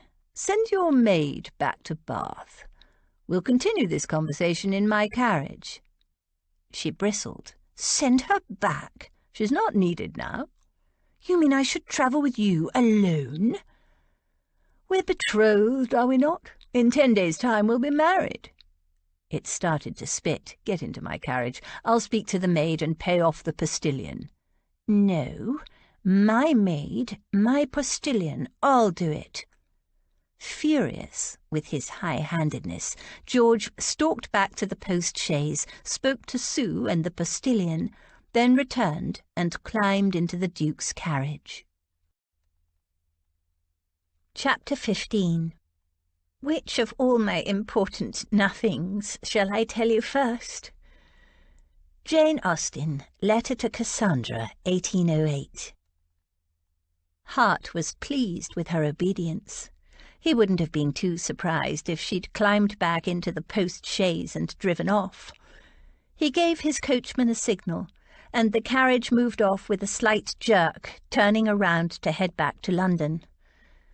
Georgiana sat opposite him, her arms folded and her chin raised. She was still angry then. So be it. "Well then, Duke, what's this all about?" She'd never addressed him by name, he noticed. Perhaps that would change after the wedding. "You left London without notice, without informing me, for no reason I could fathom." She gave a careless shrug. "There wasn't time. It was an emergency. I didn't even have time to explain to my aunt and uncle. I had to leave them a hasty note." Her apparent indifference annoyed him. "You should have consulted me, sought my permission. We are betrothed. At the very least you should have consulted me about your plans, and your reasons for leaving in such a hurry." "Permission?" Her eyes kindled. This is why I never wanted to get married. This right that men seem to think they have to control every aspect of a woman's life, or else leave them and their children to sink or swim as best they can. Never anything in between. Hart hung on to his temper by a thread. What the devil did children have to do with it? Or swimming? "What is it precisely you object to, madam? Is it—" "Don't madam me." He ignored her. "Is it not my right to be kept informed of my affianced wife's whereabouts? Our wedding is in 10 days' time, and you disappear without explanation." "So?" She flung her hands up in outrage. "You belong to me, and don't you forget it." She made a vehement gesture. "No, I don't belong to you or anyone else. I belong to myself. I am yours only as long as I choose. I am not your possession or your chattel. The only thing that holds me is my promise to you." He clenched his jaw. She damn well did belong to him. Or she would once they were married. But he knew better than to remind her of it. She must have read something in his expression, because she stormed on. "I go away for a few days to accompany my elderly great-aunt because she had an urgent need to return home, and you come storming after me as if I'd run off with some rake." "I did nothing of the sort," he said stiffly. It was exactly what he'd done. She stared at him a moment. Her eyes narrowed. "Good grief, that's it, isn't it? You thought I was planning to jilt you, even though I had given you my word I would marry you. My word! You didn't trust me to keep my promise." "Nonsense." It was exactly what he thought. "Then why did you come chasing after me, breathing fire and brimstone, and sending my maid away?" "What has the maid got to do with it?" "She's not your maid." "She's not yours either." "No, but my great-aunt sent her to accompany me. You had no right to order her around." Hart didn't give a snap of his fingers for the maid. He glanced past Georgiana out of the back window and saw the yellow post chaise following, with the maid still in it. He swore under his breath. "And so she's coming anyway. Do you ever do as you're told?"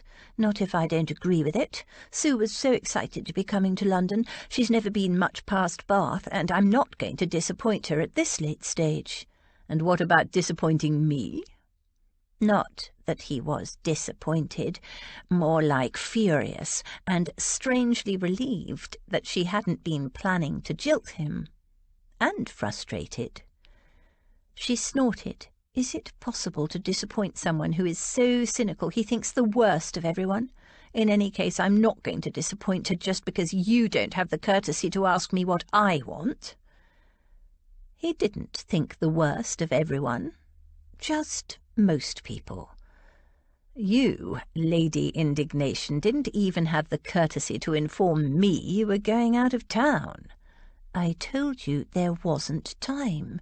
It was an emergency. Besides, what business is it of yours where I go and what I do? We're not married yet." "I was worried, damn it." "Worried? I was with my great-aunt. Why on earth would you be worried?"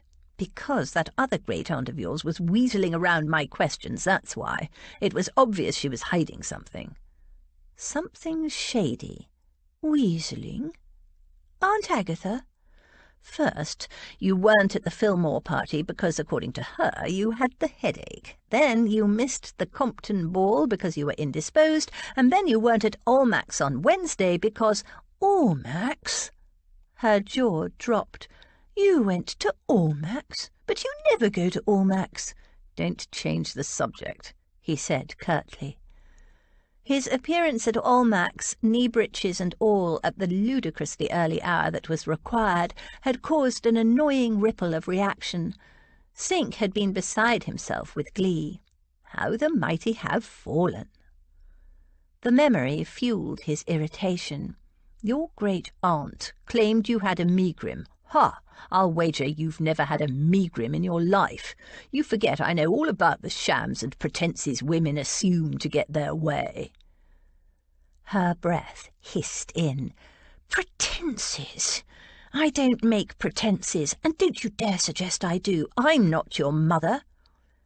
He didn't even blink at the insult. "Then why would Lady Salter make all those excuses, if not to hide something untoward?" "I don't know. I didn't ask her to. I never even spoke to her before Aunt Dotty and I left. There wasn't time." "And when I called at Ashenden House to inquire about your welfare, because I was worried and thought you might be ill, Ashenden was just leaving, and all he said was that you'd run off to Bath without any explanation." "He knew I was with Aunt Dotty." "He also implied that you make a habit of disappearing without explanation, but that eventually you came back." She made a dismissive gesture.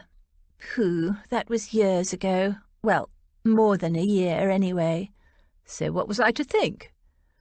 Her eyes sparked chips of anger. "There could be any number of reasons, but you chose not to give me the benefit of the doubt. You chose to assume that I'd run off with another man, or to another man." He could not deny it, though he wasn't going to admit it and give her more ammunition. Her eyes narrowed. "You did think it, didn't you? Even though I agreed to remain betrothed to you, even though I gave you my word, which you obviously don't believe in." He couldn't deny that either, but he said in a conciliating tone, "But I must I not, because you claim you don't break your promises?" It apparently wasn't conciliating enough. She bared her teeth at him. There is a first time for everything. "What if you have a child?" And where had that question come from? He needed an heir, of course, but it was her duty to him that was the issue, surely. "Then of course I will belong to them," she said, as if he'd asked a particularly stupid question. At that, the tension in him began to abate.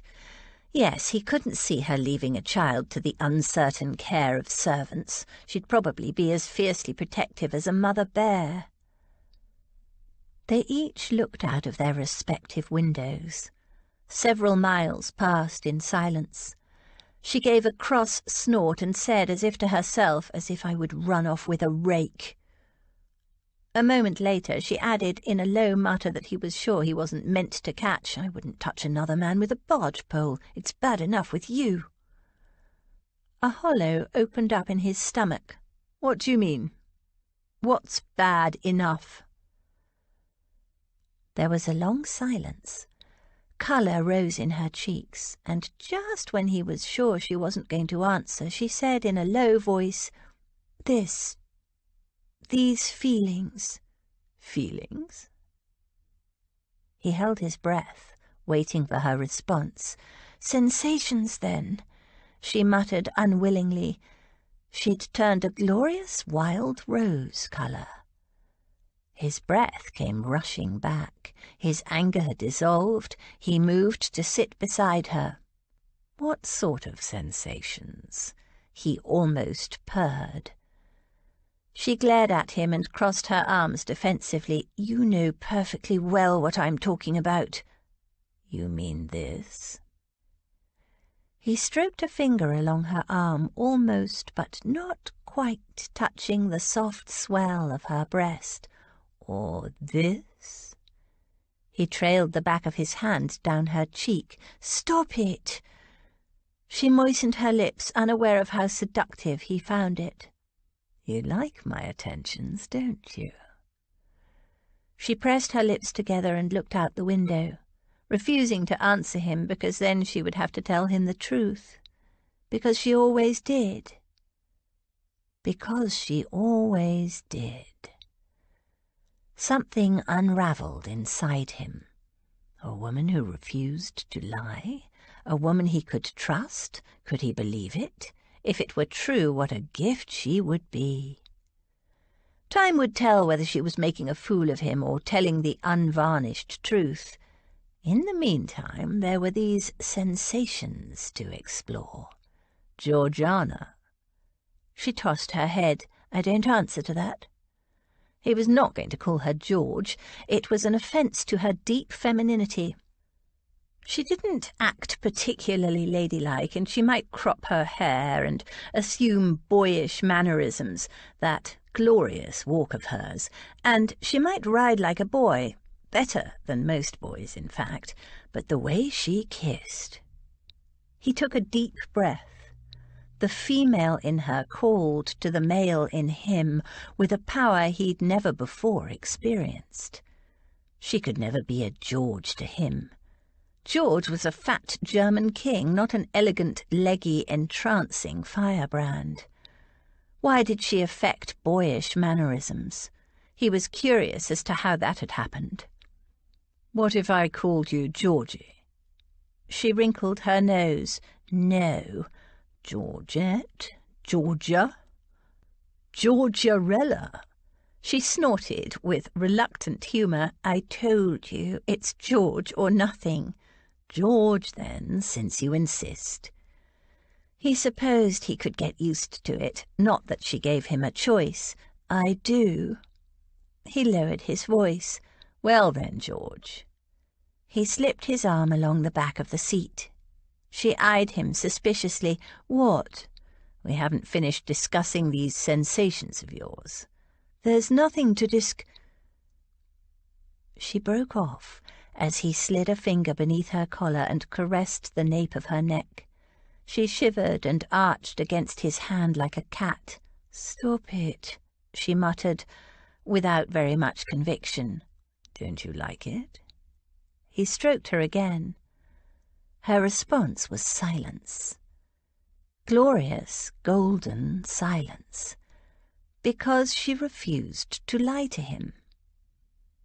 He moved his fingers to the tender skin behind her ear and caressed her lightly. Such pretty ears. She gave a kind of shrug as if rejecting his compliment. She wasn't comfortable with compliments, he'd noticed that before, but she didn't move away. He bent and sucked on her earlobe. She jumped. "What are you doing?" What do you think? He ran his tongue around the delicate walls of her ears. She shivered against him and hunched her shoulder up, pulling back a little. "That's very—" "Very what?" he purred. "Pleasant, agreeable, delightful, tantalizing." She gave him a baleful look. "Strange." He laughed softly and continued caressing her nape and the tender skin behind her ear. "But you like it, don't you, George?" There was, he decided, a delightful contrast between the very down-to-earth masculine name and the deeply feminine response he was getting.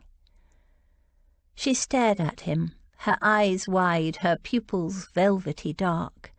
She opened her mouth, seemed about to say something, then closed it. Her gaze slid over his face like an invisible touch. She stared at his mouth, met his gaze, then returned to his mouth. It was an invitation he could hardly resist, but he forced himself to. He wanted her to come to him.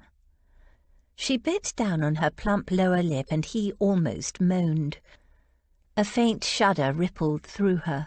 She turned her head away and looked resolutely through the window. "What's the matter? Changed your mind?" "About what?" As an attempt to sound airily unconcerned, it fell sadly flat. She was aroused. Her nipples thrust hard against the smooth fabric of her bodice, making themselves known through who knew how many layers. He resisted the temptation to stroke the hard little nubbins. "You know you want me," he said. She continued staring out the window. "Do I, indeed?" trying to sound indifferent. He ran his thumb across her lower lip, and she jumped as if scalded. "Stop that!" "Why?"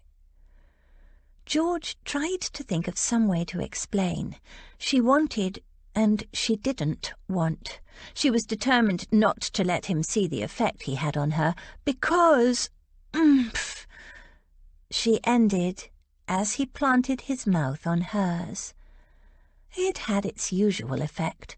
She lost all awareness except the feel and the taste and the intoxication he created whenever he kissed her. His hands moved to her breasts, and she felt hot threads of sensation vibrating through her with each caress. And then— deliverance. The carriage pulled over to change horses. While the ostlers hastened to swap teams, George gathered her scrambled senses and pushed him away. "Stop it! This kissing and such is a problem for me." Hart frowned. "What kind of problem? You can't tell me you dislike my attentions. It's very clear you do." "I know, but I feel manipulated somehow. You can turn me into a puddle, you know you can, and I'm helpless to resist. But I don't like it." Hart stared at her. She likes it, but she doesn't like it. What kind of twisted female logic was that? Or was it some kind of ploy to keep him dangling, drive him mad with frustration and wanting? He said in a hard voice, "I don't understand." She gave him a troubled look. "All this," she made a vague, frustrated gesture, "is just bodily sensations." as is natural between a man and a woman, and your point would be, you desire my body. She blushed, and I desire yours, but really, we know very little about each other. So, we're getting married. We have years in which to learn. She nodded, yes, but... She bit her lip. Hart closed his eyes briefly and tried to conceal his impatience. The thing is, when you touch me, the sensations are... Her blush deepened. They affect me strongly, but I also think that you would behave much the same with any suitable woman. I wouldn't. He'd chosen her out of all the women in London. Did she not understand that? Did she think that he'd compromised her by accident? But you know so little about me. It's really my body, not me, you're making love to. She glanced at him and added, that might sound a little foolish, but it's how I feel. It sounded a lot foolish to Hart, but if that's what she felt, well, you couldn't argue with a woman's feelings, no matter how illogical they were. What do you expect me to do? He asked in an expressionless voice. I want us to get to know each other better. She emphasized the us. Hart stared unseeing out of the window. The carriage swayed and bounced along. The horses' hooves sounded briskly, rhythmically on the hard surface of the turnpike road. Getting to know each other. The whole thing was ridiculous. In a short few days they'd be married. Nobody knew their spouse before marriage, and some not even afterward. He heaved a sigh and turned back to her. Very well, let us start then. Earlier, you said you would belong to your children. You said them, plural. You intend to have more than one child, then? She nodded. God willing. She glanced out at the passing scenery for a moment, then added, It is lonely being an only child. I would like my children to have brothers and sisters. He watched her watching the scenery, or pretending to. The thought crossed his mind that her apparent indifference was often a disguise, masking some deeper sentiment. You were an only child. She nodded. Did you not have friends? She shook her head. Mostly my friends were animals. My dog, my horse, wild creatures. We lived a good distance from the village and the local children. She sent him a straight glance. It was believed by the villagers that I was some lord's byblow, and children raised by ignorant parents are not kind to unwanted bastards. He frowned. But you weren't a bastard. She hunched a shoulder, feigning indifference. Truth or gossip, which do you think is tastier? People didn't exactly ask to see my mother's marriage lines. It's easier, and more interesting, to believe the worst. Hart thought about the rumours about her that had circulated after their betrothal was announced. Was that why she'd handled the nastiness so well? She'd grown up with it. What about school? Surely you found some kindred spirits there. I never went to school. Never? That was a surprise. He'd assumed she'd attended the same exclusive girls' seminary that her aunts had. He never remembered that Lady Rose and Lady Lily were her aunts. They behaved more like sisters. She shook her head. There was a small village school, but you can imagine how welcome I would have been there. And in any case, the teacher was a drunkard and a bully, and hardly anyone attended. And there was no money to send me to a better school. So a governess, then? He knew she was literate, and from various references and responses she'd made, she seemed quite well educated. A governess? She gave an ironic huff. Those creatures who have the strange desire to be paid for their efforts. No, there was no money for that either. Martha, my nursemaid, and later my cook and housekeeper, taught me my letters and to do basic sums, and I had the remnants of my grandfather's library. His books weren't entailed, as well as some poetry books and novels my grandmother left. Entailed? He frowned. "I thought your mother's side of the family were yeoman farmers." "They were. Doesn't mean my grandfather wanted anything left to a useless female." "Useless female?" She made another one of those shrugs. "The whole time he was alive, my grandfather never let an opportunity pass to remind me that if I'd had the good sense to be born a boy, I would not only have inherited the family farm, but that my father would have acknowledged me, and that I would have had the upbringing and all the benefits of being his heir." She snorted. "But a girl was useless." She gave a humourless chuckle. If he'd ever learned my father was the son and heir of an earl, he knew he was the son of a rich man, but not which rich man, and that I would have been an earl now had I had the good sense to be born a boy, my grandfather would probably have, I don't know, exploded. "Believe me, as a boy you would have been nothing extraordinary. As a girl, now—" She grimaced. "I know. I'm a freak, an eccentric." Did she have no idea how very appealing she was? Not in the least. A little eccentric, possibly, but the aristocracy rather values its eccentrics. Say rather that you are a personality. She laughed then with genuine humour. "Trying to butter me up, Duke?" "No, I doubt it would work anyway. You're not very good at accepting compliments, are you?" And now he'd learned more of her story, he could see why. Brought up to think she was useless. She looked uncomfortable.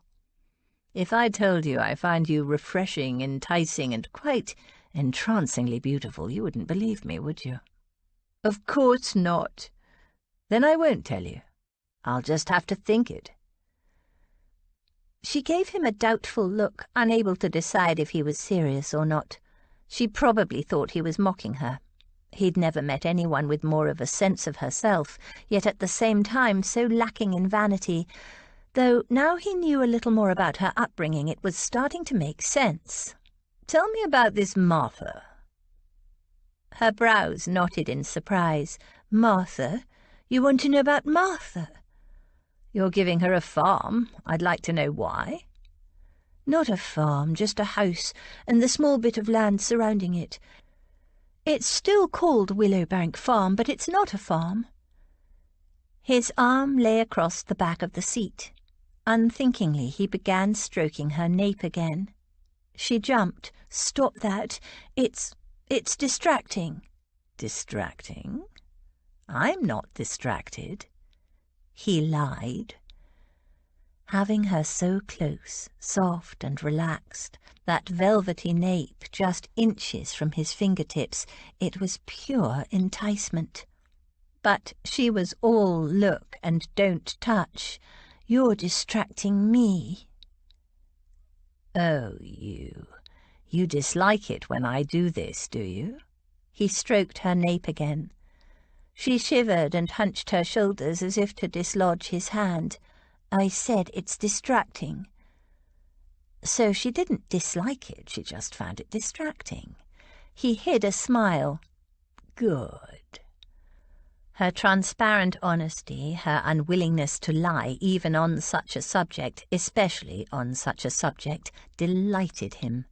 The number of women he'd known who'd claimed his every touch, his every move was ecstasy, even as they feigned pleasure, and here was his prickly little George wishing to pretend otherwise but unable to lie. She turned her head indignantly. "Good? As long as you don't dislike it. Now tell me about Martha." "Not until you remove your hand." He moved it down to her arm and started to stroke the silky skin in the inside of her elbow. "Stop that. Put your hands in your lap," she ordered. He placed his hands in his lap. "So, Martha?" Her expression softened. "Martha is a dear. She was the closest thing I had to a mother growing up. She began as my nursemaid and later became my cook and housekeeper. But she was always more than that.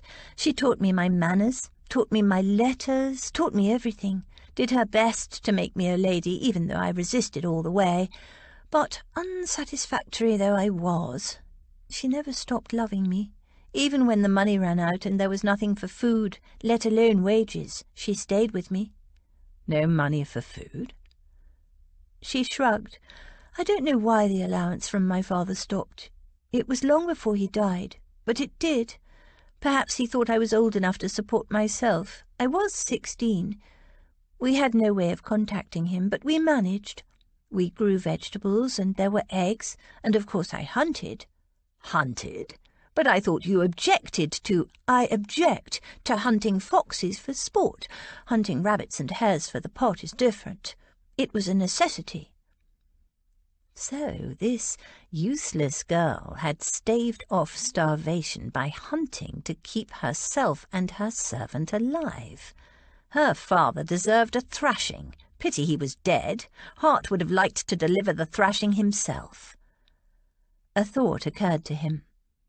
If you were so short of money, how did you acquire that stallion of yours? She dimpled and said, in a suspiciously airy voice, I had rich neighbours, and some of them were, let us say, careless with their horses. You stole that horse? No. Her expression was part guilt, part glee. Not exactly.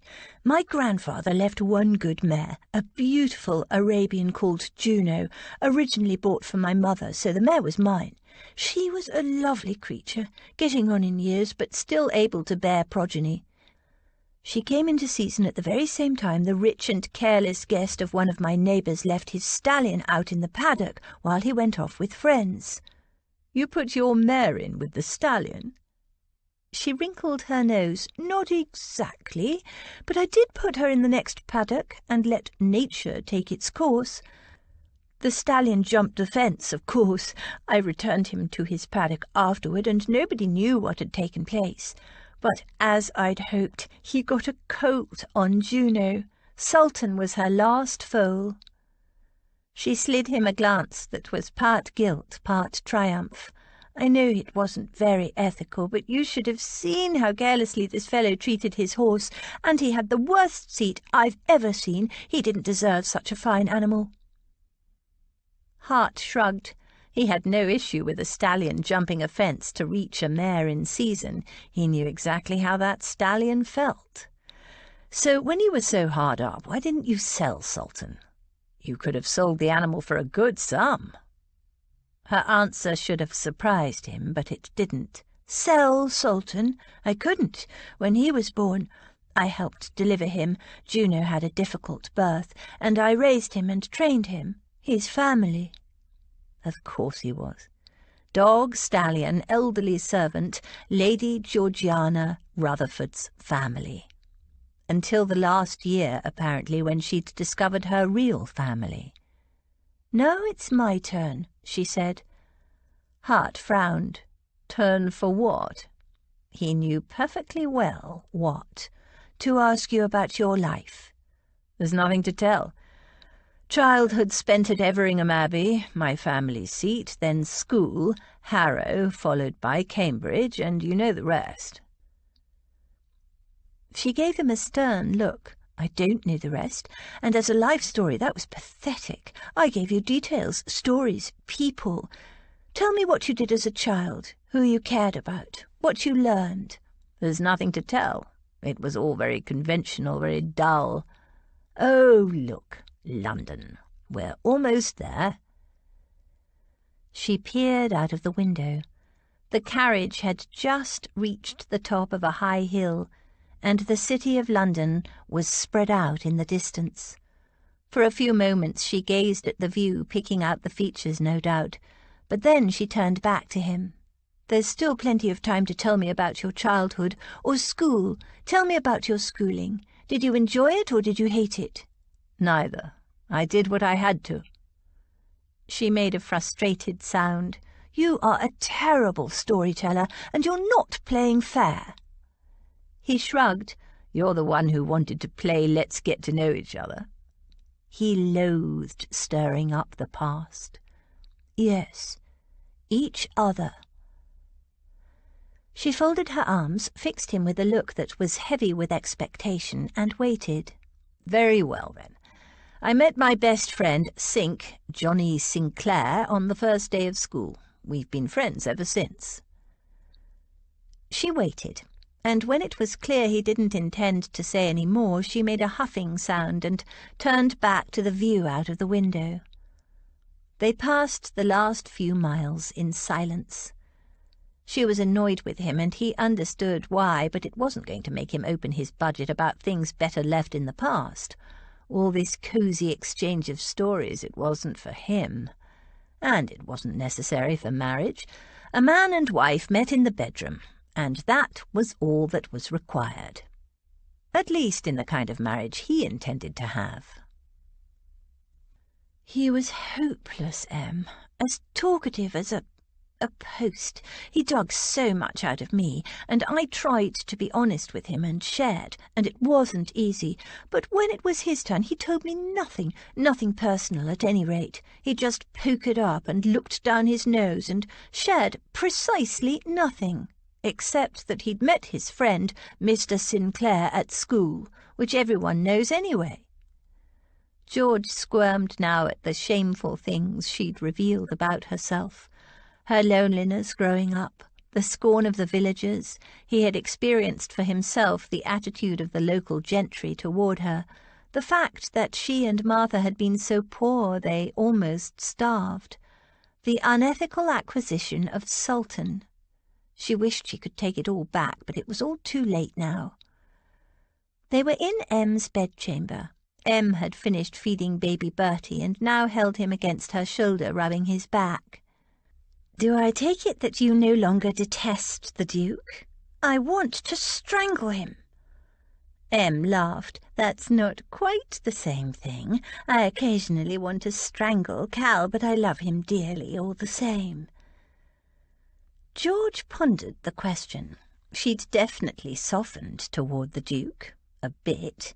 His kisses drove her wild, but that wasn't it. She mightn't be in season like a mare or a cat, though she was still sure that something was going on, but liking, respect, or love had nothing to do with physical desire. She knew that much. Men were like stallions, only on 2 legs. They'd jump a fence for a filly they fancied. She'd been angry that he'd come chasing down to Bath after her, but, though jealousy was unattractive, it at least showed he cared, even if he didn't trust her. And with a mother like his... Actually, that was when she'd started to soften toward him first, when he realized how his mother had deceived and manipulated her. He could have left it, not exposed the lie. It would have made it easier for him, but he hadn't. He realized she'd given her promise based on a false premise, and he'd taken her to see for herself what his mother had done. And then he'd offered to release her, despite all his efforts to entrap her. He'd played fair, shown her a side of him she hadn't suspected, an honourable streak. And then, when she'd told him he was just like his mother, just as ruthlessly manipulative, well, he had every right to be furious with her. She wouldn't have been surprised if he'd denied it and refused to give her opinion any credence at all. But he hadn't. He'd listened, he'd thought about it, and he'd taken it on the chin, and later he'd apologized. That was probably the moment she'd looked at him, really looked at him, past the haughty manner and the cold arrogance, and glimpsed the possibility of another man. The baby belched loudly, startling George. She didn't think such a tiny thing could make such a sound. "What a clever boy you are," Em murmured as she placed him on his back on the bed beside her. He lay quietly among the pillows, staring intently at the world around him with bright, dark blue eyes. He waved a little hand, and George slipped a finger in it, smiling as he gripped her firmly. "Just because a convenient marriage is arranged," Em said, "it doesn't mean that's how it will continue." George said nothing. She played with the baby's hand. She'd seen plenty of marriages where the husband and wife might as well be strangers for all the concern they showed for each other. Em continued. When I married your uncle, there was no talk of love. It was a purely practical arrangement. He wanted someone to take care of and control. You 3 girls and I wanted security, a home, and the chance of having a child of my own. George looked up. But you're in love with Cal, aren't you? And he with you? Em smiled. Oh, yes, but that came afterward, and that's what I want you to think about. Try to keep your mind open about the Duke. I know you think he's arrogant and cold, and he is. But George knew now that wasn't all he was. Yes, but think back to how Cal was when you first met him. Was he not arrogant, bossy, infuriating? He most certainly was. So what changed? Did Cal change, or did you? George thought about it. Cal was still pretty arrogant and very bossy at times, only not with Em. He'd been downright hostile toward Rose's long-lost husband until he decided that Thomas was all right, that Thomas could be trusted. He was being protective of Rose, and she couldn't really fault him for that. As for how he treated George, they'd started off badly when he more or less kidnapped her, but now she thought about it, he'd softened quite a bit toward her, and in fact had championed her on a number of occasions, particularly with Aunt Agatha. You've begun to let the Duke get to know you. That's a good start, and if he's reluctant to open up himself, persist, but gently. Em said, some men find it very difficult to reveal the softer side of themselves, to let themselves be vulnerable. Vulnerable? George couldn't imagine the Duke being the slightest bit vulnerable to anyone or anything. He only wanted her to feel vulnerable. Vulnerable to love. Cal was as tightly bound up against letting himself love as any man could be. He didn't have an easy time as a young boy, losing his mother and being rejected by his father's second wife. And then there were his years in the army, where a man has to arm himself against the softer emotions simply to survive. He was out of the habit of even thinking about love. It simply never occurred to him. And if you recall, it took the rather drastic action of someone shooting me to shock Cal into the realization that he loved me. She smiled. I, of course, knew a long time before that I loved him, but even so it was a nerve-wracking realization. Nerve-wracking? For you? Oh, yes. After years as a spinster, never expecting to love or be loved, to marry or to have a child, I had to open myself to the frightening possibility of love. And with that came the equally terrifying possibility of rejection, and of making a fool of myself and earning my husband's scorn. He'd made an intensely practical marriage, recall, not a love match. George was silent. She hadn't really thought of it like that. It had seemed inevitable to her that Em and Cal should be in love, but now, looking back, and in the light of Em's explanation, she could see that it wasn't so simple, and that she had more in common with Em than she realized. Em leaned forward and smoothed a stray curl back from George's face.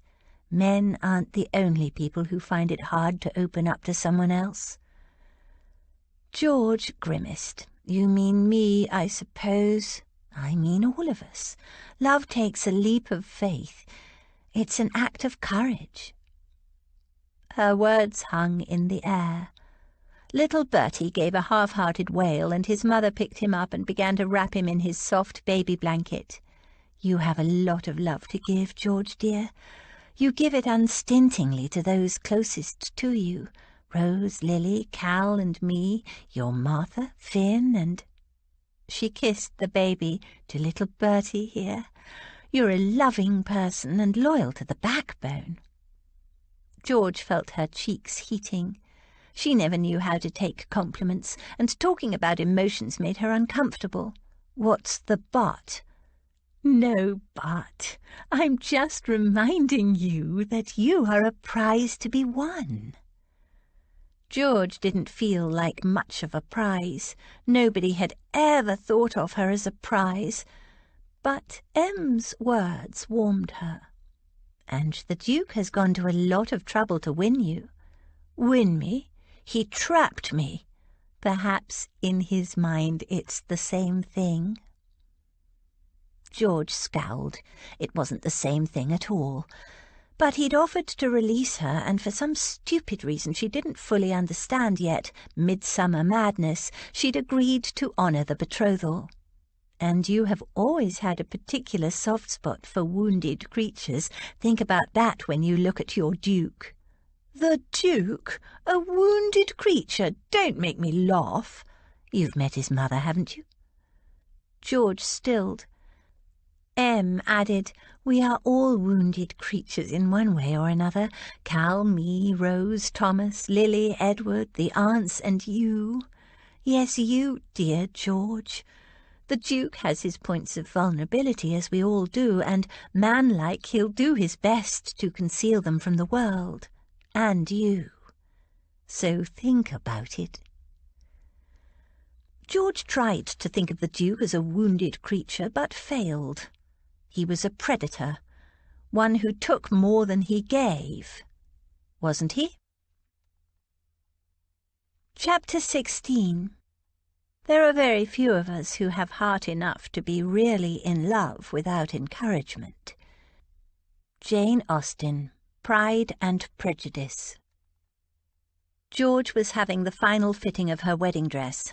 It was spectacular, but she had to admit she had an occasional qualm about wearing it, now that first angry impulse had passed. Miss Chance pinned the last tiny alteration in place, stepped back and eyed her critically. "I must admit, Lady George, I had me doubts when you first chose this fabric, but you were right. It's stunning." "Stunning? In what sense?" George wondered, as she gazed at her image in the looking-glass. "Shocking or beautiful?" She'd chosen it to be shocking, but she had to admit the colour did suit her.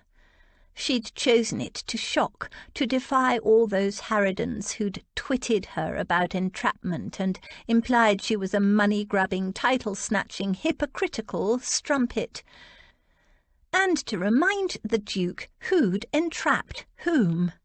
"I'll finish off those last little bits and send it around this afternoon," Miss Chance said.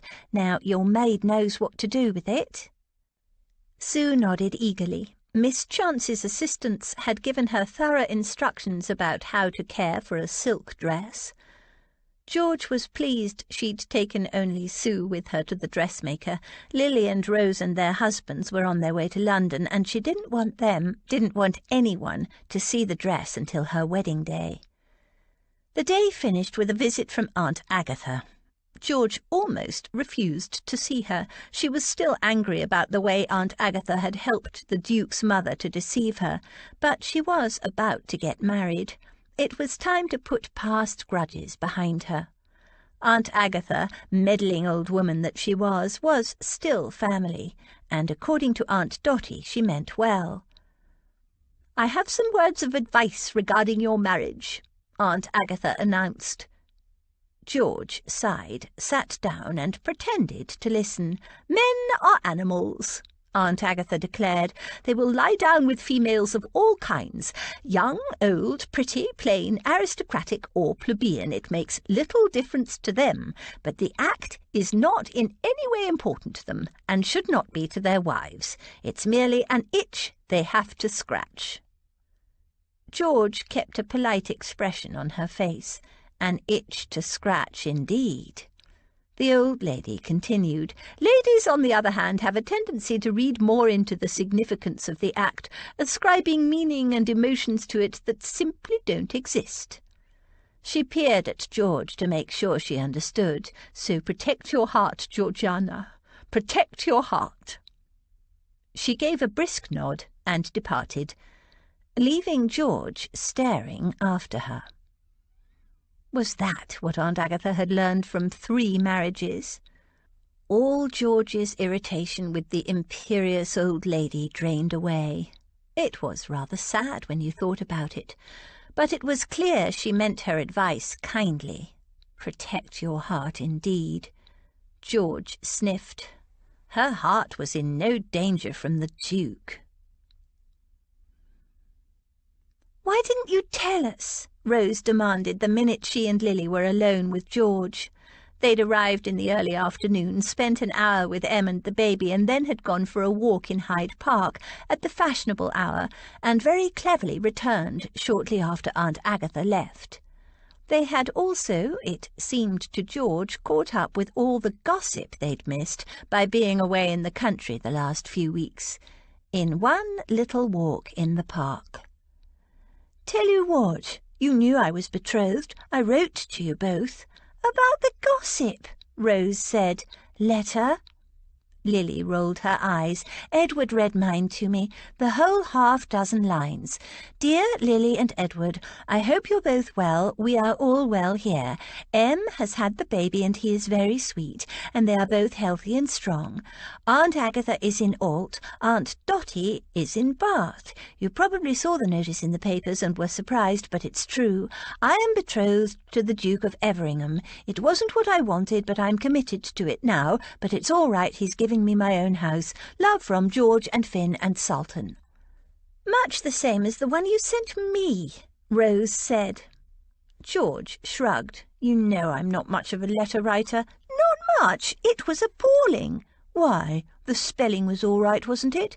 "The spelling was fine. It was the infuriation of it," said Rose. "The frustration," Lily added. "The complete, utterly provoking lack of information." Rose finished. "But I told you about everything, the baby, the aunts, and my betrothal. What else is there?" Rose rolled her eyes. "Detail, that's what's missing. You've always been hopeless at gossip."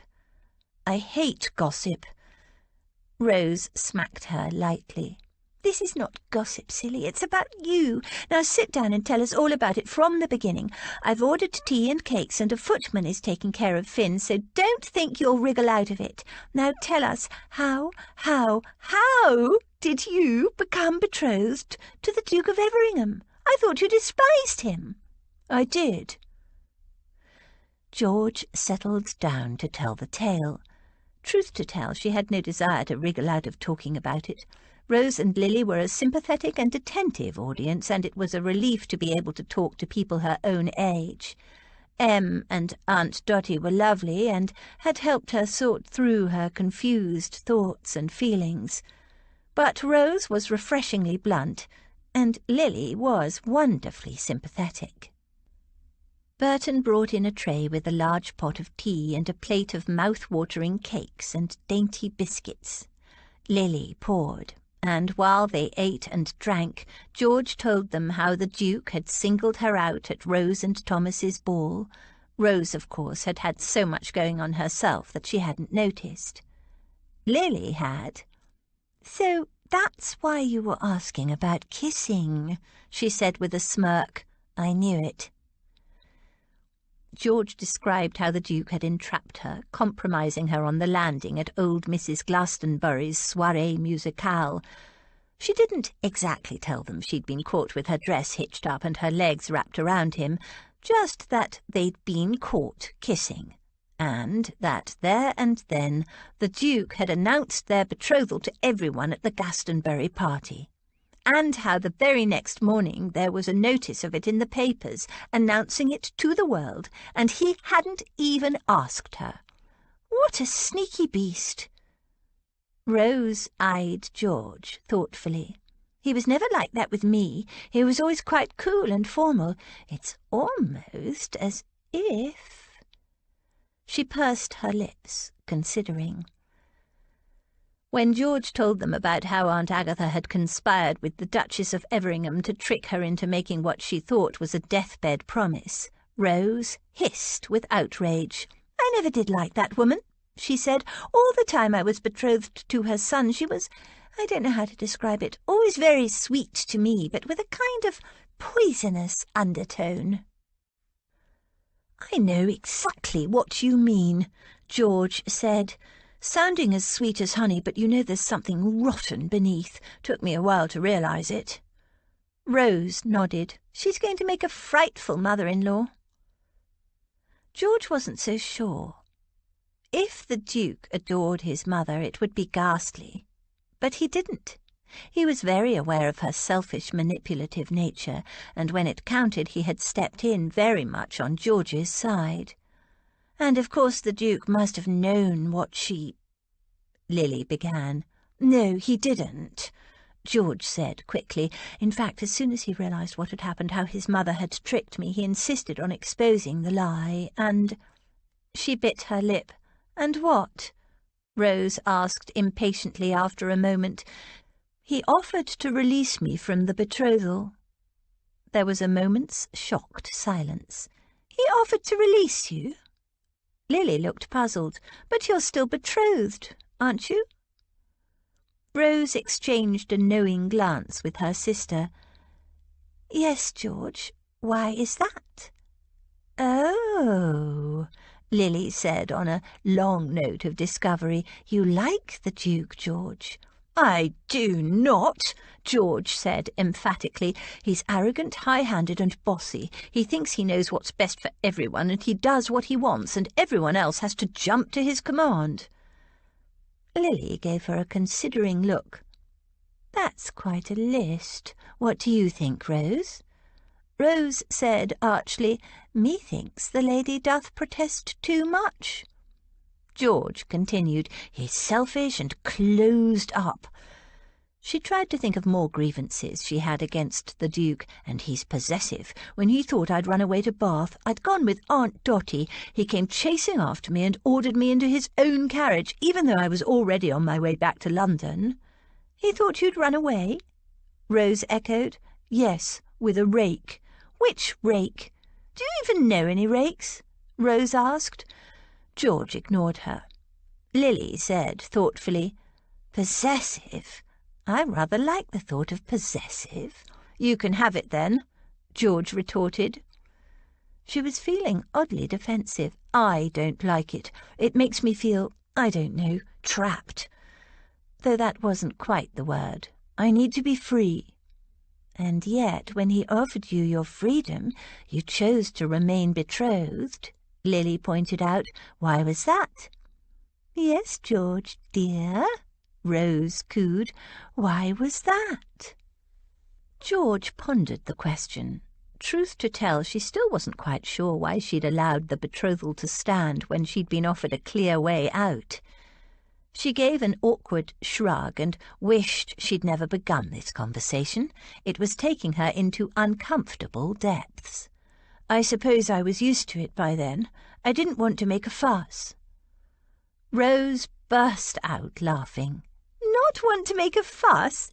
You? You'll have to do better than that, George dearest. This is us, recall. We know you. All right, then, she said grumpily. I decided I want a baby. Well, of course you do. We all do, especially after seeing Em's darling little boy. Isn't little Bertie just adorable? Lily gushed, those big bright eyes. No, it doesn't wash, Rose said. If it was just the matter of a baby, George could have chosen any one of the perfectly nice and easy-to-control men who've been mooning after her all season. It doesn't explain why she stayed betrothed to the Duke, seeing she dislikes him so much, or claims to. There's the kissing, Lily suggested. Remember when he kisses her, her knees turn to jelly. How do you... They do not, George protested. At your ball, remember?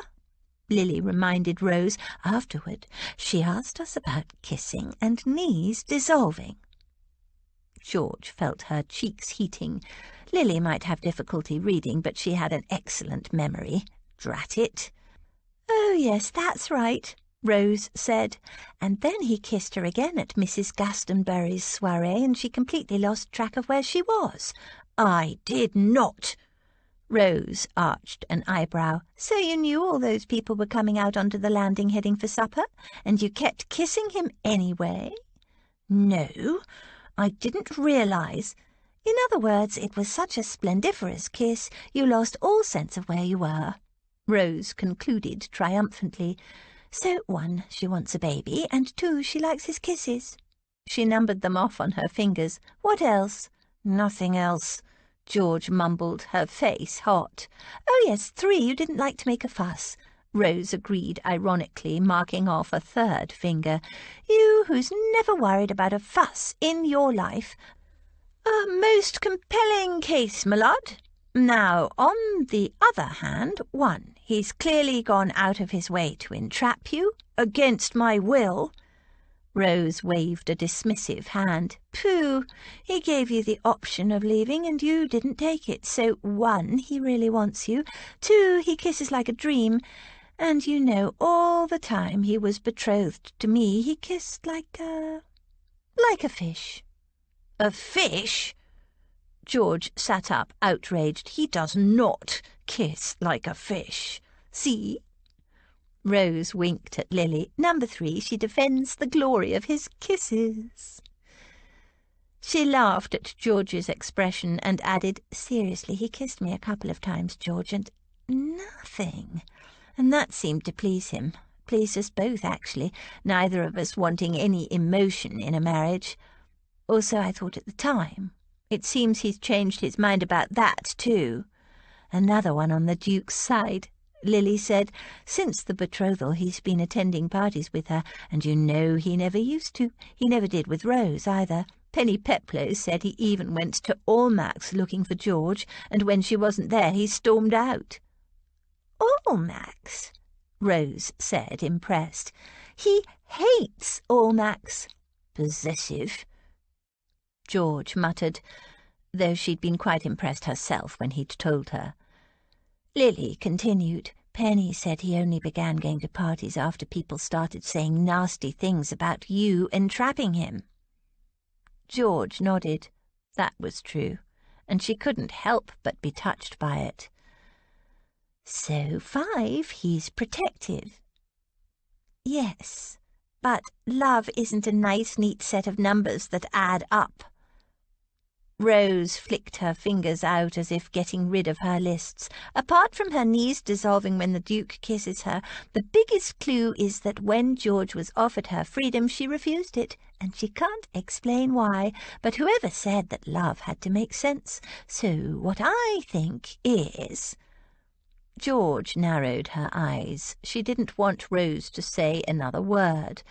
Dear, loyal, prickly, independent, I don't need anyone. I'm perfectly all right on my own. As long as she has dogs and horses, Lily interjected. Yes, darling, I don't need anyone. I'm perfectly all right on my own with my animals. George is finally, at long last, in love. I am not, George mumbled. How could they possibly think that? She hadn't told them anything nice about the Duke, and there were actually a few nice aspects. All the signs are there, George, dearest, Lily said warmly. I'm so happy for you. George squirmed. George is in love, George is in love, Rose crooned in a sing-song voice. Oh, stop it. George rose to her feet. You're both talking a lot of nonsense. I need to take Finn for a walk.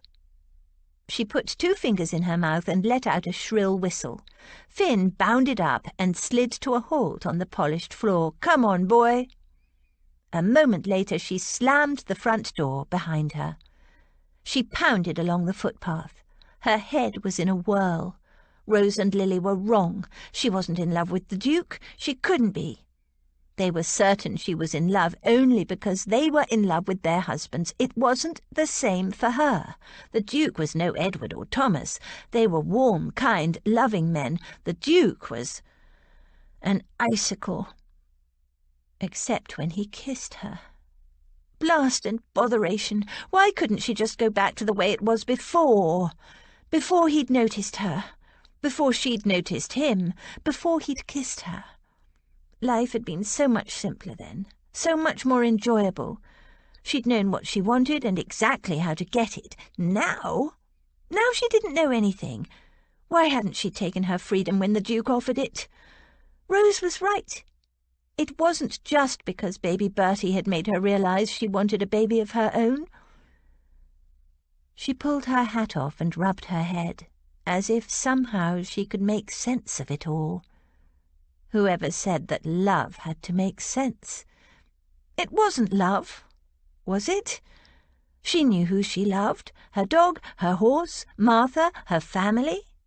But it wasn't the same. She wasn't afire to kiss any of them. The Duke was like a fever in her blood. Aunt Dotty had said that for some people that fever faded after the honeymoon. George wasn't sure whether the thought of that was a comfort or a worry. A comfort, she told herself firmly, because if this was love it was confusing and uncomfortable, and she didn't want a bar of it. She picked up a stick for Finn and threw it as far as she could. It was the night before the wedding. Hart, much against his inclination, had allowed Sink to drag him out for a few convivial drinks with some friends. "Not natural for a bridegroom to pass the night before sober and alone," Sink insisted. "You need drinks and company to chase the nerves away." "I'm not nervous in the least," Hart lied. "Not worried about the wages, then?" Percy, one of the friends, said. "Wages?" Hart repeated in a steely voice. "Nothing, no wages," Sink said hurriedly. "Old Percy's 3 sheets to the wind. Silly fool doesn't know what he's saying." "No, I'm not," Percy said indignantly. "There's a dozen different wages on the wedding not going ahead." "Shut up, Perce," Sink hissed. But though Percy might not be 3 sheets to the wind, he was drunk enough not to take a hint. "You know yourself, Sink, that the money's on a second Rutherford girl jilting the poor fellow. Lady George, not the sort to make a duchess. No ambition in her. Swore she'd never marry, and I for one believed her. Anyway, I saw you lay a bet myself, so what are you pokering up and pulling faces at me about?" Sink groaned. "If that's what you think, you have wasted your money," Hart said coldly. He rose and opened the French doors to the balcony, hoping some cool night air might calm his temper. After a while, Sink followed him out. "Did you bet on my wedding?" Hart asked him. Sink pulled a rueful face. "You know me, Hart. Can't resist a good bet." "And what did you bet on?" "That she won't let you down, of course. A straight arrow if ever there was one, Lady George." He stared at Hart. "You didn't imagine I'd bet against you, did you?" Hart relaxed a little. He hoped Sink was right, but doubts continued to plague him. He still didn't understand why she'd decided to go ahead with the marriage. She'd fought so hard against it at first, but then when he'd offered her her freedom, she didn't take it. Why? Every other woman who'd ever shown interest in him hadn't been able to look past his title, his fortune, and his estate. What was she getting out of this marriage?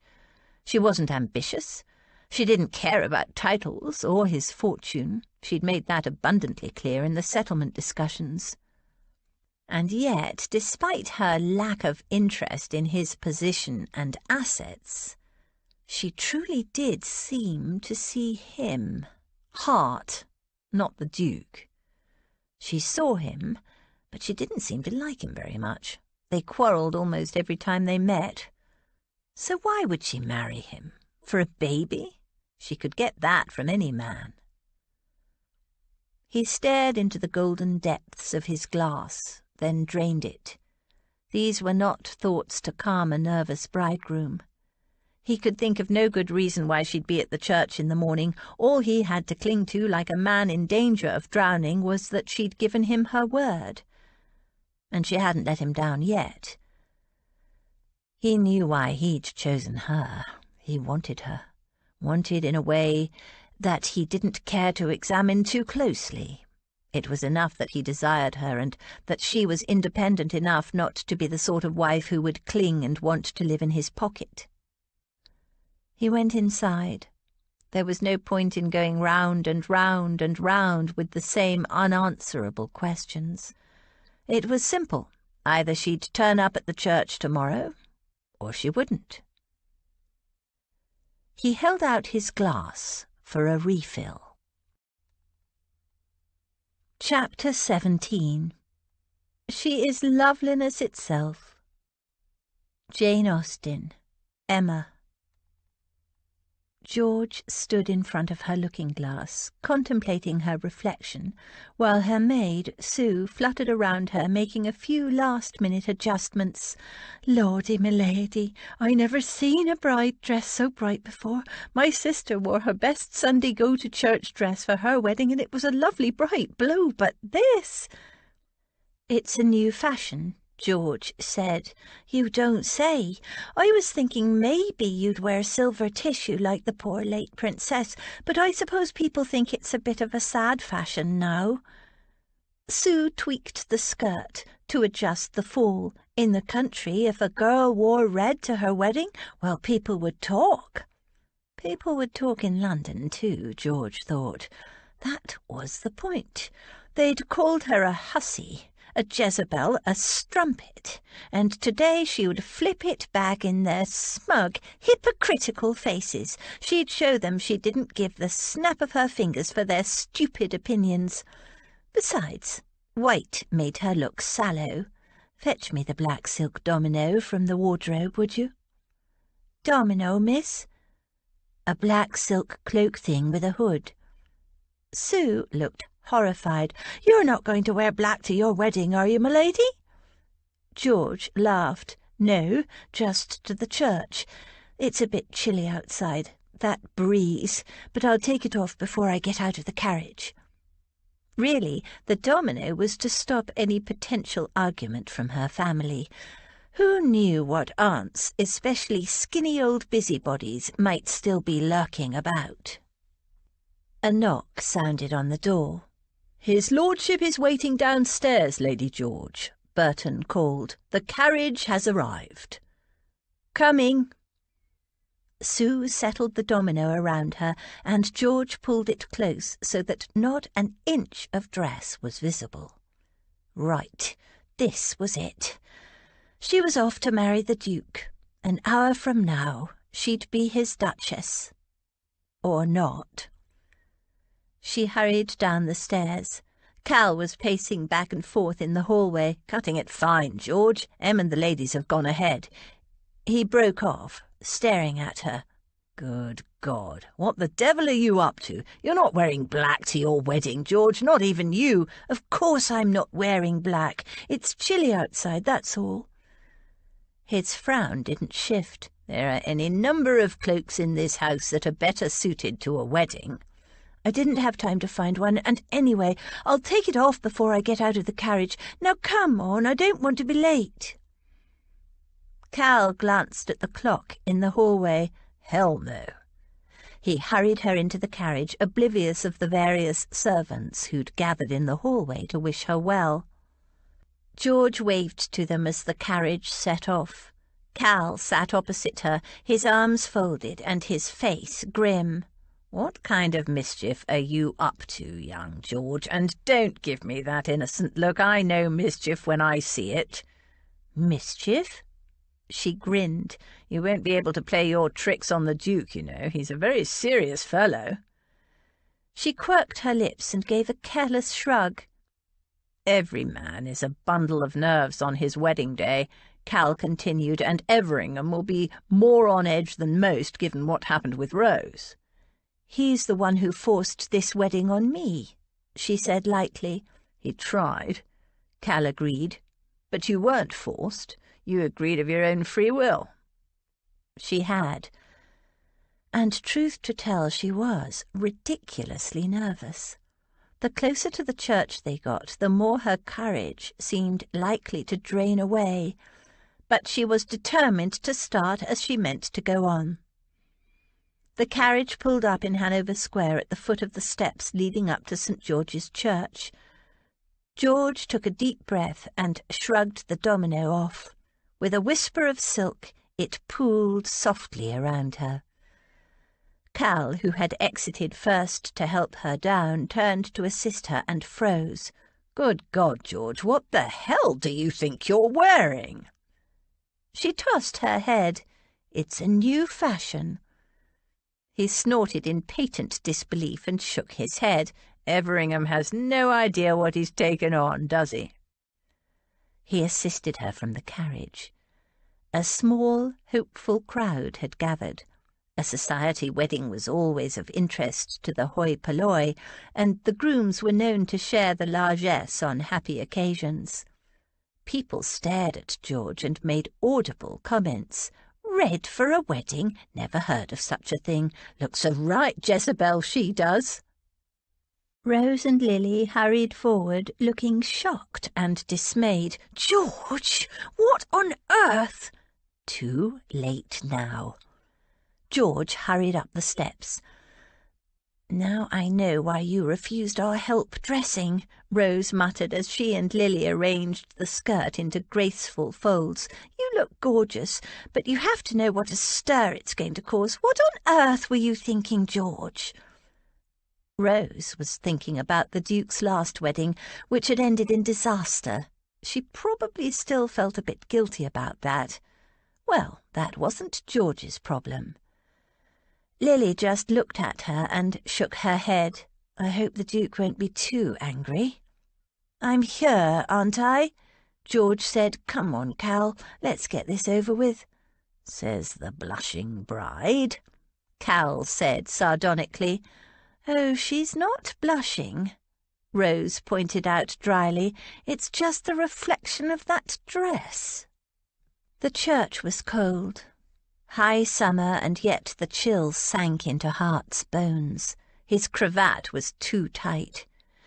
He ran his finger around it, hoping to loosen it. It didn't help.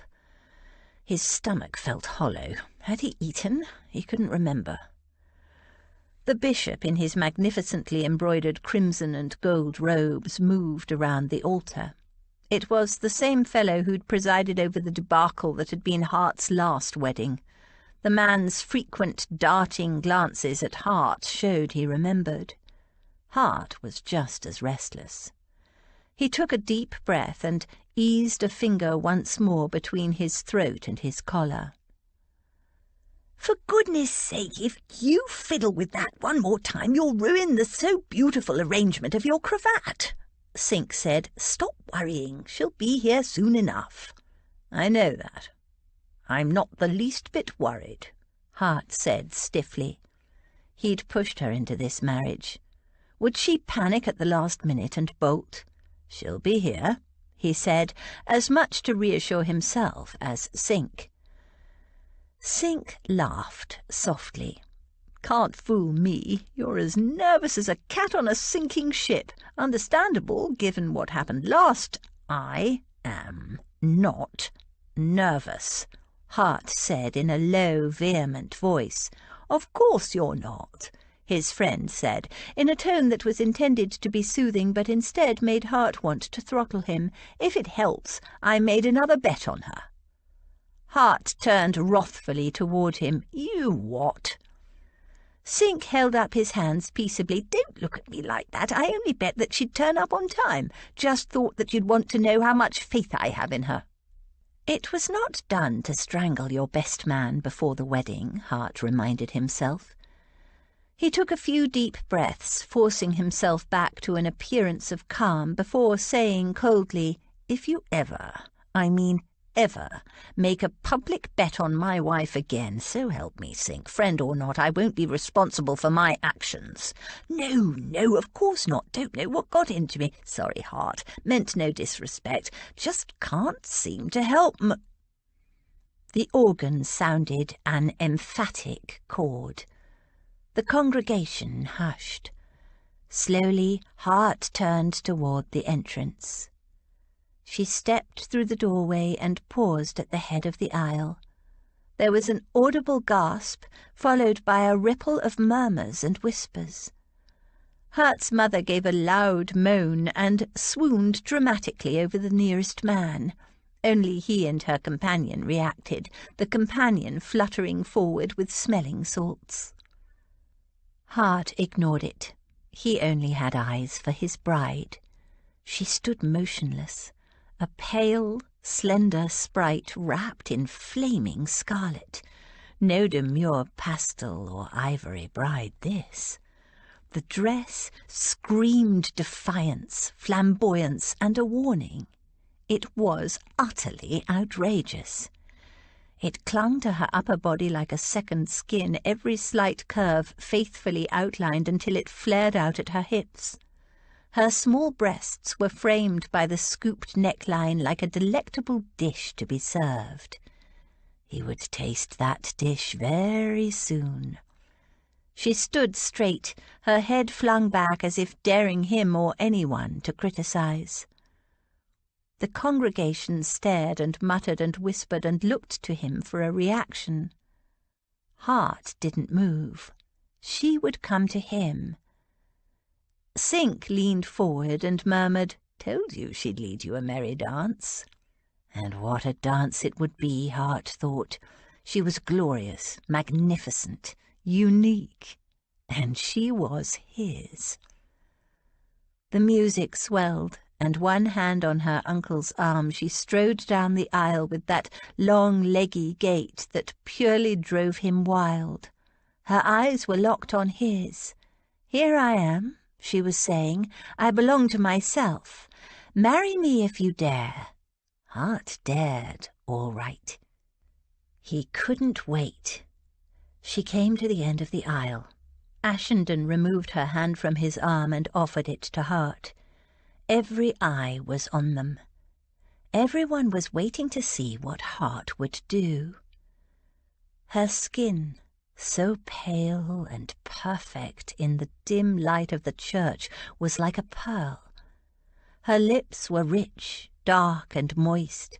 Her eyes met his with a mix of defiance and uncertainty. Slowly, Hart pulled off her scarlet satin glove and stuffed it in his pocket. Her hand was cold, her fingers were trembling. So she was not as certain as she appeared, his bold, contrary girl. He raised her hand and kissed it formally, ostentatiously. There was a ripple of comment in the congregation.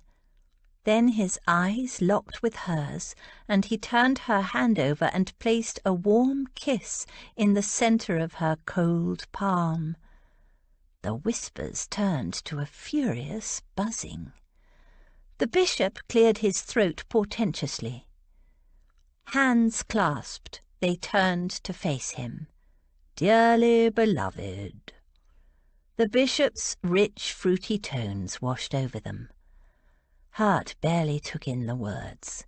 He waited, her cold hand still trembling in his grasp. Her tension seemed to be rising. His, now she was here and things were underway, was dropping. He just had to get past the speak now or forever hold your peace part. Here it came. He braced himself. "Therefore, if any man can show any just cause why they may not lawfully be joined together, let him now speak, or else hereafter for ever hold his peace," the bishop intoned. There was a long, endless pause. The bishop scanned the congregation. Hart was aware of people looking around the church as if hoping for someone to leap out from the shadows and forbid the wedding again. He stood stiffly and waited. But nobody spoke. The service continued. Hart felt his tension draining away. It was going to be all right. His bride, however, seemed to be getting more tense by the minute. He slid a sideways glance at her. She was pale, rigid, staring straight ahead. Her fingers shook. He squeezed them gently in reassurance, but she didn't shift her gaze. The bishop listed the promises they would make to each other. "I will," Hart said in a clear voice. His bride mumbled something unintelligible. The bishop frowned and glanced at Hart. Hart nodded to him to continue. Then came the vows.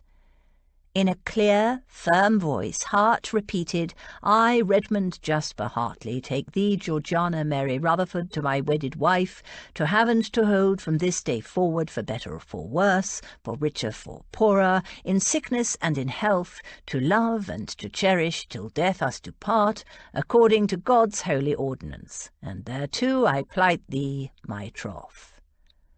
Then it was Georgiana's turn. She repeated her vows in a low, almost inaudible voice. "I, Georgiana Mary Rutherford, take thee, Redmond Jasper Hartley, to my wedded husband, to have and to hold from this day forward, for better, for worse, for richer, for poorer, in sickness and in health, to rub, cherish, and to olay, till death us do part, according to God's holy ordinance, and thereto I give thee my troth." Hart frowned. Had he heard her aright? To rub, cherish, and to olay? He looked at her. She stared straight ahead, unmoving, her gaze fixed on the stained-glass window above the altar. The bishop hesitated, frowned, and gave Hart a hard, questioning look. From his expression he wasn't sure he'd heard her correctly. He wasn't a young bishop. Likely he was a bit deaf. "Continue," Hart said.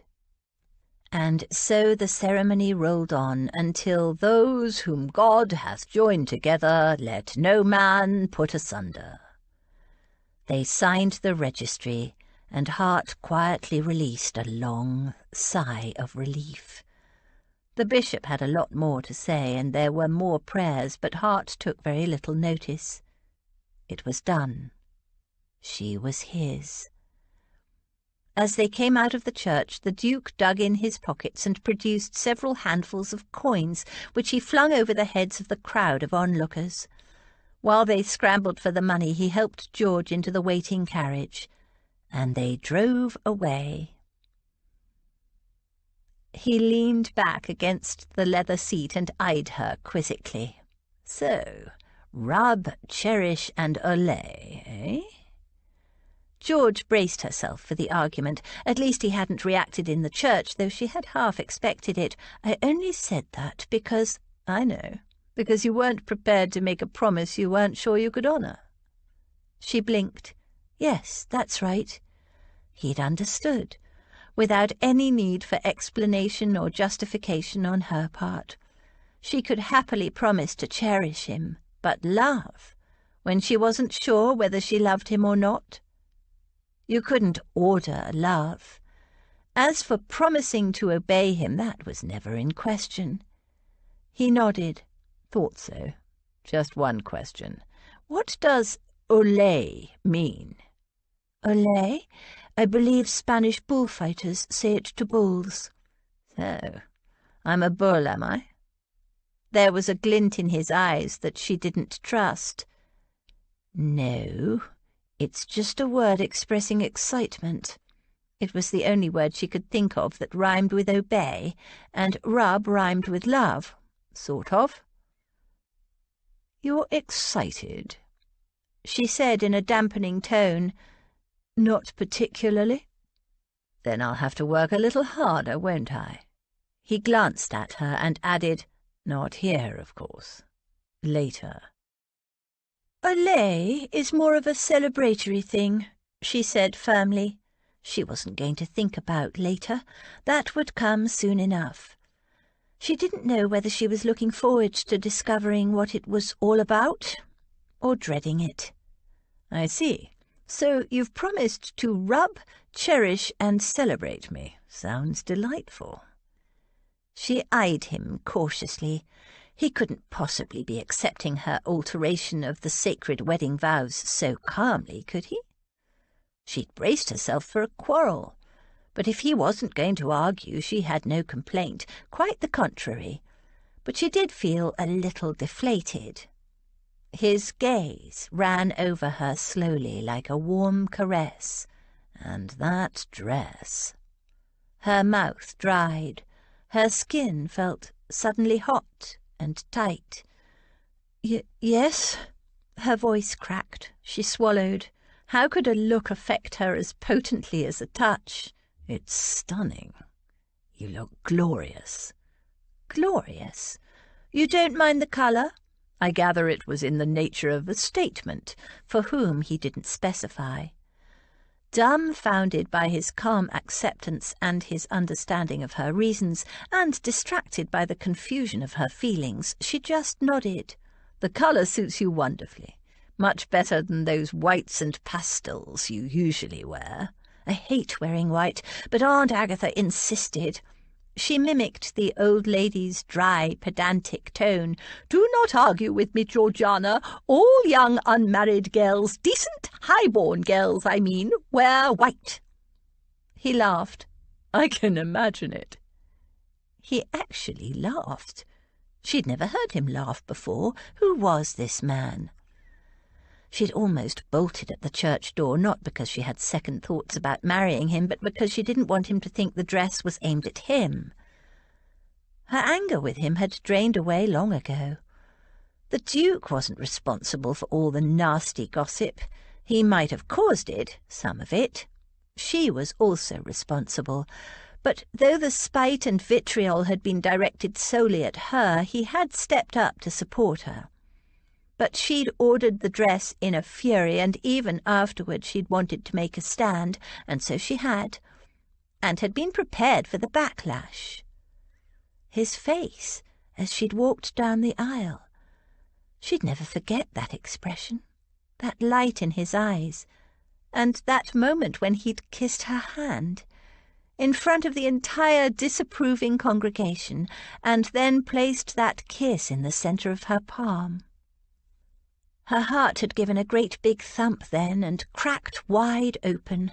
It had taken all her self-control not to cry. He'd understood, he'd actually understood what she'd been trying to say, and he'd given society the clear message that he would support her, even honour her. She'd given him every chance to reject her, and he hadn't. Instead, he'd made a push to understand her. How rare was that? It was as if the Duke saw who she really was, not simply Aunt Agatha's conveniently unmarried great-niece, an earl's daughter, but George, plain and simple with all her many faults, and accepted her, married her.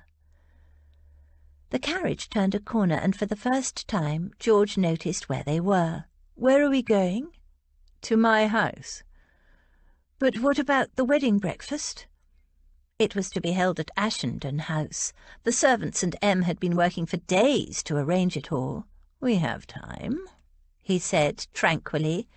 Time for what, she wondered. Was this what he meant by later? But she wasn't game to ask.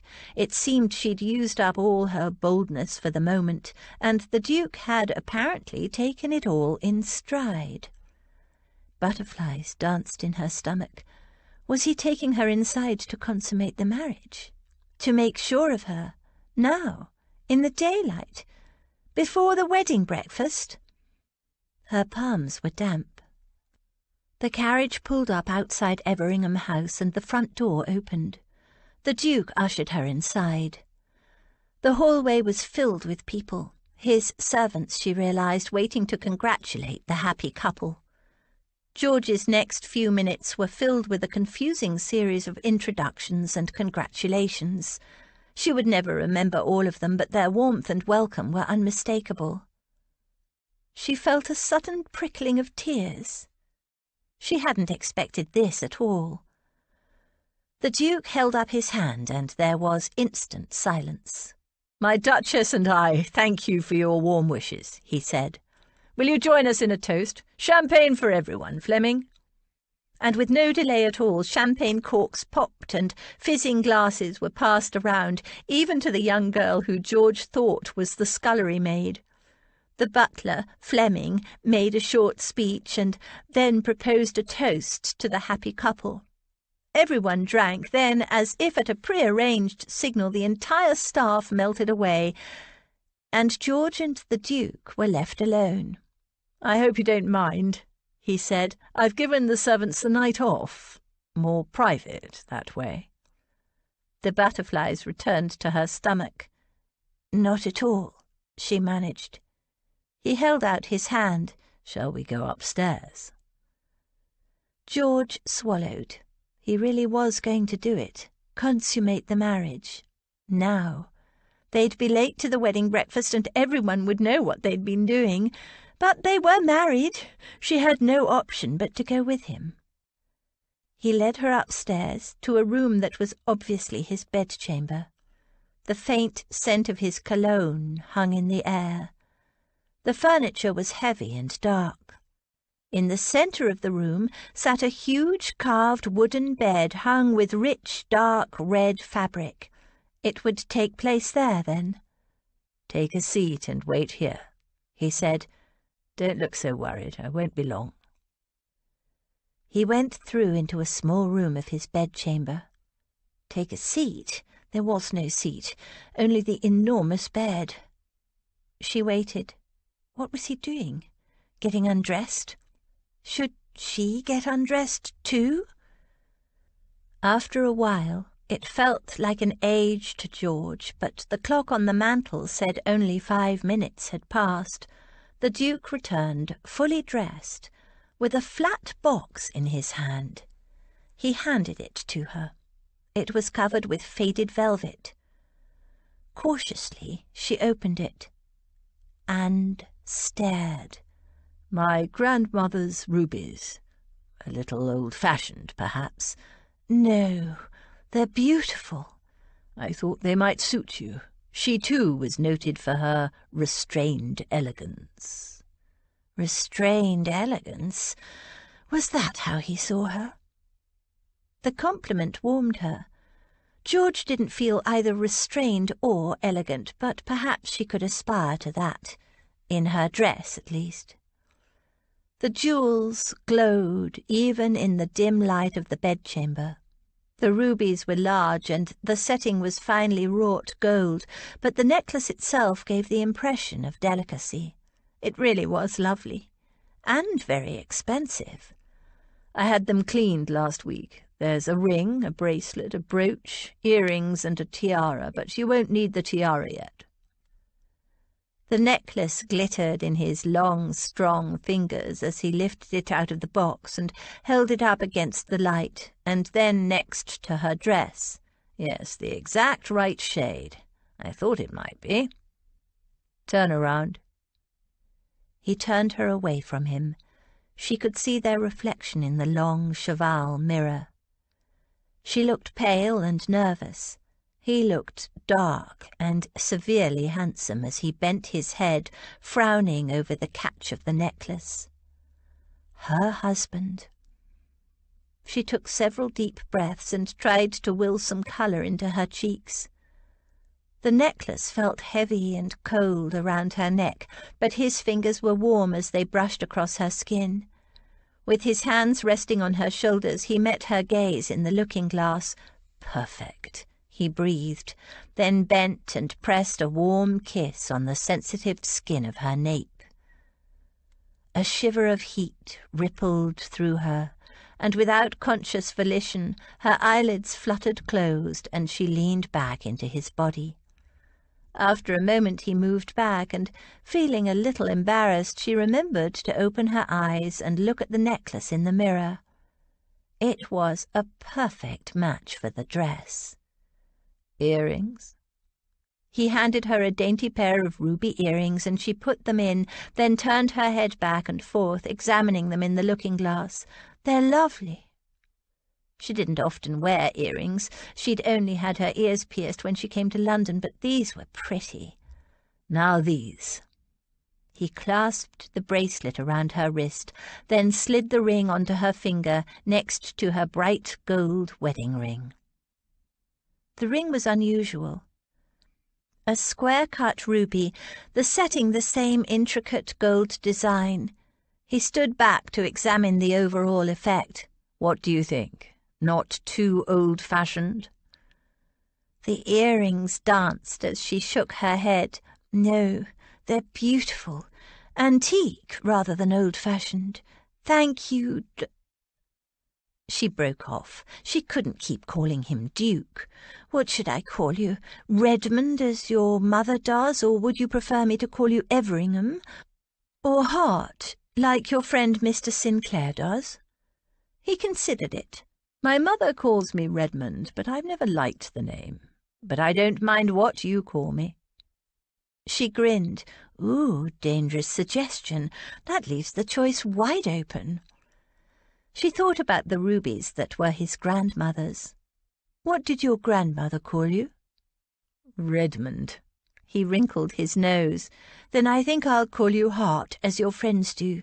Thank you, Hart, and I am honoured and delighted to be wearing your grandmother's beautiful jewels. She stepped forward, raised herself on her toes, and kissed him lightly on the cheek. He looked down at her, an odd, intense look in his eyes. No, it's I who should thank you. His voice was husky. Then, seeing the question in her eyes, he added, for marrying me. He drew her slowly toward him. Cupping her cheek in one hand, he kissed her mouth, a mere brush of skin against skin, the barest whisper of a kiss. But sensation shivered through her, a delicate spiral of pure heat. She leaned in closer, wanting more, and slipped her hands around his waist. He pulled her hard against him, wrapping his arms around her, and tightening his hold so they stood chest to chest, stomach to stomach, thigh to thigh, and mouth to mouth. His mouth was warm, demanding, and she opened to him. The taste of him flooded her senses, potent as brandy. Moving as one, they moved back toward the bed, kissing. His kisses robbed her of all thought. The backs of her knees hit the edge of the bed, and she sank onto the mattress. He released her and stepped back. Confused, still dazed, she blinked up at him. His smile was rueful. I know, but we have a wedding breakfast to attend. His chest was heaving as though he'd run a mile. Oh. She couldn't keep the disappointment from her voice. I thought. We have all night for that. His voice was deep, rich as thick dark chocolate, and with the promise of the night to come. Gathering her shredded composure, she managed to stand. With shaking hands, she tidied her hair in the looking-glass, straightened her dress, then turned to go, and met his intense, heated, approving gaze.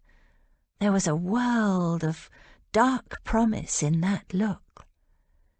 She blushed as red as her dress, and the rubies around her neck.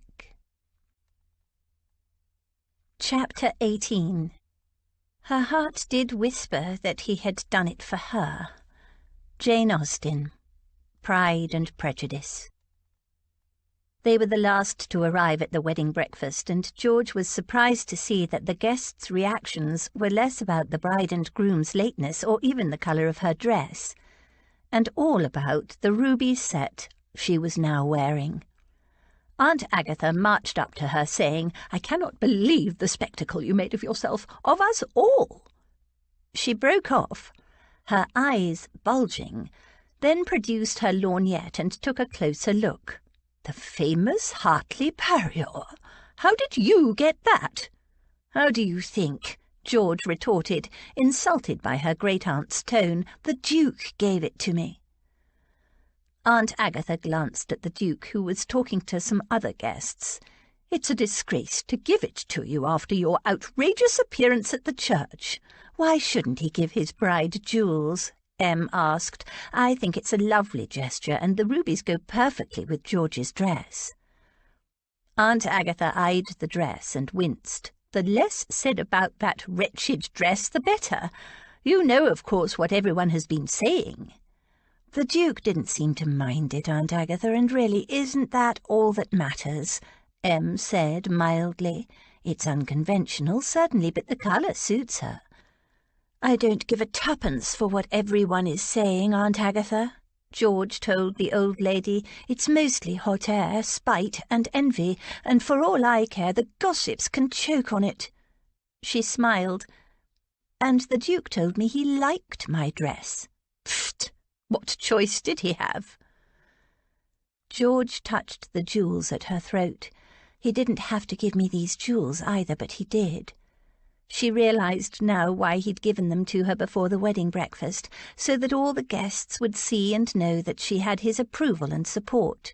She was deeply touched by the thoughtfulness and loyalty of the gesture. The Duke was turning out to be rather different from the man she thought she knew.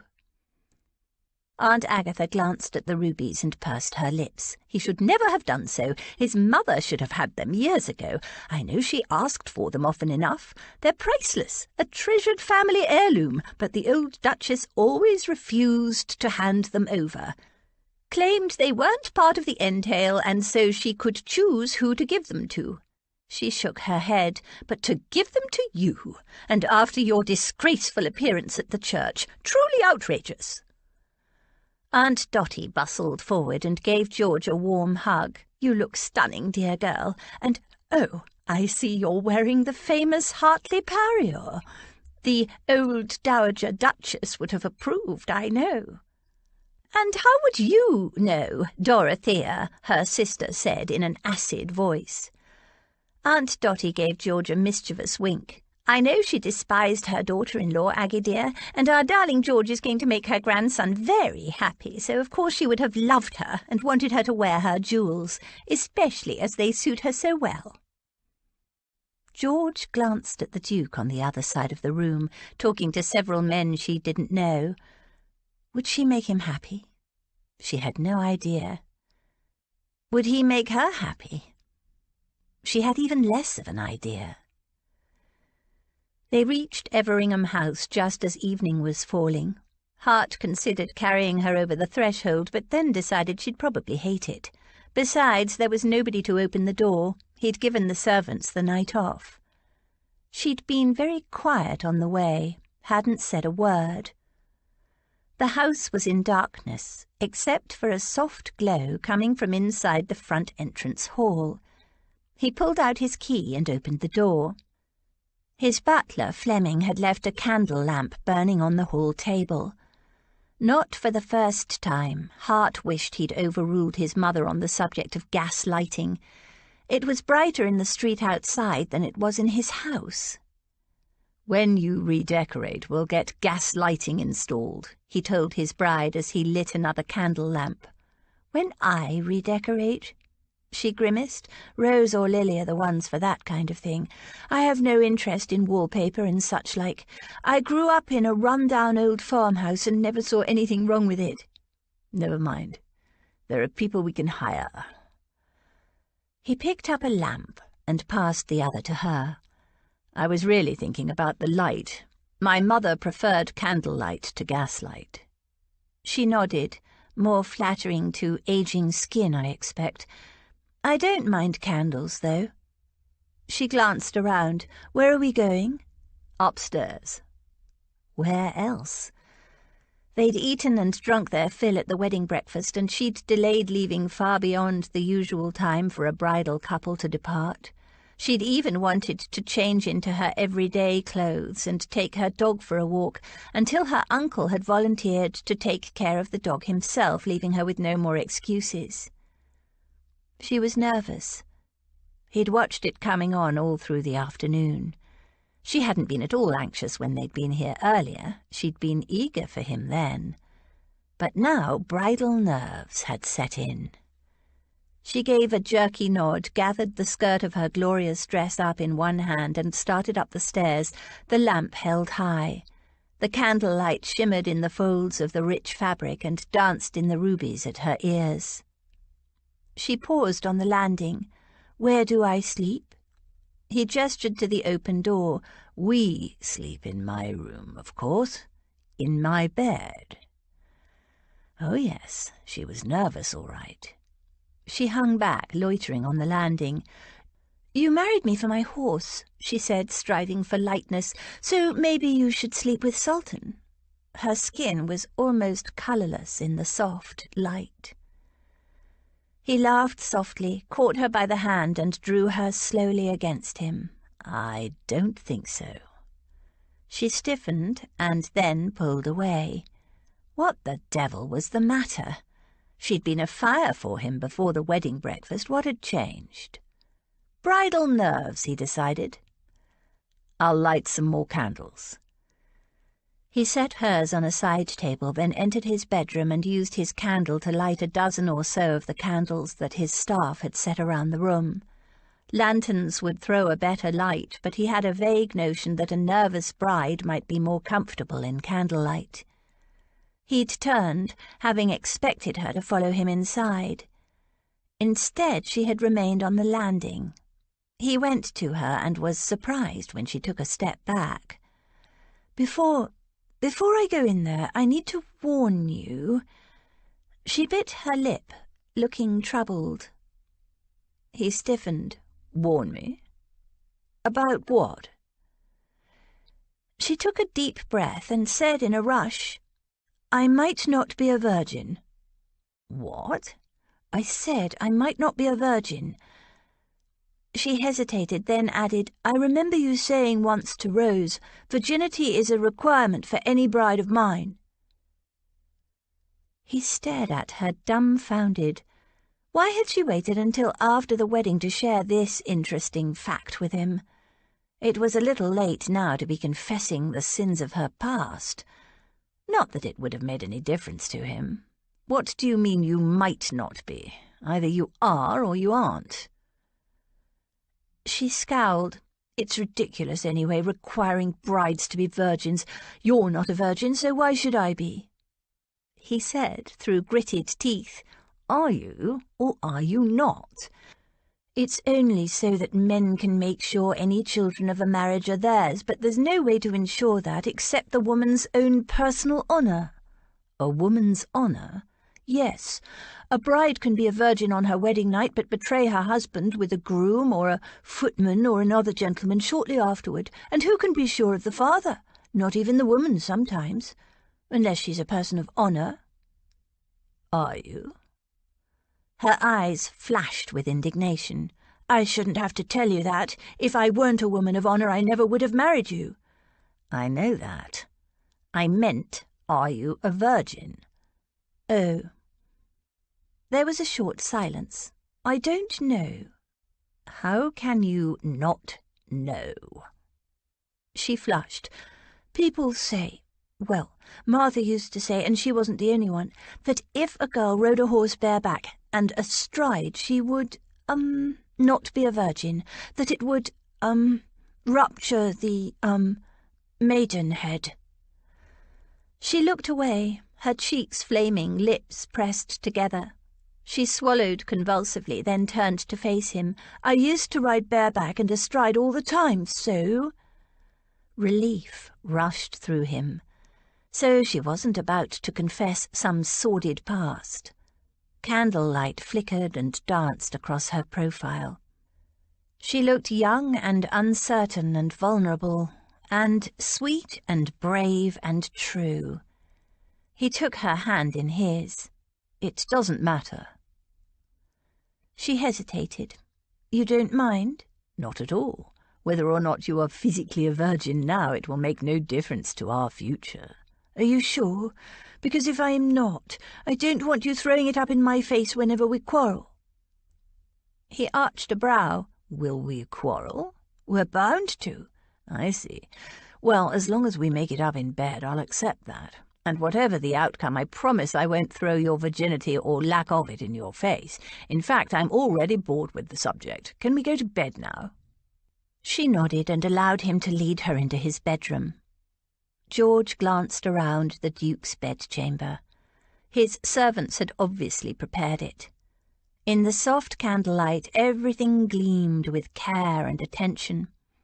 As she'd observed earlier in the day, it was a very masculine room, with heavy carved furniture and curtains and bed covers of rich, dark red brocade, but now vases of flowers sat on the mantelpiece and on top of a chest of drawers. The delicate fragrance of the flowers mingled with the sharp, clean tang of beeswax. The furniture had been newly polished. His enormous bed seemed bigger than ever.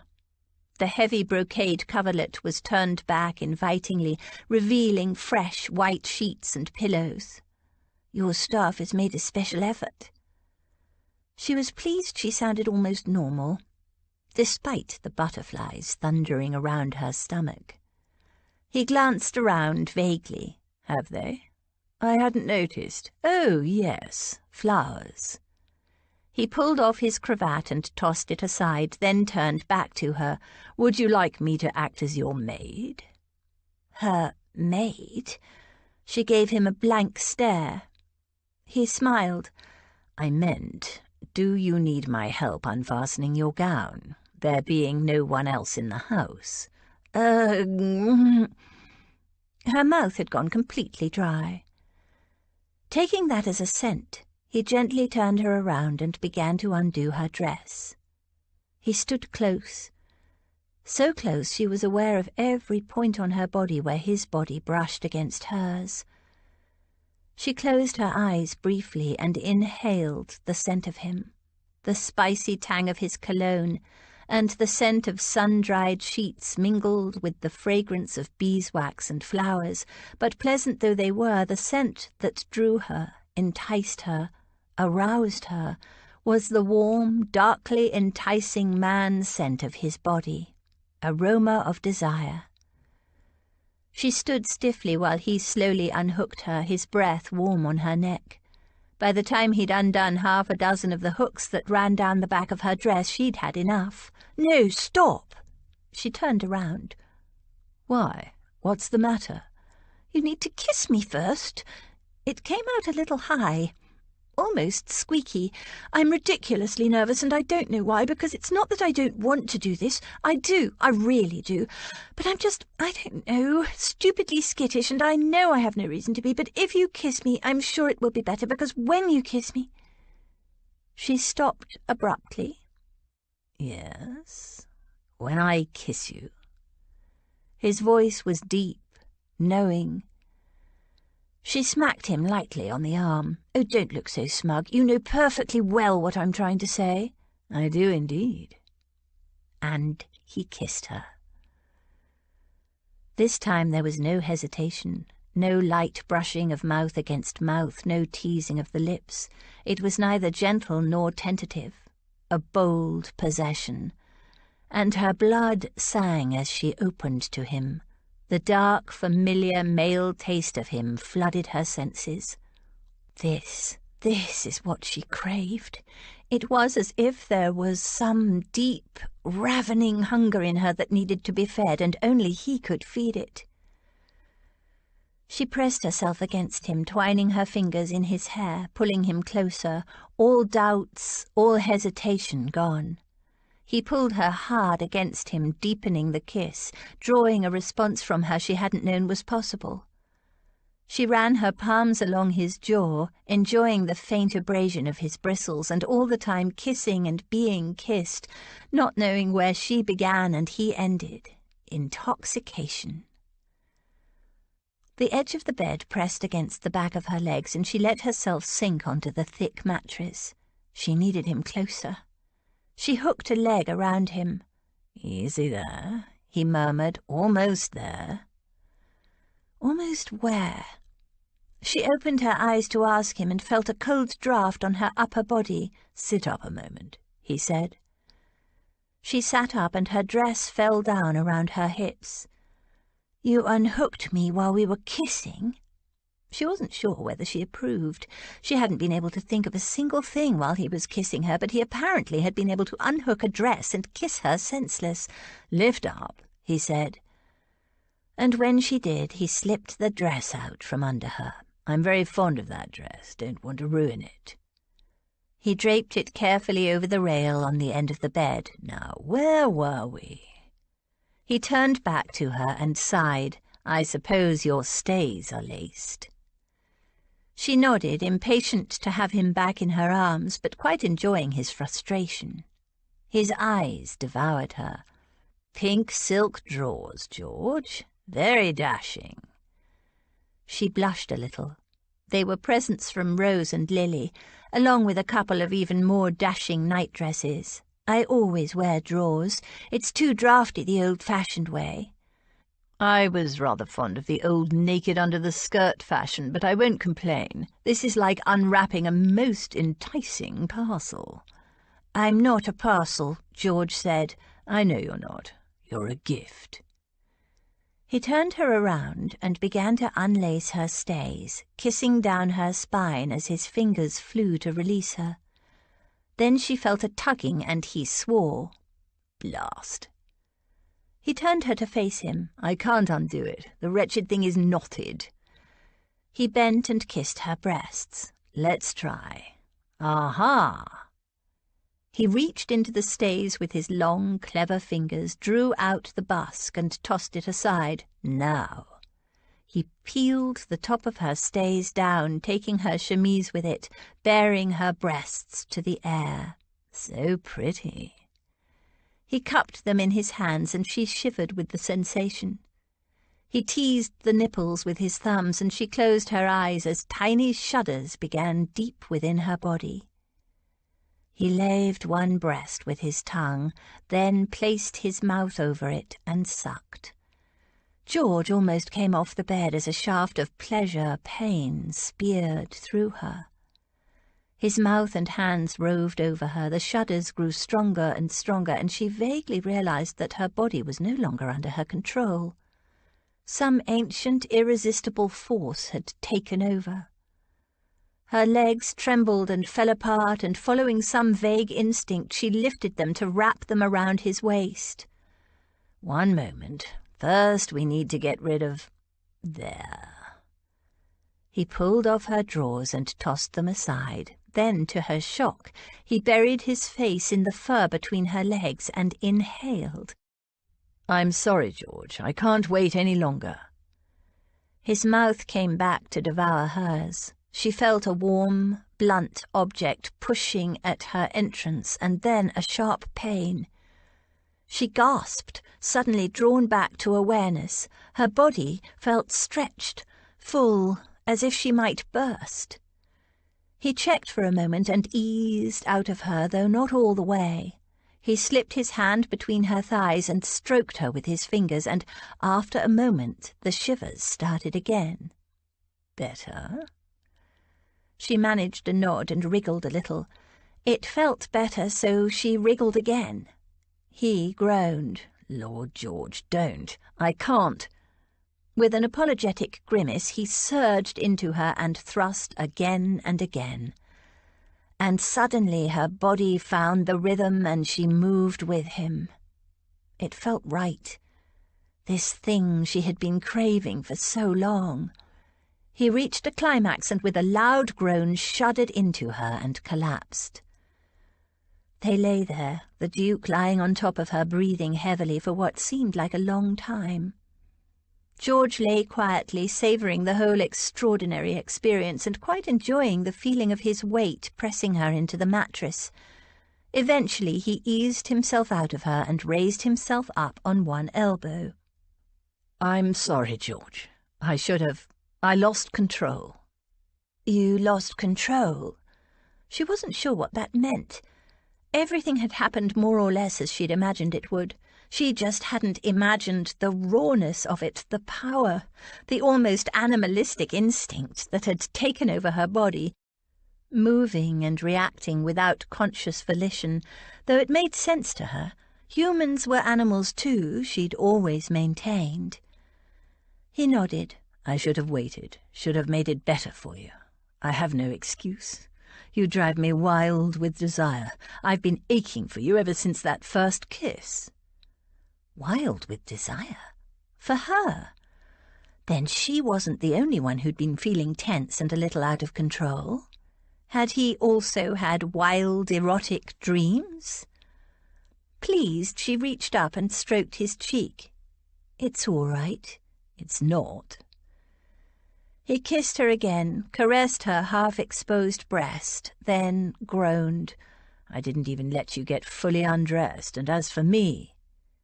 He was almost fully dressed. Apart from removing his cravat, he'd unfastened the fall of his breeches and pushed them down over his backside, but that was all. Well, we can certainly do something about that. George sat up and reached for the buttons on his waistcoat. I can do it, he said, and started to undo them himself. She slapped his hands away. You got to unwrap your parcel. This is mine. She swiftly denuded him of his coat and waistcoat, pulled his shirt over his head, removed his shoes and stockings, and pulled his breeches and drawers off. In minutes he was naked. She stared at him, breathless. She'd seen men without shirts before, and viewed paintings and marble statues of naked men, but never a flesh-and-blood naked man. He was fascinating, beautiful, strong and sculptured. And his manhood! She'd expected something much smaller after seeing the paintings and statues.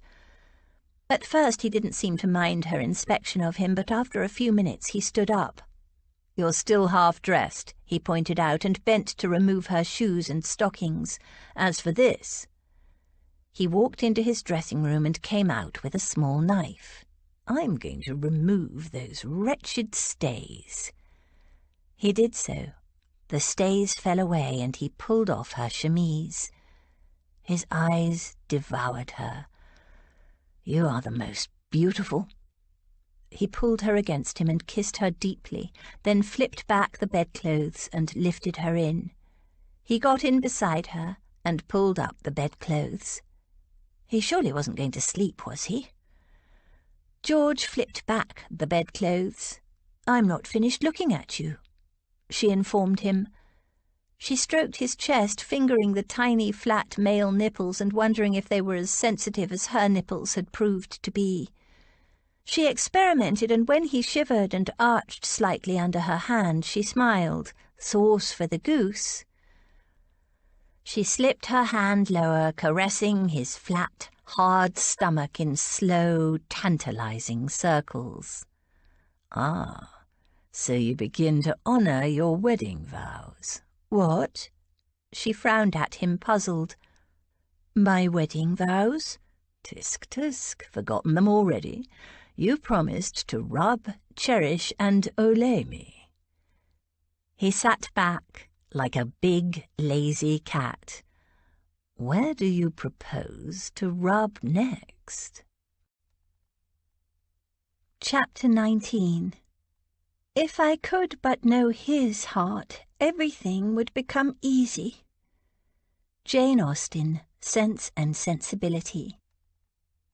George woke at dawn. She hadn't had much sleep. They'd spent half the night exploring each other's bodies, but she was in the habit of waking early. She lay in bed reflecting on the last few days. She was married. It still didn't feel real, even though her body told her she was, well and truly, married. She was a little bit sore, but her body also felt looser and very satisfied. She lay watching the dawn appear behind the curtains and listened to the Duke's rhythmic breathing. His hand lay loosely splayed on her belly, warm and oddly heavy. Was this how she'd awaken in the future, in a big, richly furnished bed with her naked husband beside her? No, of course not. She recalled the agreements they'd made. There would be a honeymoon, and then she would live in her own house, and he would make conjugal visits to ensure she gave him an heir. The thought was strangely depressing, even though it had been exactly what she'd wanted before. She hadn't known him then. She still didn't really know him, but she didn't feel the same about him as she had. It wasn't just the marriage consummation either, though that had engendered a certain intimacy, a feeling of closeness between them.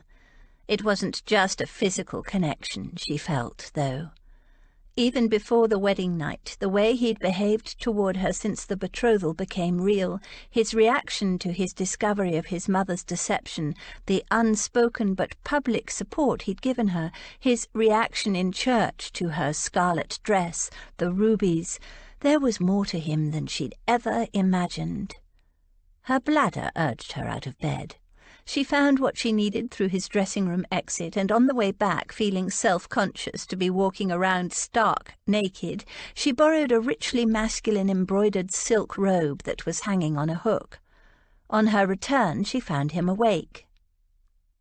"Morning?" She felt herself blushing. "Good morning," he murmured. "You look very fetching in that robe. How do you feel?" "Fine. Very relaxed." She stood uncertainly, his robe clutched around her, her bare toes digging into the deep, luxurious pile of his Persian carpet. He got out of bed and, apparently quite unembarrassed by his nakedness or the semi-aroused state of his manhood, he kissed her briefly, then headed for the dressing-room. He returned a short time later, belting a tie around another robe.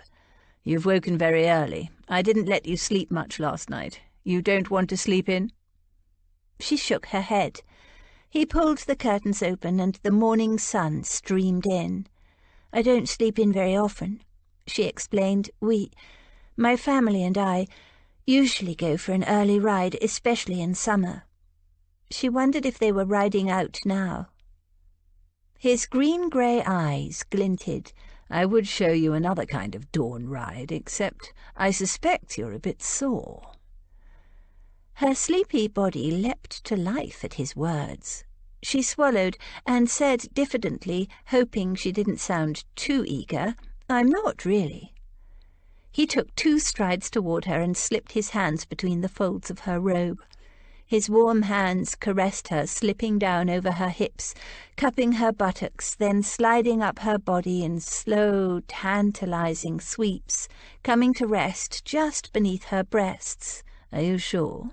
Because you were indeed a virgin, and—" "I'm fine. So if you want to, I don't mind." Not mind. She was already aroused. He cupped her breasts and swept his thumbs over her hardened nipples. She gasped and arched toward him. Slipping her own hands under his robe, she reached down to grasp him. He pulled back. "No, don't touch me. Not yet. This time is for you." He walked her backward and pushed her gently onto the bed. He flipped the robe open and sighed. "You are so lovely." In response, she pulled his robe off him and ran her hands over his magnificent shoulders. He was beautiful too, though if she told him that, he'd probably think she was trying to flatter him. He was too used to flattery. The knowledge inhibited her. He ravished her with his mouth and hands, exploring her body, licking, kissing, nibbling, surprising and exciting her with small nips, like a stallion did with a mare, only more gentle. Her body was afire. His mouth closed over her breast, laving and sucking at her nipple, and she gasped with pleasure as hot spears of sensation spiraled through her. Vaguely she realized his hand was between her legs.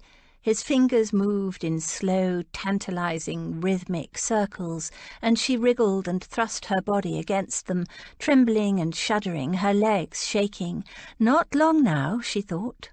She ached for him to enter her. He was hard and erect and ready, but every time she reached for him, he stopped her with his hands. "Not yet." The tension spiraled higher. She was frantic with need. "Now, heart, now!" He pushed her legs apart, and she waited for him to enter her, but instead she felt his hot breath there. He parted her with his fingers, and, oh God, he was licking and nibbling and sucking, and she couldn't. She was going to. She gripped his hair and screamed, and shattered around him in an explosion of ecstasy. She might have slept for a while, she wasn't sure, though someone had covered her up. But when she finally gathered her scattered senses enough to think, only 2 thoughts came to mind.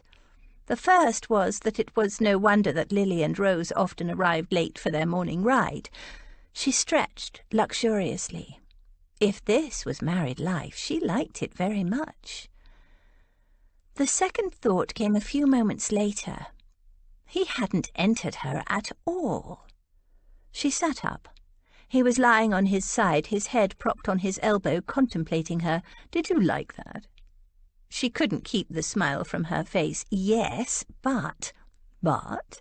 After all that, there is a but," he said, pretending indignation. She laughed.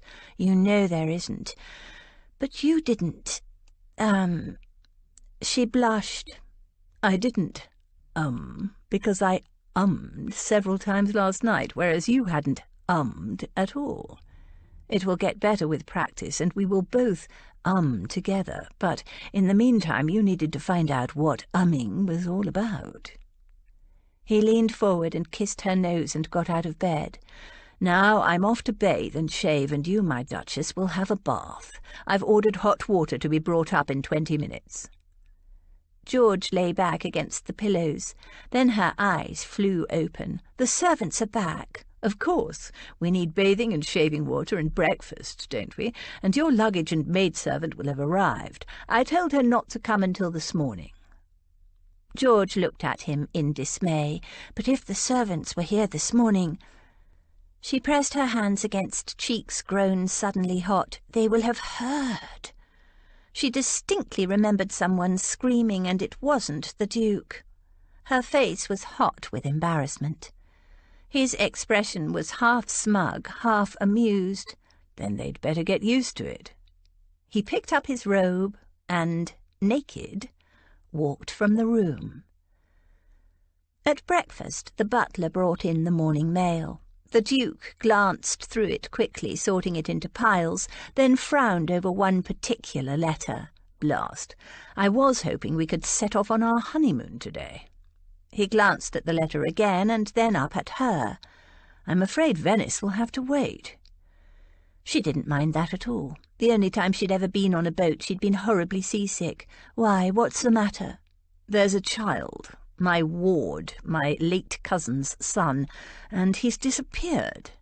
"A child? How old is he?" 7.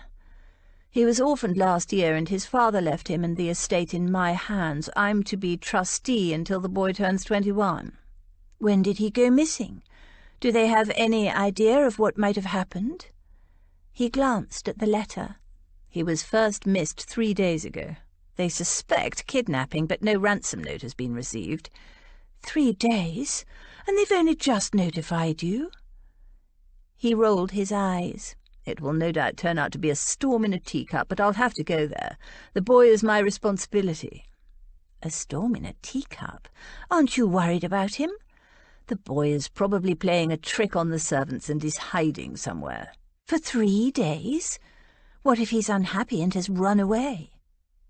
He gave her a blank look. "Why would he run away? He has everything he needs. More to the point, where would he go? Lakeside Cottage is a few miles the other side of Quainton in Bucks. There is nowhere to run to." He shook his head. "My guess is he'll be hiding. I did much the same when I was a boy." "For 3 days?" He nodded. "Yes. You can please yourself what you do while I'm gone. Stay here in Everingham House. You might want to talk to Rose and Lily about redecorating it. Or you could return to your uncle's house or visit one of your aunts, whatever you like." "Wait in London?" Be set aside like a parcel until he was ready to collect her again. She could imagine the gossip that would arise from that. The Duke abandoning his bride the morning after the wedding. As for redecorating the house, "I'm going with you." He frowned. "Are you sure? It'll probably be quite dull." "I don't mind." "I'll have to leave straight away." "I'd planned to ride. It's a solid day's ride from here." "Oh dear, and I'm so awkward on horseback," she said dryly. He gave a huff of amusement. "I was thinking of the rain." He gestured to the window where rain had just begun to spatter against the glass. "So much for the morning sun." She shrugged. "I won't catch cold from a little rain." "Probably not. Nevertheless, if you're coming, we'll take the travelling chaise. It won't take much longer, and if we need to, we'll hire mounts in Quainton." He tossed his napkin aside and rose from the table. "How long will it take you to be ready?" "Half an hour." He gave her a sceptical look. Most women would take 2 hours at the very least. I'm not most women. His slow smile warmed her. Indeed, you're not. The carriage left exactly 31 minutes later. The extra minute was for Finn, as George's maid Sue had brought him with her, and George couldn't leave him alone in a strange house. Besides, it'll be good to have his company, she told Hart as Finn clambered into the carriage and sprawled across his feet. I'm sure it will, he responded with unexceptional politeness and a distinct lack of enthusiasm. He eyed Finn and added in a severe tone, "And you'd better not have gorged on leftovers from the wedding breakfast, my lad, or you'll be riding on the roof." Finn wagged his tail. As they drove out of London, George asked Hart how he had come to be the guardian of a small boy and trustee of his estates. "I've no idea. The boy's father is a distant cousin, and the first I heard of these arrangements was after he died. He certainly didn't ask me. I suppose he assumed that as head of the family it was my duty." He sounded irritated. "Didn't you want the responsibility?" "It's not the responsibility so much as the mess my cousin left things in. He was a hopeless gambler, and I use the word hopeless advisedly. Despite his losses, he couldn't break the habit. In the 10 short years since he inherited, he managed to run a decent estate into the ground, leaving his son with nothing but debts to inherit." It was that last that was responsible for the suppressed anger in his voice, George thought, leaving the boy's inheritance in a mess. "Do you gamble?" A lot of men did, she knew, and some women. "Rarely. Sometimes I do when I'm playing cards, and I bet on my horses when I race them. When I do gamble, I generally win." He glanced at her. "You don't need to worry about me. I never gamble more than I can afford." "Horses? I didn't know you raced horses." He nodded. "Are you interested?" "Foolish question. Of course you are. The next time I have a horse running, I'll take you to the races." He was being remarkably kind, and surprisingly open, George thought.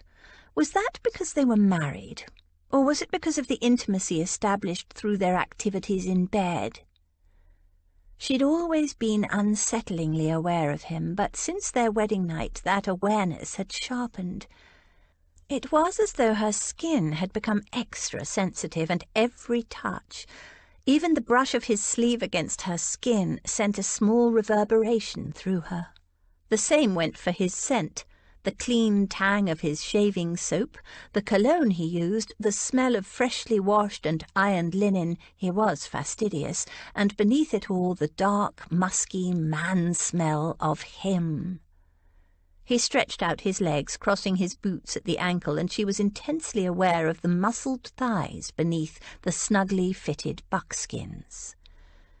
He cracked his knuckles, and a shiver ran through her as she recalled the way he'd stroked her nipples with those same knuckles.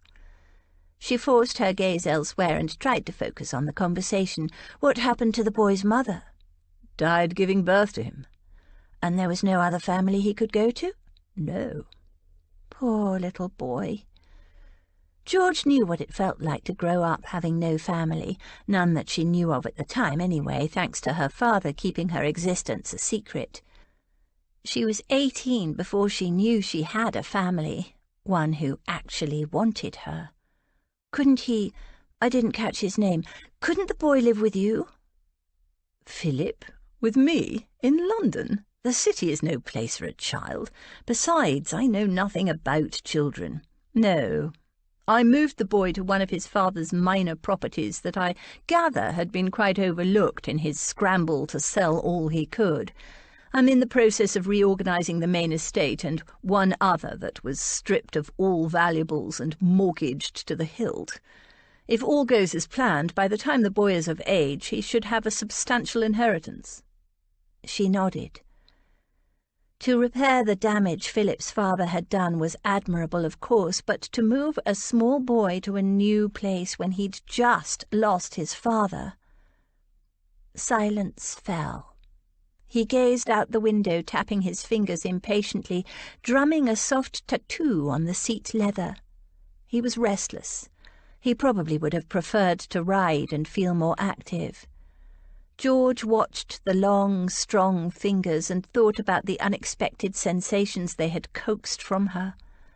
A warm ripple of remembrance clenched her insides. He seemed to know her body better than she did. Why did you move Philip away from all that was familiar to him? He frowned. I didn't. At least, that wasn't why I moved him. He should be away at school by now, but according to his tutor he's delicate, and academically he's not yet ready for school, so this place is temporary. Besides, the boy's home brings in far more rental than the small house he's in now. But he's a small, grieving boy. He looked at her, surprised. I did it for the best. I'm doing all I can to ensure that by the time the boy reaches his majority, he won't inherit his father's massive debt. I moved him out of his family home because it's a large house at the centre of a huge estate, an estate that ought to be prosperous, but instead is in debt. I've put in a new manager, made a raft of changes and innovations, and rented out the house to a wealthy cit who has a fancy to live like a gentleman. And yes, he wanted to buy it, but I'm determined to save it for the boy. She nodded. I can see that, but what about Philip? What about him? I'm doing this for him. He'd just lost his father. He shrugged. I don't suppose the boy knew his father any better than I did. Neither of my parents spent much time at Everingham Abbey, where I grew up. My mother loathes the country and only ever went there on sufferance, and of course my father indulged her. So both his parents had been more or less strangers to him, George thought. He continued. As far as I know, Philip's father spent most of the time in London gambling hells or at country house parties. Besides, at that age, servants are the most important thing in a child's life. But he was too old for a nanny, so I hired a tutor who would prepare him for school. So he had nobody familiar? What does that matter? As I said, he'll be starting school as soon as his health improves, and there will be nobody familiar at school. I didn't know a soul when I started there. How old were you? 7. She was horrified. 7? But you were still a baby. He snorted. Tell any 7-year-old boy he's still a baby and he'll hate you for it. I managed. Did you like it? He thought for a minute. Does anyone like school at first? I got used to it eventually. Once I'd made a few friends there, things were a lot better. He glanced at her. Some of those friends are still my friends today. Sink, for instance. Johnny Sinclair. We met on the first day, but it took us a while to take to each other. Sink has a knack for making friends easily. He grimaced. I don't. She could understand that. She was beginning to understand why he was so reserved and cold-seeming.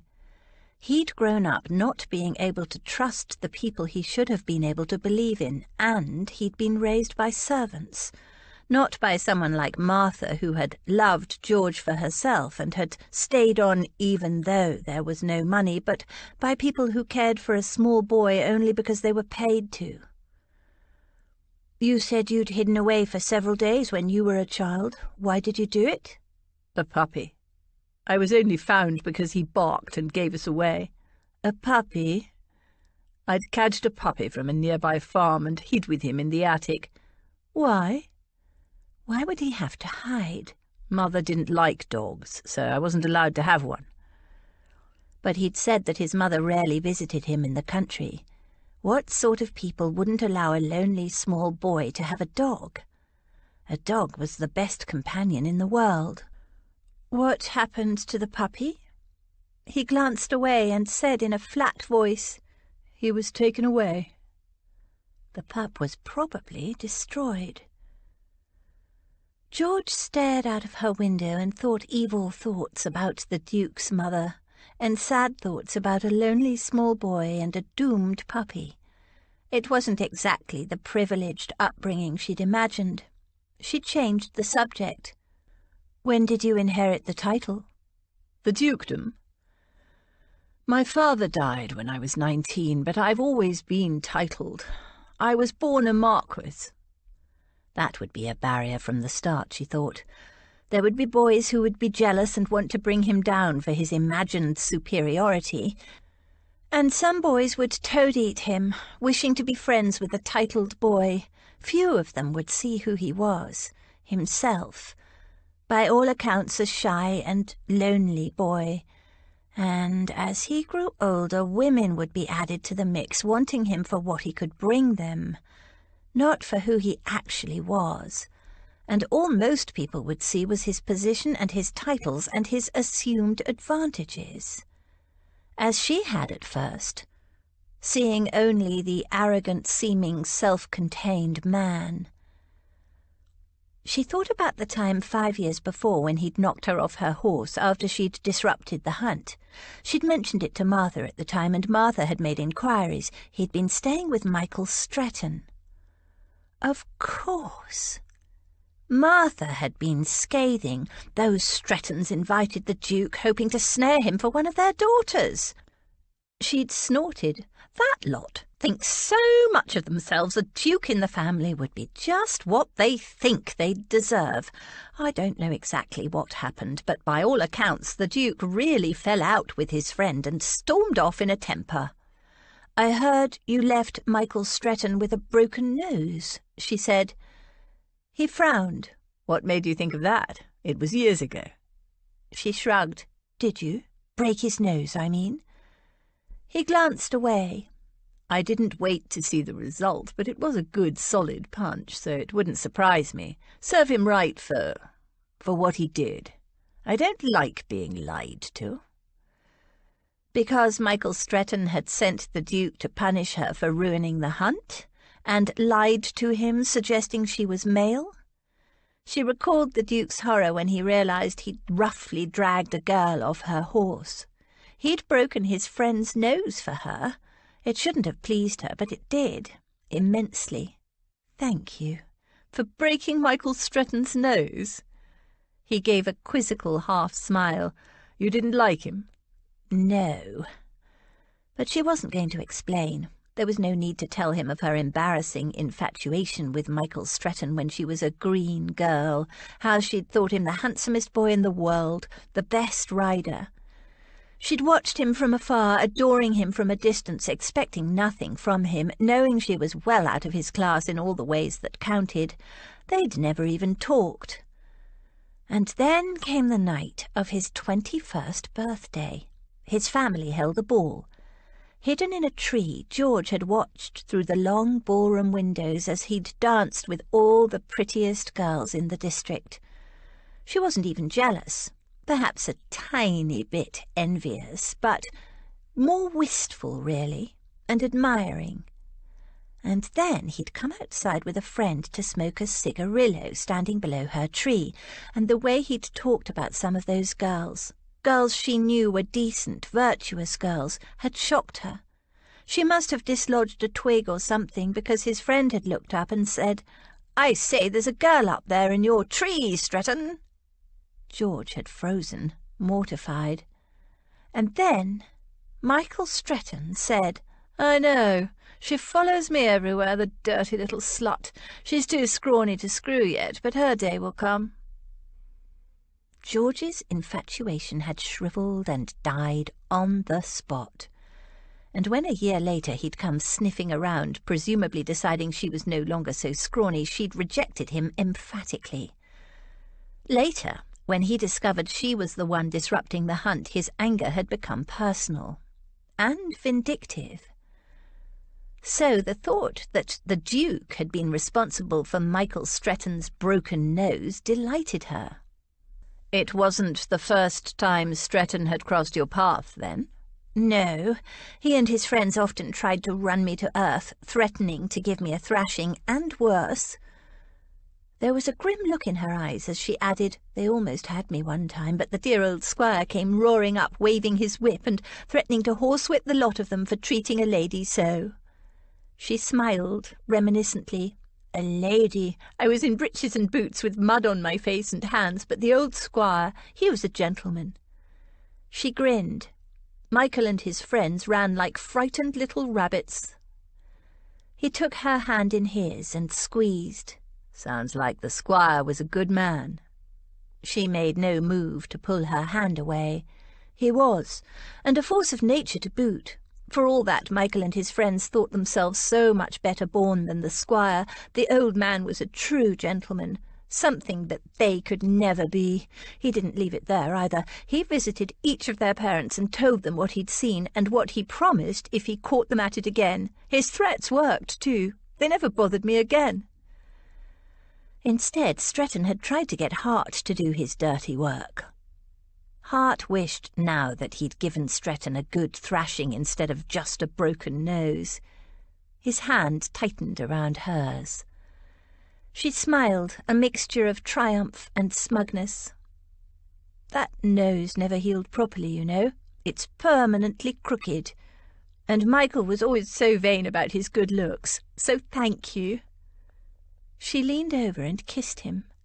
Her lips were sweet and soft. Now that's an idea, he said, and pulled her across his lap. He pulled up her skirt and discovered something interesting. Going old-fashioned today, are we? I like it. She pushed his hands away. In the carriage, she said, sounding shocked. We can't do that here. Why not? We're married. He cupped her chin and added, if you don't want to, George, just say so. It's not that. She looked away, blushing rosily, but people might see. He followed her gaze out of the window. You're right, he said, as if much struck. There's all those sheep for a start, and cows too. We wouldn't want to shock them, would we? He reached past her and drew the curtains on her side of the coach, and then did the same for those on his side. He closed the back curtain as well. There now, that's better, isn't it? There's nothing worse than a shocked sheep or a blushing bovine. Cows don't blush, she said, trying not to smile. No, but you do, George, don't you? He murmured. You can't possibly see. I mean, it's too dark. I can't see. She was jumpy, a little embarrassed, but he knew if she really didn't want this, she'd have no hesitation in stopping him. She was modest, that's all. The thought did not displease him. He placed a finger under her chin and turned her face toward him. Then just feel. And he lowered his mouth to hers. Afterward she fell asleep and slowly tipped over against him. Hart lifted his arm and drew her against his chest, tucking a rug around her. He gazed down at her sleeping face and stroked a lock of silky dark hair back from her face. What the hell had he got himself into? He hadn't meant to make love to her again, not so soon. He'd always prided himself on his control, but with George... He shook his head. Apparently he was insatiable. The carriage slowed as it laboured up a hill. It was getting colder. One-handed, trying not to disturb her, Hart pulled out a travel rug from a side pocket and tucked it around her. It wasn't meant to be like this. He hadn't planned to have feelings. It was supposed to be a convenient marriage, his own convenience at that. He'd wanted a woman who attracted him and wouldn't be a hardship to bed, a woman who wouldn't hang off his coat sleeve all the time, who would and could live independently, and who would give him an heir. Theoretically, his wife was all those things, except for these feelings. The warm weight of her rested against his chest. He'd imagined his planned convenient marriage as a cheese sandwich kind of thing, bland, and would do a satisfactory job. Instead, he'd ended up with a luscious trifle, and with every taste he only wanted more. He glanced down at the crescent of lashes lying dark against her skin, the tumbled curls, the soft, responsive mouth. It would be all right, he told himself. He could manage this. This, whatever it was. Control, that was the thing. Self-discipline. He had a job to do with this missing boy. That should distract him. After an hour she stirred and sat up. "I've been asleep," she said in surprise. "I never sleep in carriages."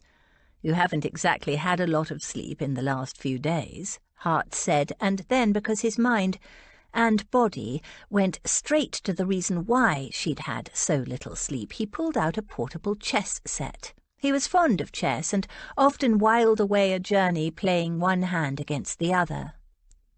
He held up the chess set. "Do you play?" "No." "Then I'll teach you." An hour later, with much laughter, it was agreed that there were two kinds of chess players, one who thought several moves ahead and always had a long-range plan, and the other who reacted in the moment and wasn't at all interested in thinking ahead for possibilities. "There is a third kind," she said, after he'd shared this insight with her, "or possibly it is a subset of the second kind. The chess player who never thinks ahead except to decide that she has absolutely no interest in chess." He laughed. "What about cards?" So they played cards the rest of the way. Chapter 20. Prepare yourself for something dreadful. Jane Austen, Pride and Prejudice. Lakeside Cottage was a few miles beyond the village of Quainton. It was late afternoon as they drove up the gravelled drive. The house was much bigger than George had expected. It wasn't anything she'd call a cottage. Dukes had a different standard of cottageness, it seemed. It was a large brick double-storey building with several chimneys and a line of dormer windows set into the attic. To one side stood several substantial outbuildings, one of which George presumed would be the stables. The house stood in a large, she wouldn't call it a garden so much as a plain expanse of lawn. There were no flowers or shrubs or trees, and to her eyes it looked quite bare. George preferred a proper garden with trees and flowers, but it was well maintained, all very neat and tidy, with a high, well-clipped hedge on three sides. Finn leapt down first and went off to sniff for rabbits and other intruders and claim his territory. George paused in the doorway of the carriage and scanned the surrounding area visible over the top of the hedge. It was quite an isolated location, with only a few scattered cottages in the distance, her kind of cottage, not the Duke's. A small lake lay a short distance away, fringed on one side with willows.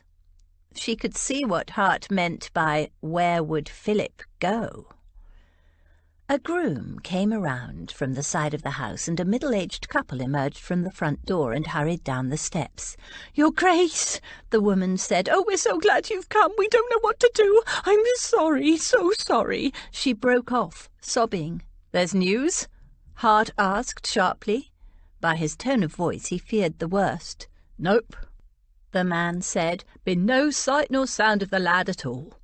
He went around to the back of the carriage to help unload the luggage.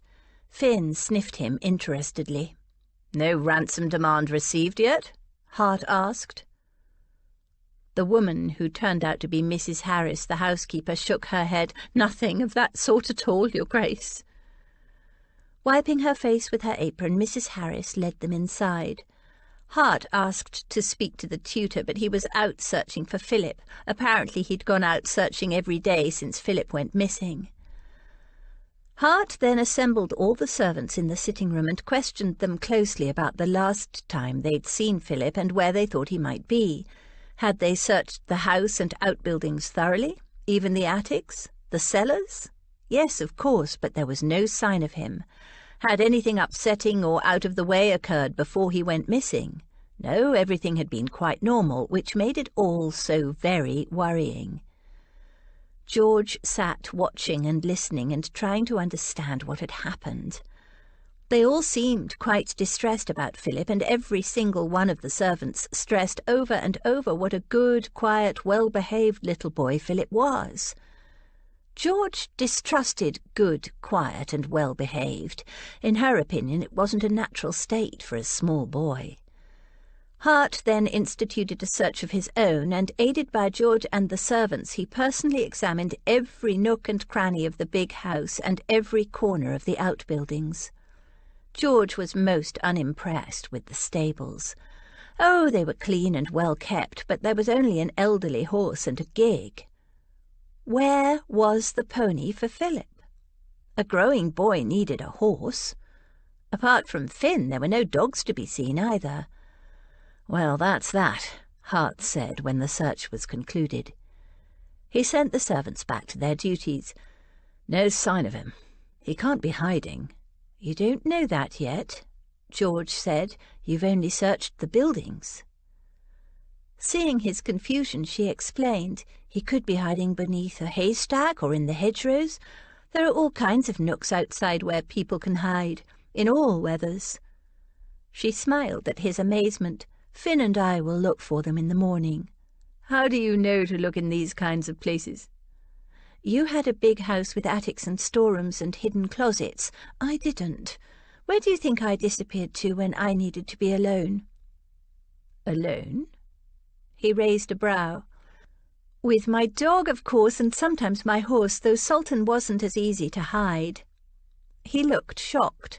"By yourself outside, in all weathers?" She gave a huff of amusement.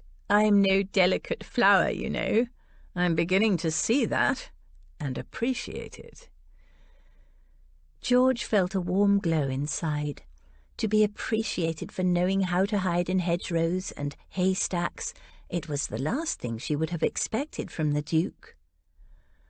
A short time later, the tutor, Jeffcott, bustled in, looking flustered and spouting apologies and excuses for his absence when they arrived. A fastidiously dressed man in his late middle years, he became visibly distressed when Hart began to question him, clearly fearing to be blamed for the boy's disappearance. "I assure you, Your Grace, that I took the greatest of care of the boy. Philip is a delicate little fellow, prone to catch every illness that's going around, but he means well and works hard and does his best to please. I cannot imagine what dreadful thing caused him to disappear. I promise you, he was only out of my sight for a bare few minutes." "What time did you first notice he was gone?" Hart asked. Jeffcott frowned in pained recollection. "I can't be sure. It was late afternoon, before tea-time certainly. He'd finished his Latin declensions, and I gave him an hour or two free time to play, but I was watching him from the terrace." Dozing on the terrace, more like, George thought. "Where did you think he went?" "To the lake. He likes to dangle a fishing line in. He never catches anything, of course." "Could he have fallen in?" "It was the first thing I thought of, but we checked, and there was no sign that he'd been there. His fishing rods were undisturbed, and the small rowing boat he occasionally takes out was moored as usual. Of course, he's not allowed to fish or take the boat out alone, and he's a very responsible and obedient boy." George was feeling more and more sorry for the child. To be so responsible and obedient at not quite 7 years old, it wasn't natural. She wasn't sure what Latin declensions were, but they sounded horrid. And with no proper garden, no horse and no dog, what was there for a small boy to do? Hart dismissed the tutor and sent for drinks to be brought in, brandy for himself and a sherry for George. "I'll investigate that lake first thing in the morning." Hart's face was very grim. "That fellow is not the right kind of tutor for a small boy. I should have interviewed him myself for the position. His references were excellent, but now I've met him I can see he's too old and fussy for a young boy."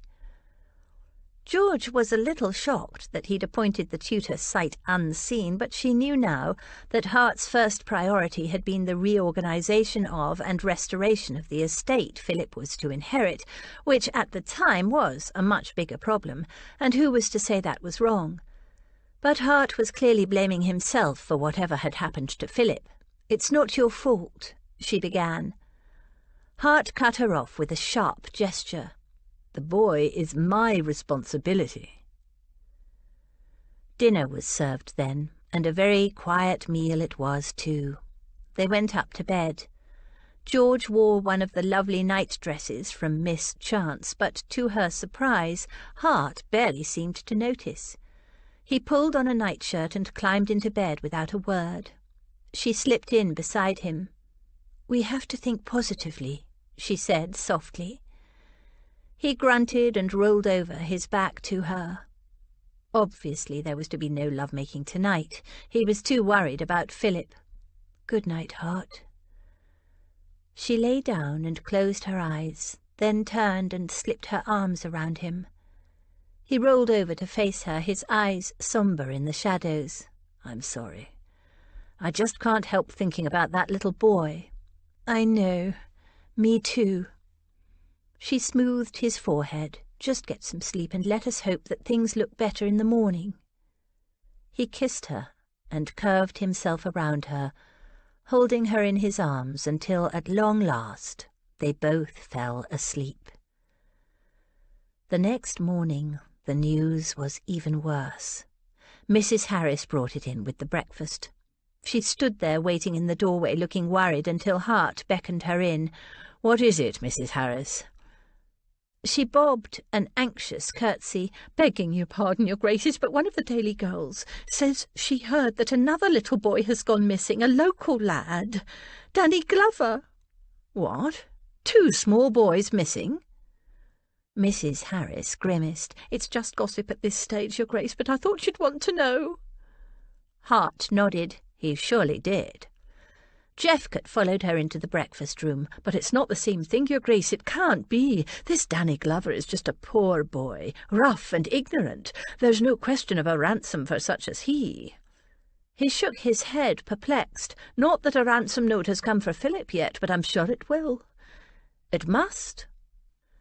Hart pushed his breakfast aside. "How long has that boy been missing?" Mrs. Harris twisted her apron in fretful hands. "Nobody's sure. He's the kind of lad that runs wild. His parents don't show much interest in him. Probably 2 or 3 days. Jeffcott said soothingly, "This cannot be anything to do with Philip, your grace. Count on it. That other boy will have just run off somewhere, as such boys are wont to do." But not, according to him, a boy like Philip. One boy from a wealthy family might be taken for ransom, but a second boy of the same age, and from a poor family, that could not be coincidence. Hart rose from the table. He wasn't going to say anything at this stage. They were all worried enough. "I'll check the lake first, then I'll speak to the parents of this Danny Glover." "I'll come with you," George said. Hart turned to the housekeeper. "Send for the groom, if you please. I want him to hire some horses for her grace and me to ride. The best available." As they walked to the lake, accompanied by the tutor and a manservant, and with Finn lolloping on ahead, George took Hart's arm and said in a low voice, "Do you think we might be dealing with the kind of man who preys on small boys?" He glanced at her. Trust his wife to voice the unthinkable, the very thing he'd been considering but hadn't said aloud for fear of upsetting the ladies. It's possible. But let's check the lake first. It's just as possible that 2 small boys could get into trouble together. Let us hope so. She hugged his arm as they walked along, and it occurred to him he didn't have to moderate his pace for her. Those long, lovely legs. They found the lake, and, as reported, the fishing gear and the little dinghy looked neat and undisturbed. Hart and George walked all around the lake, examining the mud at the lake's edge, but the only marks were the tracks of birds and of one large, exuberant wolfhound. There were no small human footprints. When they returned to the house, they found 2 horses waiting for them, decent enough hacks, but nothing special, George said. And then she laughed. "Have you noticed the saddles, Hart?" It took him a moment to realise that there was no side saddle for his wife. Damn it, they should have known. "It's all right. I have my breeches and my divided skirt upstairs," George assured him. "And I'm not particularly fond of side saddles, so this suits me better." And she ran up the stairs to change. Danny Glover's parents lived in a cottage a couple of miles away. It was part of a small farm where cattle and sheep grazed together. Hens scattered as Hart and George approached on horseback, and from the smell there was a pigsty nearby. A woman answered the door. Not wanting the fuss that would no doubt accompany an unexpected call by a Duke and Duchess, Hart introduced himself as merely Hartley, guardian of Philip Wooldridge of Lakeside Cottage. Mrs. Glover immediately turned to a small boy about 5 years old, saying, "Peter, run and fetch your da. Tell him gentry come calling." The boy ran off. He was clean and neatly dressed. He didn't look like the brother of a rough, ignorant, wild boy. Mrs. Glover hesitated, then nervously invited them in. She ushered them into a painfully neat parlour, saying her husband wouldn't be long. "Better he talk to you." She then left them to wait, a breach of country hospitality that surprised them. "Perhaps she'd feel more comfortable talking to you," Hart murmured. George shook her head. "I don't think she's shy. Maybe her husband doesn't like her talking to strangers. I wouldn't want to get her into trouble. Let's see what he says first." They didn't have long to wait. Glover arrived about 10 minutes later, a heavy, thick-set man. He entered, wiping his hands. "Well, what's this about, then?" Hart came straight to the point. "We heard a rumour that your son Danny is missing. So?" Glover said indifferently. "What business is it of yourn?" A little taken aback, Hart explained that his ward, Philip, was also missing. Glover shrugged. "Nothing to do with me." "How can you say that?" George burst out. "Danny is your son." Glover's expression showed he didn't approve of being questioned by a woman.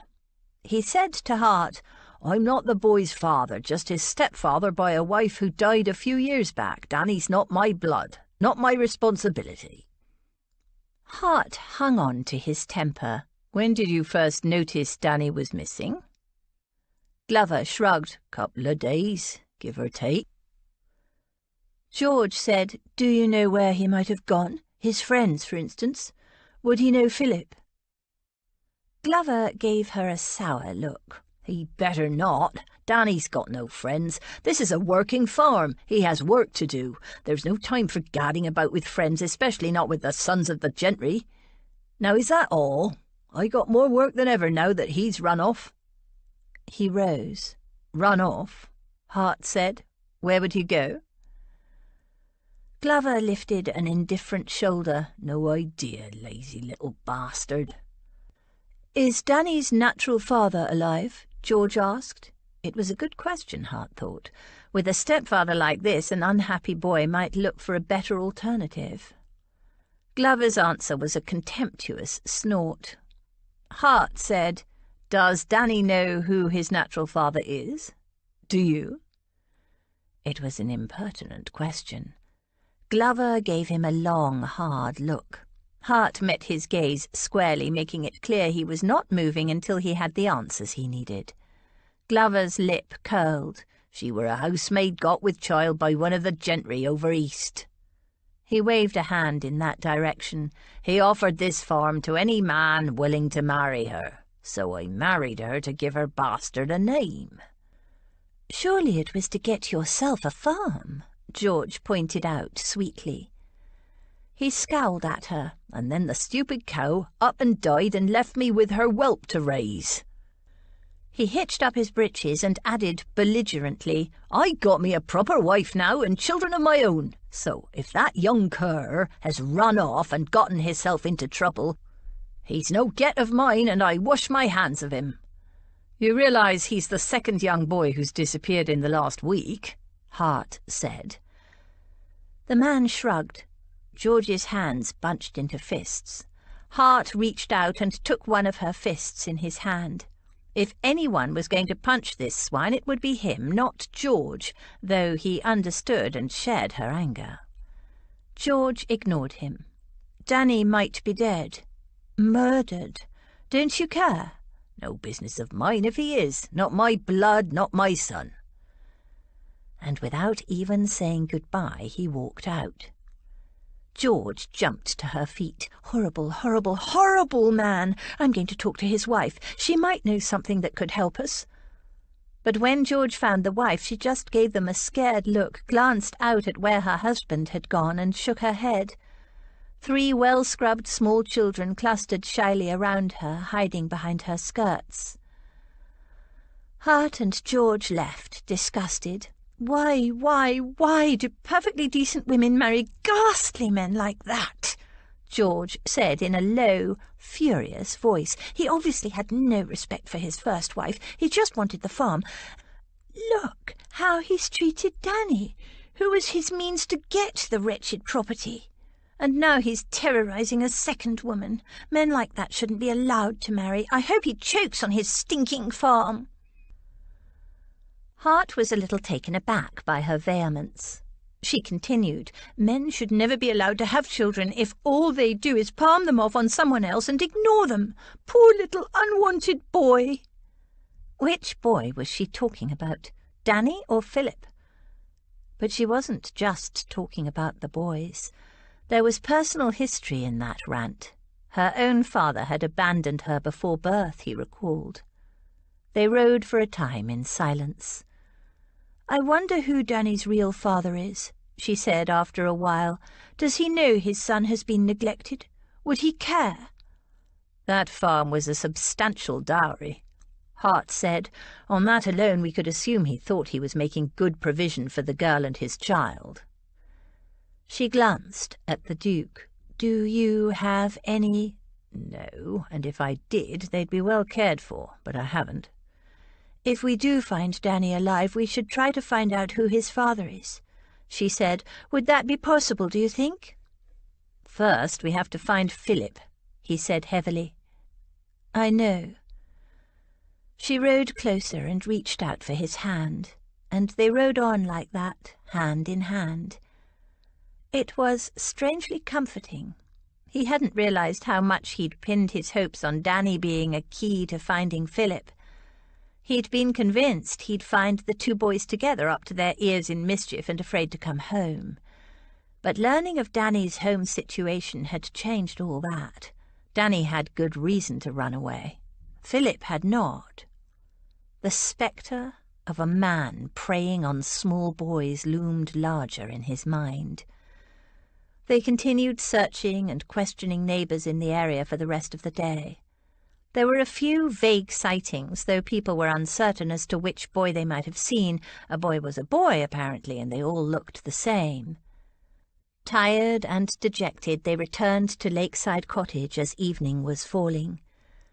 They were met at the front door by the housekeeper in great distress. With tears running down her face, she babbled on about carpets. Oh, Your Grace, something terrible. I'm so sorry. It was the carpets, you see. We only take them up once a week to beat, and today's the day. Only when we took up the mat at the front entrance, there it was, underneath. Someone must have shoved it under the door, but instead it went under the mat and nobody knew. Nobody knew. It might have been there for days, and goodness knows what those villains thought when they didn't get any reply. And oh, what if they hurt him, poor little lad, and all because of the carpet?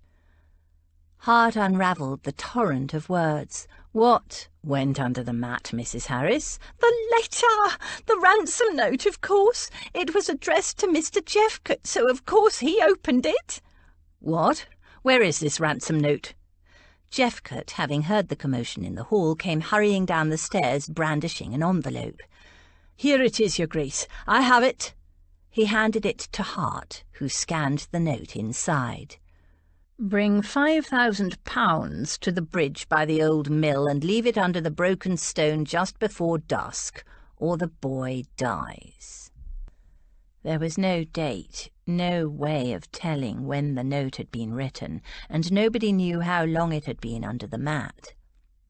Hart glanced at the sky. It's almost dusk now, but... Come on! George was already running for the stables. They rode to the old bridge, taking Stanley, the groom, as a guide.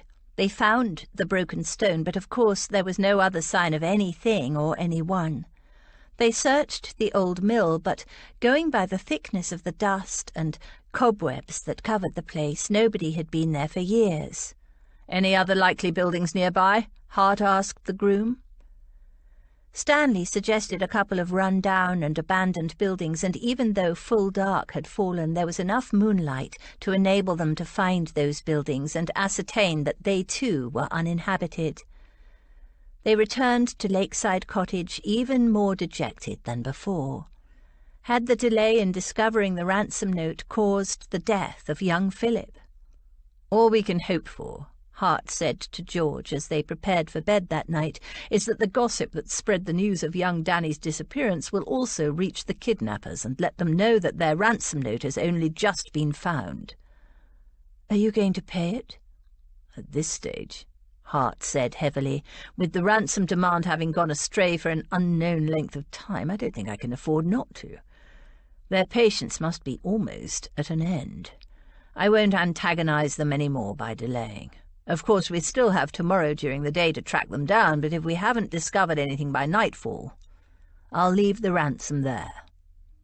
"Can you get that much money in time?" "Before I left, I arranged a large sum of money to be transferred from my London bank to a local branch. I'll ride over and withdraw the ransom sum tomorrow morning." He didn't say so, but George realized he must be going to pay the ransom out of his own pocket. Philip's father had left nothing but debts.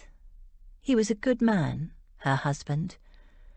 She knew he wouldn't be interested in making love that night. They were both too tense from all the revelations of the day. Leaving aside the flimsy, seductive night-dress that Lily and Rose had given her, she donned a plain cotton one, her mind whirling with depressingly unanswerable questions. "Does the fact that we received a ransom note for Philip augur well for the fate of young Danny?" she wondered aloud. "I mean, they wouldn't murder one boy and ransom another, would they? It doesn't make sense." "We don't even know if Philip is alive," Hart said heavily. "For all we know, that ransom note has lain under that blasted mat for nearly a week. I can't imagine kidnappers waiting indefinitely with no response to their demand. They'd most likely cut their losses and move on." He sounded so weary and dispirited, so full of self-blame and despondency. She hurried across and wrapped her arms around him. She knew what he meant by cut their losses. It meant they'd kill Philip. There was nothing she could say to comfort or reassure him. There was no comfort to be had from words. He held her hard against him, saying nothing. She could feel his heartbeat under her ear and ached for him. She could not comfort him with words, but there were other forms of comfort. She slipped her hand beneath his drawers and caressed him lightly. "Come, let us go to bed." He hardened immediately against her palm. "Yes." He kissed her, and she tasted despair and brandy and need. They made love then with quiet desperation, seeking solace and oblivion. But Hart did not neglect her. For the first time ever, as he came to his climax, she shattered around him in hers. And they slept. Hart collected the money the next morning and left the ransom in place late that afternoon, well before dusk. "I can't risk not paying," he told George. "The money doesn't matter. There's no chance to investigate or negotiate. I don't want to antagonize them any more with any further delay." The following morning George and Finn rode with him to the drop-off point. Hart dismounted and lifted away the broken stone, and swore. He turned to George with agonized eyes. "What is it?" George called. "The money is still here." There was no sign that anyone had been by, and no sign of Philip. Tears sprang to George's eyes. "Oh, Hart, I'm so sorry." George slipped off her horse and ran to embrace him. "You did all you could." But Hart wasn't to be comforted. They had found the ransom note too late, and Philip had paid the price. All they could hope for was that the kidnappers had released him, but as Hart said that was unlikely. The boy would be able to identify them. They rode back in gloomy silence. As they passed the lake, Finn veered off, investigating something. George ignored him at first, but when she whistled and he made no move to return to them, she became curious. "I'll just see what he's up to," she told her husband apologetically. "It's probably something disgusting, and he'll want to roll in it. I need to stop him. I won't be a moment." Hart made an indifferent gesture, waving her to go. George rode to the edge of the lake, and when she dismounted, she found Finn snuffing interestedly at a small shoe. Something caught in her throat. A few feet away lay another shoe. They were small, well-made leather shoes, about the size a 7-year-old would wear. "Hart, I think you should see this," she called. Hart rode over. He examined the shoes and swore under his breath. "No village cobbler made these," he said heavily. "They can only be Philip's." They turned to look out over the lake. "What's that?" George said. Before Hart could react, she'd waded into the shallows and pulled up a sopping pair of nankeen breeches. Again, they were boy-sized and quality-made by a professional tailor. Silently, she passed them to Hart. The shoes and breeches told a terrible tale. Poor little boy. They must have thrown him in the lake. He was probably tied up, or already dead. Though why they'd divested him of his shoes and breeches, she shuddered to imagine. Gazing over the deceptively placid surface of the lake, she noticed a stream of bubbles rising to the surface near a clump of reeds. "Look, Hart! Bubbles!" Without hesitation, she dived in. "No, don't!" Hart yelled, but she was already underwater. He waited, anxiety rising. More bubbles rose, but there was no sign of George. He dived in after her and found her caught underwater, fighting a snag that had caught her divided skirt and trapped her. In a surge of fear and rage, he ripped it free and they bobbed to the surface, George coughing and spluttering. "Nobody there," she managed between coughs. She was filthy and dripping with lakeweed. He wanted to shake her. He pounded her on the back, scolding her fiercely. "You damned little fool! What the hell did you think you were doing, risking yourself like that? It's madness!" "All right," she gasped and vomited up a gush of brown lake water. "You are damned well not all right." He stood over her furiously, helplessly, and when she'd finally stopped vomiting water, he lifted her into his arms and marched toward his horse. "I can walk."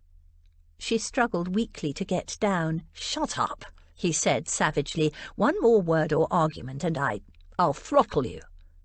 She laughed weakly. He placed her carefully on the horse and swung up behind her. "I thought, the shoes, the breeches." "I know what you thought." He wanted to shake her and at the same time cradle her next to his heart and never let her go. Bad enough that he'd lost Philip, but the thought of losing her— "He's dead, isn't he?" she said.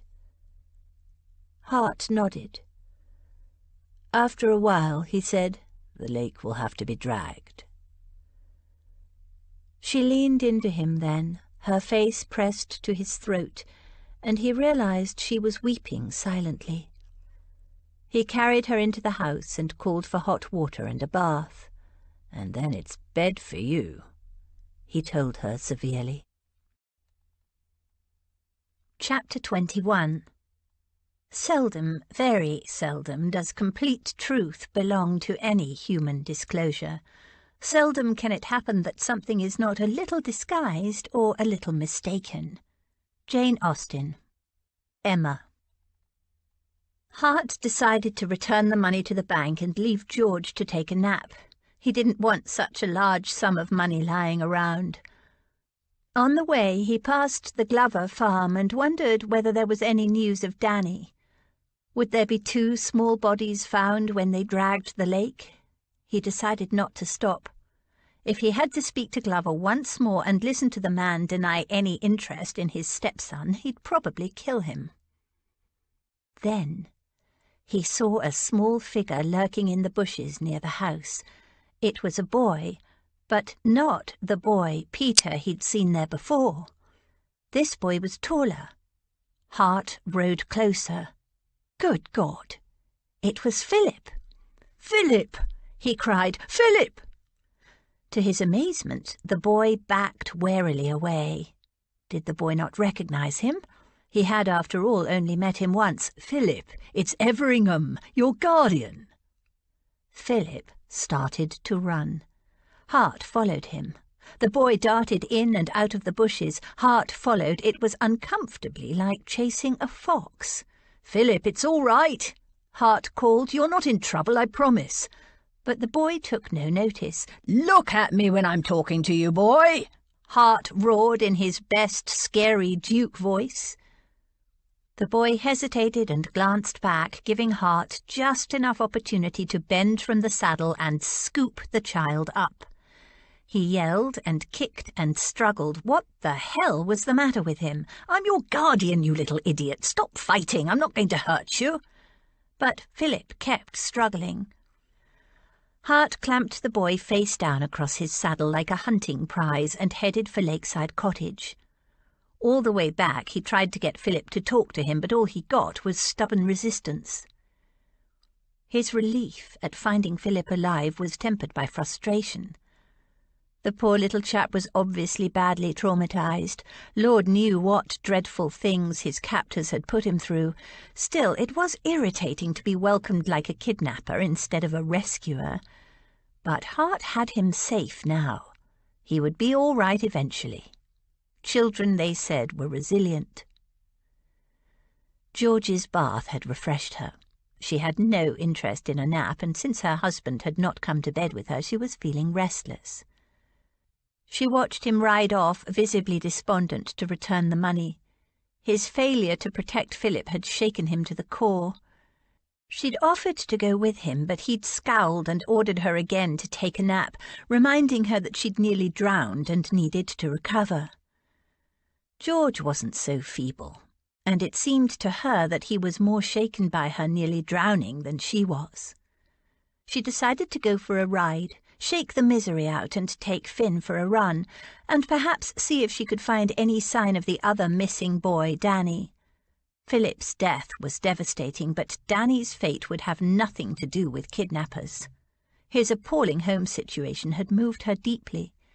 If there were any chance he might be alive. Children were so precious. They needed to be nurtured and protected and loved, and at the same time encouraged to explore and develop their confidence.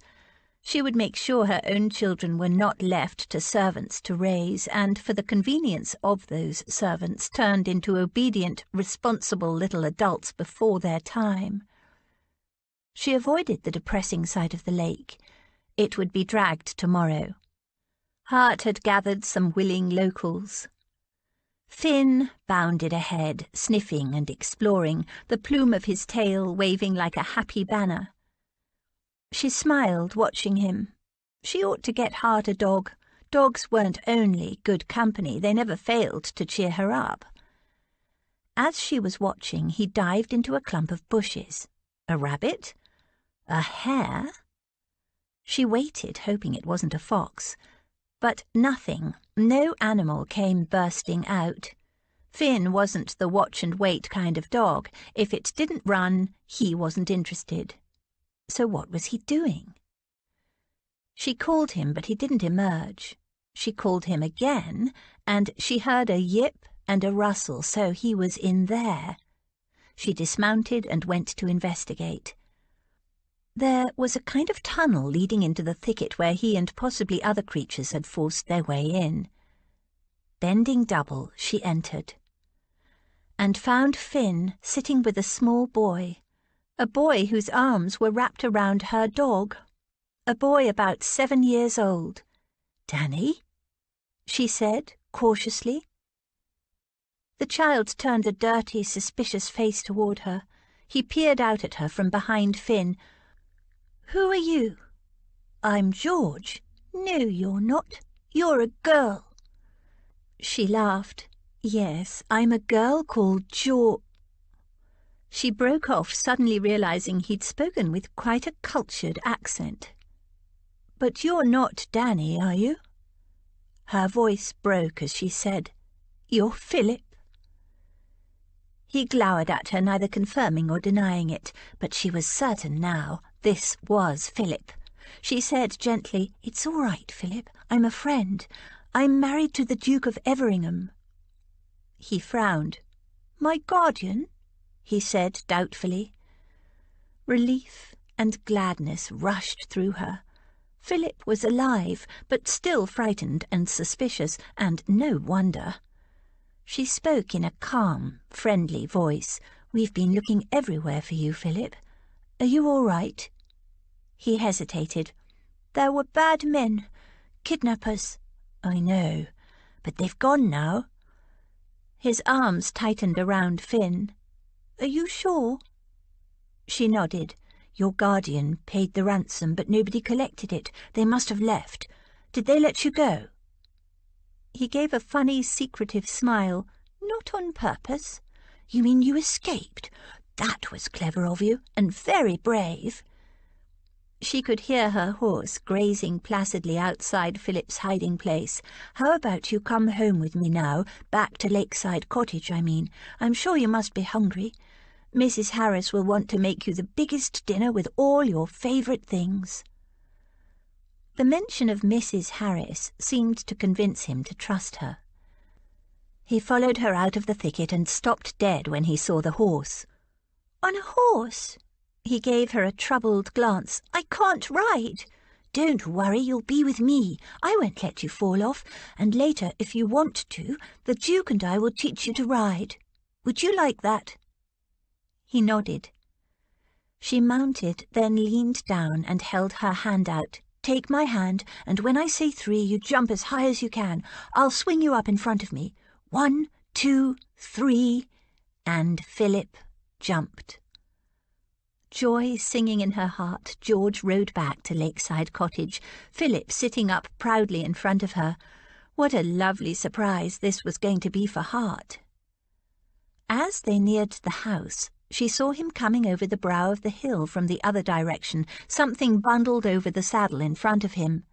"There's the Duke," she told Philip. "What a fine surprise we're going to give him." Both horses rounded the hedge at the same time and came to a halt. "Good God!" Hart exclaimed. The bundle in front of Hart wriggled and, with Hart's aid, sat up. They stared, unable to believe their eyes. On the saddle in front of each adult sat a small, grubby urchin. George looked from one to the other and back. Small, grubby, identical urchins. "Philip!" Hart exclaimed. "Danny?" said George. "Danny!" cried Philip joyfully. "Phil!" Hart's urchin responded. George and Hart stared at each other. Then Hart shook his head. "We'll get to the bottom of this eventually, I'm sure. But first, food and baths all round," George finished for him. "We were playing a trick on Mr. Jeffcott," Philip explained between mouthfuls as the two boys ploughed through a mountain of food. Mrs. Harris had cooked up a storm, but she'd insisted on baths before dinner. "We swapped clothes," Danny said. "He never even noticed. He doesn't even know which one of us is which." "Has he gone?" Philip asked. That was a point. "I don't know," Hart said slowly. "I haven't seen him today at all." "Me neither," George said. "In fact, I haven't seen him since yesterday." Hart glanced at Mrs. Harris, who was hovering maternally over the boys, and gave her a silent signal. She nodded and hurried out. "So we were both dressed in the same kind of clothes, making him see double, you see, and I was all ready to cross the lawn. He was snoozing in the sun as usual, when someone grabbed me and shoved a bag over me head," Danny said. "I tried to yell, but they shoved a rag in me mouth and tied me up and threw me into some kind of cart and took off with me." "I saw it happen," Philip said, "so of course I followed." Hart frowned. "You didn't call for help?" The two boys exchanged glances. "No," Philip said. He was holding something back. "Good thing, too," Danny said, shoving a whole potato in his mouth. When he'd swallowed it, he added, "Wouldn't have made any difference anyway." "Why not?" Again, the two boys exchanged glances. "Are you sure Mr. Jeffcott's not here any more?" "Mrs. Harris has gone to check," George assured him. "We'll know in a few moments, so go on. What happened next? I want to know how you escaped. I presume it was Danny who escaped?" "Yes, I followed them," Philip said, "and I saw where they took him. It was a little tumble-down shed over the back beyond the mill." "So then what did you do?" Again the boys hesitated, but at that moment Mrs. Harris returned. "Jeffcott's gone," she announced breathlessly. "All his things are gone too. He's made a clean sweep. One of the maids said she saw him creeping off yesterday morning, would you believe it, without a word to anyone." Philip gave a satisfied nod. "I was all ready to go for help and tell people what I'd seen and where Danny was. And then he seen old Jeffcott coming right up to the shed where they had me trussed up like a Christmas goose," Danny continued. "Yes, and he knocked and then walked right in," Philip said indignantly, "and half an hour later he came out again and left me in there with those rotten bad men, he means," Philip interrupted hurriedly with an apologetic glance at George. "So then I wondered if Mr. Jeffcott was in league with the kidnappers. Who else might be involved?" He glanced at the housekeeper. "I'm sorry, Mrs. Harris. I didn't know who to trust." "Never you mind, Master Philip," she assured him warmly. "It weren't none of us. We've all been worried sick about you. That wicked man. I never liked him, you know. None of us did. He thought himself so superior with his Latin and his Greek." "I'm sorry to be suspicious," Philip continued, "and for hiding. I didn't want anyone to find out that Danny wasn't me because—" He hesitated. Danny said bluntly, "Because he knew me old man wouldn't cough up a farthing for my sake." "Yes, and then Danny would be in danger," Philip said, "and he was my responsibility." Hart nodded in approval. "You did the right thing." "So how did you escape, Danny?" George asked. Philip grinned. "I stole a couple of bottles of brandy from the cellar. I knew where the key is kept, and I sneaked in one night. I left them near the shed, and when the men got drunk, I let Danny out." "Clever boy," George congratulated him. "But what about your shoes and the breeches in the lake?" Hart asked after a moment. Danny looked embarrassed. "Them shoes were too tight. My feet are bigger than Phil's, and after wearing them for near on a week, I was well rid of them." "And the breeches?" Shame filled Danny's eyes. He looked down and mumbled something inaudible. Philip leaned forward and whispered in Hart's ear. "The bad men didn't always let him relieve himself in time. The breeches were soiled, so he threw them away. Danny stole back some of his old clothes." Hart hoped he'd been able to keep his thoughts from his face. The swine! To shame a boy so through sheer laziness. And then he had to steal back his own clothes. "Well, all I can say is that you boys have behaved admirably, with courage, intelligence, and good sense," Hart told them. "I'm very proud of you both." The boys swelled visibly. "I was wondering," Philip began. "Danny doesn't really want to go back to that horrid man?" George interrupted. "I should think not. He will live with us, of course."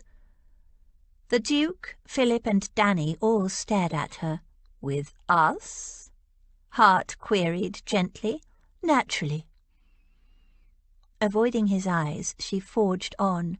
"We're not going to leave Philip by himself in the country again, even though Mrs. Harris has been wonderful, and certainly Danny cannot go back to live with that vile creature who calls himself a stepfather. No, you boys will live with the Duke and me, and Finn." "Here?" Philip asked carefully. No, I cannot believe it would be pleasant to remain in the place where you were almost kidnapped, and I don't imagine Danny will want to live close to his stepfather. No fear, Danny said. Philip's eyes were wide. So that's settled. You're both coming to live with us at... She finally met his eyes. At the Duke's place? Yes, at my place, Hart said. The dazzling smile she gave him left him breathless. They reported the kidnapping to the local authorities, and Hart wrote off to engage a runner from Bow Street to track down Jeffcott and his accomplices. His references were genuine, he told George, but clearly the man was fed up with tutoring small boys and wanted to set himself up for a comfortable retirement. That night in bed after making love, George asked Hart if he minded her declaration that the boys would go with them. It had been a spur-of-the-moment decision, and she didn't regret it for a second, but she was aware that she'd given him no choice. No, of course not, he assured her. I wouldn't have expected anything else of you. The boys will be much better off living with you. With you, she noted, not with us. It was a sobering reminder. 2 days later they all removed to Everingham Abbey.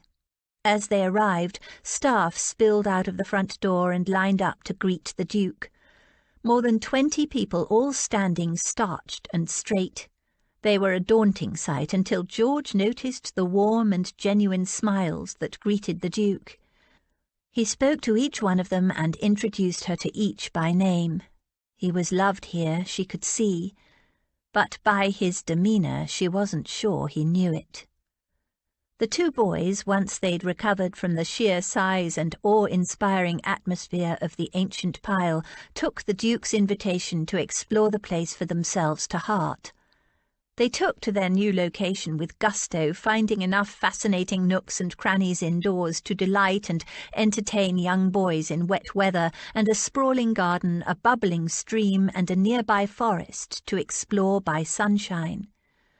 George, too, was enthralled by its ancient archways and worn stone steps. The rich panelling, artwork in every room amassed over multiple generations, the new sections grafted onto the old, the modern kitchen and the luxurious room set aside just for bathing.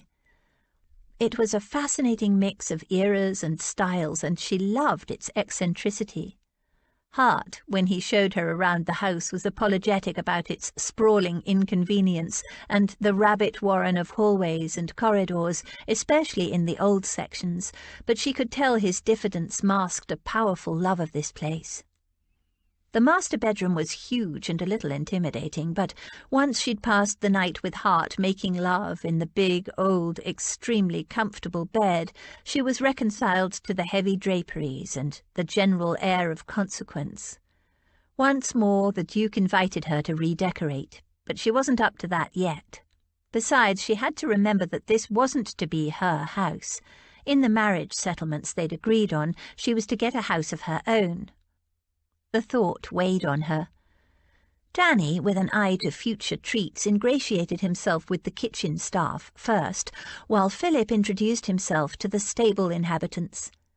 Every morning he raised some comment about life in the stables, indirectly and very politely reminding George of her offer to teach him how to ride. While after every meal skinny little Danny gave the staff lavish compliments about the food. It amused Hart.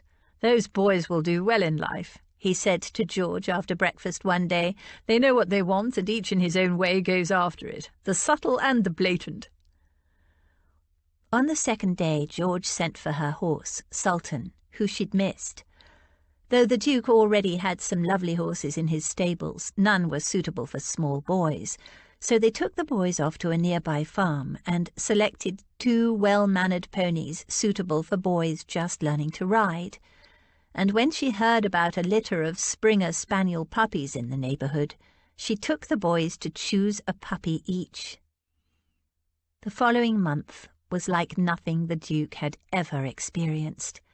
It wasn't at all how he'd imagined his honeymoon. Faint visions of gondolas and canals faded before the brisk domesticity of life at Everingham Abbey. The arrival of 2 small, energetic boys and 1 slender, energetic bride had livened up the old house considerably. It wasn't what he was used to, but he had to admit he enjoyed the change. George had very decided ideas on how they would all spend their time. It was to be a holiday, she insisted. A holiday, not a honeymoon. Acknowledging that Hart needed to deal with his correspondence and see to the supervision of the various estates he was responsible for, she graciously allowed him the mornings for that. The rest of the day, and the nights, she said, with a sultry look, were hers. Hart had no quarrel with that.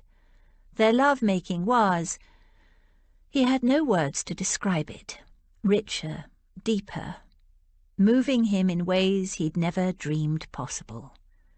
Philip, having discovered an interest in the pianoforte, was taking music lessons in the mornings, while George herself gave Danny his first lessons in reading, writing, and arithmetic.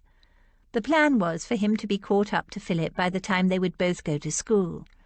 Together, she told Hart firmly, when they were 12 or so. After luncheon, the activities were all outdoors, making the most of the good weather. George and Hart were teaching the boys to ride and to care for their own ponies. At first, Danny had objected to having to groom and muck out his pony, thinking he was somehow being demeaned, but Hart had raised a brow and said coolly, "A gentleman cares for his animals first. There are times when a groom will care for your horse, but you must first know how to do it yourself, properly." After that, Danny had fallen to the work with a will. Hart had never taught anyone to ride, and he was surprised how proud he felt at each boy's progress. Philip was careful and precise in following instructions. Danny was eager and occasionally reckless, but both boys were doing well. And once the boys had taken possession of their puppies, they competed to have the best-trained dogs. As for Finn, he was at first dubious about the roly-poly little creatures who seemed to adore him and follow him around, but within a week he'd resigned himself to their attentions, even to letting them chew on his ears and feet and tail and clamber over his body, until he'd had enough, and rose and with great dignity stalked away. It was late summer. The weather was glorious, and they taught the boys to swim, the boys and Hart dressed in just their drawers, and George in drawers and a chemise. The boys were young enough not to notice how the garment clung, moulding to her every slender curve, but Hart couldn't take his eyes off her. His body reacted predictably, but with the boys present he had no option but to stand waist-deep in the cold water and think of unexciting things, and wait until evening came and he could take her to bed at last. Some days they rode out without the boys. They would swim and picnic and make love in the grass. He'd never made love in the open before. Neither had she, but it was glorious, as long as he remembered to take a rug. Time flew. Venice faded completely from his mind. "They're gaining so much confidence. Have you noticed?" George said to him one afternoon as they watched the boys putting their ponies through their paces. "Philip has been almost naughty several times." Hart gave her an incredulous glance.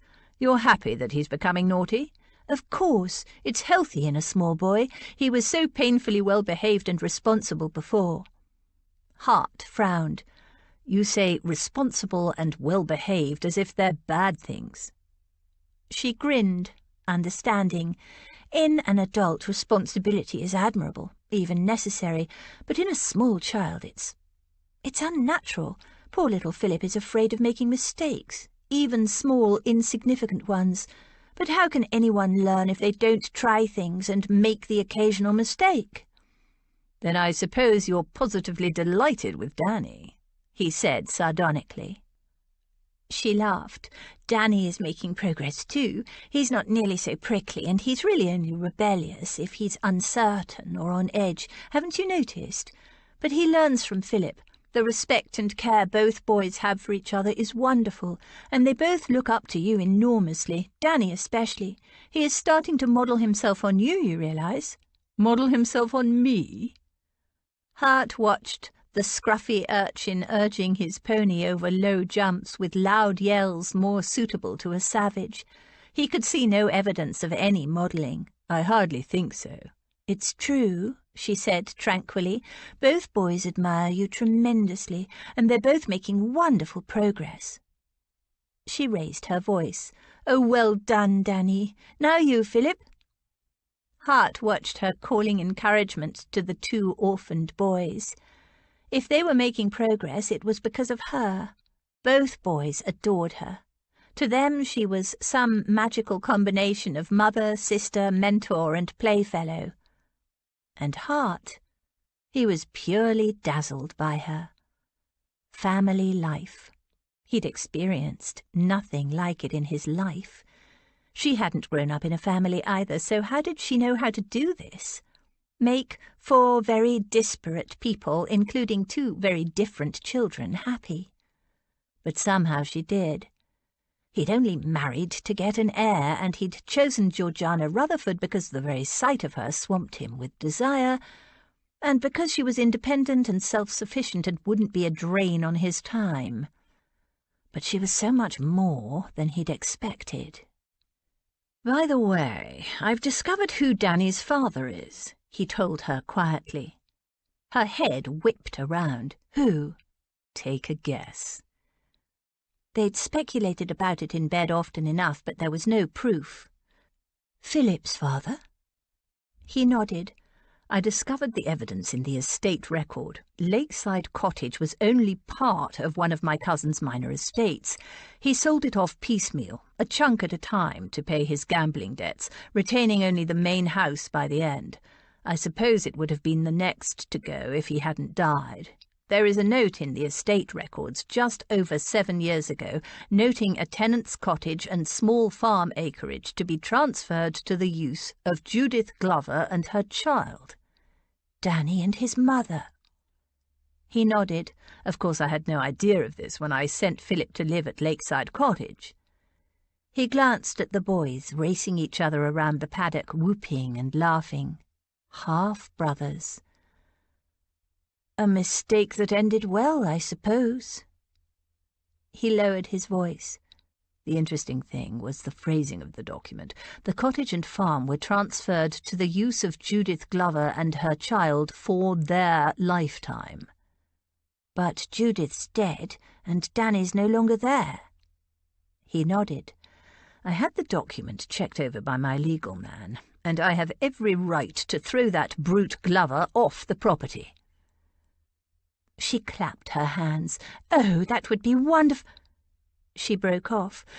"But what about that poor downtrodden woman and those little children? I can't see Glover putting himself out to support them if he was put off the farm. He's the type to look after himself first and abandon them to their own devices." Hart smiled. He knew she'd react like this. "I've been giving that some thought. The farm is Danny's by right, and though he doesn't want to live there now, it would be to his advantage to own some property in the future. I can transfer the property permanently into his name and rent it out to the Glovers." She nodded. "I suppose that's a sensible thing to do. I just wish— But there are the children to think of, and though the man is a brute, I've never heard Danny say anything bad about the woman." Nor much good, Hart thought, but he supposed the woman was too downtrodden to withstand her husband's orders. "I could offer them tenancy of the farm, but only in Mrs. Glover's name. Then, technically at least, she would be in charge." Her eyes lit up. "What a marvellous suggestion, Hart. Horrible Glover will then have to defer, at least in theory, to his wife, and if he leaves, she'll still have the security of a home." She sobered. "But I think you should talk about it privately with Mrs. Glover before you do anything, just in case Glover reacts badly and takes it out on her." He nodded. "Good idea. You can come with me. She'll probably feel more comfortable talking to a woman. But I'll tell the boys about their relationship at tea time. I think they'll be thrilled to find their half-brothers. I'll discuss the question of the farm with Danny, too. He's young, but he's shrewd. Chapter 22. You pierce my soul. I am half agony, half hope. I have loved none but you. Jane Austen. Persuasion. A month. They'd been married a month already. George found it hard to believe. In some ways it felt like they'd been married forever. In another it felt just a short time. The time had flown so swiftly. It wasn't quite an anniversary, but she thought it deserved a little celebration. After all, she had promised to rub, cherish, and olay him.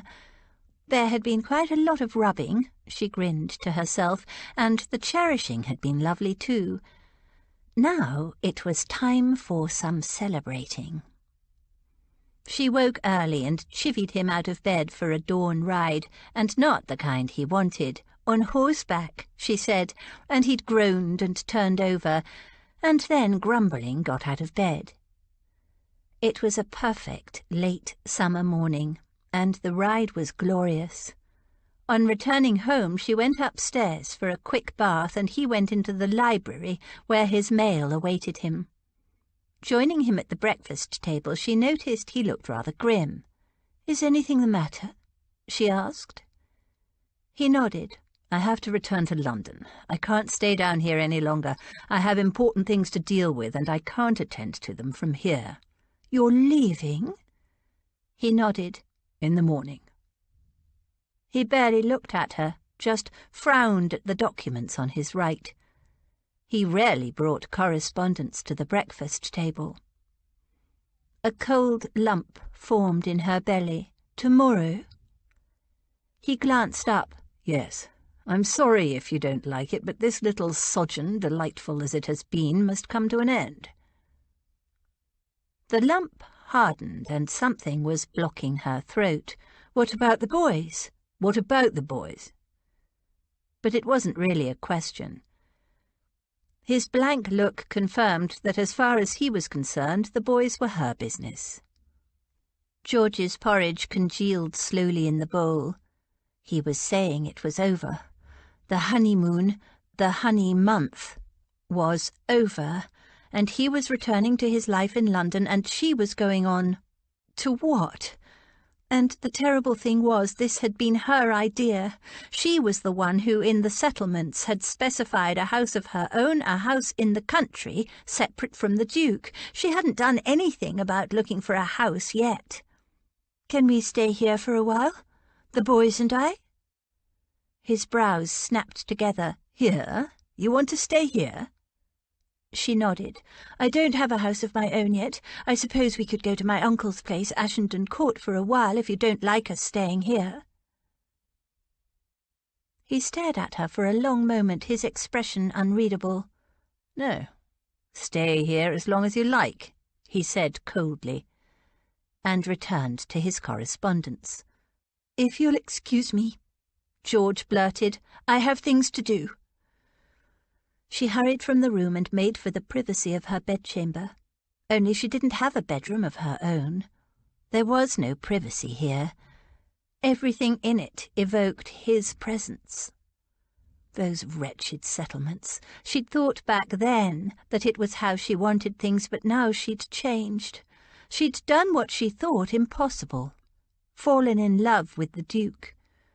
But she wasn't going to go back on her promises. He said he'd want conjugal visits. She would respect that, and if she dreamed about him every night, well, wouldn't that be almost as good as having him in her bed? No. She knew the difference now, and it wasn't just his love-making she'd miss, or the look in his eyes when he was thinking about taking her to bed, or the way his voice would deepen and turn to warm, dark chocolate, and melt her from the inside out.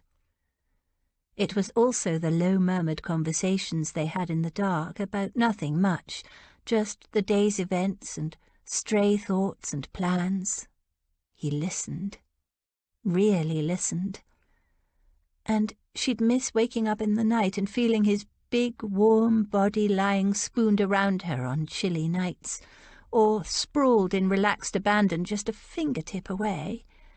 And the scent of him, not just his cologne or his fresh-pressed linen, but the intoxicating man-smell of him like nobody else, unique and himself. The Duke. Others saw his pride, his arrogance, his cold control, the man she'd imagined he was when she first met him.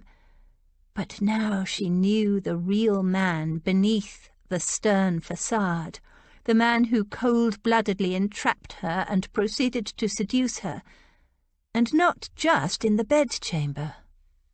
He was a man who took his responsibilities seriously, who valued honour and honesty, who would put off a much-desired honeymoon in Venice to search for a small lost boy he hardly knew, and then take in that boy and his illegitimate half-brother as his own responsibilities, and teach them how to be men. A man who would take a half-wild, prickly, suspicious, difficult, contrary, lanky, flat-chested, boyish female, put up with her wild starts and even try to understand them, and then marry her, and cherish her as nobody ever in her life had cherished her. She dashed the tears from her eyes. She would not become a watering pot. All his life his mother had tried to manipulate him with emotion. George would not do the same. She would honour the agreement she'd so foolishly made, calmly, reasonably, and without fuss. And if he wanted her out of his way, living in the country as they'd agreed while he did whatever he did in London, and she would not even mind if he wanted to see those dreadful women who pursued him so shamelessly. Well, yes, she did mind. She wanted to wring their scrawny, bejewelled necks, but she would try not to show it. She would try to be dignified as a duchess should, at least while he was watching. She would remain in the country with the boys. It wouldn't be a hardship. She loved the countryside, and if she missed him, as she would, terribly, well, who was it who'd made that stupid condition in the first place? What was that saying? Be careful what you wish for. This was what he'd wanted, what they'd agreed to after all, and though it would half kill her to let him go, she would do it, because she loved him and wanted him to have everything he wanted, and she refused to be a millstone around his neck. They made love several times that night, and it was wonderful and terrible, bitter-sweet and achingly moving. They didn't talk much. George had no words. She was afraid if she tried to say anything it would all spill out in a terrible emotional flood, and she'd be no better than his mother trying to make him stay when he wanted to leave. And he was never terribly chatty in bed. But oh, every touch, every caress. She did her best to save them up in her mind, to keep for later and revisit when he was gone, but each time he took her to the edge and over, and her awareness splintered into glorious, rainbow-coloured shards. Hart's bags were packed and the carriage was waiting. They'd made love at dawn, and it had left him feeling empty, completely shattered. But she seemed calm and organised and dignified. She'd arranged food and drink for the journey as if he were a child being sent off to school. The boys, solemn and serious and looking unhappy and bewildered, shook his hand like little men, and then she sent them back inside. He was gutted by the ease with which she was preparing to wave him off out of her life. But he had no leg to stand on. He was the blasted fool who'd signed the blasted settlement documents agreeing to her blasted conditions. He hated those conditions now. But he'd trapped her into marriage in the first place, and he owed it to her now to give her the freedom she desired. At least he'd insisted on conjugal visits. But oh, how would he ever bear long months without her, or weeks? And not just in bed. He'd always believed he was a naturally solitary fellow. She'd changed all that. She'd even taught him to enjoy the company of 2 rambunctious little boys.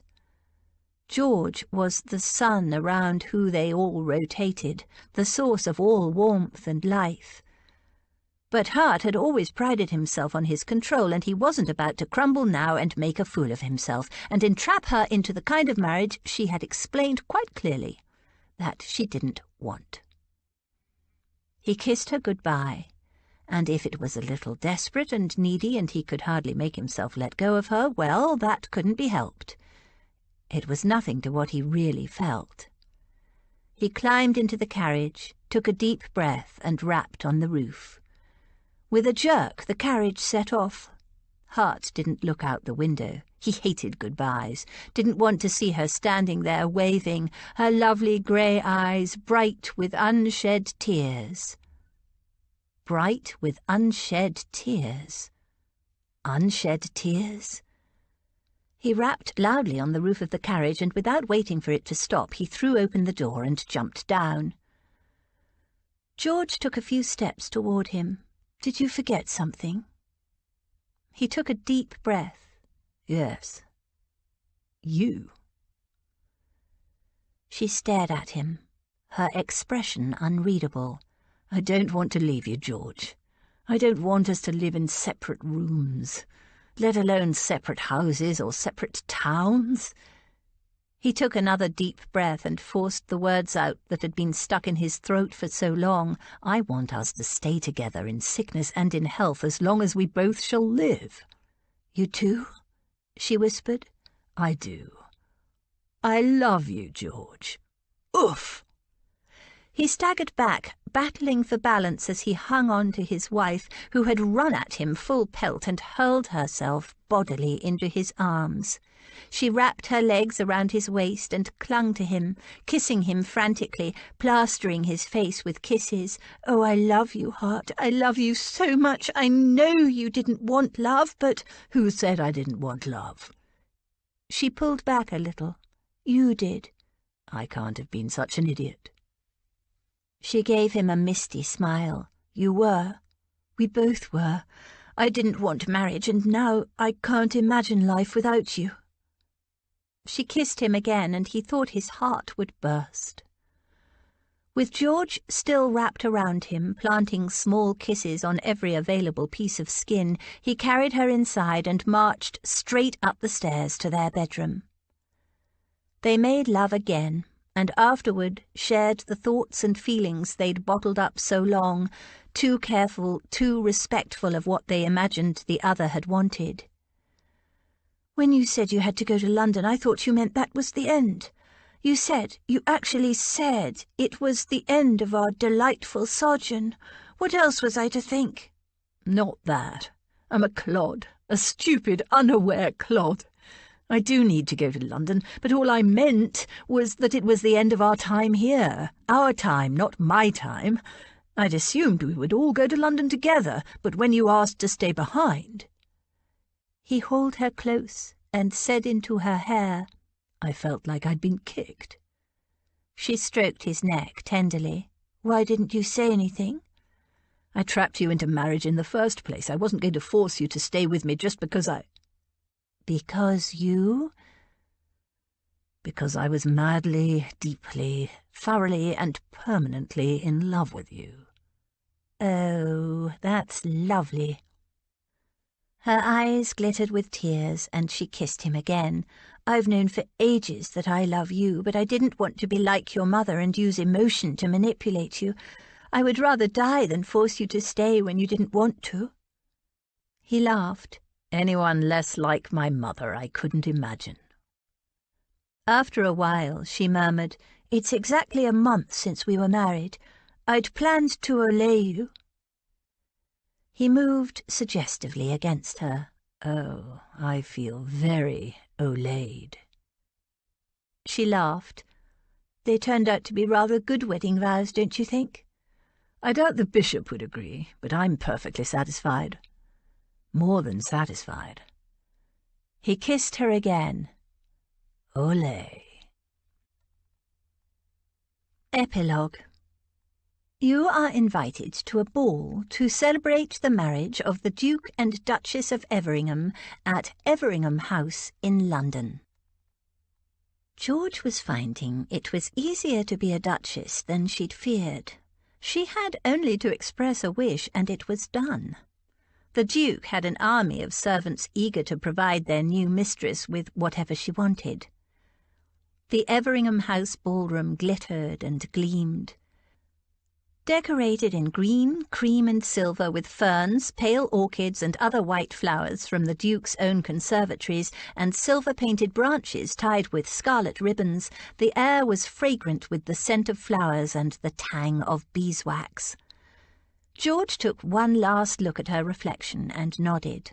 Tonight, at Heart's request, she was dressed in scarlet again, a new ball dress, and the rubies he'd given her on her wedding day. Her heart was so full. She was happier than she'd ever dreamed was possible. She had a big, sprawling family she loved and who loved her, a smaller, instant family of boys, dogs and horses. Sultan had been bred to several of the Duke's mares, and best of all, she was married to a tall, stern, arrogant, beautiful man who adored her and demonstrated it daily and nightly in so many ways. And the blessings kept coming. Earlier in the week, baby Bertie had been christened with George and Hart as his godparents, and then immediately afterward, in a move that surprised many, young Danny Glover was also christened, and with the same godparents. The lad has never been christened, and it will do him no harm to be known as godson to the Duke and Duchess of Everingham, Hart had told George when he planned it. She'd hugged him. It was a generous and thoughtful move on his part. The connection would do much to ameliorate the disadvantage of Danny's birth. Her cold-hearted Duke. She'd been so wrong about him, and now there was to be a grand ball. "You look stunning," Hart said from the doorway. "Ready?" Arm in arm they walked downstairs to where their family and closest friends had gathered for dinner before the ball. They were all there, everyone who'd ever mattered to her, even Martha looking proud and stylish in her new bronze silk bombazine dress. Heaven knew how Hart had persuaded her to come to London, but he had. At George's request, they entered the dining room informally and seated themselves around the table however they wished. This was just for family and friends. Champagne was poured, and Hart was about to give the signal for the food to be brought in when George tapped him on the arm, then rose to her feet. "I know it's not done, but we are all family here, and I want to make a speech," she said. Aunt Agatha lifted her lorgnette and pursed her lips. "I want to propose a toast," George continued, "to my darling Martha, who raised me from an infant and was the closest thing to a mother I ever had, loving and long-suffering and patient." She turned a mock-severe glance at Philip and Danny, who had been allowed to attend their first grown-up dinner and were sitting in their best clothes, trying not to fidget. "Boys, you are not to ask Martha about anything I did when I was a girl." The boys turned speculative gazes on Martha, who was simultaneously wiping her eyes and chuckling.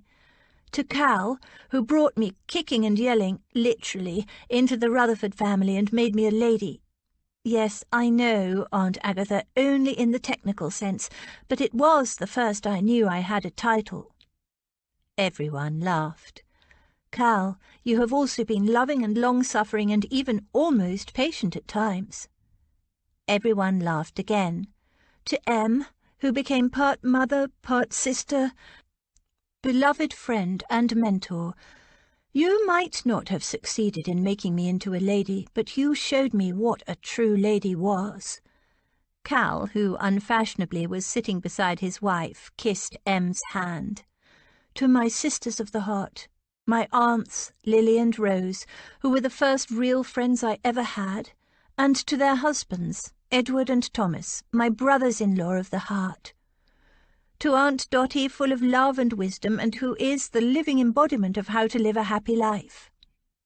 Her smile took in Logan, who'd travelled to London with Aunt Dotty and was hovering behind her chair, acting as her own personal waiter. To Aunt Agatha, who also tried to make me into a proper lady and whose auntly interference accidentally resulted in my happiness. But don't do it again. Interfere, I mean. There was more laughter at that. Aunt Agatha frowned, then gave a tight little smile and preened a little. To my grandfathers of the heart, dear Lord Galbraith and Sir Humphrey.